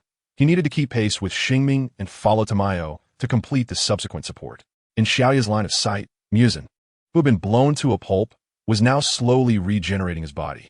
First, the severed arm and thigh began to grow back, followed by a mass of flesh and blood suddenly emerging from the empty neck, gradually forming Muzin's head. It was important to note that there were many nail balls in the explosive powder, which could restrict the regeneration speed of demons. Yet Muzin, as if unaffected, regenerated his entire body in just a few breaths. An astonishing regeneration speed. This guy is regenerating rapidly. Xingming, who had just arrived beside Xiangye, said with a serious expression, and Kanzaki Aoi followed closely behind. The scene before them was fully captured in their eyes. Kanzaki Aoi could only see the purest flesh regenerating. But Xingming was different. Like Xiangye, he had a clear perception of the world. In his view, the blood within Muzin's body flowed in a bizarre manner, at a rapid speed. I'll go first, you follow me, Xiangye said first, and then took off running. The Nichirin Blade was buzzing between his ears, and the red Heiori fluttered behind him. During the run, Xiangye took out Nezuko's blood from his waist and gulped it down. The sweet strawberry-flavored liquid surged down his throat. Food effect activated. Acquired ability. Blood demon art. Explosive blood. Spirit 15. Blood demon art. Explosive blood. Temporary can ignite one's own blood to produce purple-red flames, and has the ability to suppress the regeneration of demons. Spirit. 164-15. Temporary. As he acquired the ability, Xiangye slowly drew out the Nichirin Blade from his waist. Clang! At the moment the blade was unsheathed, he also infused it with his blood. Blood demon art. Explosive blood. The next moment, blazing flames erupted from the blade. It was as if Xiangye was truly using the breathing of the sun. Meanwhile, as Muzin had just regenerated his flesh, he saw many floating chunks of meat appear around him. In Muzin's incredulous gaze, these chunks transformed into tentacles that surrounded him completely. At the tips of the tentacles were mouths that bit down hard on Muzin's body. Instantly, Muzin's form was surrounded by these tiny tentacles, and the sound of flesh being bitten echoed in his ears. He paused, accelerating his regeneration speed, trying to shake off this sudden attack. Is this a control-type blood demon art? Whose is it? No, calm down. Just need to calmly absorb this blood demon art. It will be fine. Just as Muzin was reassuring himself and calmly dealing with the current situation, puff. The next moment, he felt a hand digging into his chest. Muzin slowly looked down and saw a woman's figure appearing in front of him, her hand continuing to reach into his chest. Gazing at the woman's familiar appearance, Muzin was filled with shock. Tamayo, how are you here? Hearing this, Tamayo smiled, beads of sweat forming on her forehead. Didn't he expect it, did you? This blood demon art was created by Xiangye. Hearing this phrase, Muzin felt something strange and forcibly grabbed at Tamayo's hair. Xiangye? He's already dead. This blood demon technique is his. Are you joking? Just as Muzin's words fell, he noticed a bright flame in the distance rapidly approaching him. He quickly looked up, and in just one glance, every cell in his body fell into a brief state of fear. For a moment, he thought about splitting apart and escaping, just like he did 400 years ago. How? How is this possible? How is this guy still alive? Muzin's voice trembled with fear, incredulity etched on his face. In his eyes, the figure of Yoriichi Tsujikuni appeared amidst the ruins, wielding a blazing Nichirin Blade and steadily advancing toward him. Disguised as Yoriichi, Xiangye noticed Muzin's attention and, with a murderous intent in his gaze and a hint of anger in his voice, asked, Muzin Kabutsuji, what do you take life for? Chapter 132. Muzin deceived by emotions. Looking at the panicking Muzin, Xiangye kept moving forward. He had to find a way to rescue Tamayo from Muzin's grasp. Seeing Muzin's expression brought Xiangye an inexplicable joy. Perhaps Muzin, after 400 years, never expected to see Yoriichi again. Although this was a disguise, Xiangye's appearance was almost indistinguishable from Yoriichi's, except for his inability to use the breath of the sun. At this moment, Muzin must still be thinking that Yoriichi had died of old age 400 years ago, and that his body was cut into pieces by Upper Moon One Kokushibo. Why was he still alive now? Muzin, with one hand free, was preparing to deal with the approaching Yoriichi. He began to think that the current situation was very strange. Why did Tamayo make such a trivial attack? Was it merely to vent frustration? Just then, Tamayo lifted her head, her eyes revealing an unusual excitement. How about it, Muzin? You absorb my fist, right? Muzin replied indifferently, accelerating his absorption. So what? For him, although he could split apart into pieces and escape this place, that ability drained too much of his stamina, so he really didn't want to use it unless absolutely necessary. As he pondered, Tamayo continued, it contains a drug to transform humans, as well as a little gift. Hearing this, veins bulged on Muzin's forehead as he looked at Tamayo with a twisted expression. How could this be possible? As Xiangye drew closer, he could vaguely hear the conversation between Tamayo and Muzin. Clearly, Muzin was contemplating the truth of Tamayo's words. In Xiangye's eyes, Muzin appeared increasingly flustered, completely losing the calmness he once had as the Demon King. He was panicking, but Muzin's next move made Xiangye's steps involuntarily accelerate. At this moment, Muzin pressed down on Tamayo's hand, slowly invading her head. It looked like he was going to absorb Tamayo directly and seize her memories. Though the distance was almost too late to cover, Xiangye could feel his cells starting to move within Muzin's body. Earlier, he had given part of his blood to Tamayo, letting her hold it along with the drug. When Muzin absorbed Tamayo's fist, he would inevitably also absorb his blood. As Muzin's decomposition and absorption continued, Xiangye's cells gradually spread within his body. Now it was my turn to control you. As Xiangye's consciousness entered the cells within Muzin, Muzin halted, pressing down on Tamayo's hand. For Muzin, Xiangye's appearance as Yoriichi manifested in his mind. It was oppressive. Not only was it the shadow of fear from 400 years ago, but it was also the bloodline suppression from Xiangye, the man-eater. But Muzin clearly still didn't know this was Xiangye. All his cells were trembling in fear. Muzin was utterly confused as to why Yoriichi's cells could invade his body and even control him. This familiar feeling he had only sensed in Xiangye, the fear of a natural enemy. Muzin quickly used a large number of cells to restrain the cells controlling his consciousness. The next moment, Muzin was drenched in sweat, his pupils rapidly contracting. Confused, truly confused. How could this Yoriichi also be a man-eater? Otherwise, how could he explain being alive until now and still controlling his cells? Muzin suddenly turned his head, and his empty left hand transformed into a series of whip-like stabs. Striking at Xiangye with a strange arc, Xiangye watched the incoming attack without any intention of stopping. He was not someone who could be trapped by such an attack, so clang, clang, clang. Xingming's figure suddenly appeared behind Xiangye, like an enraged Vajra, swinging a large axe connected by iron chains and a meteor hammer, continuously blocking these attacks for Xiangye.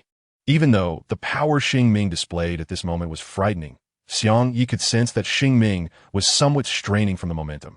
However, he was not worried that Xingming would get hurt by taking this attack head-on, as Xingming had now mastered the method to penetrate the world and activate the He Dao. coupled with the high-intensity training Xiangye had conducted with the pillars during this time, even without this significant enhancement from the patterns, Xingming was more than capable of facing and blocking these attacks. Moreover, Muzin still had to expend stamina on his own tentacle blood demon techniques. Seeing the scene, Muzin was so angry that his mouth twisted. "You demon hunters, all of you die for me." By the time Muzin reacted, Xiangye's figure was already close to him, merely 10 steps away. Upon seeing this, Muzin instinctively wanted to shout for Neikime in his heart, hoping she would teleport him away. However, Xiangye smirked, forcing the cells trapped within Muzin's body to self-destruct. In an instant, Muzin spat out blood, looking utterly confused. A great opportunity. At this moment, Muzin was injured by the self-destruction of his cells, and he would inevitably fall into a momentary daze. This was the best chance to save Tamayo and test the attack.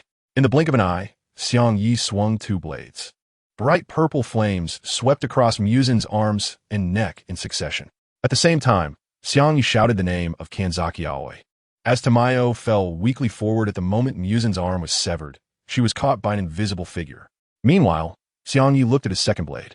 Since Tamayo had been successfully rescued, then on Muzin's side, in Xiangye's eyes, Muzin's flesh and blood restored in the instant the blade passed, and there were small burn marks at the wounds. Seeing this scene from behind, Xingming felt somewhat disappointed, but then immediately raised his weapon again. Xiangye once said that, as the Demon King, Muzin has already overcome beheading, and the only chance to defeat Muzin is to drag it until dawn or to be eaten by Xiangye. However, unlike Xingming's reaction, a look of surprise flashed in Xiangye's eyes. If it were an ordinary Nichirin Blade, striking Muzin's head would only cause it to heal rapidly the moment the blade passed through. This means that an ordinary breathing technique can only achieve a negligible consumption effect. It can't even cause Muzin to lose any stamina. The regeneration of demons depends on the existence of stamina. This strike of Xiangye is different.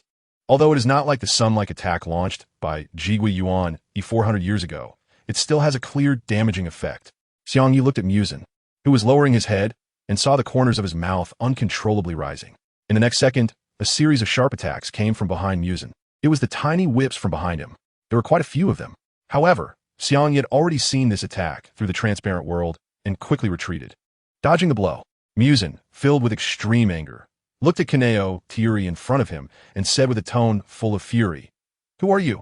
Hearing this, Xiangye reached out to untie the hair tie at the back of his head, a mocking smile on his lips. Had he discovered that he wasn't the real Kaneo Tsuyuri? But it was too late. The master was saved, and Tamayo was rescued as well. The medicine had also been absorbed by Muzin, so Xiangye's plan could be considered a complete victory.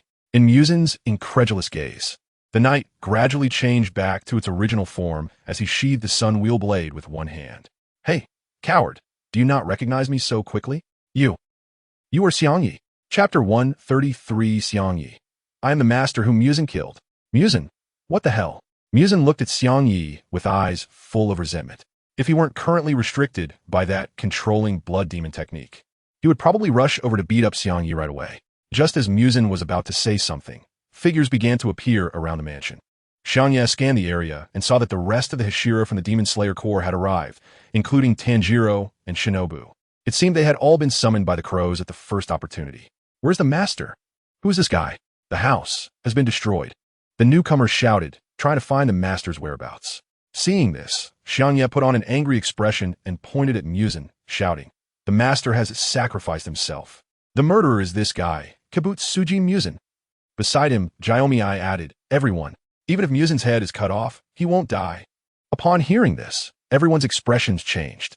This guy's Muzin. The master was killed by him. Although everyone's expressions were different, there was one thing they all had in common. They all wanted to avenge the master. The figure before them was the demon that the Demon Slayer Corps had been pursuing for 1,000 years, the source of all the tragedies. With this in mind, they all drew their Nichirin blades, rapidly approaching Muzin using their strongest and fastest breathing styles. Xiangye is now going to use the news of the Lord's fake death to boost everyone's morale. Now, the time is almost right. In an instant, Muzin was surrounded by them. Only Xiangye stood still, cautiously staring at Muzin. At the same time, Muzin was also glaring at him, his eyes filled with immense fury, as if he could spit fire. After being a demon for so many years, it was the first time he had been wronged by a human, and in such a humiliating way. He killed the damn Tanjiro, not to mention that he didn't even succeed but was inexplicably blown up, trapped by a strange blood demon art, and was intimidated by Xiangye disguised as Yorichi to rescue Tamayo. Xiangye, Muzan roared, his eyes fixed firmly on Xiangye. Xiangye did not pay any attention. He merely flashed forward and raised his hand to slash at Muzan. The red glowing sword energy quickly approached Muzan, striking his head with a faster reaction than anyone else. Poof! The immobilized Muzan tilted his head up, looking towards the sky. In the next moment, just as everyone's attacks were about to land on Muzan, the sound of a pipa echoed. Clang! A barrier appeared beneath everyone's feet, including Xiangye and Xingming. In the next moment, all their figures were pulled into the Infinite City. In Xiangye's line of sight, they were not the only ones pulled into the Infinite City. Many members of the Demon Slayer Corps, almost all of whom had been targeted by Ming Nu, were also drawn in.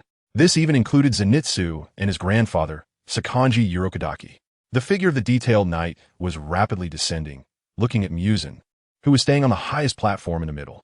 He really wanted to rush up and launch a sneak attack, while Muzan was unable to move. However, Muzan was still too dangerous at this moment, and the main issue was that in any situation within the Infinity Castle, everything would be under the watchful eye of Nakeim. Moreover, Nakeim's primary focus right now should be on Muzan's position, so if he wanted to rush up and engage in battle with Muzan, the effect would likely be minimal, and it might even put him in a difficult situation. Xiangye felt the weightlessness of his body as he scanned his surroundings. The demon slayers from the Demon Slayer Corps were constantly falling around him, the crows flying to observe the terrain, and the demons hiding in shadows. This was the second time he had come to this place, and instead of panicking, Xiangye felt a sense of familiarity. The feeling of returning to the Infinite City didn't seem so bad after all. This time, the summoning by Ming Nu was somewhat similar to a matching mechanism, but he didn't know where he would be delivered. In the original story, all the Hashira were assigned to fight the upper moons, resulting in many deaths and injuries. However, now that everyone had Xiangye's guidance and had mastered the heck in the transparent world, there likely wouldn't be significant losses. Thud! Soon, Xiangye's figure landed on a platform. There was no one accompanying him, and all around were tightly closed wooden doors. Xiangye frowned and looked around at the surrounding buildings. Did they really not assign me to anyone else? Forget it, it's about the same. In Xiangye's sense of smell, he could detect the presence of many evil spirits nearby. Clang! Xiangye slowly pulled out a white short knife from behind him. He had placed all 4 short knives at his back while disguising himself as Yuan Yi earlier.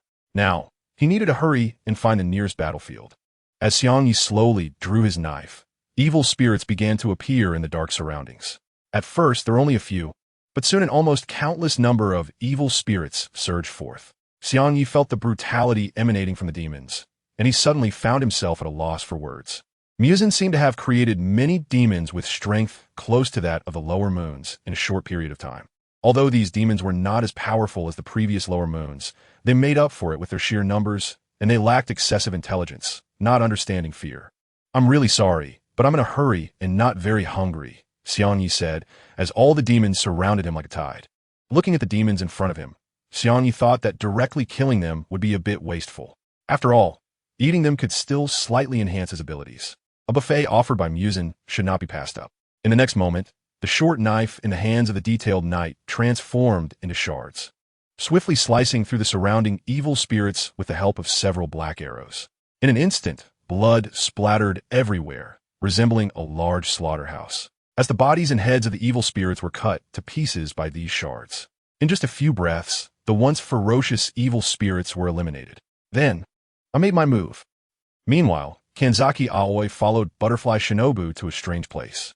In a spacious area, there was a huge lotus pond and bizarre architectural platforms.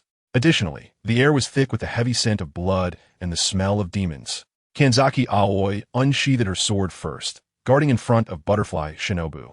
As their steps drew closer, a bloody scene appeared before them. On a slightly wider wooden platform, Doma was holding a woman in his arms, continuously gnawing on her flesh. Sensing someone entering his domain, Doma stopped his actions, looked up at the two, and blood dripped from the corner of his mouth. Ah, more visitors. Doma wiped the corner of his mouth, slowly stood up, and carefully examined the two. You're truly beautiful, ladies. Although it's rude to interrupt my meal, I won't pursue it since you are so lovely, Doma said, while taking out an iron fan to cover his mouth.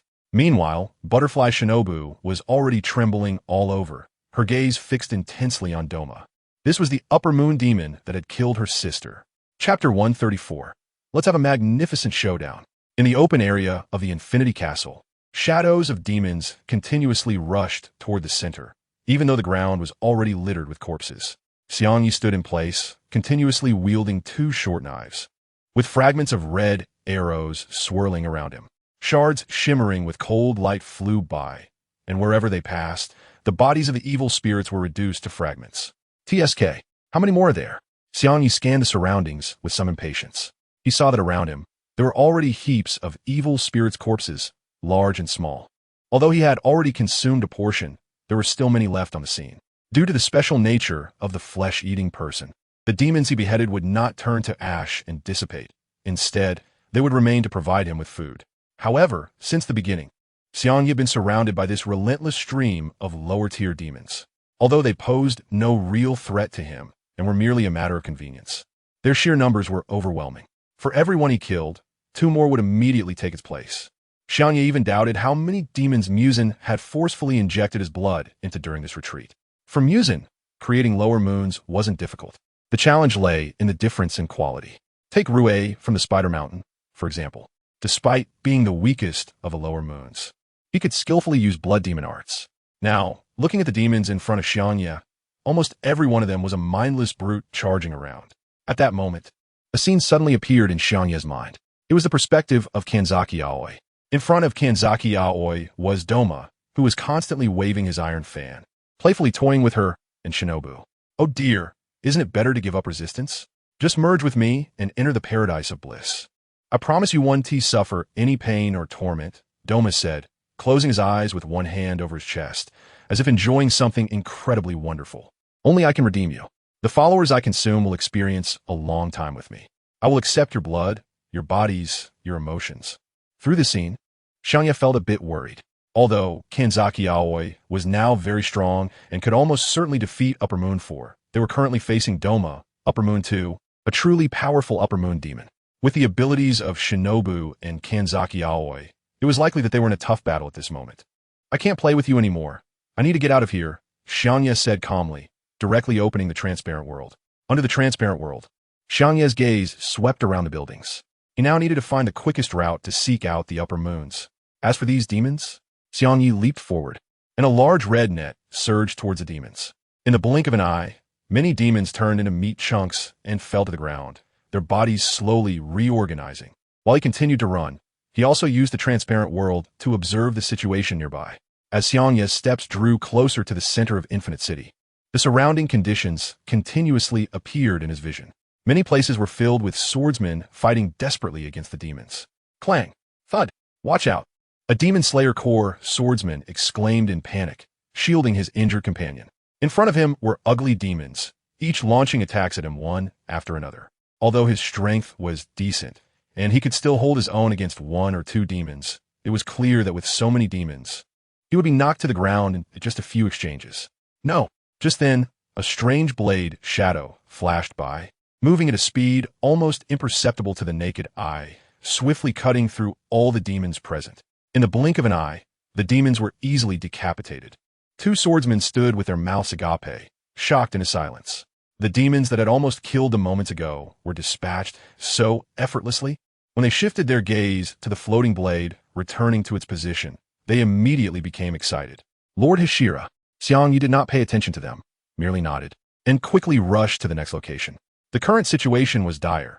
It seemed that Muzan had come prepared for the attack, and it was difficult to encounter even ordinary demons. Most of them were mass-produced lower moon demons, which led to the situation on the scene turning into the swordsmen being overwhelmed. It's true that it's necessary to help the pillars now, but these people cannot be ignored either. Should I use a clone?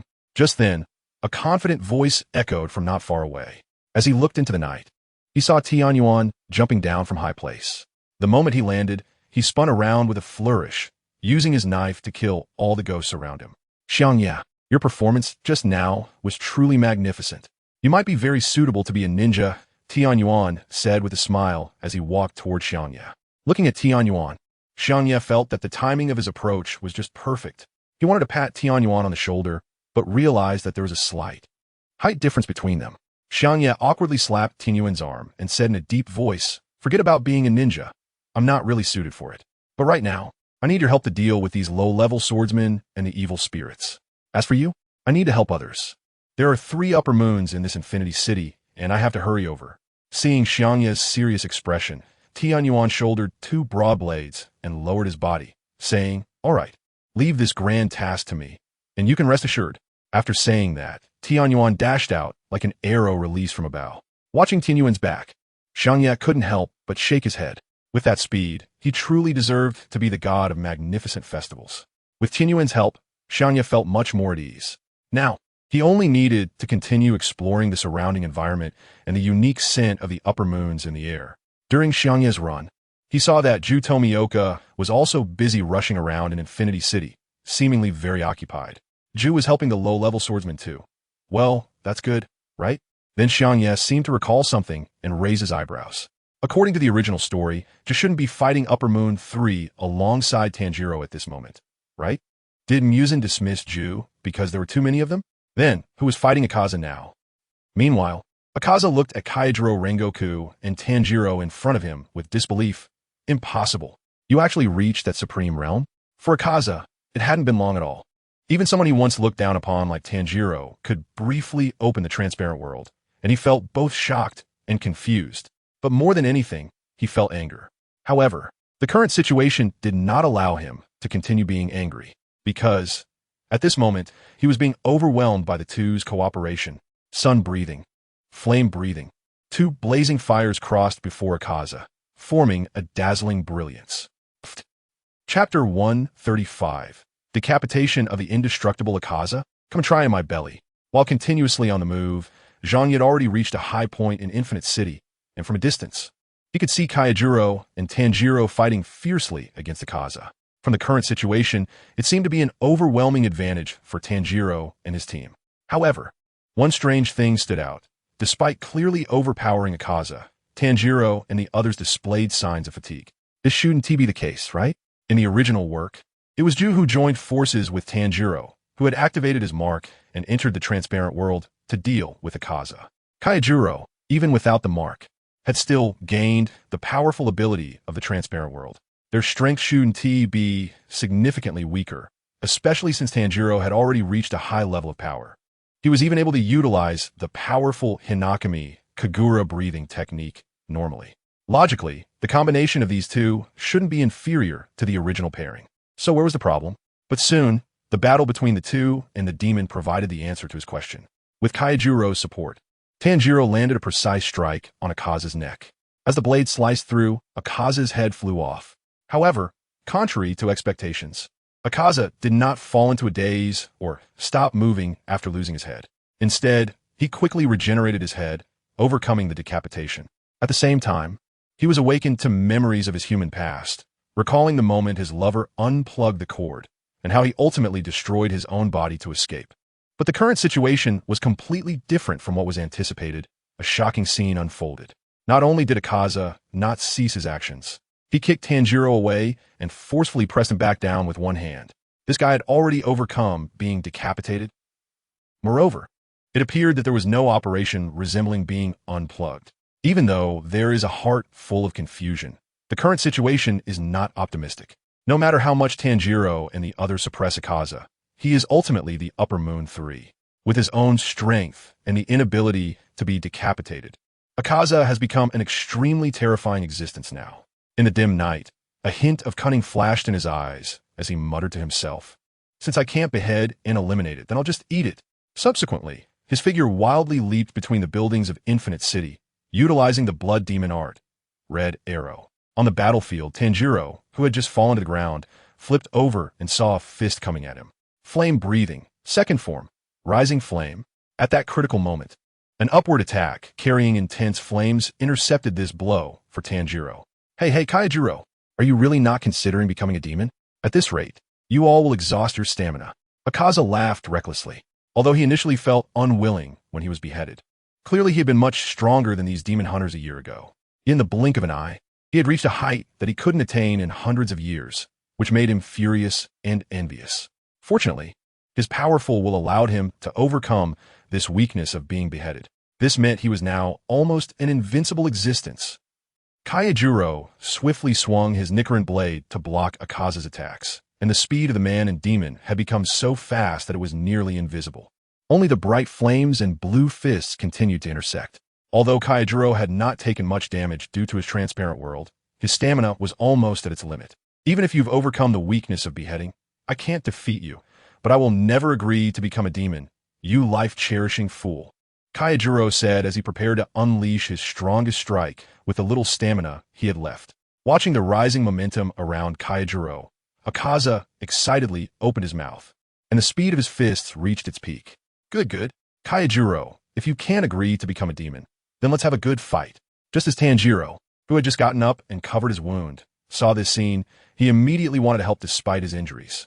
But after catching a glimpse of something out of the corner of his eye, he stopped his movements, slightly opened his mouth as if to say something, and the expression in his eyes instantly turned to surprise. Akaza looked at Tanjiro with some disdain and clicked his tongue, saying, "That's why I say I dislike the weak. With such strong swordsmanship, yet you dare not continue to fight because you're injured, you really shouldn't be alive in this world." But soon, he realized that Kayajuro was also intentionally or unintentionally trying to retreat, and the momentum that had originally surged was gradually diminishing. Now he was truly confused, his eyes revealing doubt.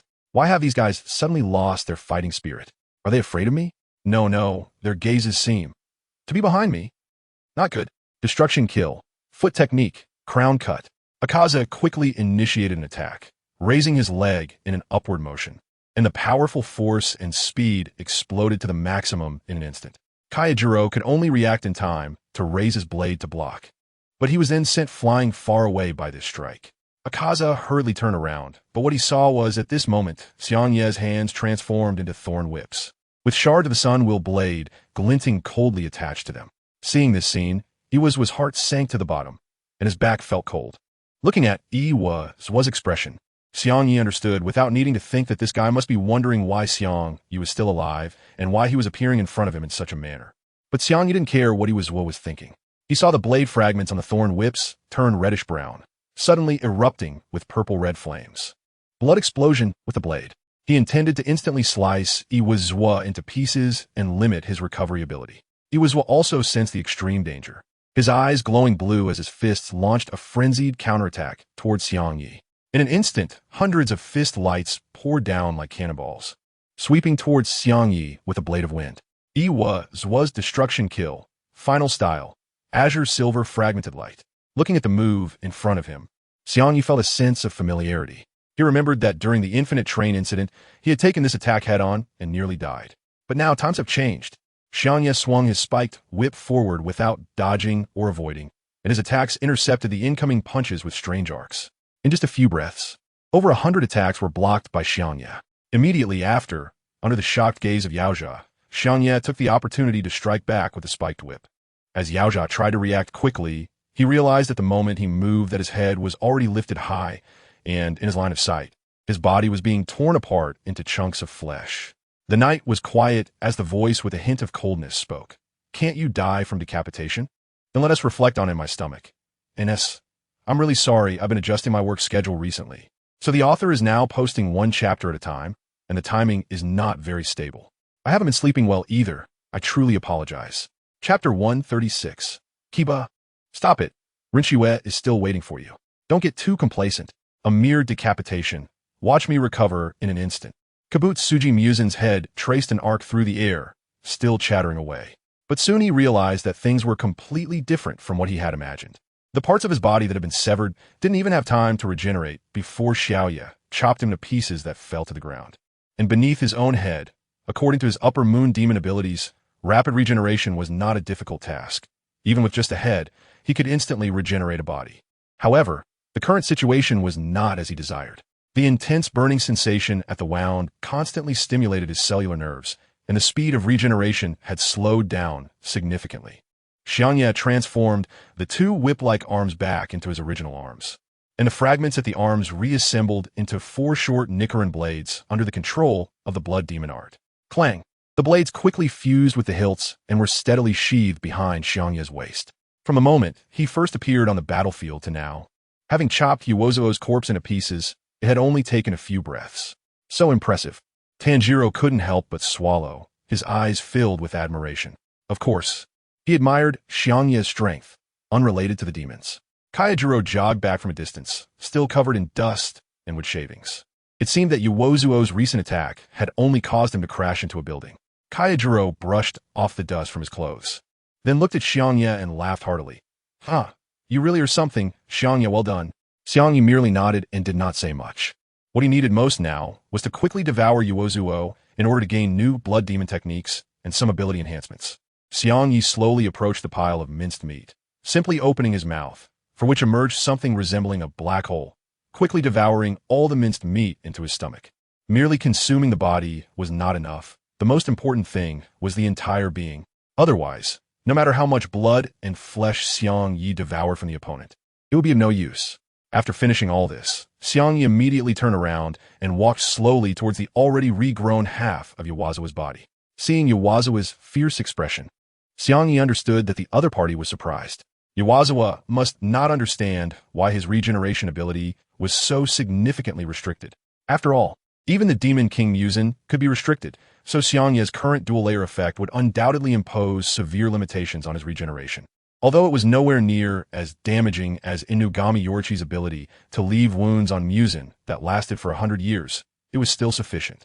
As Xiangye got closer to Yuozuo, the latter began to swing his fists, trying to push Xiangye back. But in the next moment, his hands suddenly disappeared, replaced by blood gushing out continuously. In Xiangye's hand, he tightly grasped Yuozuo's two hands, disdainfully devouring them. You bastard, when? Yuozuo roared, his eyes filled with white light. He understood that although he had overcome the weakness of decapitation, Xiangye's ability to devour demons still set off alarm bells in his heart. Who could guarantee that he would still be alive after being completely devoured by Xiangye? Just as he was about to unleash his destructive move again, a sentence spoken by Xiangye suddenly interrupted his thoughts. Kiba, stop it. Rinshue is still waiting for you down there. Xiangye's voice at this moment was very calm, completely devoid of the previous intense killing intent. Upon hearing this, Yuozuo froze on the spot, and familiar yet vague memories began to surge in his originally empty mind. Upper Moon 3, Yuozuo had the name Kiba in his human life. During his human years, he relied on his father, who was seriously ill after being born. As for his mother, he did not know her whereabouts. Due to the family's poverty, he often went out to steal to exchange for money to buy the expensive medicine his father needed, and to succeed, he often trained himself, developing a strong physique. After doing this for a long time, he was often caught, and because of his stubborn personality and repeated thefts, he was tattooed with 3 tattoos, symbolizing that a sinful person can never wash away their guilt. Not long after, his father, believing he was a burden to Kiba, hanged himself while Kiba was away from home, leaving behind a suicide note. The sorrowful Kiba became all alone and began to fight with several adults on the streets. His strong body and talent for martial arts prevented him from falling behind, even when facing opponents much larger than himself. In such a world, there was no need for existence. The weak could only be bullied and oppressed. Just when all the villagers were about to drive him away, a man appeared, first praising his moves, then knocking him unconscious with a punch. Saikaz of the Soryu Dojo. In the days that followed, Saikaz took Kiba in and had him help take care of his bedridden daughter, Rinshue. As time passed, Kiba's relationship with Rinshue grew closer, and Saikaz even considered passing his dojo to Kiba. This should have been a happy event, but during the half-day, he went out to pay respects to his father. Upon returning, he learned that the neighboring dojo, out of jealousy, had poisoned the well while he was away, killing Saikaz and Rinshue. He escaped this disaster because he was out paying respects. But that did not mean those people could escape unscathed. Therefore, Kiba went alone to the neighboring dojo and killed almost everyone, with just his own hands. This is why he hated the weak, who dared not fight openly and only resorted to underhanded tactics. Later, while he was walking alone on a small path, he was discovered by Muzan passing by. Thus, he had this part of his memory erased and became Upper Moon 3, Yuozuo. After becoming a demon, he had been pursuing power to become strong, thus losing sight of his initial goal. Reflecting on everything, Yuozuo's eyes filled with tears, and he slowly opened his mouth. Rinshue. But in an instant, he could no longer speak, as Xiangye had already devoured his entire body while he was lost in memories. Energy, 200 ding. You have already devoured an Upper Moon demon. Gained ability, Strength 15, Spirit 20, Destructive Killing Move. Energy converted to random abilities, Strength 7, Speed 3. After completely devouring Yuozuo, Xiangye immediately turned and called for his crow. There was no time left. Tanjiro, Rengoku-senpai, you all rest well here. After saying that, he immediately ran towards the distance. The crows had just finished analyzing all the terrain of the Infinite Castle and conveyed it to the son of the Lord hiding in a safe place. Kanroji, Sakuya, and now, he needed to rush to the nearest battlefield. There were Kokushibo and Michiro. As for Kanazaki Aoi, he felt much more at ease. Others had gone there. Ines, I sincerely apologize. The author took a good rest today, so there was no update. Now, I will immediately make up for all the remaining content at once. Chapter 137. Doma. Clearly, someone just lost their best friend, and you barging like this. Half an hour ago, in the Lotus Pond, strange abilities were wreaking havoc here. The pool was covered in frost and cold mist, and broken-wood chips lay quietly on top. At this moment, Butterfly Shinobu was gasping for breath, clutching her abdomen wound, and staring intently at the two figures fighting in the distance. Oh dear, quick moves, powerful techniques, even stronger than the Hashira from the Flower District back then. Doma said with a mocking smile, blocking while laughing lightly. In front of him was Kanazaki Aoi, who was relentlessly pressing forward using water-breathing techniques while facing these attacks. He also had to be wary of the blood demon arts that might appear at any moment. At first, he was genuinely shocked when he saw Kanazaki Aoi use blood demon arts, as Aoi exuded a human aura but could use blood demon arts. It was like the first time they saw a human-eating demon after living for so long as Upper Moon demons. However, Kanazaki Aoi clearly could not eat demons, as she did not immediately devour after cutting off part of his flesh like Hashira Xiangye did. Although I don't know how you can use blood demon arts with a human body, I don't dislike it. Saying this, Doma quickly retreated to create distance. And with a sudden flap of his iron fan, waves of icy mist poured out. Blood demon art. Freezing mist. After doing this, Doma quickly moved to the side, and two female-like ice sculptures appeared beside him, exhaling cold air to form a pincer attack, surrounding Kanazaki Aoi. Blood demon art. Cold white princess. Sure enough, after Kanazaki Aoi quickly dodged the first wave of icy mist, she was immediately frozen in her lower body by the subsequent cold air.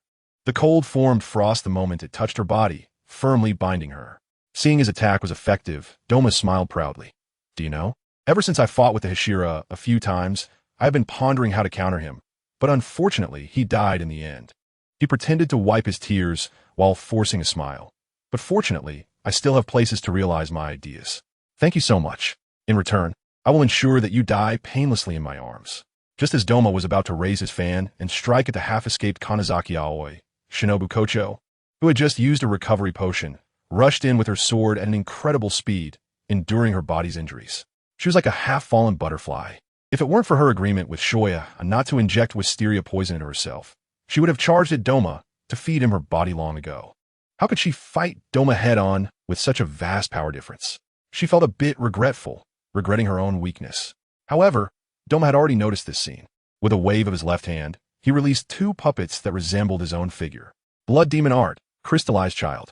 The two puppets quickly blocked Shinobu and released a blood demon technique identical to Doma's with astonishing coordination. Faced with the various blood demon techniques imbued with ice, Shinobu had no choice but to retreat. Her Nichirin Blade had no effect on these ice puppets, which were a natural counter to her as a poison-wielding demon slayer. After summoning the puppets, Doma did not linger but swung his fan. Splatter! Blood scattered on the floor, blooming like a flower. Oh, you managed to dodge that? Quick reflexes, but if you could be a bit faster, you might have evaded this strike, Doma said, licking the bloodstains on his iron fan with a satisfied expression. At this moment, Kanazaki Aoi had a deep wound on her right shoulder, visible to the bone, looking extremely horrifying. However, in no time, the wound healed, with only the bloodstains on her haori left to prove her recent injury. Huh? Doma tilted his head and exclaimed. What's wrong with humans nowadays? Not only can they use blood demon techniques, but their physical abilities can rival those of demons? Have humans evolved like this? Perhaps it's as rare as a blood moon. Otherwise, how could one explain the existence of the demon slayer Shoya and this girl before him? But Doma had no idea that Kanazaki Aoi was merely a special human who inherited Shoya's demon slayer abilities, not some kind of evolution. While pondering this, Doma suddenly felt that Akaza's presence was gone. Doma's eyes widened in shock, unable to believe that Akaza had actually failed. After all, Akaza was an experienced upper moon, and to be beheaded shortly after the Demon Slayer Corps entered Infinity Castle was something that made him briefly sad for 2 seconds. Suddenly, a sound of breaking wood echoed. Boom! Charge, charge! Inosuke has arrived, prepare to die. A loud voice came from above, and 2 serrated blades gleamed coldly as they swung down towards Doma. In the next moment, Doma nimbly dodged the attack and even swiped Inosuke's boar headpiece, holding it up with his iron fan to examine it. Where did this wild child come from? At the same time Inosuke appeared, Shinobu, who was fighting the 2 puppets not far away, had reached her limit. Without a strong physique and powerful breathing techniques, she couldn't even use her best skill of injecting poison. Just as she was forced into a corner, 2 gunshots rang out. Instantly, the 2 puppets were hit and stunned for a moment, followed by a fierce storm. Wind breathing, first form, dust whirlwind slash. Mitsuri Kanroji charged in like a whirlwind, leaving traces of destruction in his wake. Crack! This attack accurately struck one of the puppets, shattering it into ice fragments. The other puppet, reacting quickly, managed to retreat and avoid the attack. The onlookers, including Shinobu, turned to see that the newcomers were Kanaho and the 2 brothers of the Kanroji family. TSK, running away pretty fast. How's the butterfly? Can you still stand? Mitsuri clicked his tongue and scolded. Master, how are you? Kanaho hurried over to Shinobu's side, checking her injuries. Doma's smile froze as he looked at the many people present, momentarily unsure how to welcome them. Really, just lost my best friend Akaza. And you all barged in like this. Doma pretended to wipe a tear from the corner of his eye, then turned to Inosuke, who had just rushed in. Haven't I seen you somewhere before? Chapter 138, Doma's Provocation. As soon as Doma finished speaking, Mitsuri couldn't sit still any longer and rushed forward with his sword drawn. Hey, you're an Upper Moon demon, right? Are you still chattering when we're about to fight? Mitsuri's tone was filled with disdain as he quickly closed the distance to Doma. Doma glanced at Mitsuri, his eyes narrowing slightly, and unhappily replied, those scars. You don't look like you've had a hard life, do you?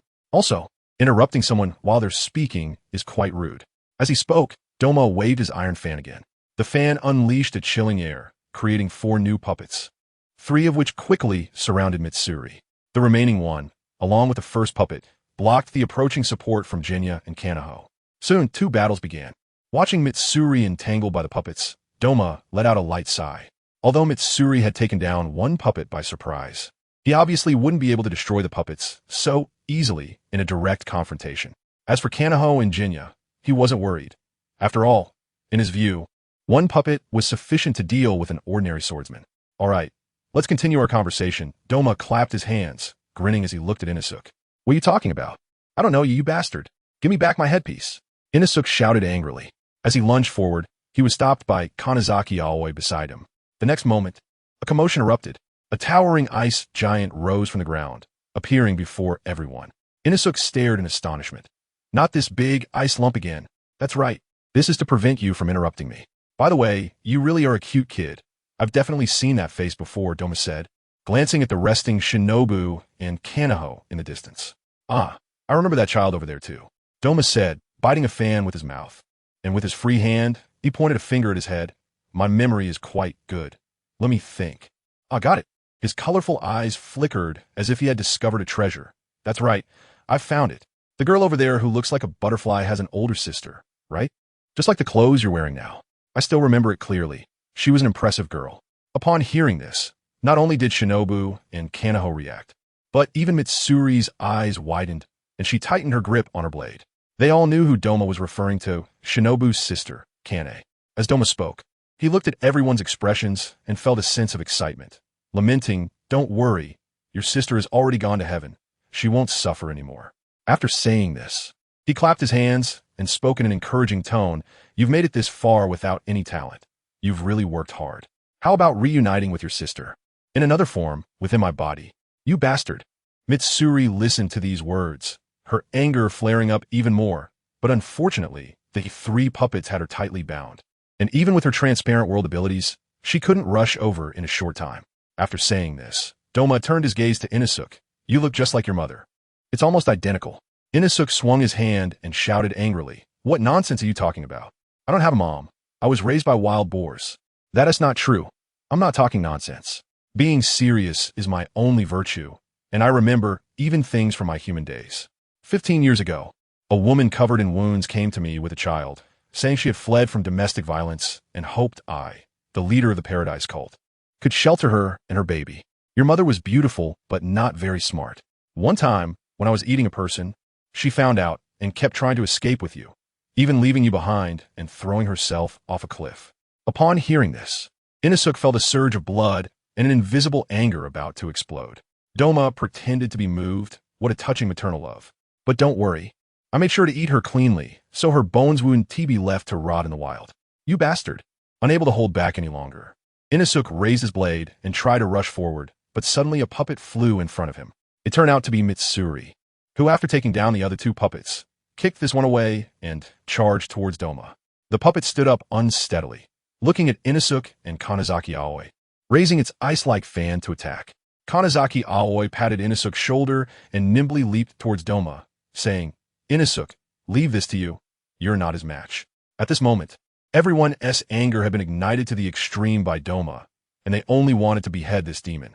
Seeing Kanazaki Aoi and Mitsuri charging at him, Doma merely smiled and manipulated the ice bodhisattva. Although this ice bodhisattva looked massive and clumsy, its speed was astonishing. Doma didn't intend to hold back this time, not only because of the previous loss to Xiangye, but also due to Misun's call in his mind. Misun urged him to deal with the demon slayers quickly and to find the slayers who killed Akaza. However, everyone was having so much fun here. Doma rested his chin on his hand, deep in thought. It wasn't that he didn't want to go. It was just that the current situation didn't allow him to escape. While Doma was contemplating, he suddenly noticed that his ultimate trump card, the Ice Bodhisattva, had been cut open in several places. Mitsuri had also broken through the Ice Bodhisattva's attack and was now in front of Doma. Her Nichirin Blade already transformed into a crimson sword. If it weren't for Xiangye having the Hashira practice beforehand, Mitsuri might not have been able to break through the Ice Bodhisattva's attack just now. The same was true for Kanazaki Aoi, who continuously adjusted her position to avoid the Ice Bodhisattva's attacks among the blue arrows, and along the way, she cut several cracks in the Ice Bodhisattva's arm with perfect arcs. At this moment, she finally understood the benefits of the Crimson Blade. If she hadn't activated the Crimson Blade, her attacks might have only shattered a few ice shards, making it impossible for her to break through the Ice Bodhisattva's defenses. As the attack was imminent, Doma wore a puzzled expression. When did this group of Hashira from the Demon Slayer Corps become so powerful? Clearly, the 4 Hashira from a year ago couldn't damage his Ice Bodhisattva, but now one exchange of attacks could achieve this level. Chapter 139. The death of the Tsuguko brothers, however. Facing this scene, Doma was not anxious. Instead, he was excited as he brandished 2 iron fans to meet Kanazaki Aoi's attack. On Mitsuri's side, she was hit by a blast of cold air from the Ice Bodhisattva and had to give up the pursuit. Unlike Kanazaki Aoi, who had many blood demon arts, Mitsuri was just a Hashira with a physical body, and some damage was impossible to heal. TSK, this ice block is really bothersome. If that's the case, then I will destroy this huge ice block first, Mitsuri said, swinging her blade towards the Ice Bodhisattva again. Wind breathing, 6th form, Black Wind Smoke Ridge. Wind breathing, 2nd form, Claw, Kodo Wind. As Mitsuri's blade swung faster, various fierce attacks landed on the Ice Bodhisattva.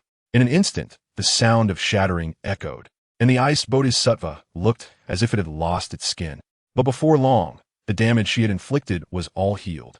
Without giving Mitsuri time to be shocked, the Ice Bodhisattva swiftly struck her away with a palm. With such a massive body, possessing such power and ability, it was even more terrifying than a demon. Mitsuri wiped the blood from the corner of her mouth and slowly stood up. She clenched her fists, her eyes filled with rage. If she had mastered the transparent world before coming here, she wouldn't have been unable to block such an attack. Quickly, Mitsuri shook her head, her tone filled with disdain. Damn it, so what if I don't have that?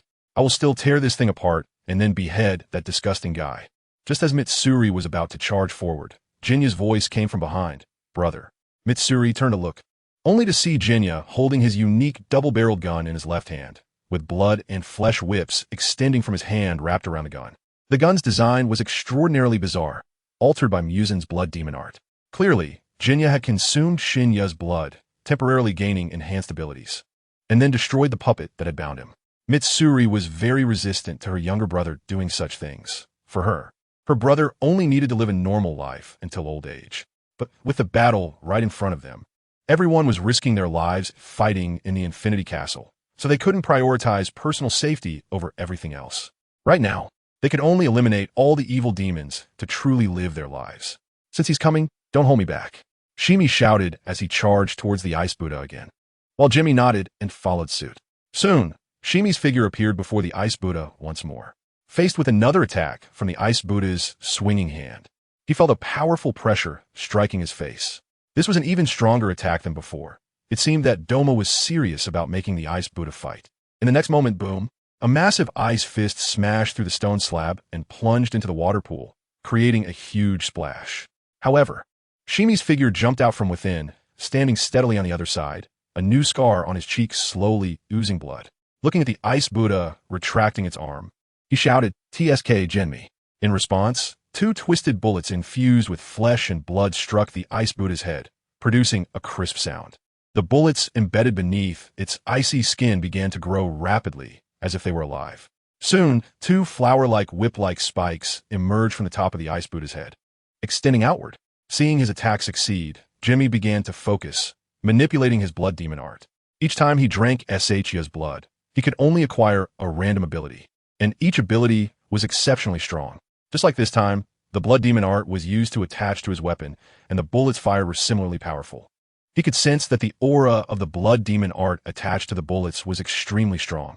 Perhaps this was the most potent blood demon art he had ever used. Soon, one whip transformed into a long rope that bound the Ice Buddha, while the other began to extend, attacking the Ice Buddha's body with incredible speed and momentum. Instantly, multiple attacks fell upon the Ice Buddha like blossoms. Not bad, but as an older brother, he couldn't let his younger brother steal the spotlight. Breath of wind, Xiangye raised his blade, moving swiftly over the Ice Buddha's body. He prepared to deliver an even stronger attack to destroy the Ice Buddha directly, as the opponent had already been significantly restricted and could no longer pose a serious threat to him. As he continuously executed the breathing technique, the Ice Buddha's body became increasingly damaged, unable to recover at the same rate as it was being destroyed. A smile hung on Xiangye's face. At this moment, he felt exceptionally exhilarated. It wasn't just the advantage in battle, but also because they were fighting together as brothers. Originally, they shouldn't have come here according to their route, but they were led to Kanai's side due to K-Guy's latest instructions. Meanwhile, Doma, who had already jumped into the battlefield and was fighting Kanazaki Aoi, felt a tightening in his chest. The scent of Xiangye's blood filled the air, momentarily intoxicating him, causing his attacks and blood demon art actions to slow significantly. However, what puzzled and surprised him the most was the situation over there. His Ice Buddha had actually fallen into a disadvantageous position. The main reason was the two blood demon arts implanted on its head. Another human capable of using blood demon art, and this blood demon art was from Yuzan-sama. Doma felt as if he had run into a ghost today, continuously seeing things he couldn't comprehend. As his movements became increasingly sluggish, Kanazaki Aoi's attacks grew sharper. Water breathing, 10th form, constant flux. Blood demon art, red arrow, line rotation. Kanazaki Aoi seized the opportunity, pressing in closer. Now was the best time to kill Doma. Everyone had restrained part of the threats, so she should now use all her strength to behead this demon before her. Yet Doma was now continuously retreating, showing no intention of fighting back, desperately trying to adapt to the rare scent of blood. Watching Doma's rapidly moving figure, Kanazaki Aoi felt anxious as she nearly grazed him each time. At a crucial moment, a beautiful figure appeared behind Doma, catching him off guard with a swift stab to his waist. The knife was pulled out quickly the moment it pierced, and its owner swiftly distanced herself. "This is all the poison in my blade. How about it? No matter how strong you are, you still need some time to break it down," Butterfly Shinobu said coldly, her tone completely devoid of her previous demeanor. Doma finally realized he had been careless. Being poisoned in ordinary times wasn't a big deal, but now there was a demon chasing him with a blade. In the blink of an eye, Doma's face began to rot, his flesh falling like wilting flowers. At that moment, Kanazaki Aoi seized the opportunity, her speed increasing another notch. In this moment, Doma had nothing left to protect himself with, so now was the time to behead him. Phew! In the eyes of everyone expecting it, the rotting demon's head was cut off smoothly, flying through the air. Chapter 140. The overwhelming Black Death Mu. In an extremely spacious area, two figures appeared. Whoosh! A blue Nichirin Blade swung rapidly, striking at the person in front. Breath of Mist, second form, double mist. Michiro stood firm, his Nichirin blade flashing forward in an instant, cutting multiple times, the blade moving so fast that only afterimages remained. The other figure merely shifted slightly to evade this strike. Speed. Power. Quite impressive, Kokushibo said leisurely, as if commenting on a child's work. For him, the last time he couldn't properly witness Michiro's swordsmanship due to Xiangye, now he was quite impressed. Although the sun and moon breathing of their Tsujikuni clan had been lost and not passed down to later generations, Miss seemed to be quite good as well. After narrowly dodging this attack, Kokushibo discovered that Michiro's next attack came without a pause. It was as if he already knew he would retreat backward and immediately followed up with an attack. Breath of Mist, 5th form, Sea of Mist Clouds. At this moment, Michiro was able to see through the transparent world, observing the various organs within Kokushibo and the direction of his blood flow. This allowed him to quickly keep up with the attacks, accurately predicting Kokushibo's movements in advance. He released waves of mist that surrounded Kokushibo, and the blade in his hand unleashed fierce, indistinct attacks around him. However, seeing this, Kokushibo still showed no intention of drawing his blade. Instead, he was earnestly critiquing Michiro's breathing technique. After all, Michiro was a descendant of his bloodline, and given his excessive obsession with swordsmanship, he naturally cared about every one of his attacks. Facing this dense barrage of attacks, Kokushibo merely flashed his body to evade.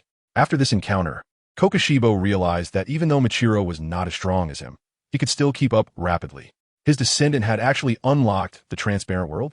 At just 14 years old, you have trained your swordsmanship to this level and mastered the transparent world. Despite your fear, you still have the courage to face challenges. Saying this, Kokushibo looked up, deep in thought, both reminiscing and admiring. Truly, he was my descendant, my cells, still able to survive. Hearing this, Michiro prepared to get serious, his voice cold as he said, "Are you joking? Over 100 years have passed. How could your cells still exist within me?" Saying this, Michiro aimed to demonstrate his final breathing technique. Clearly, his strength was still far from being able to contend with such a monster, but this was a member of the 12 Kazuki, specifically an upper moon demon. No matter what, he had to find a way to hold it off here until the remaining Hashira-level fighters arrived. Breath of Mist, 7th form, Hazy. In the next moment, Michiro's figure disappeared from the spot, merging into the mist that had suddenly appeared. At that moment, Kokushibo sensed the disappearance of Akaza's presence and was slightly shocked. Why did this guy end up being the first to die? He had clearly overcome the weakness of decapitation. Due to his special status, Muzan had granted him the ability to perceive the inner activities of the other demons. In his understanding, Akaza was the most loyal and diligent demon serving Muzan. How could he die shortly after the Demon Slayer Corps entered the Infinity Castle? Initially, he had sensed that Akaza had overcome decapitation and had cornered 2 Hashira to the brink. However, the cells still dissipated, and he could no longer check Akaza's cellular memories. Looking at the drifting mist before him, Kokushibo slowly drew his demon blade from his waist. "This should be your own technique, right? Very good. Then I will be somewhat rude if I don't take action." After Kokushibo's deep voice finished speaking, he swung his blade horizontally forward. Breath of the Moon, 1st form, Dark Moon Night Palace. The dense, small moon blades struck Michiro, who was hiding in the mist, before he could dodge. Blood suddenly appeared in the mist, and Michiro's left wrist fell to the ground. Just as he wanted to continue using the Breath of Mist to attack Kokushibo with his remaining arm, his Nichirin blade was suddenly snatched away. Kokushibo seized Michiro's Nichirin blade and pinned Michiro firmly against a nearby pillar. Although Michiro grasped the transparent world, he could only predict his opponent's next attack. His body simply couldn't keep up with Kokushibo's movements. This was the pressure brought by an upper moon. Michiro felt the injury in his chest and struggled weakly. It seemed that the previous Kokushibo had indeed shown some mercy and hadn't used all of his strength against him. Kokushibo, who had originally intended to help Michiro bandage his wound, was slightly taken aback. "Your wound, surprisingly, isn't bleeding out anymore." Truly, hard to believe. He still wanted to persuade Michiro to become a demon. After all, he greatly admired Michiro and wanted to turn him into a demon. Although he didn't know why Michiro's injury wasn't bleeding profusely, it didn't matter much. Little did he know, Michiro's arm had been modified by the cells of Kokushibo, so it wouldn't bleed at all. Even the wound on Michiro's chest had been precisely inserted in the modified area, so at this moment, Michiro only felt a slight discomfort and wasn't seriously injured. At that moment, Kokushibo sensed another presence disappearing. It was Tamayo, who had also died. Were the Demon Slayer core swordsmen of this generation that strong? Two of them had been killed in such a short time. Kokushibo vaguely felt that something was off, but couldn't think of any reasonable conclusions.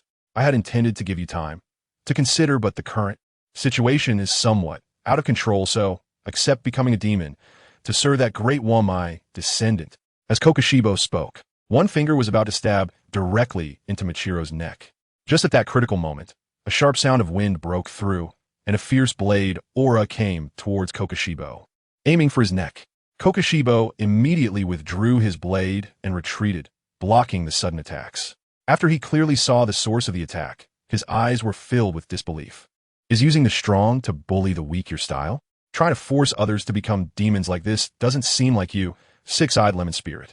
The calm and steady steps of Xiangye left a crack on the ground where the tip of his Nichirin Blade touched. Looking at Xiangye, who wore clothing similar to that of his brother, Yurichi Tsujikuni, and held the same Nichirin Blade, Kokushibo's voice was cold. Who exactly are you? Chapter 141. Zero frame start big move. Kokushibo, can't you handle this? It's no wonder Kokushibo was puzzled. Xiangye's outfit was exactly the same as his brother Yurichi's from years ago. Even the Nichirin Blade was the same.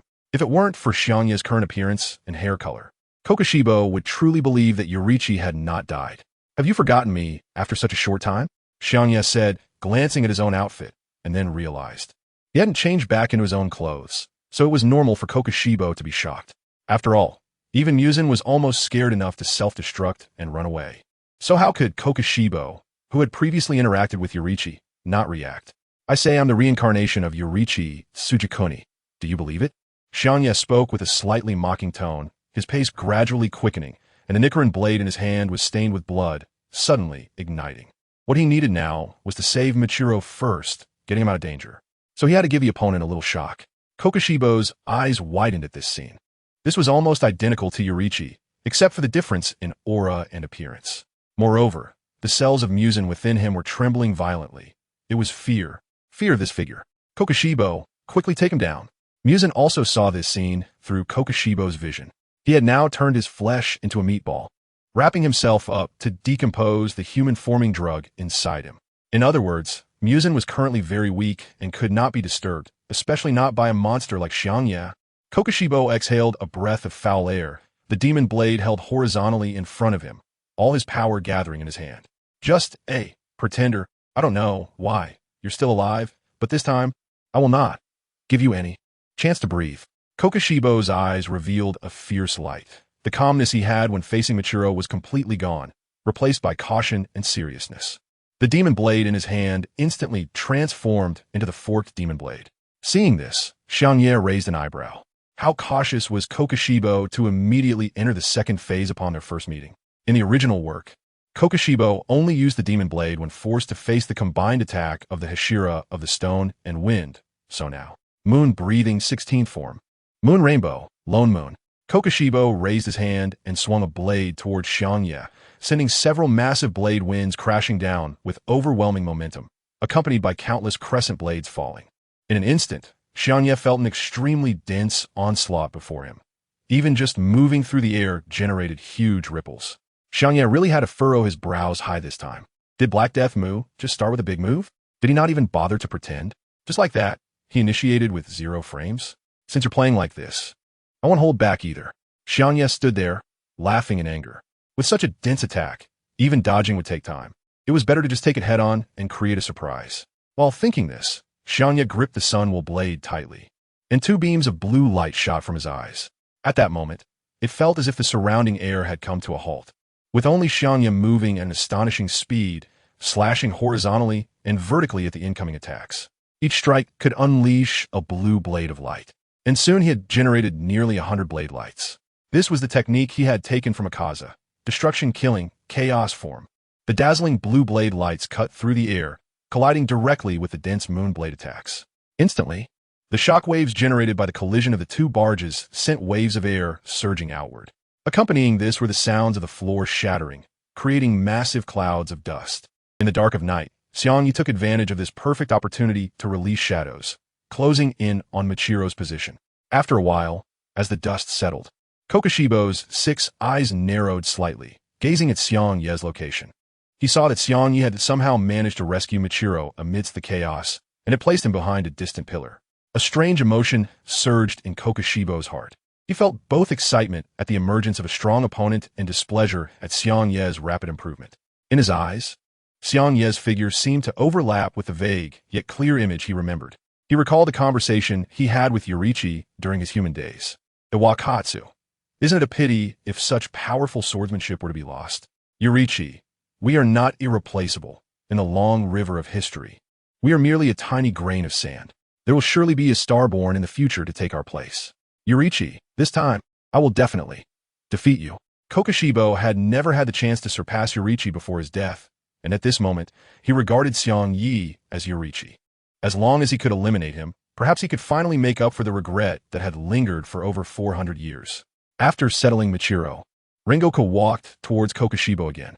Although their progress in slaying the upper moons had significantly increased, they still needed to hurry and deal with the remaining Kokushibo, hoping to arrive before Muzan finished concocting the drugs.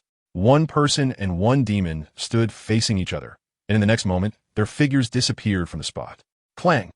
The two swords clashed, producing a piercing sound as both struck simultaneously without holding back. Their blades continuously collided, each attack landing precisely against the other. This was a battle between two powerful beings with clear comprehension of the world on the same level. Suddenly, an attack carrying immense pressure came rushing in. Kokushibo quickly retreated, narrowly avoiding the blow. Boom! A meteor hammer smashed down where he had just stood, creating a massive pit at the impact site.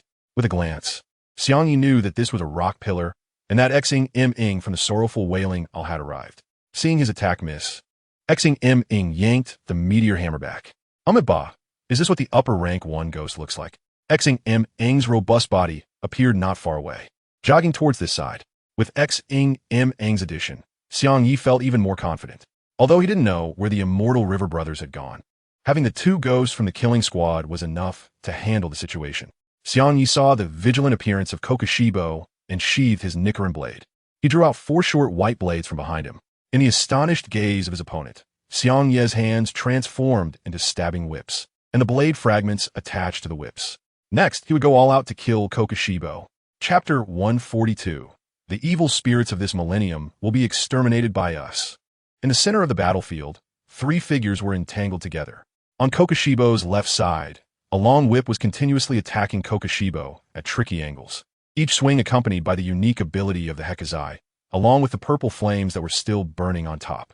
Even though Kokushibo was the upper moon one, he did not dare to take this attack head-on, as the effect that could greatly limit a demon's regeneration was truly a natural enemy. On the other side, Xingming was constantly alternating between using a meteor hammer and a broad axe to attack. At this moment, although Xingming did not pose as great a threat as Xiangye, his attacks could not even break through Kokushibo's defensive line. Yet he was also unable to do anything to this guy. He discovered that this blind stone pillar actually mastered the transparent world. Even though his strength was greater than that of his opponent, due to Xiangye's presence, he couldn't fully commit himself. Soon, Kokushibo began to fall into a disadvantage. Simply relying on ordinary swordsmanship was not enough. Xiangye's attacks had no discernible pattern, like a twisting snake. Kokushibo felt the injuries he had sustained from Xiangye's brushes against him and gritted his teeth, starting to hum lowly. Moon breathing, 8th form, moon dragon tail. Moon breathing, 9th form, descending moon continuous face. 10th form, piercing face slash, Luna moon. As Kokushibo exerted himself to swing and attack, his surroundings were filled with numerous moon blade attacks. In an instant, the attacks spread across the battlefield, and each strike could create a massive wave, even shattering the floor beneath them into various fragments, leaving a scene of devastation. In the face of these dense and smooth barrage attacks, Xiangye merely swung the whips, and with the enhancement of the transparent world, he accurately blocked every blow. For him, when using Muzan's abilities, there was a significant drawback. During this process, he could not spare too much energy to use all blood demon arts. Such high-precision, flesh and blood attacks required mental strength to support. While they were powerful, it was still a kind of flaw. Currently, Kokushibo was merely relying on his demon body's unlimited stamina to sustain the continuous breathing technique. As long as there was a little more pressure, it could pose a threat to him. Xiangye was thinking while releasing the shadow.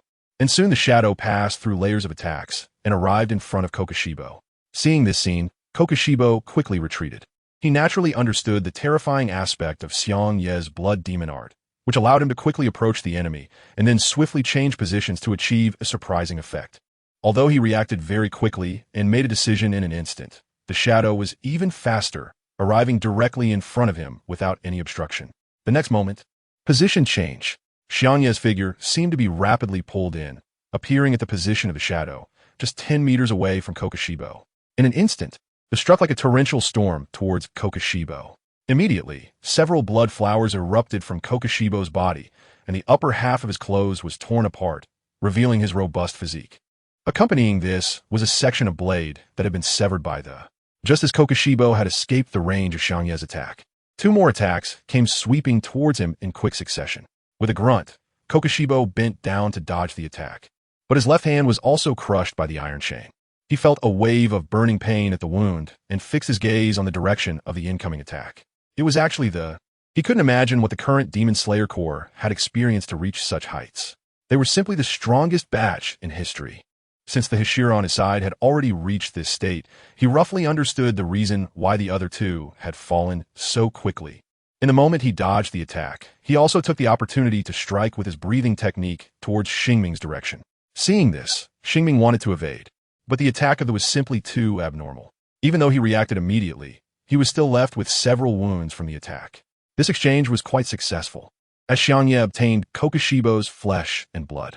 The scene suddenly fell into a stalemate, as if they had a tacit understanding, all adjusting their strategies in their minds. Xiangye arrived at the place where the arm was severed, and the whips on his shoulders began to transform into arms. After the recent high-precision consumption, Xiangye planned to conserve some strength and stamina. Just then, he obtained some flesh and blood from Kurozetsumaru, which would allow his abilities to increase once again. Xiangye began to regulate the breathing and blood flow within his body, forcing all functions to reach a peak. As his heartbeat quickened, strange patterns started to appear on his body, looking particularly eerie. These were Xiangye's demon patterns. His current ability to consume had already reached that of Mizuko, and to further stack the abilities of Kokushibo, he had to activate the demon patterns. With his arm in his mouth, Xiangye immediately activated his consumption ability. Consumption effect activated. Gained ability, long-duration moon breathing. 8th form, 16th form, blood flesh blade.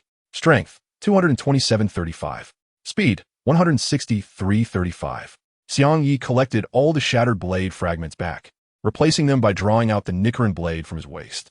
However, Xiangye did not stop his movements there. A mass of flesh and blood began to coalesce in his left hand, continuously growing until it transformed into a demon blade. That's right, dual blades.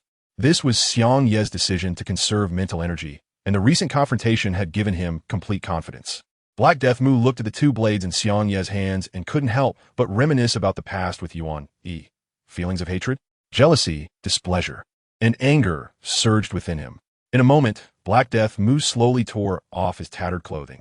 No matter what, he had to come to a conclusion with Xiangye today. In this world, 300 years later, it will be me.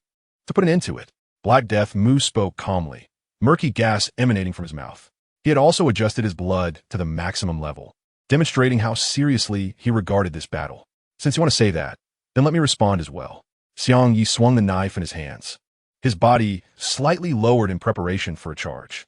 The evil spirits of this millennium will also be exterminated by us. As the words fell, Xiangye led Xingming towards the location of Musen, and in an instant, 3 figures were entangled once again, far from the battlefield where the first crescent was. Zenitsu and his master, Sakanji Urokadaki, were entangled on a road. Lightning engulfed the area, but the mass-produced lower moon demons continued to emerge like ants. Zenitsu, you go ahead. I'll hold them off, Urokadaki said, gripping his Nichirin blade with a sharp gaze fixed on the demons that surged forth again, his tone serious. They had just received orders to urgently head to the location of Musen's physical body, and the other Hashira were also making their way there. However, just as Zenitsu hesitated, a familiar figure appeared behind them. I haven't agreed to let you pass, old man, and useless Zenitsu. Chapter 143. Compare to me, who can only use the first form, you, who can't even use the first form, are garbage. Urokadaki and Zenitsu turned to see a young boy standing behind them, with long fangs, pointed ears, pale skin, and black tiger stripes on his face. The boy's eyes were glaringly marked with Upper Moon 6. This was Kaneo. who had become a demon and risen to Upper Moon 6. Seeing the shocked Zenitsu and the serious Urokodaki, Kaneo laughed, covering his face with one hand. Look at you two now. It's really quite spectacular. Laughing, he seemed to recall something and teased Urokodaki. Why haven't you old guys died yet? Clearly, I've become a demon. So shouldn't you accept seppuku to atone? Upon hearing this, Zenitsu's previously dazed and panicked expression suddenly changed dramatically, veins bulging on his forehead. Shut up, you bastard. Do you even know what you're doing? As the air of thunder breathing, why would you choose to become a demon? Zenitsu struggled to suppress his tone, speaking coldly. But then he seemed to remember something and shouted angrily. Do you know that if Xiangye hadn't arrived in time, Grandpa might have already died? Do you know how painful it is to die by suicide without someone to cut off your head? Zenitsu, Urokodaki transformed into a streak of lightning, darting through the swarm of demons. Wherever the yellow lightning passed, the demons' heads were severed. Despite losing a leg and being older, Urokodaki had undergone significant changes with Xiangye's help. Although he wasn't as strong as in his prime, he was still capable of handling these not-so-powerful demons. At this moment, he listened to the conversation between his two disciples, feeling an overwhelming sadness. In the past, he hoped these two children could get along like brothers. However, Kaneo's character was too vicious and entirely selfish. Although he treated both of them equally, Kaneo always believed he favored Zenitsu too much. For Urokodaki, he felt both a sense of failure and guilt towards the two. Now, the two who were at odds with each other were even harder for him to accept. But now, Kaneo had become a demon, and as an upper moon, it meant he had lost his humanity. He needed to stop these low-tier demons from interfering with the two who were talking. A fierce glint flashed in Urokodaki's eyes as he coldly said to the demons in front of him, I won't let you pass to disturb those two. Hearing Zenitsu's words, Kaneo's smile turned into anger. For so long, when had he ever been yelled at by Zenitsu, a useless one who could only use the first form? I don't care about those who look down on me. That old man dying is just fine by me. I only follow those who recognize me. Those who praise me are just, the opposite is evil. That old man made me, a genius. Share the title of thunder, breathing air with a waste like you. It's an insult, so he deserves to die. Kaneo's voice was filled with displeasure as he reached for the sword on his back. Upon hearing this, Zenitsu realized his senior brother was beyond saving and immediately put on a disdainful expression. Glancing sideways at Kaneo, looks like you're quite proud to have squeezed into the upper moon position. Huh? If I'm a waste who can only use the first form, then you're the trash who can't even use the first form. In the past, Zenitsu had greatly respected his senior brother, not only because he could master the other 5 forms of thunder breathing, but also because they were both grandchildren of the same master. But now, he could only feel sorrow for his grandfather, such a strong person without a worthy heir. And now, Zenitsu was determined to clear the way for his grandfather and eliminate his senior brother. In the next moment, Kaneo felt his inner displeasure peak and directly broke down. He quickly drew his sword, shouting as he charged at Zenitsu. Don't compare me to a waste like you. A black lightning aura, accompanied by thunder, gradually enveloped Kaneo's sword, pulsating continuously. As Kaneo drew the sword, several sharp black lightning bolts suddenly shot out towards Zenitsu. Thunder breathing. 4th form, Far Thunder. For Kaneo, he had always been stronger than Zenitsu even before becoming a demon. He was initially chosen by Urokodaki because of his exceptional talent. Now, as a demon, he had not only consumed many people to enhance his strength, but also integrated blood demon art into his breathing technique. These black lightning bolts carried additional damage to the human body on top of the basic thunder breathing. Kaneo looked at his attack with an expectant expression. Zenitsu definitely wouldn't be able to dodge it and would be seriously injured, and then he would have to humiliate this waste properly. However, what shocked him happened next. Zenitsu merely moved, turning into a streak of yellow lightning that rushed towards him with astonishing speed. Thunder breathing, 1st form, thunderclap, and flash. The sound of thunder was quickly followed by the sound of flesh and blood tearing apart. In Kaneo's astonished gaze, Zenitsu nearly severed his neck with a single blow. At the moment of the attack, memories flashed through Kaneo's mind like a revolving lantern. As a child, he had released demons into the temple to survive, leading to the death of many children. He had knelt in submission before Upper Moon 1, accepting the other S blood to transform into a demon. Everything he had done until now was just to survive. Only by becoming strong could he stand proudly with his head held high. Thus, being slashed by Zenitsu, he was now filled with rage and humiliation. Quickly turning to glare at Zenitsu with disdain. Zenitsu still wore a look of contempt towards Kaneo, mocking, Can you even do it, garbage? At that moment, Kaneo's anger reached its peak, and as he drew his sword, black lightning enveloped his whole body. How could I lose to someone who isn't even a Shira? Thunder breathing, second form, rice spirit. The third form, gathering mosquitoes into thunder, the fourth form. A series of 5 rapid and coherent breathing techniques struck Zenitsu's body in succession. After the attack ended, Zenitsu, covered in blood, began to fall toward the outer edge of the road. Zenitsu! Sumijiro watched this scene, wanting to rush over to help, but feeling helpless. The group of demons in front of him had coordinated their efforts to keep him firmly entangled. Zenitsu's figure continued to drop, and he looked at his grandfather, who was still fighting the demons on the platform, his gaze dimming for a moment. I'm really sorry. I'm so useless. I'm really sorry, Grandpa. In the end, I still parted ways with my senior brother. Just then, Zenitsu's eyes widened, and blood surged to his head, because he saw Kaneo unexpectedly stabbed Sumijiro from behind. Kaneo! Chapter 144. Unremovable Obsession, Undying Kokoshibo. Ahaha, you old man should have died long ago, why bother living? Kaneo laughed loudly as he spoke. Looking at Sumijiro's chest, which had been pierced, he was very satisfied. Just as he was immersed in the excitement of defeating Zenitsu and killing Sumijiro, he saw Sumijiro slowly turn his head, his eyes not showing the look of someone about to die. I'm really sorry, Kaneo, Sumijiro said apologetically, and then, in Kaneo's shocked gaze, he suddenly exerted force and broke free from the knife lodged in his chest. Kaneo was somewhat confused. Did this old man really want to die? Breaking free like this would only make him bleed out faster. But what happened next was beyond his expectations. As soon as Sumijiro broke free, 2 golden lights burst from his eyes, and he quickly turned around, gripping the Nichirin Blade, thunderous sounds erupting. Kaneo, this is the last lesson I taught you, Sumijiro said, and his body suddenly moved, transforming into a flash of yellow lightning that whizzed past. Thunder breathing, 6th form, thunderclap, and flash. Clang! Kaneo's body was struck by this blow, and he instantly felt a tingling heat spreading throughout his body. Sumijiro's attack was clearly aimed at his neck, but he quickly blocked it with his blade. Old man, what a pity you still fell short. Indeed, you are getting old. Kaneo looked at Sumijiro, who had dropped to one knee after delivering the blow, a smirk spreading across his face. To him, Sumijiro's strike was merely a last-ditch effort before death, utterly meaningless. Immediately after, he sensed a suffocating aura. He glanced at the spot where Zenitsu had just fallen, his pupils contracting sharply, because below, a blinding bolt of lightning was racing toward him at an unimaginable speed. That speed even exceeded the first form of thunder breathing, thunderclap. But at this moment, his body was paralyzed by Sumijiro's earlier attack, and it was too late to evade quickly. Moreover, at such a speed, it seemed that even if he weren't restricted, he couldn't avoid this strike. The lightning instantly sliced through the air, ultimately revealing Zenitsu's form. As for Kaneo at this moment, his head had already been severed and was flying high, gazing incredulously at Zenitsu's figure in the sky. The Haori Zenitsu wore turned to ashes and dissipated after this strike, and he exhaled a puff of white mist, softly saying, Thunder breathing, 7th form, fire thunder god. What? 7th form? Why haven't I heard of this?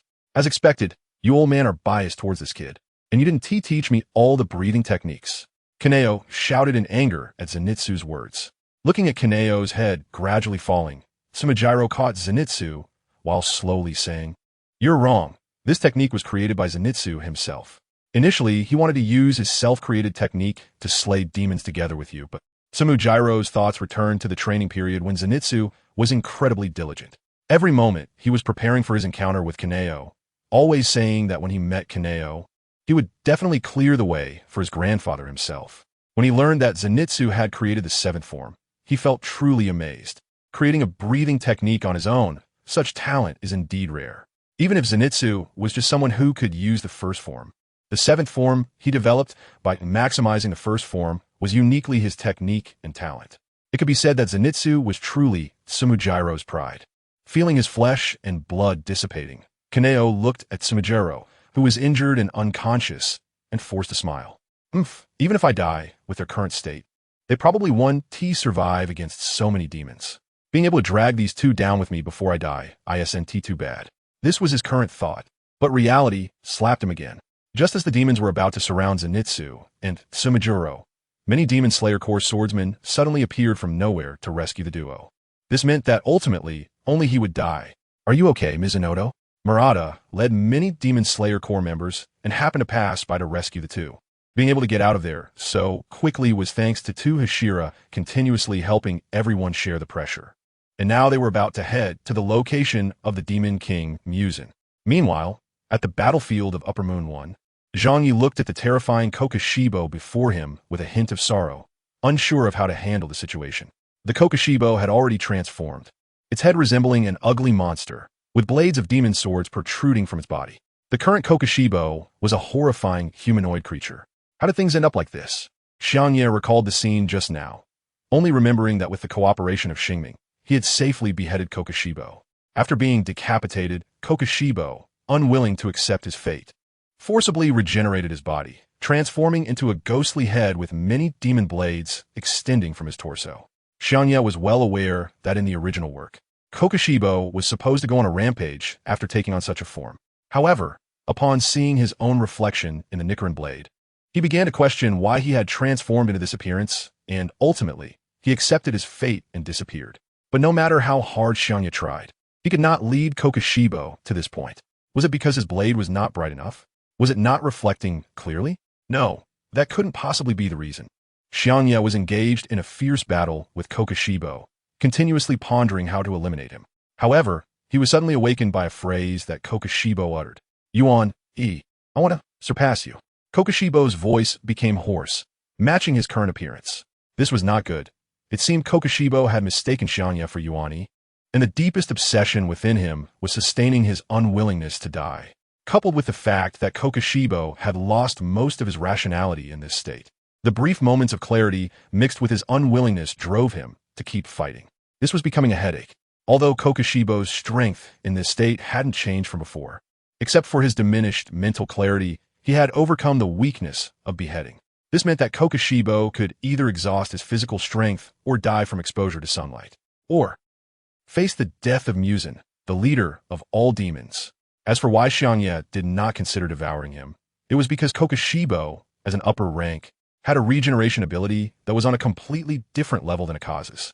Xiangye could not eliminate it in a short time, and even if he couldn't afford to waste his stamina on such a thing. Just as Xiangye was feeling distressed, loud voices rang out from not far away. "Xiangye, what is this thing? It's so ugly. Is this really the upper one of the 12 Kazuki? It's not glamorous at all. According to the intel, this should be the last two upper moons. On the other side, there are Inthe and Mitsuri. We just need to take down this guy in front of us." Looking in the direction of the voices, he saw the other Hashira, and even Kanazaki Aoi and Tanjiro were there.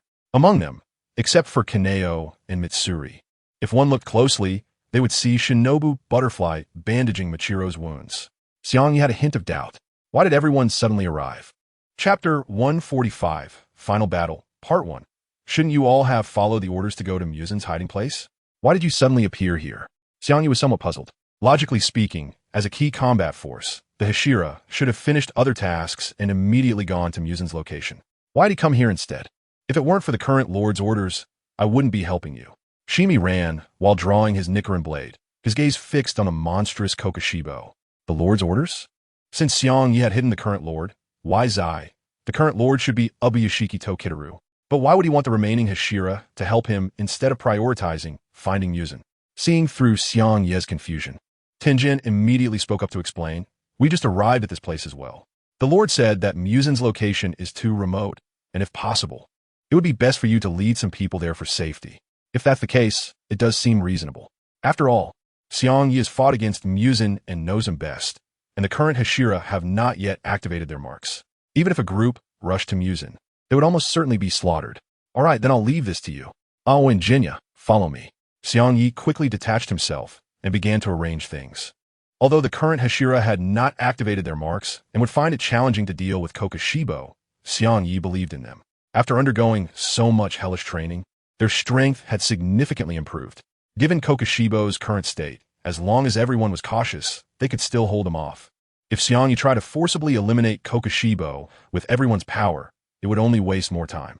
This was an unavoidable decision in the current situation. The others said nothing, merely tacitly taking over Xiangye's position to continue fighting Kokushibo. Only Xiangye glanced at Xiangye and said in a deep voice, "Keep an eye on my brother. If anything happens to him, I won't let you off." Xiangye simply nodded solemnly and led Kanzaki Aoi and Xiangye to run toward the distance. It wasn't that he didn't want to bring the Hashira's combat power, but the current time could not be delayed any longer. Someone needed to keep an eye on Muzan Kibutsuji, and they had to ensure that nothing unexpected happened. As for why he brought Kanzaki Aoi and Xiangye, it was because with Xiangye's help, both of them possessed impressive combat abilities, and most importantly, they wouldn't die. As I ran, I opened my perception to feel the surroundings. Most of the evil spirits in Infinite City have been eliminated. Now only Muzan and his upper moons should be left. I'll go ahead first, and you all follow closely behind. Xiangye said something to the two people behind him, then quickened his pace and soon disappeared from their sight. Deep in the Infinite City, in a high place, Muzan had transformed into a mass of flesh and blood, hanging there like prey wrapped in a spider's web, with tendrils spreading to the surrounding floors. The lower-ranked swordsmen of the Demon Slayer Corps had already filled the buildings around him. What should we do? Are we just going to watch? The Hashira are risking their lives to hold down the upper moons. We have to do something too. Retreat, retreat. Our task is just to keep an eye on him. We don't need to take action. Are you kidding? We've come this far. How can we retreat now? The Demon King is at his weakest moment. The panicked crowd spoke one after another, each gripping their Nichirin blades, eager to act. The Demon King was right in front of them, seemingly in a state of helplessness. They felt tension and rage, but more than anything, they were filled with fear. This was also the reason they had been standing around, too scared to move forward, even though the crows sent by their lord were circling nearby, warning them to retreat and wait for the Hashira to resolve it. Several Demon Slayer swordsmen still leaped up and plunged their blades into the mass of flesh. Just as the situation reached a stalemate, the next second, poof! The swordsmen hanging by the mass suddenly transformed into chunks of flesh and were pulled into the mass. The mass began to writhe, looking as if it were feeding. "Hurry! Run away!" One of the swordsmen, witnessing this scene, said in terror, slowly backing away. The others, seeing this, were overtaken by fear and began to retreat. Even though they were very scared, the sense of responsibility in their hearts kept them focused on the mass enveloping Muzan. Suddenly, the mass stopped moving. A figure leaped out and hung on a nearby wall. Its body was covered in mouths with sharp teeth, and it had white hair, exuding a brutal aura. I thought I would find eating tasteless, but now it seems that in a state of hunger, eating again has its own unique flavor. Muzan licked the blood off his hands, and a somewhat sinister smile appeared on his face. He never expected that it would take him so much time to break down that potion that turned people back. The most important thing was that, during this time, most of his upper moons had already been killed. Even the lower moons he had mass-produced were nearly eradicated. What infuriated him was that during this time, the newly arrived Upper Moon 6 was killed by a small demon who wasn't even a Hashira. And even the two veteran Upper Moons that had died hadn't taken down a single Hashira. TSK, what a bunch of waste. Muzan's icy gaze swept over the swordsmen below who were still staring at him, and he smiled slightly. "Truly, you all are commendable.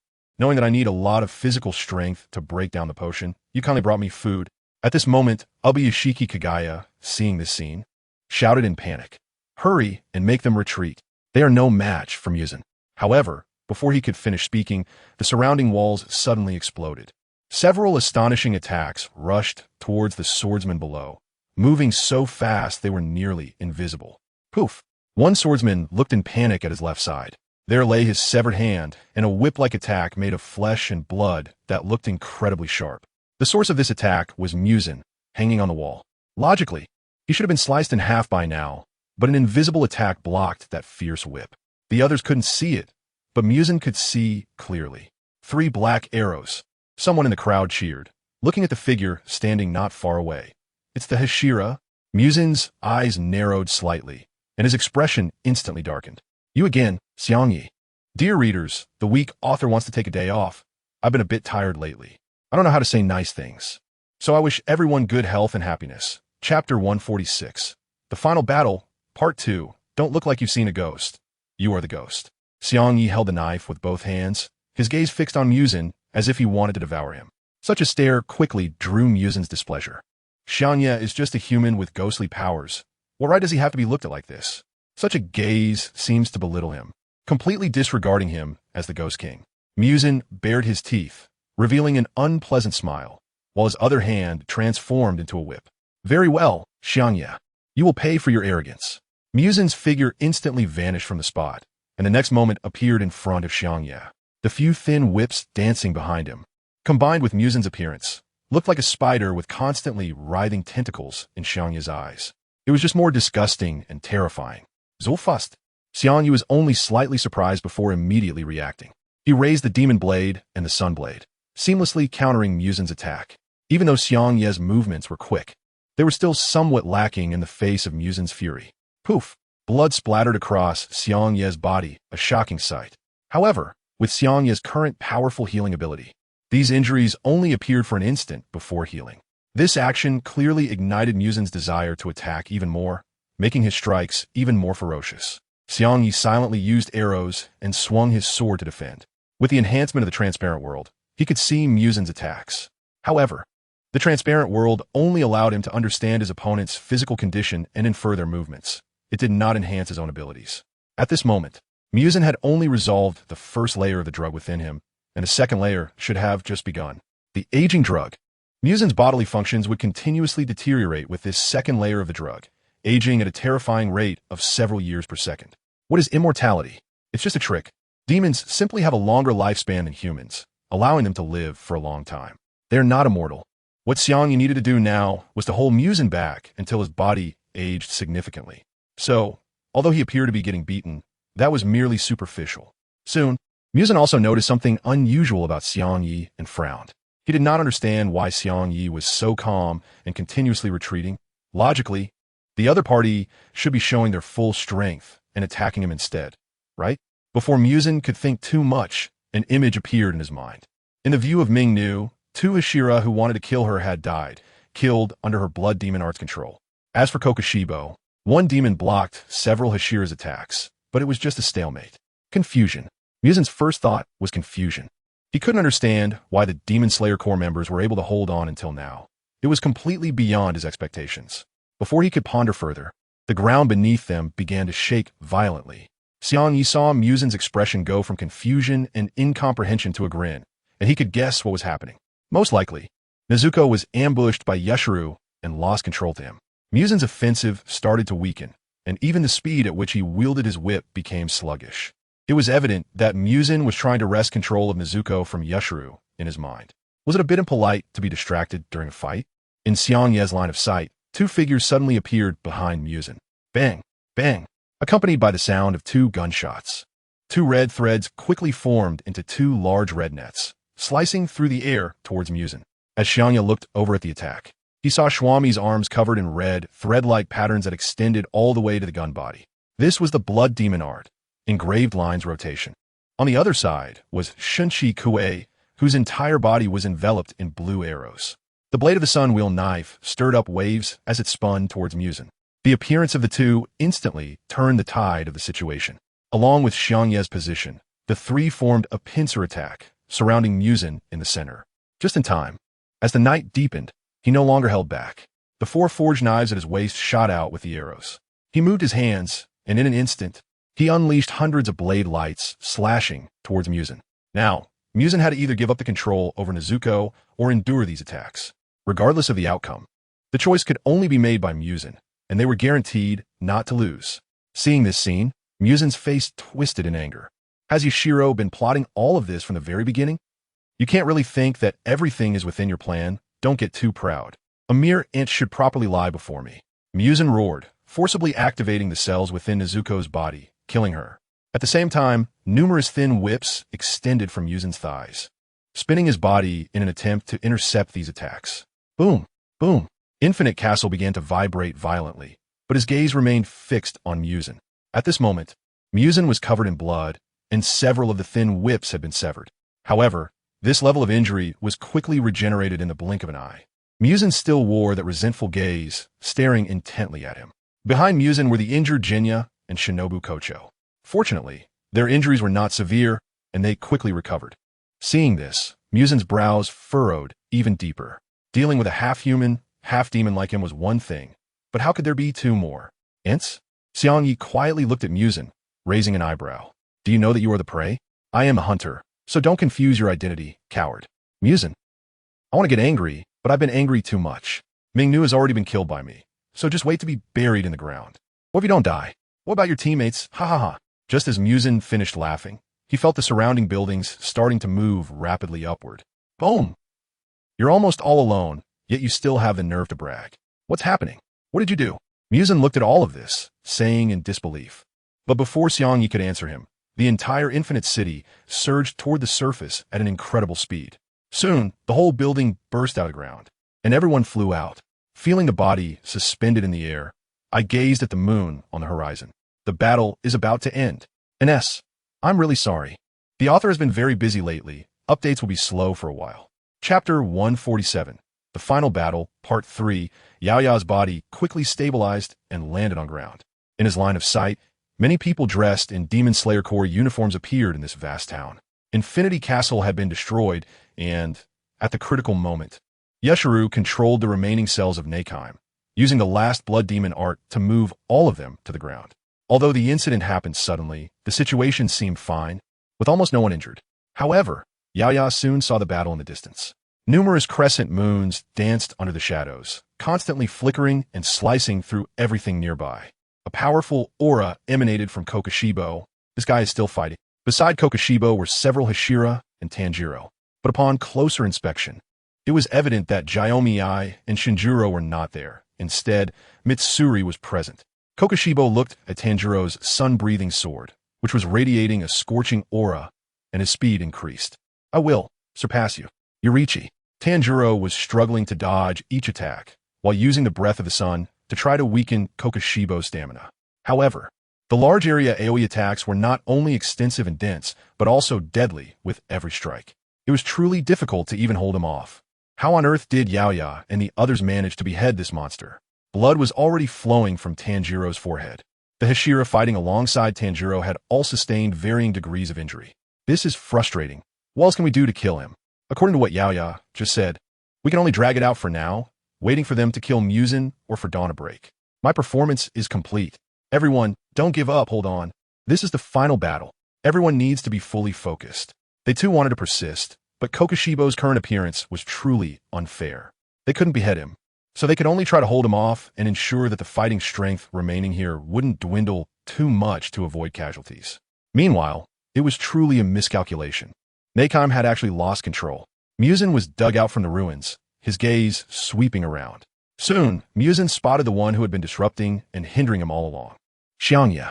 He really regrets letting Xiangye go back when he was at the Asakusa Hall. He should have personally eliminated Xiangye back then, instead of sending weak demons one by one. Look at the state Xiangye is in now. Does he still look human? But it's all too late now. It's useless to regret at this point. Gaga, there's still 2.5 hours until dawn. A few crows are circling in the sky, flying back and forth, loudly announcing the time. 2.5 hours? Hearing this, Xiangye furrowed his brows, finding it hard to believe. In the original story, when everyone reached the ground from Infinite City, there should have been 1.5 hours left. Given the current situation, it's mostly due to the various impacts brought by Xiangye that the situation has accelerated. In that case, then, Xiangye watched as Muzin closed in on him, about to drink the blood specially prepared by Tamayo from his bosom. However, Muzin's body suddenly vanished from his spot. In the next moment, he lunged right in front of Xiangye. What do you think you're doing? No matter how emotional Muzin became, he would never forget that Xiangye could gain powers by consuming the cells of demons. And the vial of blood in Xiangye's hand was meant for him to drink and acquire some unknown ability. Whoosh! The attacks from the whip left trails of afterimages, encircling Xiangye in the center of the assault. With no time to drink the blood in his hand, Xiangye could only retreat quickly, swinging his sword to defend himself and employing various blood demon arts to block the attacks. Do you think I will let you continue using those strange abilities? Don't be ridiculous.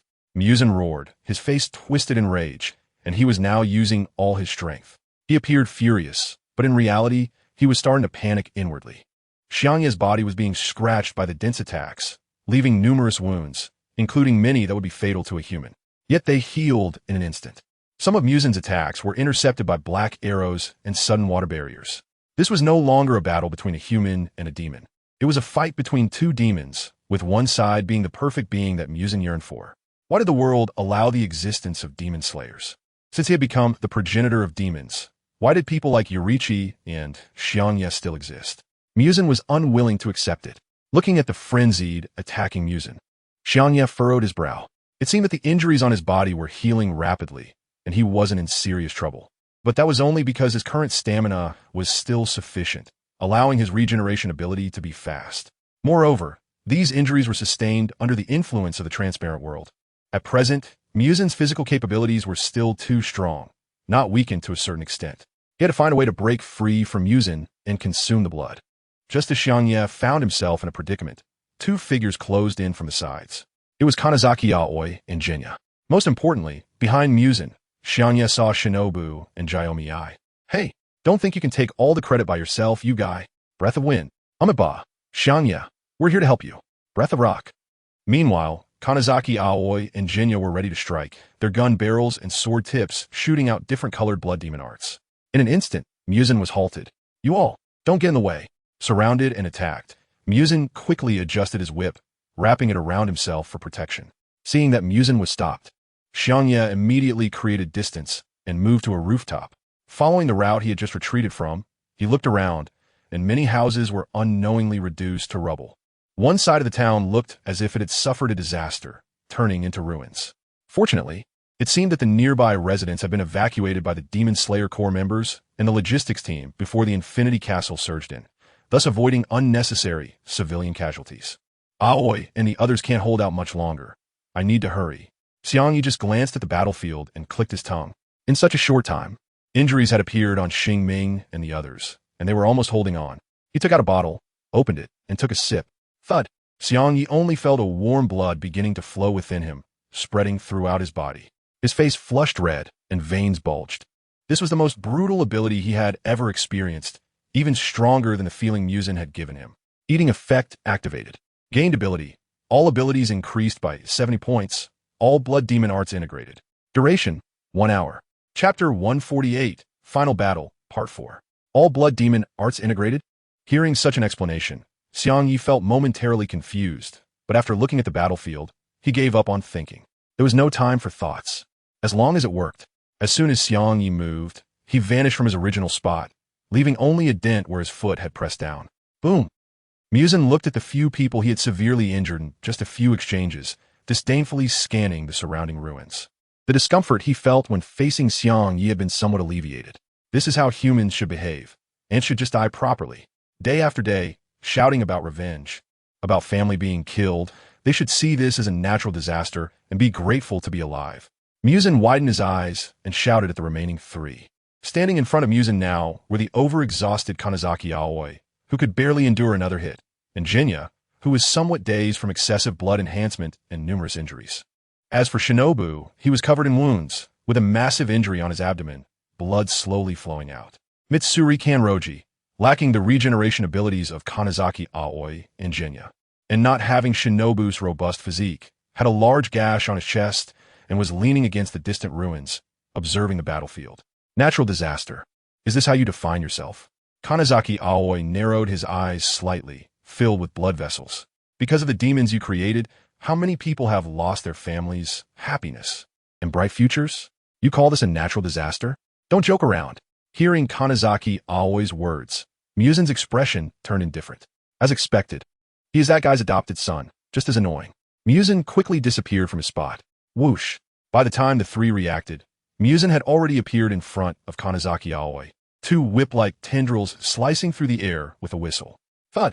In an instant, Kanazaki was sent flying, both arms severed and falling to the ground. Musen! You bastard!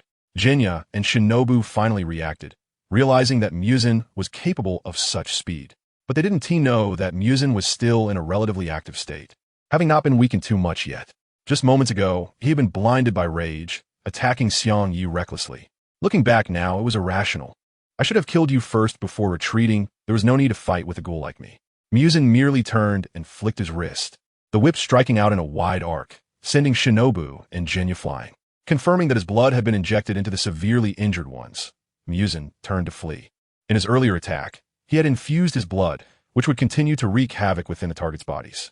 They would be dead within 5 minutes. Just as Musen turned, he sensed a terrifying presence coming from behind. This presence was no less formidable compared to his current state. Musen. The danger compelled Musen to quickly turn around and lash out with his whip. But there was only a phantom that rippled in response. Is this Xiangye's blood demon art? And it seemed Muzin's attack, inthe, reached this phantom. Muzin stared in shock as the phantom slowly raised the black blade in its hand and swung it down at him. However, it was just one strike, and soon Muzin's wounds began to heal. Why is this? Muzin couldn't understand. Xiang, you should know that such an attack was ineffective against him. But what was this black shadow all about? Forget it, just escape. Muzin didn't want to think about Xiangye anymore and turned to flee. But when he turned his gaze back, he saw the most terrifying thing he had ever encountered in his life. Xiangye stood behind him, his back twisting as numerous spiked whips extended out, more than 10 in total. Each spiked whip was adorned with fragments of the flaming sun wheel blade, glimmering brightly. In Xiangye's hands, he still held a sun wheel blade and a demon blade. A hollow blue light projected from Xiangye's eyes as he raised his hand and waved. The 3 thorn whips behind him instantly rushed towards Muzin at an astonishing speed. Muzin's eyes trembled as he bent down to wield the whip and block the attack. Still the same old moves. I thought you would have made some progress. Muzin smirked lightly, as if startled by himself. From their earlier battle, it was clear that Xiangye couldn't inflict any serious damage on him.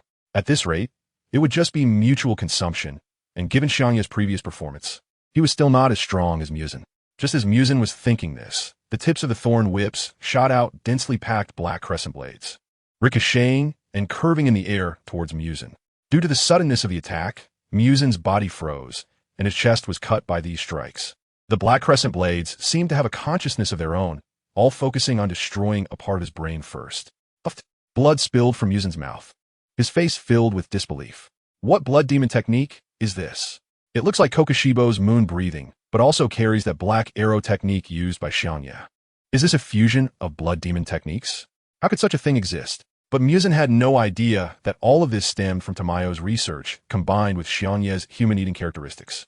Anger, confusion, and fear filled Muzin's heart. He was clearly the Demon King.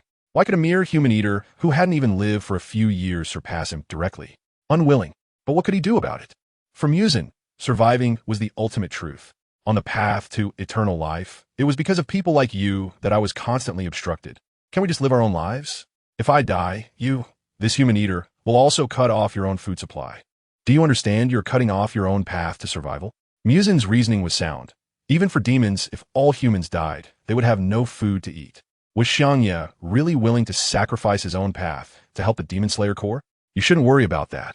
I can eat human food, Xiangye said as he waved his hand again, this time activating most of the thorn whips behind him. Muzin's face was twisted in frustration. Damn, the other side is incomprehensible and utterly unreasonable. Chapter 149. The Final Battle, V. Half an hour later, this was simply too crazy. Xia watched the battle between Xiangye and Muzin, unable to help but exclaim in awe. He admitted that his own fighting style was also quite mad, even going so far as to use his own injuries to confuse the evil demons during battle. But that was based on thorough consideration. One could be crazy, but not mindlessly so, because that would be fatal for them as humans. However, right now, the battle between Xiangye and Muzin could be described as a pure, extreme biological combat. Ignoring their own injuries, they attacked and defended purely based on instinct. Even though they could rapidly regenerate their injuries, such behavior was undoubtedly insane. At this moment on the battlefield, a radius of nearly 100 meters around the two was off-limits to anyone else. Not because Muzin's attacks spread out, but because Xiangye at this moment resembled a demon king. Muzin circled around Xiangye, launching attacks. His movements resembled a beast surrounding its prey. Xiangye, even if you've gained such powerful abilities, what good is it if you can't master them more precisely? During his movement, Muzin cut down several thorn whips from Xiangye's back.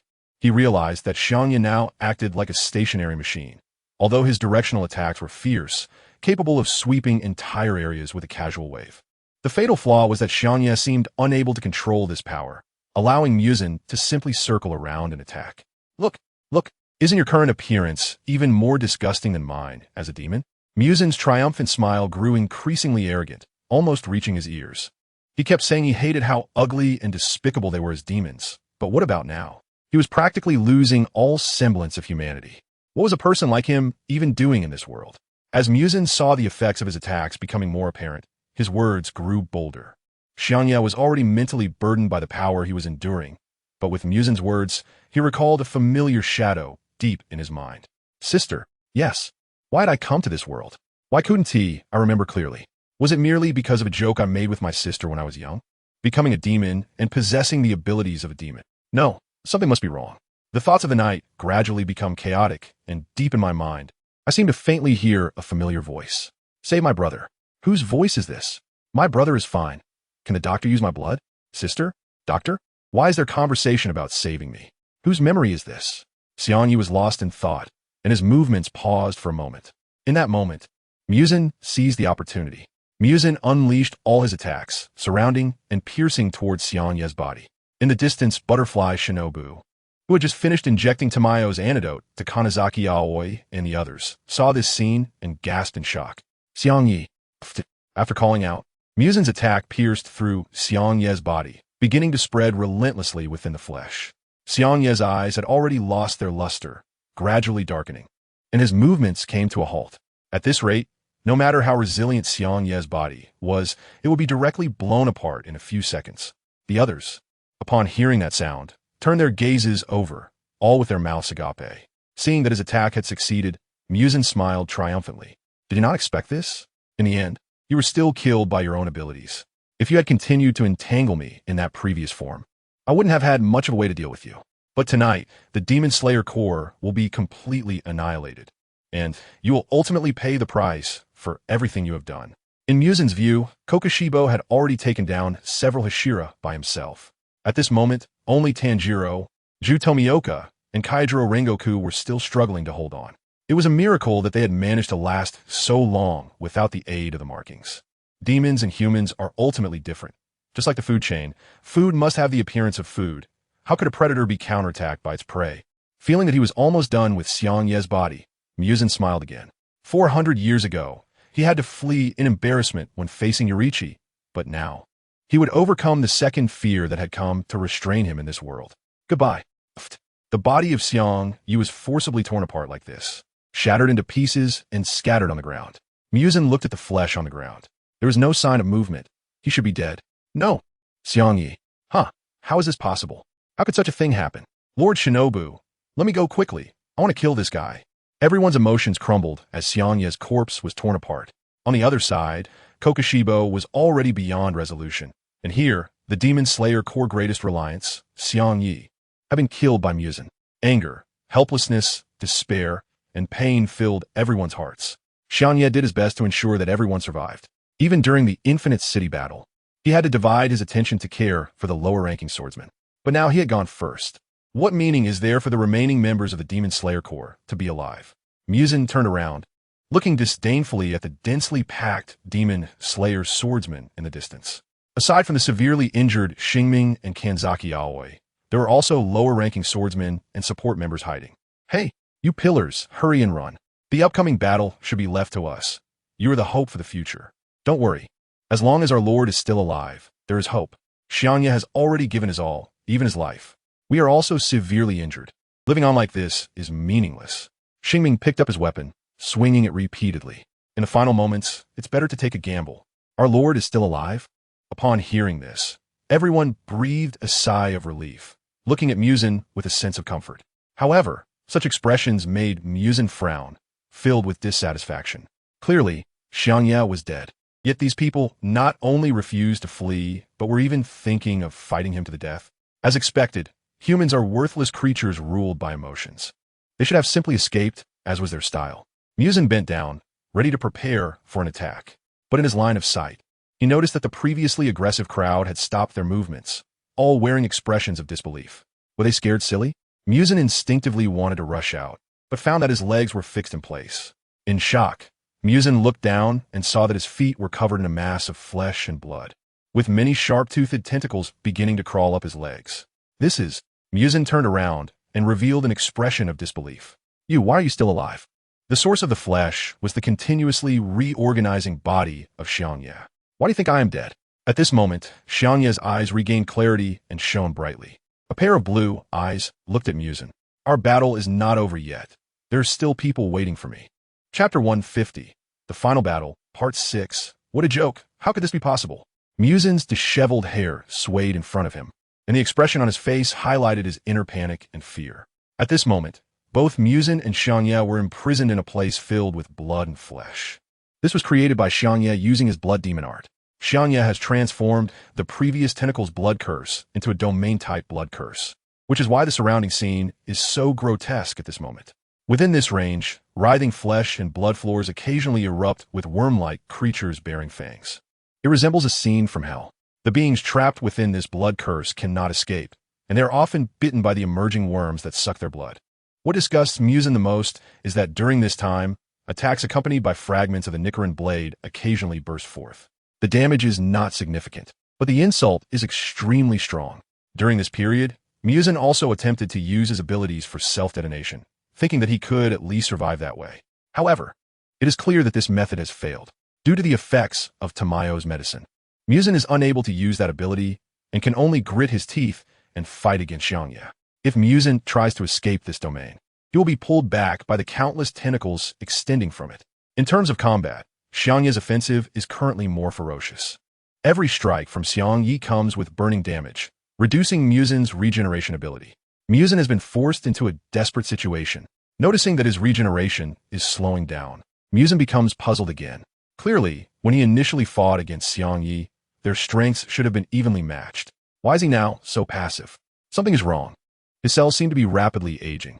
Only just realizing this, Xiangye coldly states, gripping the Nichirin Blade tightly and attaching the Demon Blade to it. At this moment, Yuani's Shadow Blade and Kokoshibo's Demon Blade merge into one, with both eyes and flames marked on the blade. Moon Breathing Modified, First Form Moon Flame. In a detailed night strike, a massive crescent blade accompanied by flames was unleashed. Due to the distance, the momentum of this slash enveloped Misun the moment it appeared. The pale blue crescent, illuminated by fierce red flames, reflected on Misun's pale face. Despite the suddenness of it all, Misun reacted in time. All of his whips were raised in front of him, attempting to block the attack. Splat! Crack!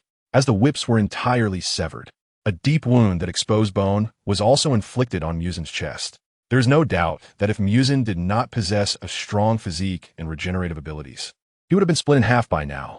Blood spurted from his mouth as he widened his eyes. One of his brains and one of his hearts were destroyed by this strike. Just like that, in the span of a single move. Of course, the detailed knight also saw it, with a slight smile at the corners of his mouth. This move was a blood demon art he created using Nezuko's explosive blood and Kokoshibo's breathing technique. As for the sword-swinging breathing technique, it was modeled after Tanjiro's. Tanjiro's sun-breathing, passed down from Yoriichi Tsujikuni, can unleash the most powerful techniques when wielding the sword. This is not just a tribute, but also the most effective strike. In the Dark Night, Misun no longer wanted to say anything. There was no escape, no way to win. At this moment, only the instinct for survival drove him to continue fighting. Misun had pursued the perfect being for 1,000 years, aiming for the blue spider lily. It was truly unwilling for him to die like this.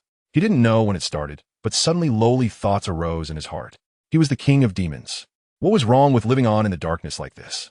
No matter how he thought about it, it was better than encountering those madmen from the Demon Slayer Corps. However, it was already too late to give him a chance for repentance. The attacks from Xiangye came one after another. In order to maximize the assault, Xiangye didn't even use other blood demon techniques, merely maintaining the domain and relentlessly striking with his sword. Moon Breathing, Second Form, Modified, 1,000 Silk Moon Marks. The Crescent Moon, accompanied by a red thread, danced in the wind and destroyed one brain and 2 hearts within Misun once again. In the face of these attacks, Misun's resistance seemed so insignificant. Misun, you're about to fall. In the distance, capable members of the Demon Slayer Corps surrounded Kokoshibo, each of them covered in wounds. Their duty was to protect the injured Hashira and prevent Kokoshibo from advancing. Although Kokoshibo was already quite weakened and his stamina had been nearly exhausted by the previous Hashira, his attacks still made it difficult for many lower-ranked swordsmen to defend themselves. Most of them were injured after blocking a single Crescent Moon attack and had no choice but to retreat. This was a battle of life and numbers dragging on. Is Xiangye done yet? Damn it, I'm about to collapse. What kind of monster is this? So terrifying. Inosuke, Zenitsu, everyone hold on. Tanjiro, dragging his exhausted body, forced himself to stand at the very front. During this time, he even managed to behead Kokoshibo, weakening the opponent's offensive. However, this also resulted in him sustaining even more injuries. Kamadu boy, you must hold on. Kaijiro leaned against a stone in the distance, covering his shoulder wound and quietly murmuring, his gaze turning towards a small town for which the huge commotion came. looking at Muzan, whose brain and hearts had all been severed. Xiangye finally raised a sword to strike down Muzan's head. It's about to end, Muzan. Muzan looked up at Xiangye, the unwillingness and anger in his eyes magnified infinitely. Muzan was already very weak now, just watching Xiangye like this. He wanted to resist, but seemed futile. Was he really going to accept death like this? Suddenly, as the night deepened, Xiangye's eyes became clear, as if something had been drawn out from within, leaving him weak. The knife in his hand slipped away, naturally falling to the ground.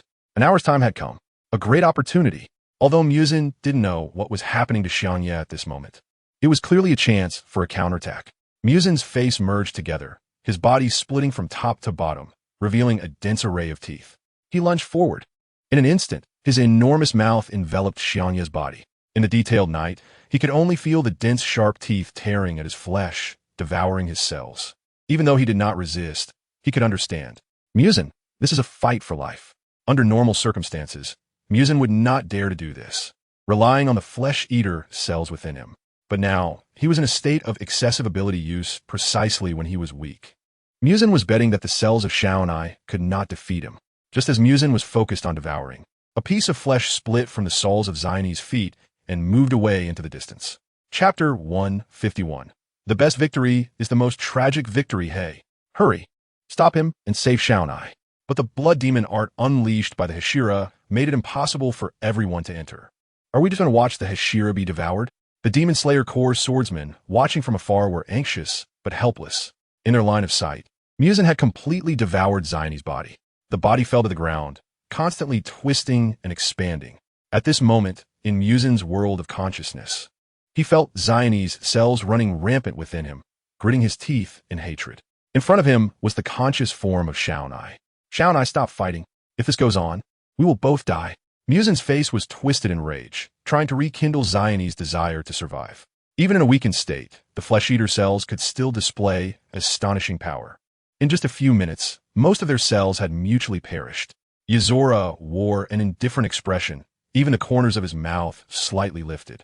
Back when we were at Asakusa, you weren't like this. Why bring up those things from that time now? If you're dissatisfied because of it, I can find a way to compensate you. Muzan looked flustered. He only wanted to survive now. And as if realizing something, he quickly added, how about we join forces? If it's just the two of us, we will definitely get what we want in the future. So, it's clear that you're really panicking. You'll say anything. What do you mean? I mean here, tonight, only you will die. Xiangye's face darkened as he closed his eyes and began to sense his own cells. He felt an unusual sense of dread and cried out in panic. Are you trying to take us both down? Have you gone mad? I told you here, only you will die. Outside, Muzan's body began to swell dramatically, turning into a mass of flesh, with many spikes protruding from it. Suddenly, a blood mist filled the air. Muzan looked incredulous, but he was already unable to say anything. The blood demon art domain started to converge on Muzan, attaching itself to him. Blue and red lights erupted from Muzan's body. A powerful aura swept across the scene, even reaching Kokushibo and Tanjiro, who were fighting in the distance. No, I haven't defeated you yet, Yorichi. Feeling Muzan's aura growing weaker, Kokushibo bared his teeth and looked at Tanjiro before him. Kokushibo's attack speed slowed down more and more. Tanjiro was the same. Seeing this scene, he widened his eyes in anger and shouted as he unleashed his final move. Breath of the Sun, fourth form, Sun Halo. In Kokushibo's eyes, Tanjiro's body transformed into a phantom and disappeared from sight. The next second, fiery flames appeared before him, and Tanjiro's figure overlapped with the man he remembered. Yorichi. Suddenly, the blade, accompanied by flames, cut through, and Kokushibo's head was severed once again. Kokushibo fell to the ground with a thud, and Tanjiro's body collapsed, his chest heaving violently. This was already his limit. The final breathing technique. Tanjiro felt the cold ground beneath him as he slightly closed his eyes. In Tanjiro's expectation, Kokushibo should lose power again, but it would still be enough to kill him in an instant. 1 second, 2 seconds, 3 seconds. Tanjiro closed his eyes and silently counted for a long time without feeling Kokushibo's attack arrive. When he opened his eyes again, he looked with difficulty. He saw that the Kokushibo, who had initially appeared godlike, was now not healing his wounds again. His body began to turn into a pile of ashes and dissipate. What is happening? Suddenly, he seemed to remember something. Tanjiro looked up over the Hashira of the Demon Slayer Corps who were rushing towards him, and gazed into the distance. Xiangye succeeded. Warm liquid flowed down the corners of his eyes. He didn't know if it was tears or blood. Suddenly, a loud noise came. A massive explosion, accompanied by the sound of flesh tearing, erupted. The aftershock of the explosion lasted several seconds before it calmed down. What is happening? Why is there an explosion? Tenjin protected Tanjiro in front of him and slowly turned his head after the aura settled. Hey, anyone who can move, quickly check for any injured.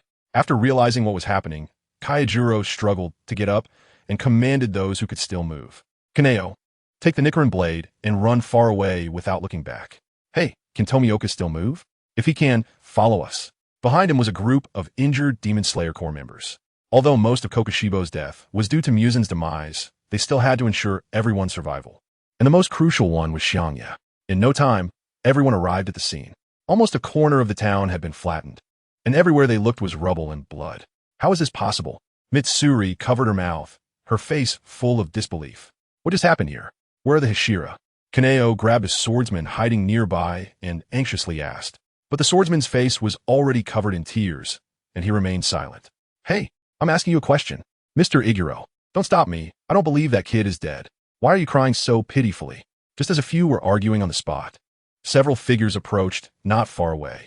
Looking closely, it was a team consisting of Xiangye, the Takatu brothers, and Aoi Kanzaki. Hey, Takatu, Kanzaki, where's Xiangye? Mitsuri only tilted her head to the side, remaining silent, her body still tainted with the toxins left by Musen. Xiangye kept murmuring Umitba, tears streaming down his face. Only Aoi Kanzaki had a dark expression, his eyes hollow, stuttering as he spoke. Just now, Musen and Xiangye, on the side, Jinya couldn't bear to watch any longer, walked over, and gently patted her back, recounting everything that had happened to Aoi Kanzaki. One demon and one human fighting. The night was consumed, and then a large amount of blood demon art was unleashed within Musen to trigger an explosion. Musen attempted to reshape all the flesh and blood back, constantly compressing it. Just as the cells of the two were colliding, they reached a critical point, resulting in a massive explosion. The final outcome was this ruin filled with flesh and blood. In other words, both the knight and Musen perished together. After hearing this, everyone fell silent, unable to speak for a moment. From the beginning, as the knight and Musen engaged in a fierce battle of blood demon arts, attacking recklessly until the final self-sacrificial consumption, their expressions had never changed. Humans did not survive until dawn, but achieved victory. Without significant sacrifices, the weak humans exchanged minimal cost for the chance to survive. But all of this came at the expense of one person. After an unknown amount of time, the late sun finally illuminated this land. Chapter 152. A celebration and a farewell. Let's go, Aoi. Shinobu said with a pained expression, tugging at Shinaki Aoi's clothing. But Shinaki Aoi merely knelt in the ruins, dazed and vacant-eyed. In front of her was a broken Nichirin Blade, the very one used by the knight. At this moment, Shinaki Aoi could no longer sense the presence of the knight. Yet she was unwilling to believe that someone as strong as him, with a life force comparable to a demon, could die so easily. Her hand gently brushed over the hilt of the Nichirin Blade, her lips quivering, wanting to say something. But her voice was caught in her throat and could not be uttered. Around this area, many lower-ranking Demon Slayer Corps members and Shadow members were busy with the aftermath. Some were crying tears of joy, while others remained silent. The troubles brought by demons for thousands of years had finally been resolved. They would no longer have to live in constant danger of losing their lives. They could return to their homes, marry, have children, and live ordinary lives. You guys, search carefully to see if there are any remains of the knight. That guy won't die so easily. Mitsuri's forehead was bulging with veins as she ran around the bloody ruins. Tanjiro sniffed the heavy smell of blood in the air, warm tears streaming from the corners of his eyes. He could not sense the knight's presence. He could not find him at all. At the same time, beneath the ruins, a piece of flesh was slowly writhing, emanating a faint breath. A day later, in the morning, at the Kanroji residence, in a spacious area, all members of the Demon Slayer Corps gathered. Each person bore scars on their bodies or faces, remnants of yesterday's battle. Some were even severely injured but still insisted on coming to the scene. At the forefront stood the 9 Hashira of the Demon Slayer Corps, alongside Tanjiro and Shinaki Aoi. They had all been summoned to this place by their leader, Kaneo Kanroji. After a moment, the door slowly opened, drawing everyone's attention. Several figures appeared. It was the leader and his family. Originally, due to the existence of demons, they should not have been exposed to others. This was also the first time he appeared before so many people without fear of being discovered by demons and without the threat to his life. Unlike before, the leader's gaze was bright, and the mark on his face had vanished. Except for looking quite weak and needing support from Kanroji, he appeared almost like a normal person. All of this was due to the death of the demon King Musin, which lifted the curse on him. Upon seeing the leader, everyone knelt on one knee in unison. The leader walked slowly to the place illuminated by the sun, scanning the crowd before his gaze gradually rose. What a beautiful day! The sky was as blue as ever, and the sun looked dazzling. After closing his eyes and taking a deep breath, he surveyed the faces of each member of the Demon Slayer Corps, especially the few at the front. He cast a gentle gaze at everyone and softly said, "Stand up, children." Hearing this, everyone slightly froze before slowly rising. "You have all truly worked hard," the leader said, suddenly bowing forward, then continuing, "This 1,000-year evil has finally been eradicated in our generation. All of this is thanks to your efforts, and especially to those fallen comrades." As the leader continued to speak, he mentioned how they should live well for those who had died. And later, he would provide each person with financial support from the Kanroji family, so that everyone could return home and live a happy life. In the end, the leader decided to hold a grand feast for the Demon Slayer Corps in a few days. It was not only to celebrate the victory, but also to bid farewell. Many eyes revealed a longing for a better future, and they cheered joyfully. Mitsuri buried her face in Shinobu's chest, sobbing continuously. "Mr. Iguro, we finally won. Now I can be your bride." Shinobu awkwardly patted Mitsuri's back, a hint of sadness flashing in her eyes as she thought of something. "Brother." The now human Izuko stood beside Tanjiro, gently holding his hand and speaking softly. Although her mind was not clear during her time as a demon, she still remembered everything the night had done for them. "Yeah, it's all over now," Tanjiro replied with a wry smile, tightening his grip on Izuko's hand. He could no longer cry. Having experienced everything, his mind had matured considerably. "Teacher, where are we going next?" Xiangye looked up at the tall silhouette of Xiangye, puzzled. "Umeba, we will open an orphanage next. After so many years of demon terror, many children are still homeless." Xiangye paused and smiled, placing his large hand on Xiangye's head and rubbing it. "They still need our help." Xiangye obediently nodded, resolutely replying, "Yes, wherever you go, teacher, I will go." Just as everyone was discussing future arrangements, a figure unexpectedly disappeared from the crowd. In the detailed night mansion, Xiangye quietly looked at everything in the room, her expression dim. In the past, Xiangye often trained late into the night, leaving the house in a mess, and she had to spend effort cleaning up every time. But this time, the room was clean, with no place needing her attention. "Caw!" A crow's call came, and Xiangye turned to see a raven flying into the room. It was Xiangye's raven. The raven stood on the table, looking at the broken Nichirin Blade. Xiangye brushed her hand over the raven's feathers and smiled bitterly. "You came to see him too." At that moment, outside the mansion by the wall, several people stood with pained expressions. "Should we go in and comfort Sister Xiangye?" Lord Shinobu said that's not allowed. But the three little ones from the butterfly mansion whispered to each other, looking very reluctant. "If you ask me, we should just rush in and drag her out to have some fun," Inosuke said, crossing his arms in front of his chest, suppressing his impulse. Tanjiro pulled Nezuko to stand beside him and advised, "That won't work, Inosuke. It's best to let her be alone and quiet for now." Sigh, although Tanjiro is right. "I'm really worried about her since she hasn't eaten anything from yesterday to today," Zenitsu said, looking up at the sky. After a moment of silence among them, Tanjiro closed his eyes, troubled, and after some thought, he shook his head. "Let's come back to check on her in a couple of days." The group fell silent. In the evening, at the original battlefield, most of the ruins had been cleaned up by the logistics team. Several hidden logistics personnel stretched and yawned as they walked into the distance, thinking that everything should be cleared up by tomorrow. It's really not easy. This might be the most brutal battlefield we've ever dealt with. There's no helping it. Let's get some rest and aim to finish cleaning before the feast begins. Not far behind them, a piece of land suddenly shifted a few times, and then a hand broke through the soil. Chapter 153, Restoring Memories. Regrets of the Previous Life. 2 hours later, Xiangye looked up at the bright moon hanging high in the sky and couldn't help but sigh. At this moment, he was only covered by a bit of fabric, and he appeared somewhat haggard. Musin, that guy, really is a tough opponent. After a light sigh, he weakly stood up. In the past 2 days, due to excessive physical exertion, he had barely managed to regenerate his body, which was already his limit. If only there was some food to replenish him. Xiangye walked step by step along the path, feeling somewhat lost. As he walked, he noticed that most of the ruins left from the battle had been cleared away. Taking a deep breath, the fresh air filled his nostrils. He could only feel an unprecedented sense of ease and comfort. Although it ended tragically, it seemed that there were no significant sacrifices. In this round, he had won. Xiangye couldn't help but smile. As a transmigrator, everything he needed to accomplish was now complete.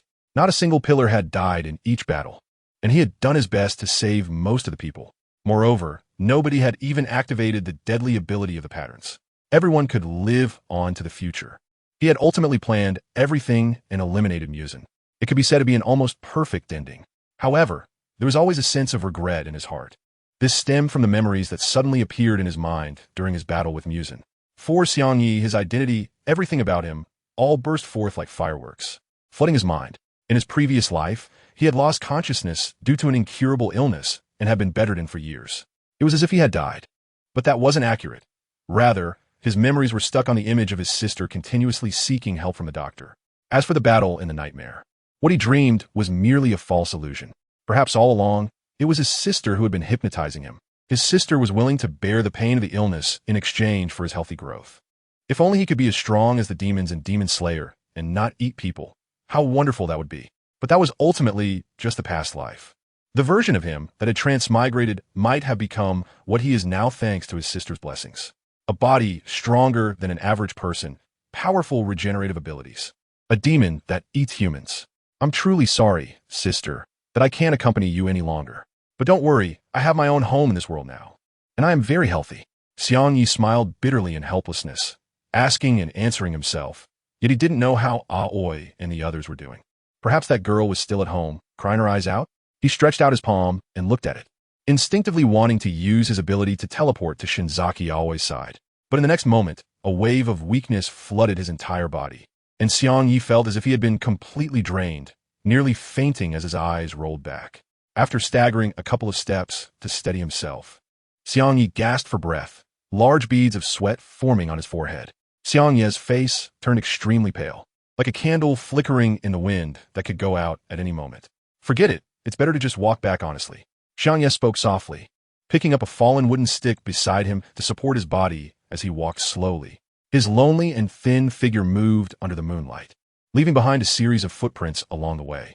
The next morning, the members of the hidden faction arrived at the battlefield early, preparing for the final cleanup. Suddenly, a voice broke the calm atmosphere. "Hey, everyone come and see this. What is it?" One of the hidden members shouted in terror, pointing at a large hole in front of him. Hearing this voice, Goda couldn't help but roll his eyes and mutter under his breath. It must be something strange, like some weird flesh or something. I've had enough of this these past few days. Complaining was just complaining. He still had to see what was going on. Goda, with vacant eyes, slowly walked toward the source of the voice. As he approached, he found many people gathered around. Strange comments occasionally floated through the air. Could it be that Musin is not dead yet? Are you kidding? The Hashira have already checked thoroughly. At that time, Musin even perished along with the Hashira, using his life. But if it wasn't Musin, what could it be? It seemed that the Hashira had also died, leaving only half of the Nichirin Blade behind. Listening to the discussions of the crowd, Goda's expression turned serious. He pushed through the crowd and squeezed to the front. Soon, the deep pit came into his view. It was a hole about 2 or 3 meters deep, with a ring of blood-red flesh around the walls. Seeing the scene, Goda felt his head buzz with shock. The first thought that crossed his mind was whether another demon had crawled out, especially since this hole clearly didn't exist yesterday. Someone must have crawled out from inside last night. Looking at the bloodstains on the ground, Goto nervously said, "Quickly use the Kasugai crow to contact the Hashira. We can't handle this here." They discovered a mysterious pit on the scene. The leader stroked the Kasugai crow in front of him and looked toward the horizon, speaking softly. There was a different sparkle in his eyes. It was a look of anticipation. Should we send the Hashira to check the situation? Could it be that there's still a demon, or Musin is not dead? Amano said seriously, with a grave expression. After a moment of silence, the leader slowly said, "No, Amano, just send 2 or 3 of the Hashira kids to check, and the one at the scene is not Musin." He touched his face, where there were originally cursed scars, but now it still retained the healthy skin of a human. Watching the leader's actions, Amano seemed to recall something and suddenly realized. "So you mean, yes, it's very likely that Xiangye is not dead yet." Saying this, the leader smiled broadly. His body began to tremble slightly with excitement as he immediately stood up and said, "Amano, quickly send 3 of the fastest Hashira to search for Xiangye's traces. He must be very weak and needs our help. Understood. Amano bowed to the leader and quickly got up, rushing toward the Hashira's residence. Chapter 154. The Ending, Part 1. In the quiet mountain forest, although it was already bright outside, this area remained unusually peaceful. 3 figures moved like shadows through the woods. Strange, why hadn't we seen any signs of people passing through along the way? Xiangye's unusual eyes scanned the surroundings, but besides the chaotic trees and weeds, there was almost nothing else. Maybe he took some secret path or something. We should search carefully, Tenjin suggested, listening intently to the sound around him. His brow furrowed with worry. Xingming, with tears streaming down his face, rubbed the prayer beads while praying for Xiangye, muttering, "Umitba, perhaps we should look more carefully, using all means possible to find him. Xiangye might not have recovered well, if he didn't get food to replenish his strength after the battle. I can't imagine how terrible it would be." However, the 3 had searched for a long time around the battlefield without finding Xiangye. If it weren't for the hidden members discovering that Pit related to Xiangye, they might have doubted whether the hidden members were playing tricks on them. We've been searching all day. Damn it. How can we not find him?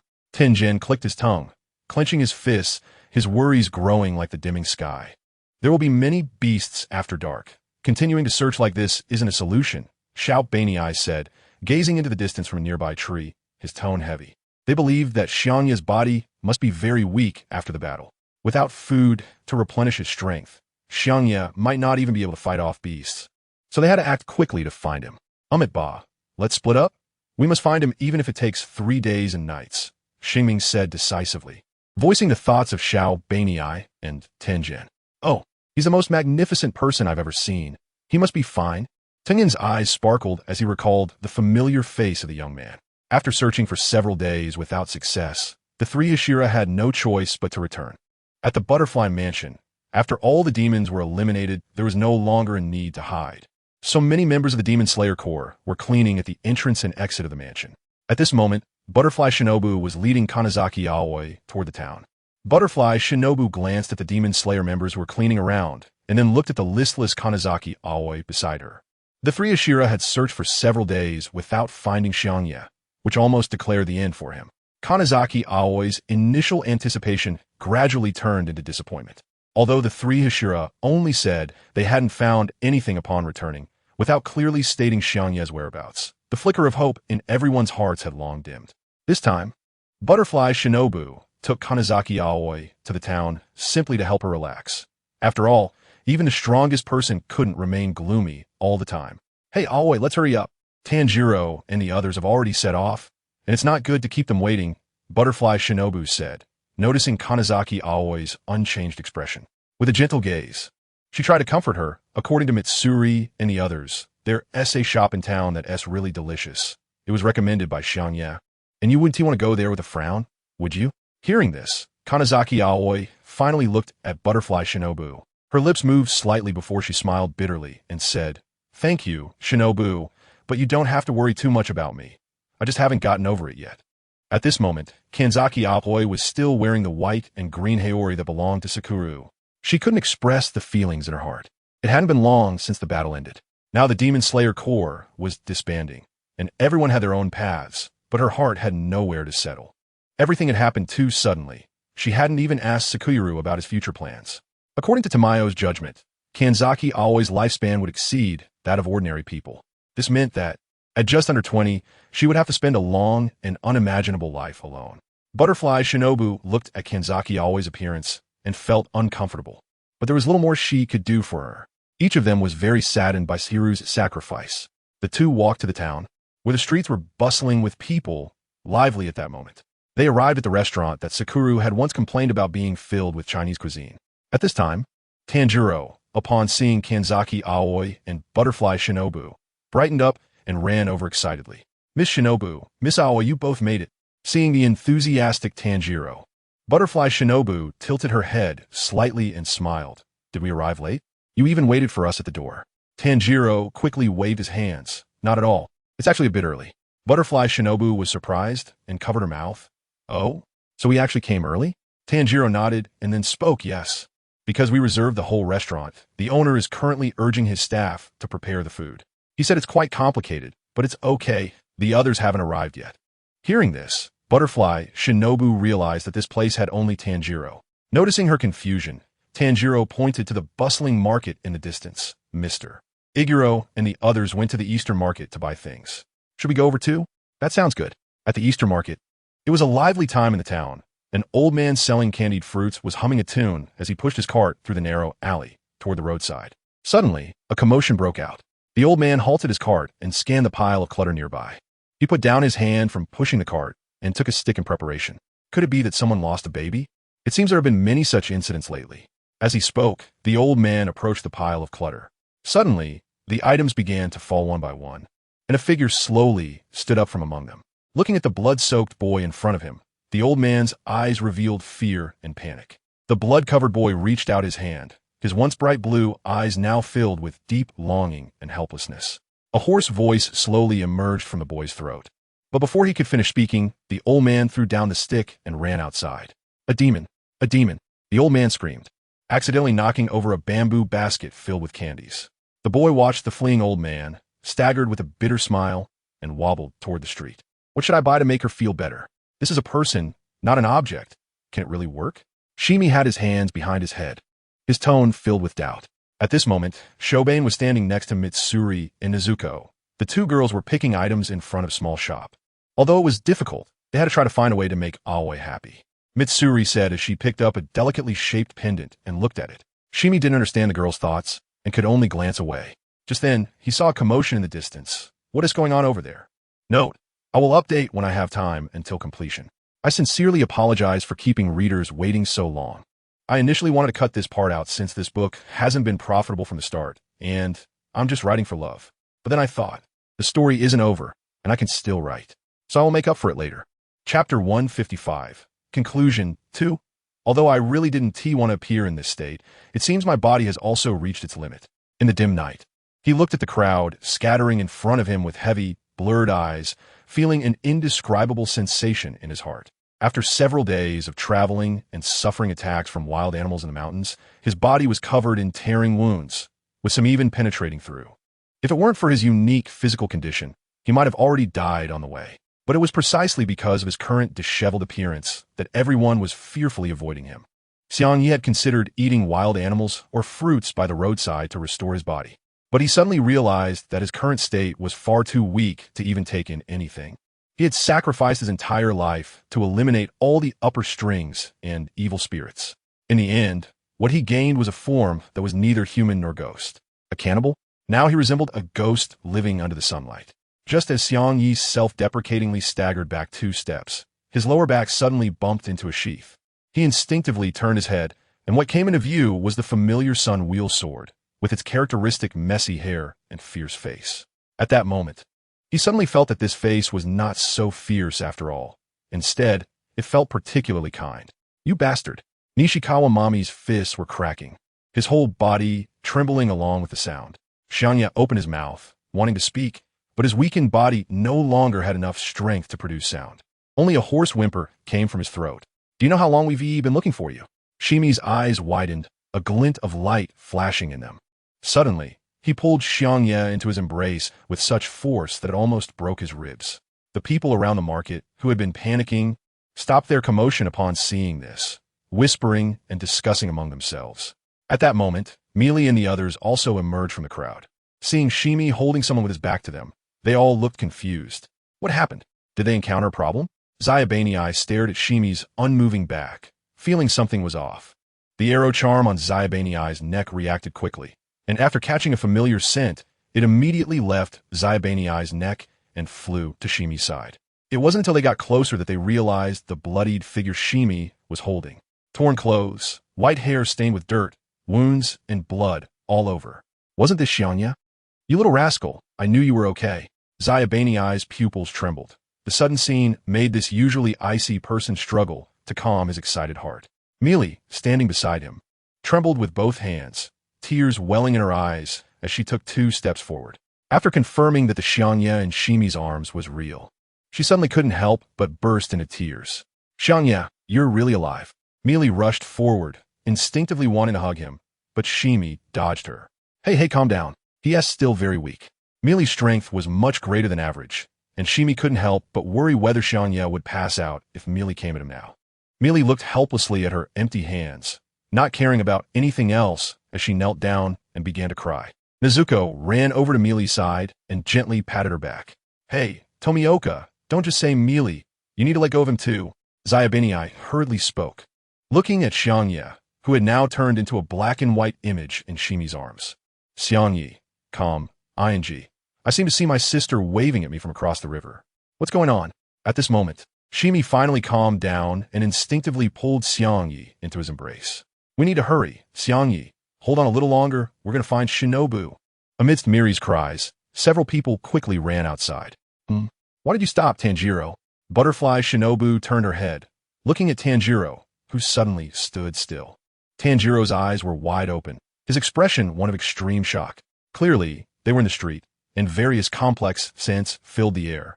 However, he faintly smelled a strong blood scent mixed in, which was particularly familiar. Just like Xiangye, Tanjiro called out Xiangye's name as if his nerves had been triggered. This action startled the previously depressed and listless Kanzaki Aoi. Xiangye, seeing Tanjiro's reaction, Butterfly Shinobu couldn't help but frown. Suddenly, a group of figures appeared in their line of sight. Leading them was Shimi, looking serious, rushing towards them without stopping. When they saw Xiangye, who had fallen into a coma in Shimi's arms, they all lost their composure. "Hey, hurry up and take a look at him." Shimi spoke quickly, presenting Xiangye to Butterfly Shinobu. Seeing the situation was urgent, Butterfly Shinobu immediately began to check Xiangye's physical condition without asking for more details. However, after just a brief examination, her face darkened and her tone turned serious. There are no signs of regeneration in the flesh, several bones are broken, but he still clings to his last breath. "We need to get back to the Demon Slayer core quickly. Xiangye's condition is worse than it appears. Is there any way to keep Xiangye alive for now? I feel like Xiangye's life force is fading." Tanjiro's face was filled with terror, and the scent of life's departure grew stronger at his nose. As soon as Tanjiro's voice fell, Kanzaki Aoi stepped forward, extending her right hand in front of Xiangye, then quickly grabbing his pale wrist with her other hand. Blood surged into Xiangye's mouth like a flowing stream. Given the compatibility of Kanzaki Aoi's and Xiangye's physical abilities, this should have had some effect. However, Xiangye's injured body only slowly regained a bit of flesh before falling silent again. Why isn't it working? This must be a lie. Kanzaki Aoi's emotions surged, and she instinctively wanted to cut open her wrist, which had healed significantly. Her mind was blank, and all she could think about was how to wake the boy in front of her. But this action was stopped by Kaneo. "It's enough to extend his life for now. The priority is to get him to the Demon Slayer core so that Tamayo and Shinobu can work together on the rescue," Kaneo said rationally. "TCH, then let me run faster." Shimi was anxious, slightly parting his lips as he took a deep breath and directly used his breathing technique to speed up. Hey, idiot, don't you dare die. You've made it this far. Just hold on a little longer." Chapter 156, The Conclusion, Part 3, in the Demon Slayer core. 5 days had passed since Xiangye was rescued. At this moment, the Butterfly Mansion was surrounded by members of the Demon Slayer core inside and out, creating a spectacular scene. Some of those who had originally left the Demon Slayer core returned upon hearing the news that the Hashira Xiangye was still alive. Even if they couldn't see him, they had to see him at least once. "Everyone, eat these, don't let your bodies collapse." Miri was leading some members of the Hidden Core, distributing food to those keeping watch. At first, the Hashira tried to persuade these people to leave, but no one was willing to go, insisting on staying around the small Butterfly Mansion, even if it meant sleeping on the ground or in trees. Strangely enough, the number of people remaining quiet over the 5 days was astonishing. Inside the house, Butterfly Shinobu and Tamayo were constantly observing Xiangye's bodily changes. The materials they used were extensive, and they had hardly slept in 5 days. Kanzaki Aoi was quietly guarding as well, occasionally cooperating with Shinobu to draw her own blood. Over the 5 days, she had almost drained her entire body of blood, all of which was used to sustain Xiangye's life. Even though Kanzaki Aoi had regenerative abilities, the physical and mental toll made her look extremely exhausted, her cheeks even pale. How is that kid Xiangye doing now? Zai, supported by Aminai, was watching from distance. His body had mostly recovered, and aside from needing Aminai's support for one hand while walking, he was almost completely fine. After his illness improved, his frail physique gradually returned to normal. They said things are currently stable, but who knows when he will wake up. Aminai, supporting Zai, looked towards the butterfly mansion. Is that so? I hope they take good care of themselves, and I hope Xiangye wakes up soon. After all, he is our fearless Hashira. On the other side, bang, bang, bang, bang. The sound of fists hitting trees echoed from the back mountain of the butterfly mansion, each sound more powerful than the last. TCH, at a time like this, we can't do anything. It's really infuriating. Shimi gritted his teeth and punched a large tree in front of him, causing it to crack in half. It's no use being anxious. All we can do now is wait like those kids over there.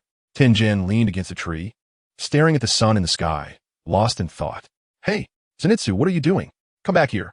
Inosuke, no. Hurry back. Don't disturb Miss Shinobu and the others, or we'll get scolded. At this moment, Kanamori T-Gore was sternly pulling Zenitsu's collar from the crowd. On the other side, Inosuke, who was digging a hole, was also pulled out by Tanjiro, looking quite comical. Grandpa, just let me take a look. I haven't seen Xiangye since he came back. I'm afraid if I don't go see him now, he'll die. Zenitsu looked at T-Gore with a pitiful expression, his eyes filled with sincerity. Thud, looking at the bump on Zenitsu's head caused by his own knock. T-Gore felt no sympathy, instead huffing and scolding. What do you mean, Dad? Is the Hashira that easy to kill? You guys should stop causing trouble for the bug Hashira. Let me go. I want to punch that guy Xiangye a few times. Then he'll definitely wake up. Their so-called treatment has been going on for 5 days. It's too long. I can't wait any longer. Inosuke flailed like a wild beast. No, Inosuke. You can't do that. You'll get killed, and Xiangye is seriously injured. It's not convenient to see him. Tanjiro desperately pulled Inosuke back. Although he was stronger than Inosuke, that was only in a serious situation. Inside the butterfly mansion, today marks the 12th blood serum attempt. I hope it will be effective. Suji's forehead was covered in beads of sweat as she stared seriously at the pale face of Seo in front of her. She could no longer remember how many times she had performed serum operations on Seo or how many times she had prayed. She only knew that each operation consumed a large amount of blood from Aoi Kanzaki, and that Butterfly Shinobu, as both a doctor and a Hashira, was uniquely focused and exhausted her own flesh and blood as a demon. As the new formula was infused into Seo's body, a new round of tests began. 1 second, 2 seconds, 3 seconds. Time ticked away slowly, and the few people present were so cautious with their breathing, afraid of missing any detail of Seo waking up. After 10 minutes of waiting, the hopes that had flickered countless times in their eyes gradually dimmed. Suji, somewhat helpless, rubbed her forehead and spoke wearily. It seems this time has failed again. We'll just have to try once more. Suddenly, a faint sobbing sound emerged. Suji and Butterfly Shinobu looked towards Aoi Kanzaki in surprise, and saw a few tears streaming down Aoi's cheeks. Butterfly Shinobu hesitated to speak. Her own condition wasn't great either, as the only ordinary person present. She hadn't slept for 5 days. Like Suji, she wanted to comfort Aoi Kanzaki but found herself at a loss for words. They were both too exhausted, mentally and physically. At this moment, whether Seo could wake up was still uncertain. They were completely gambling. Just as Aoi Kanzaki was crying, a soft whimpering sound broke the silence. What are you crying for? You'll ruin your face. Huh? Suji and Butterfly Shinobu were stunned, their pupils trembling as they looked in disbelief towards Seo. The crying suddenly stopped. The boy's cheeks were still pale, but a hint of a smile had appeared on his face. Aoi Kanzaki looked at Seo, who had somehow awakened, her mind going blank. Was this a dream? But why so suddenly? It's not a dream.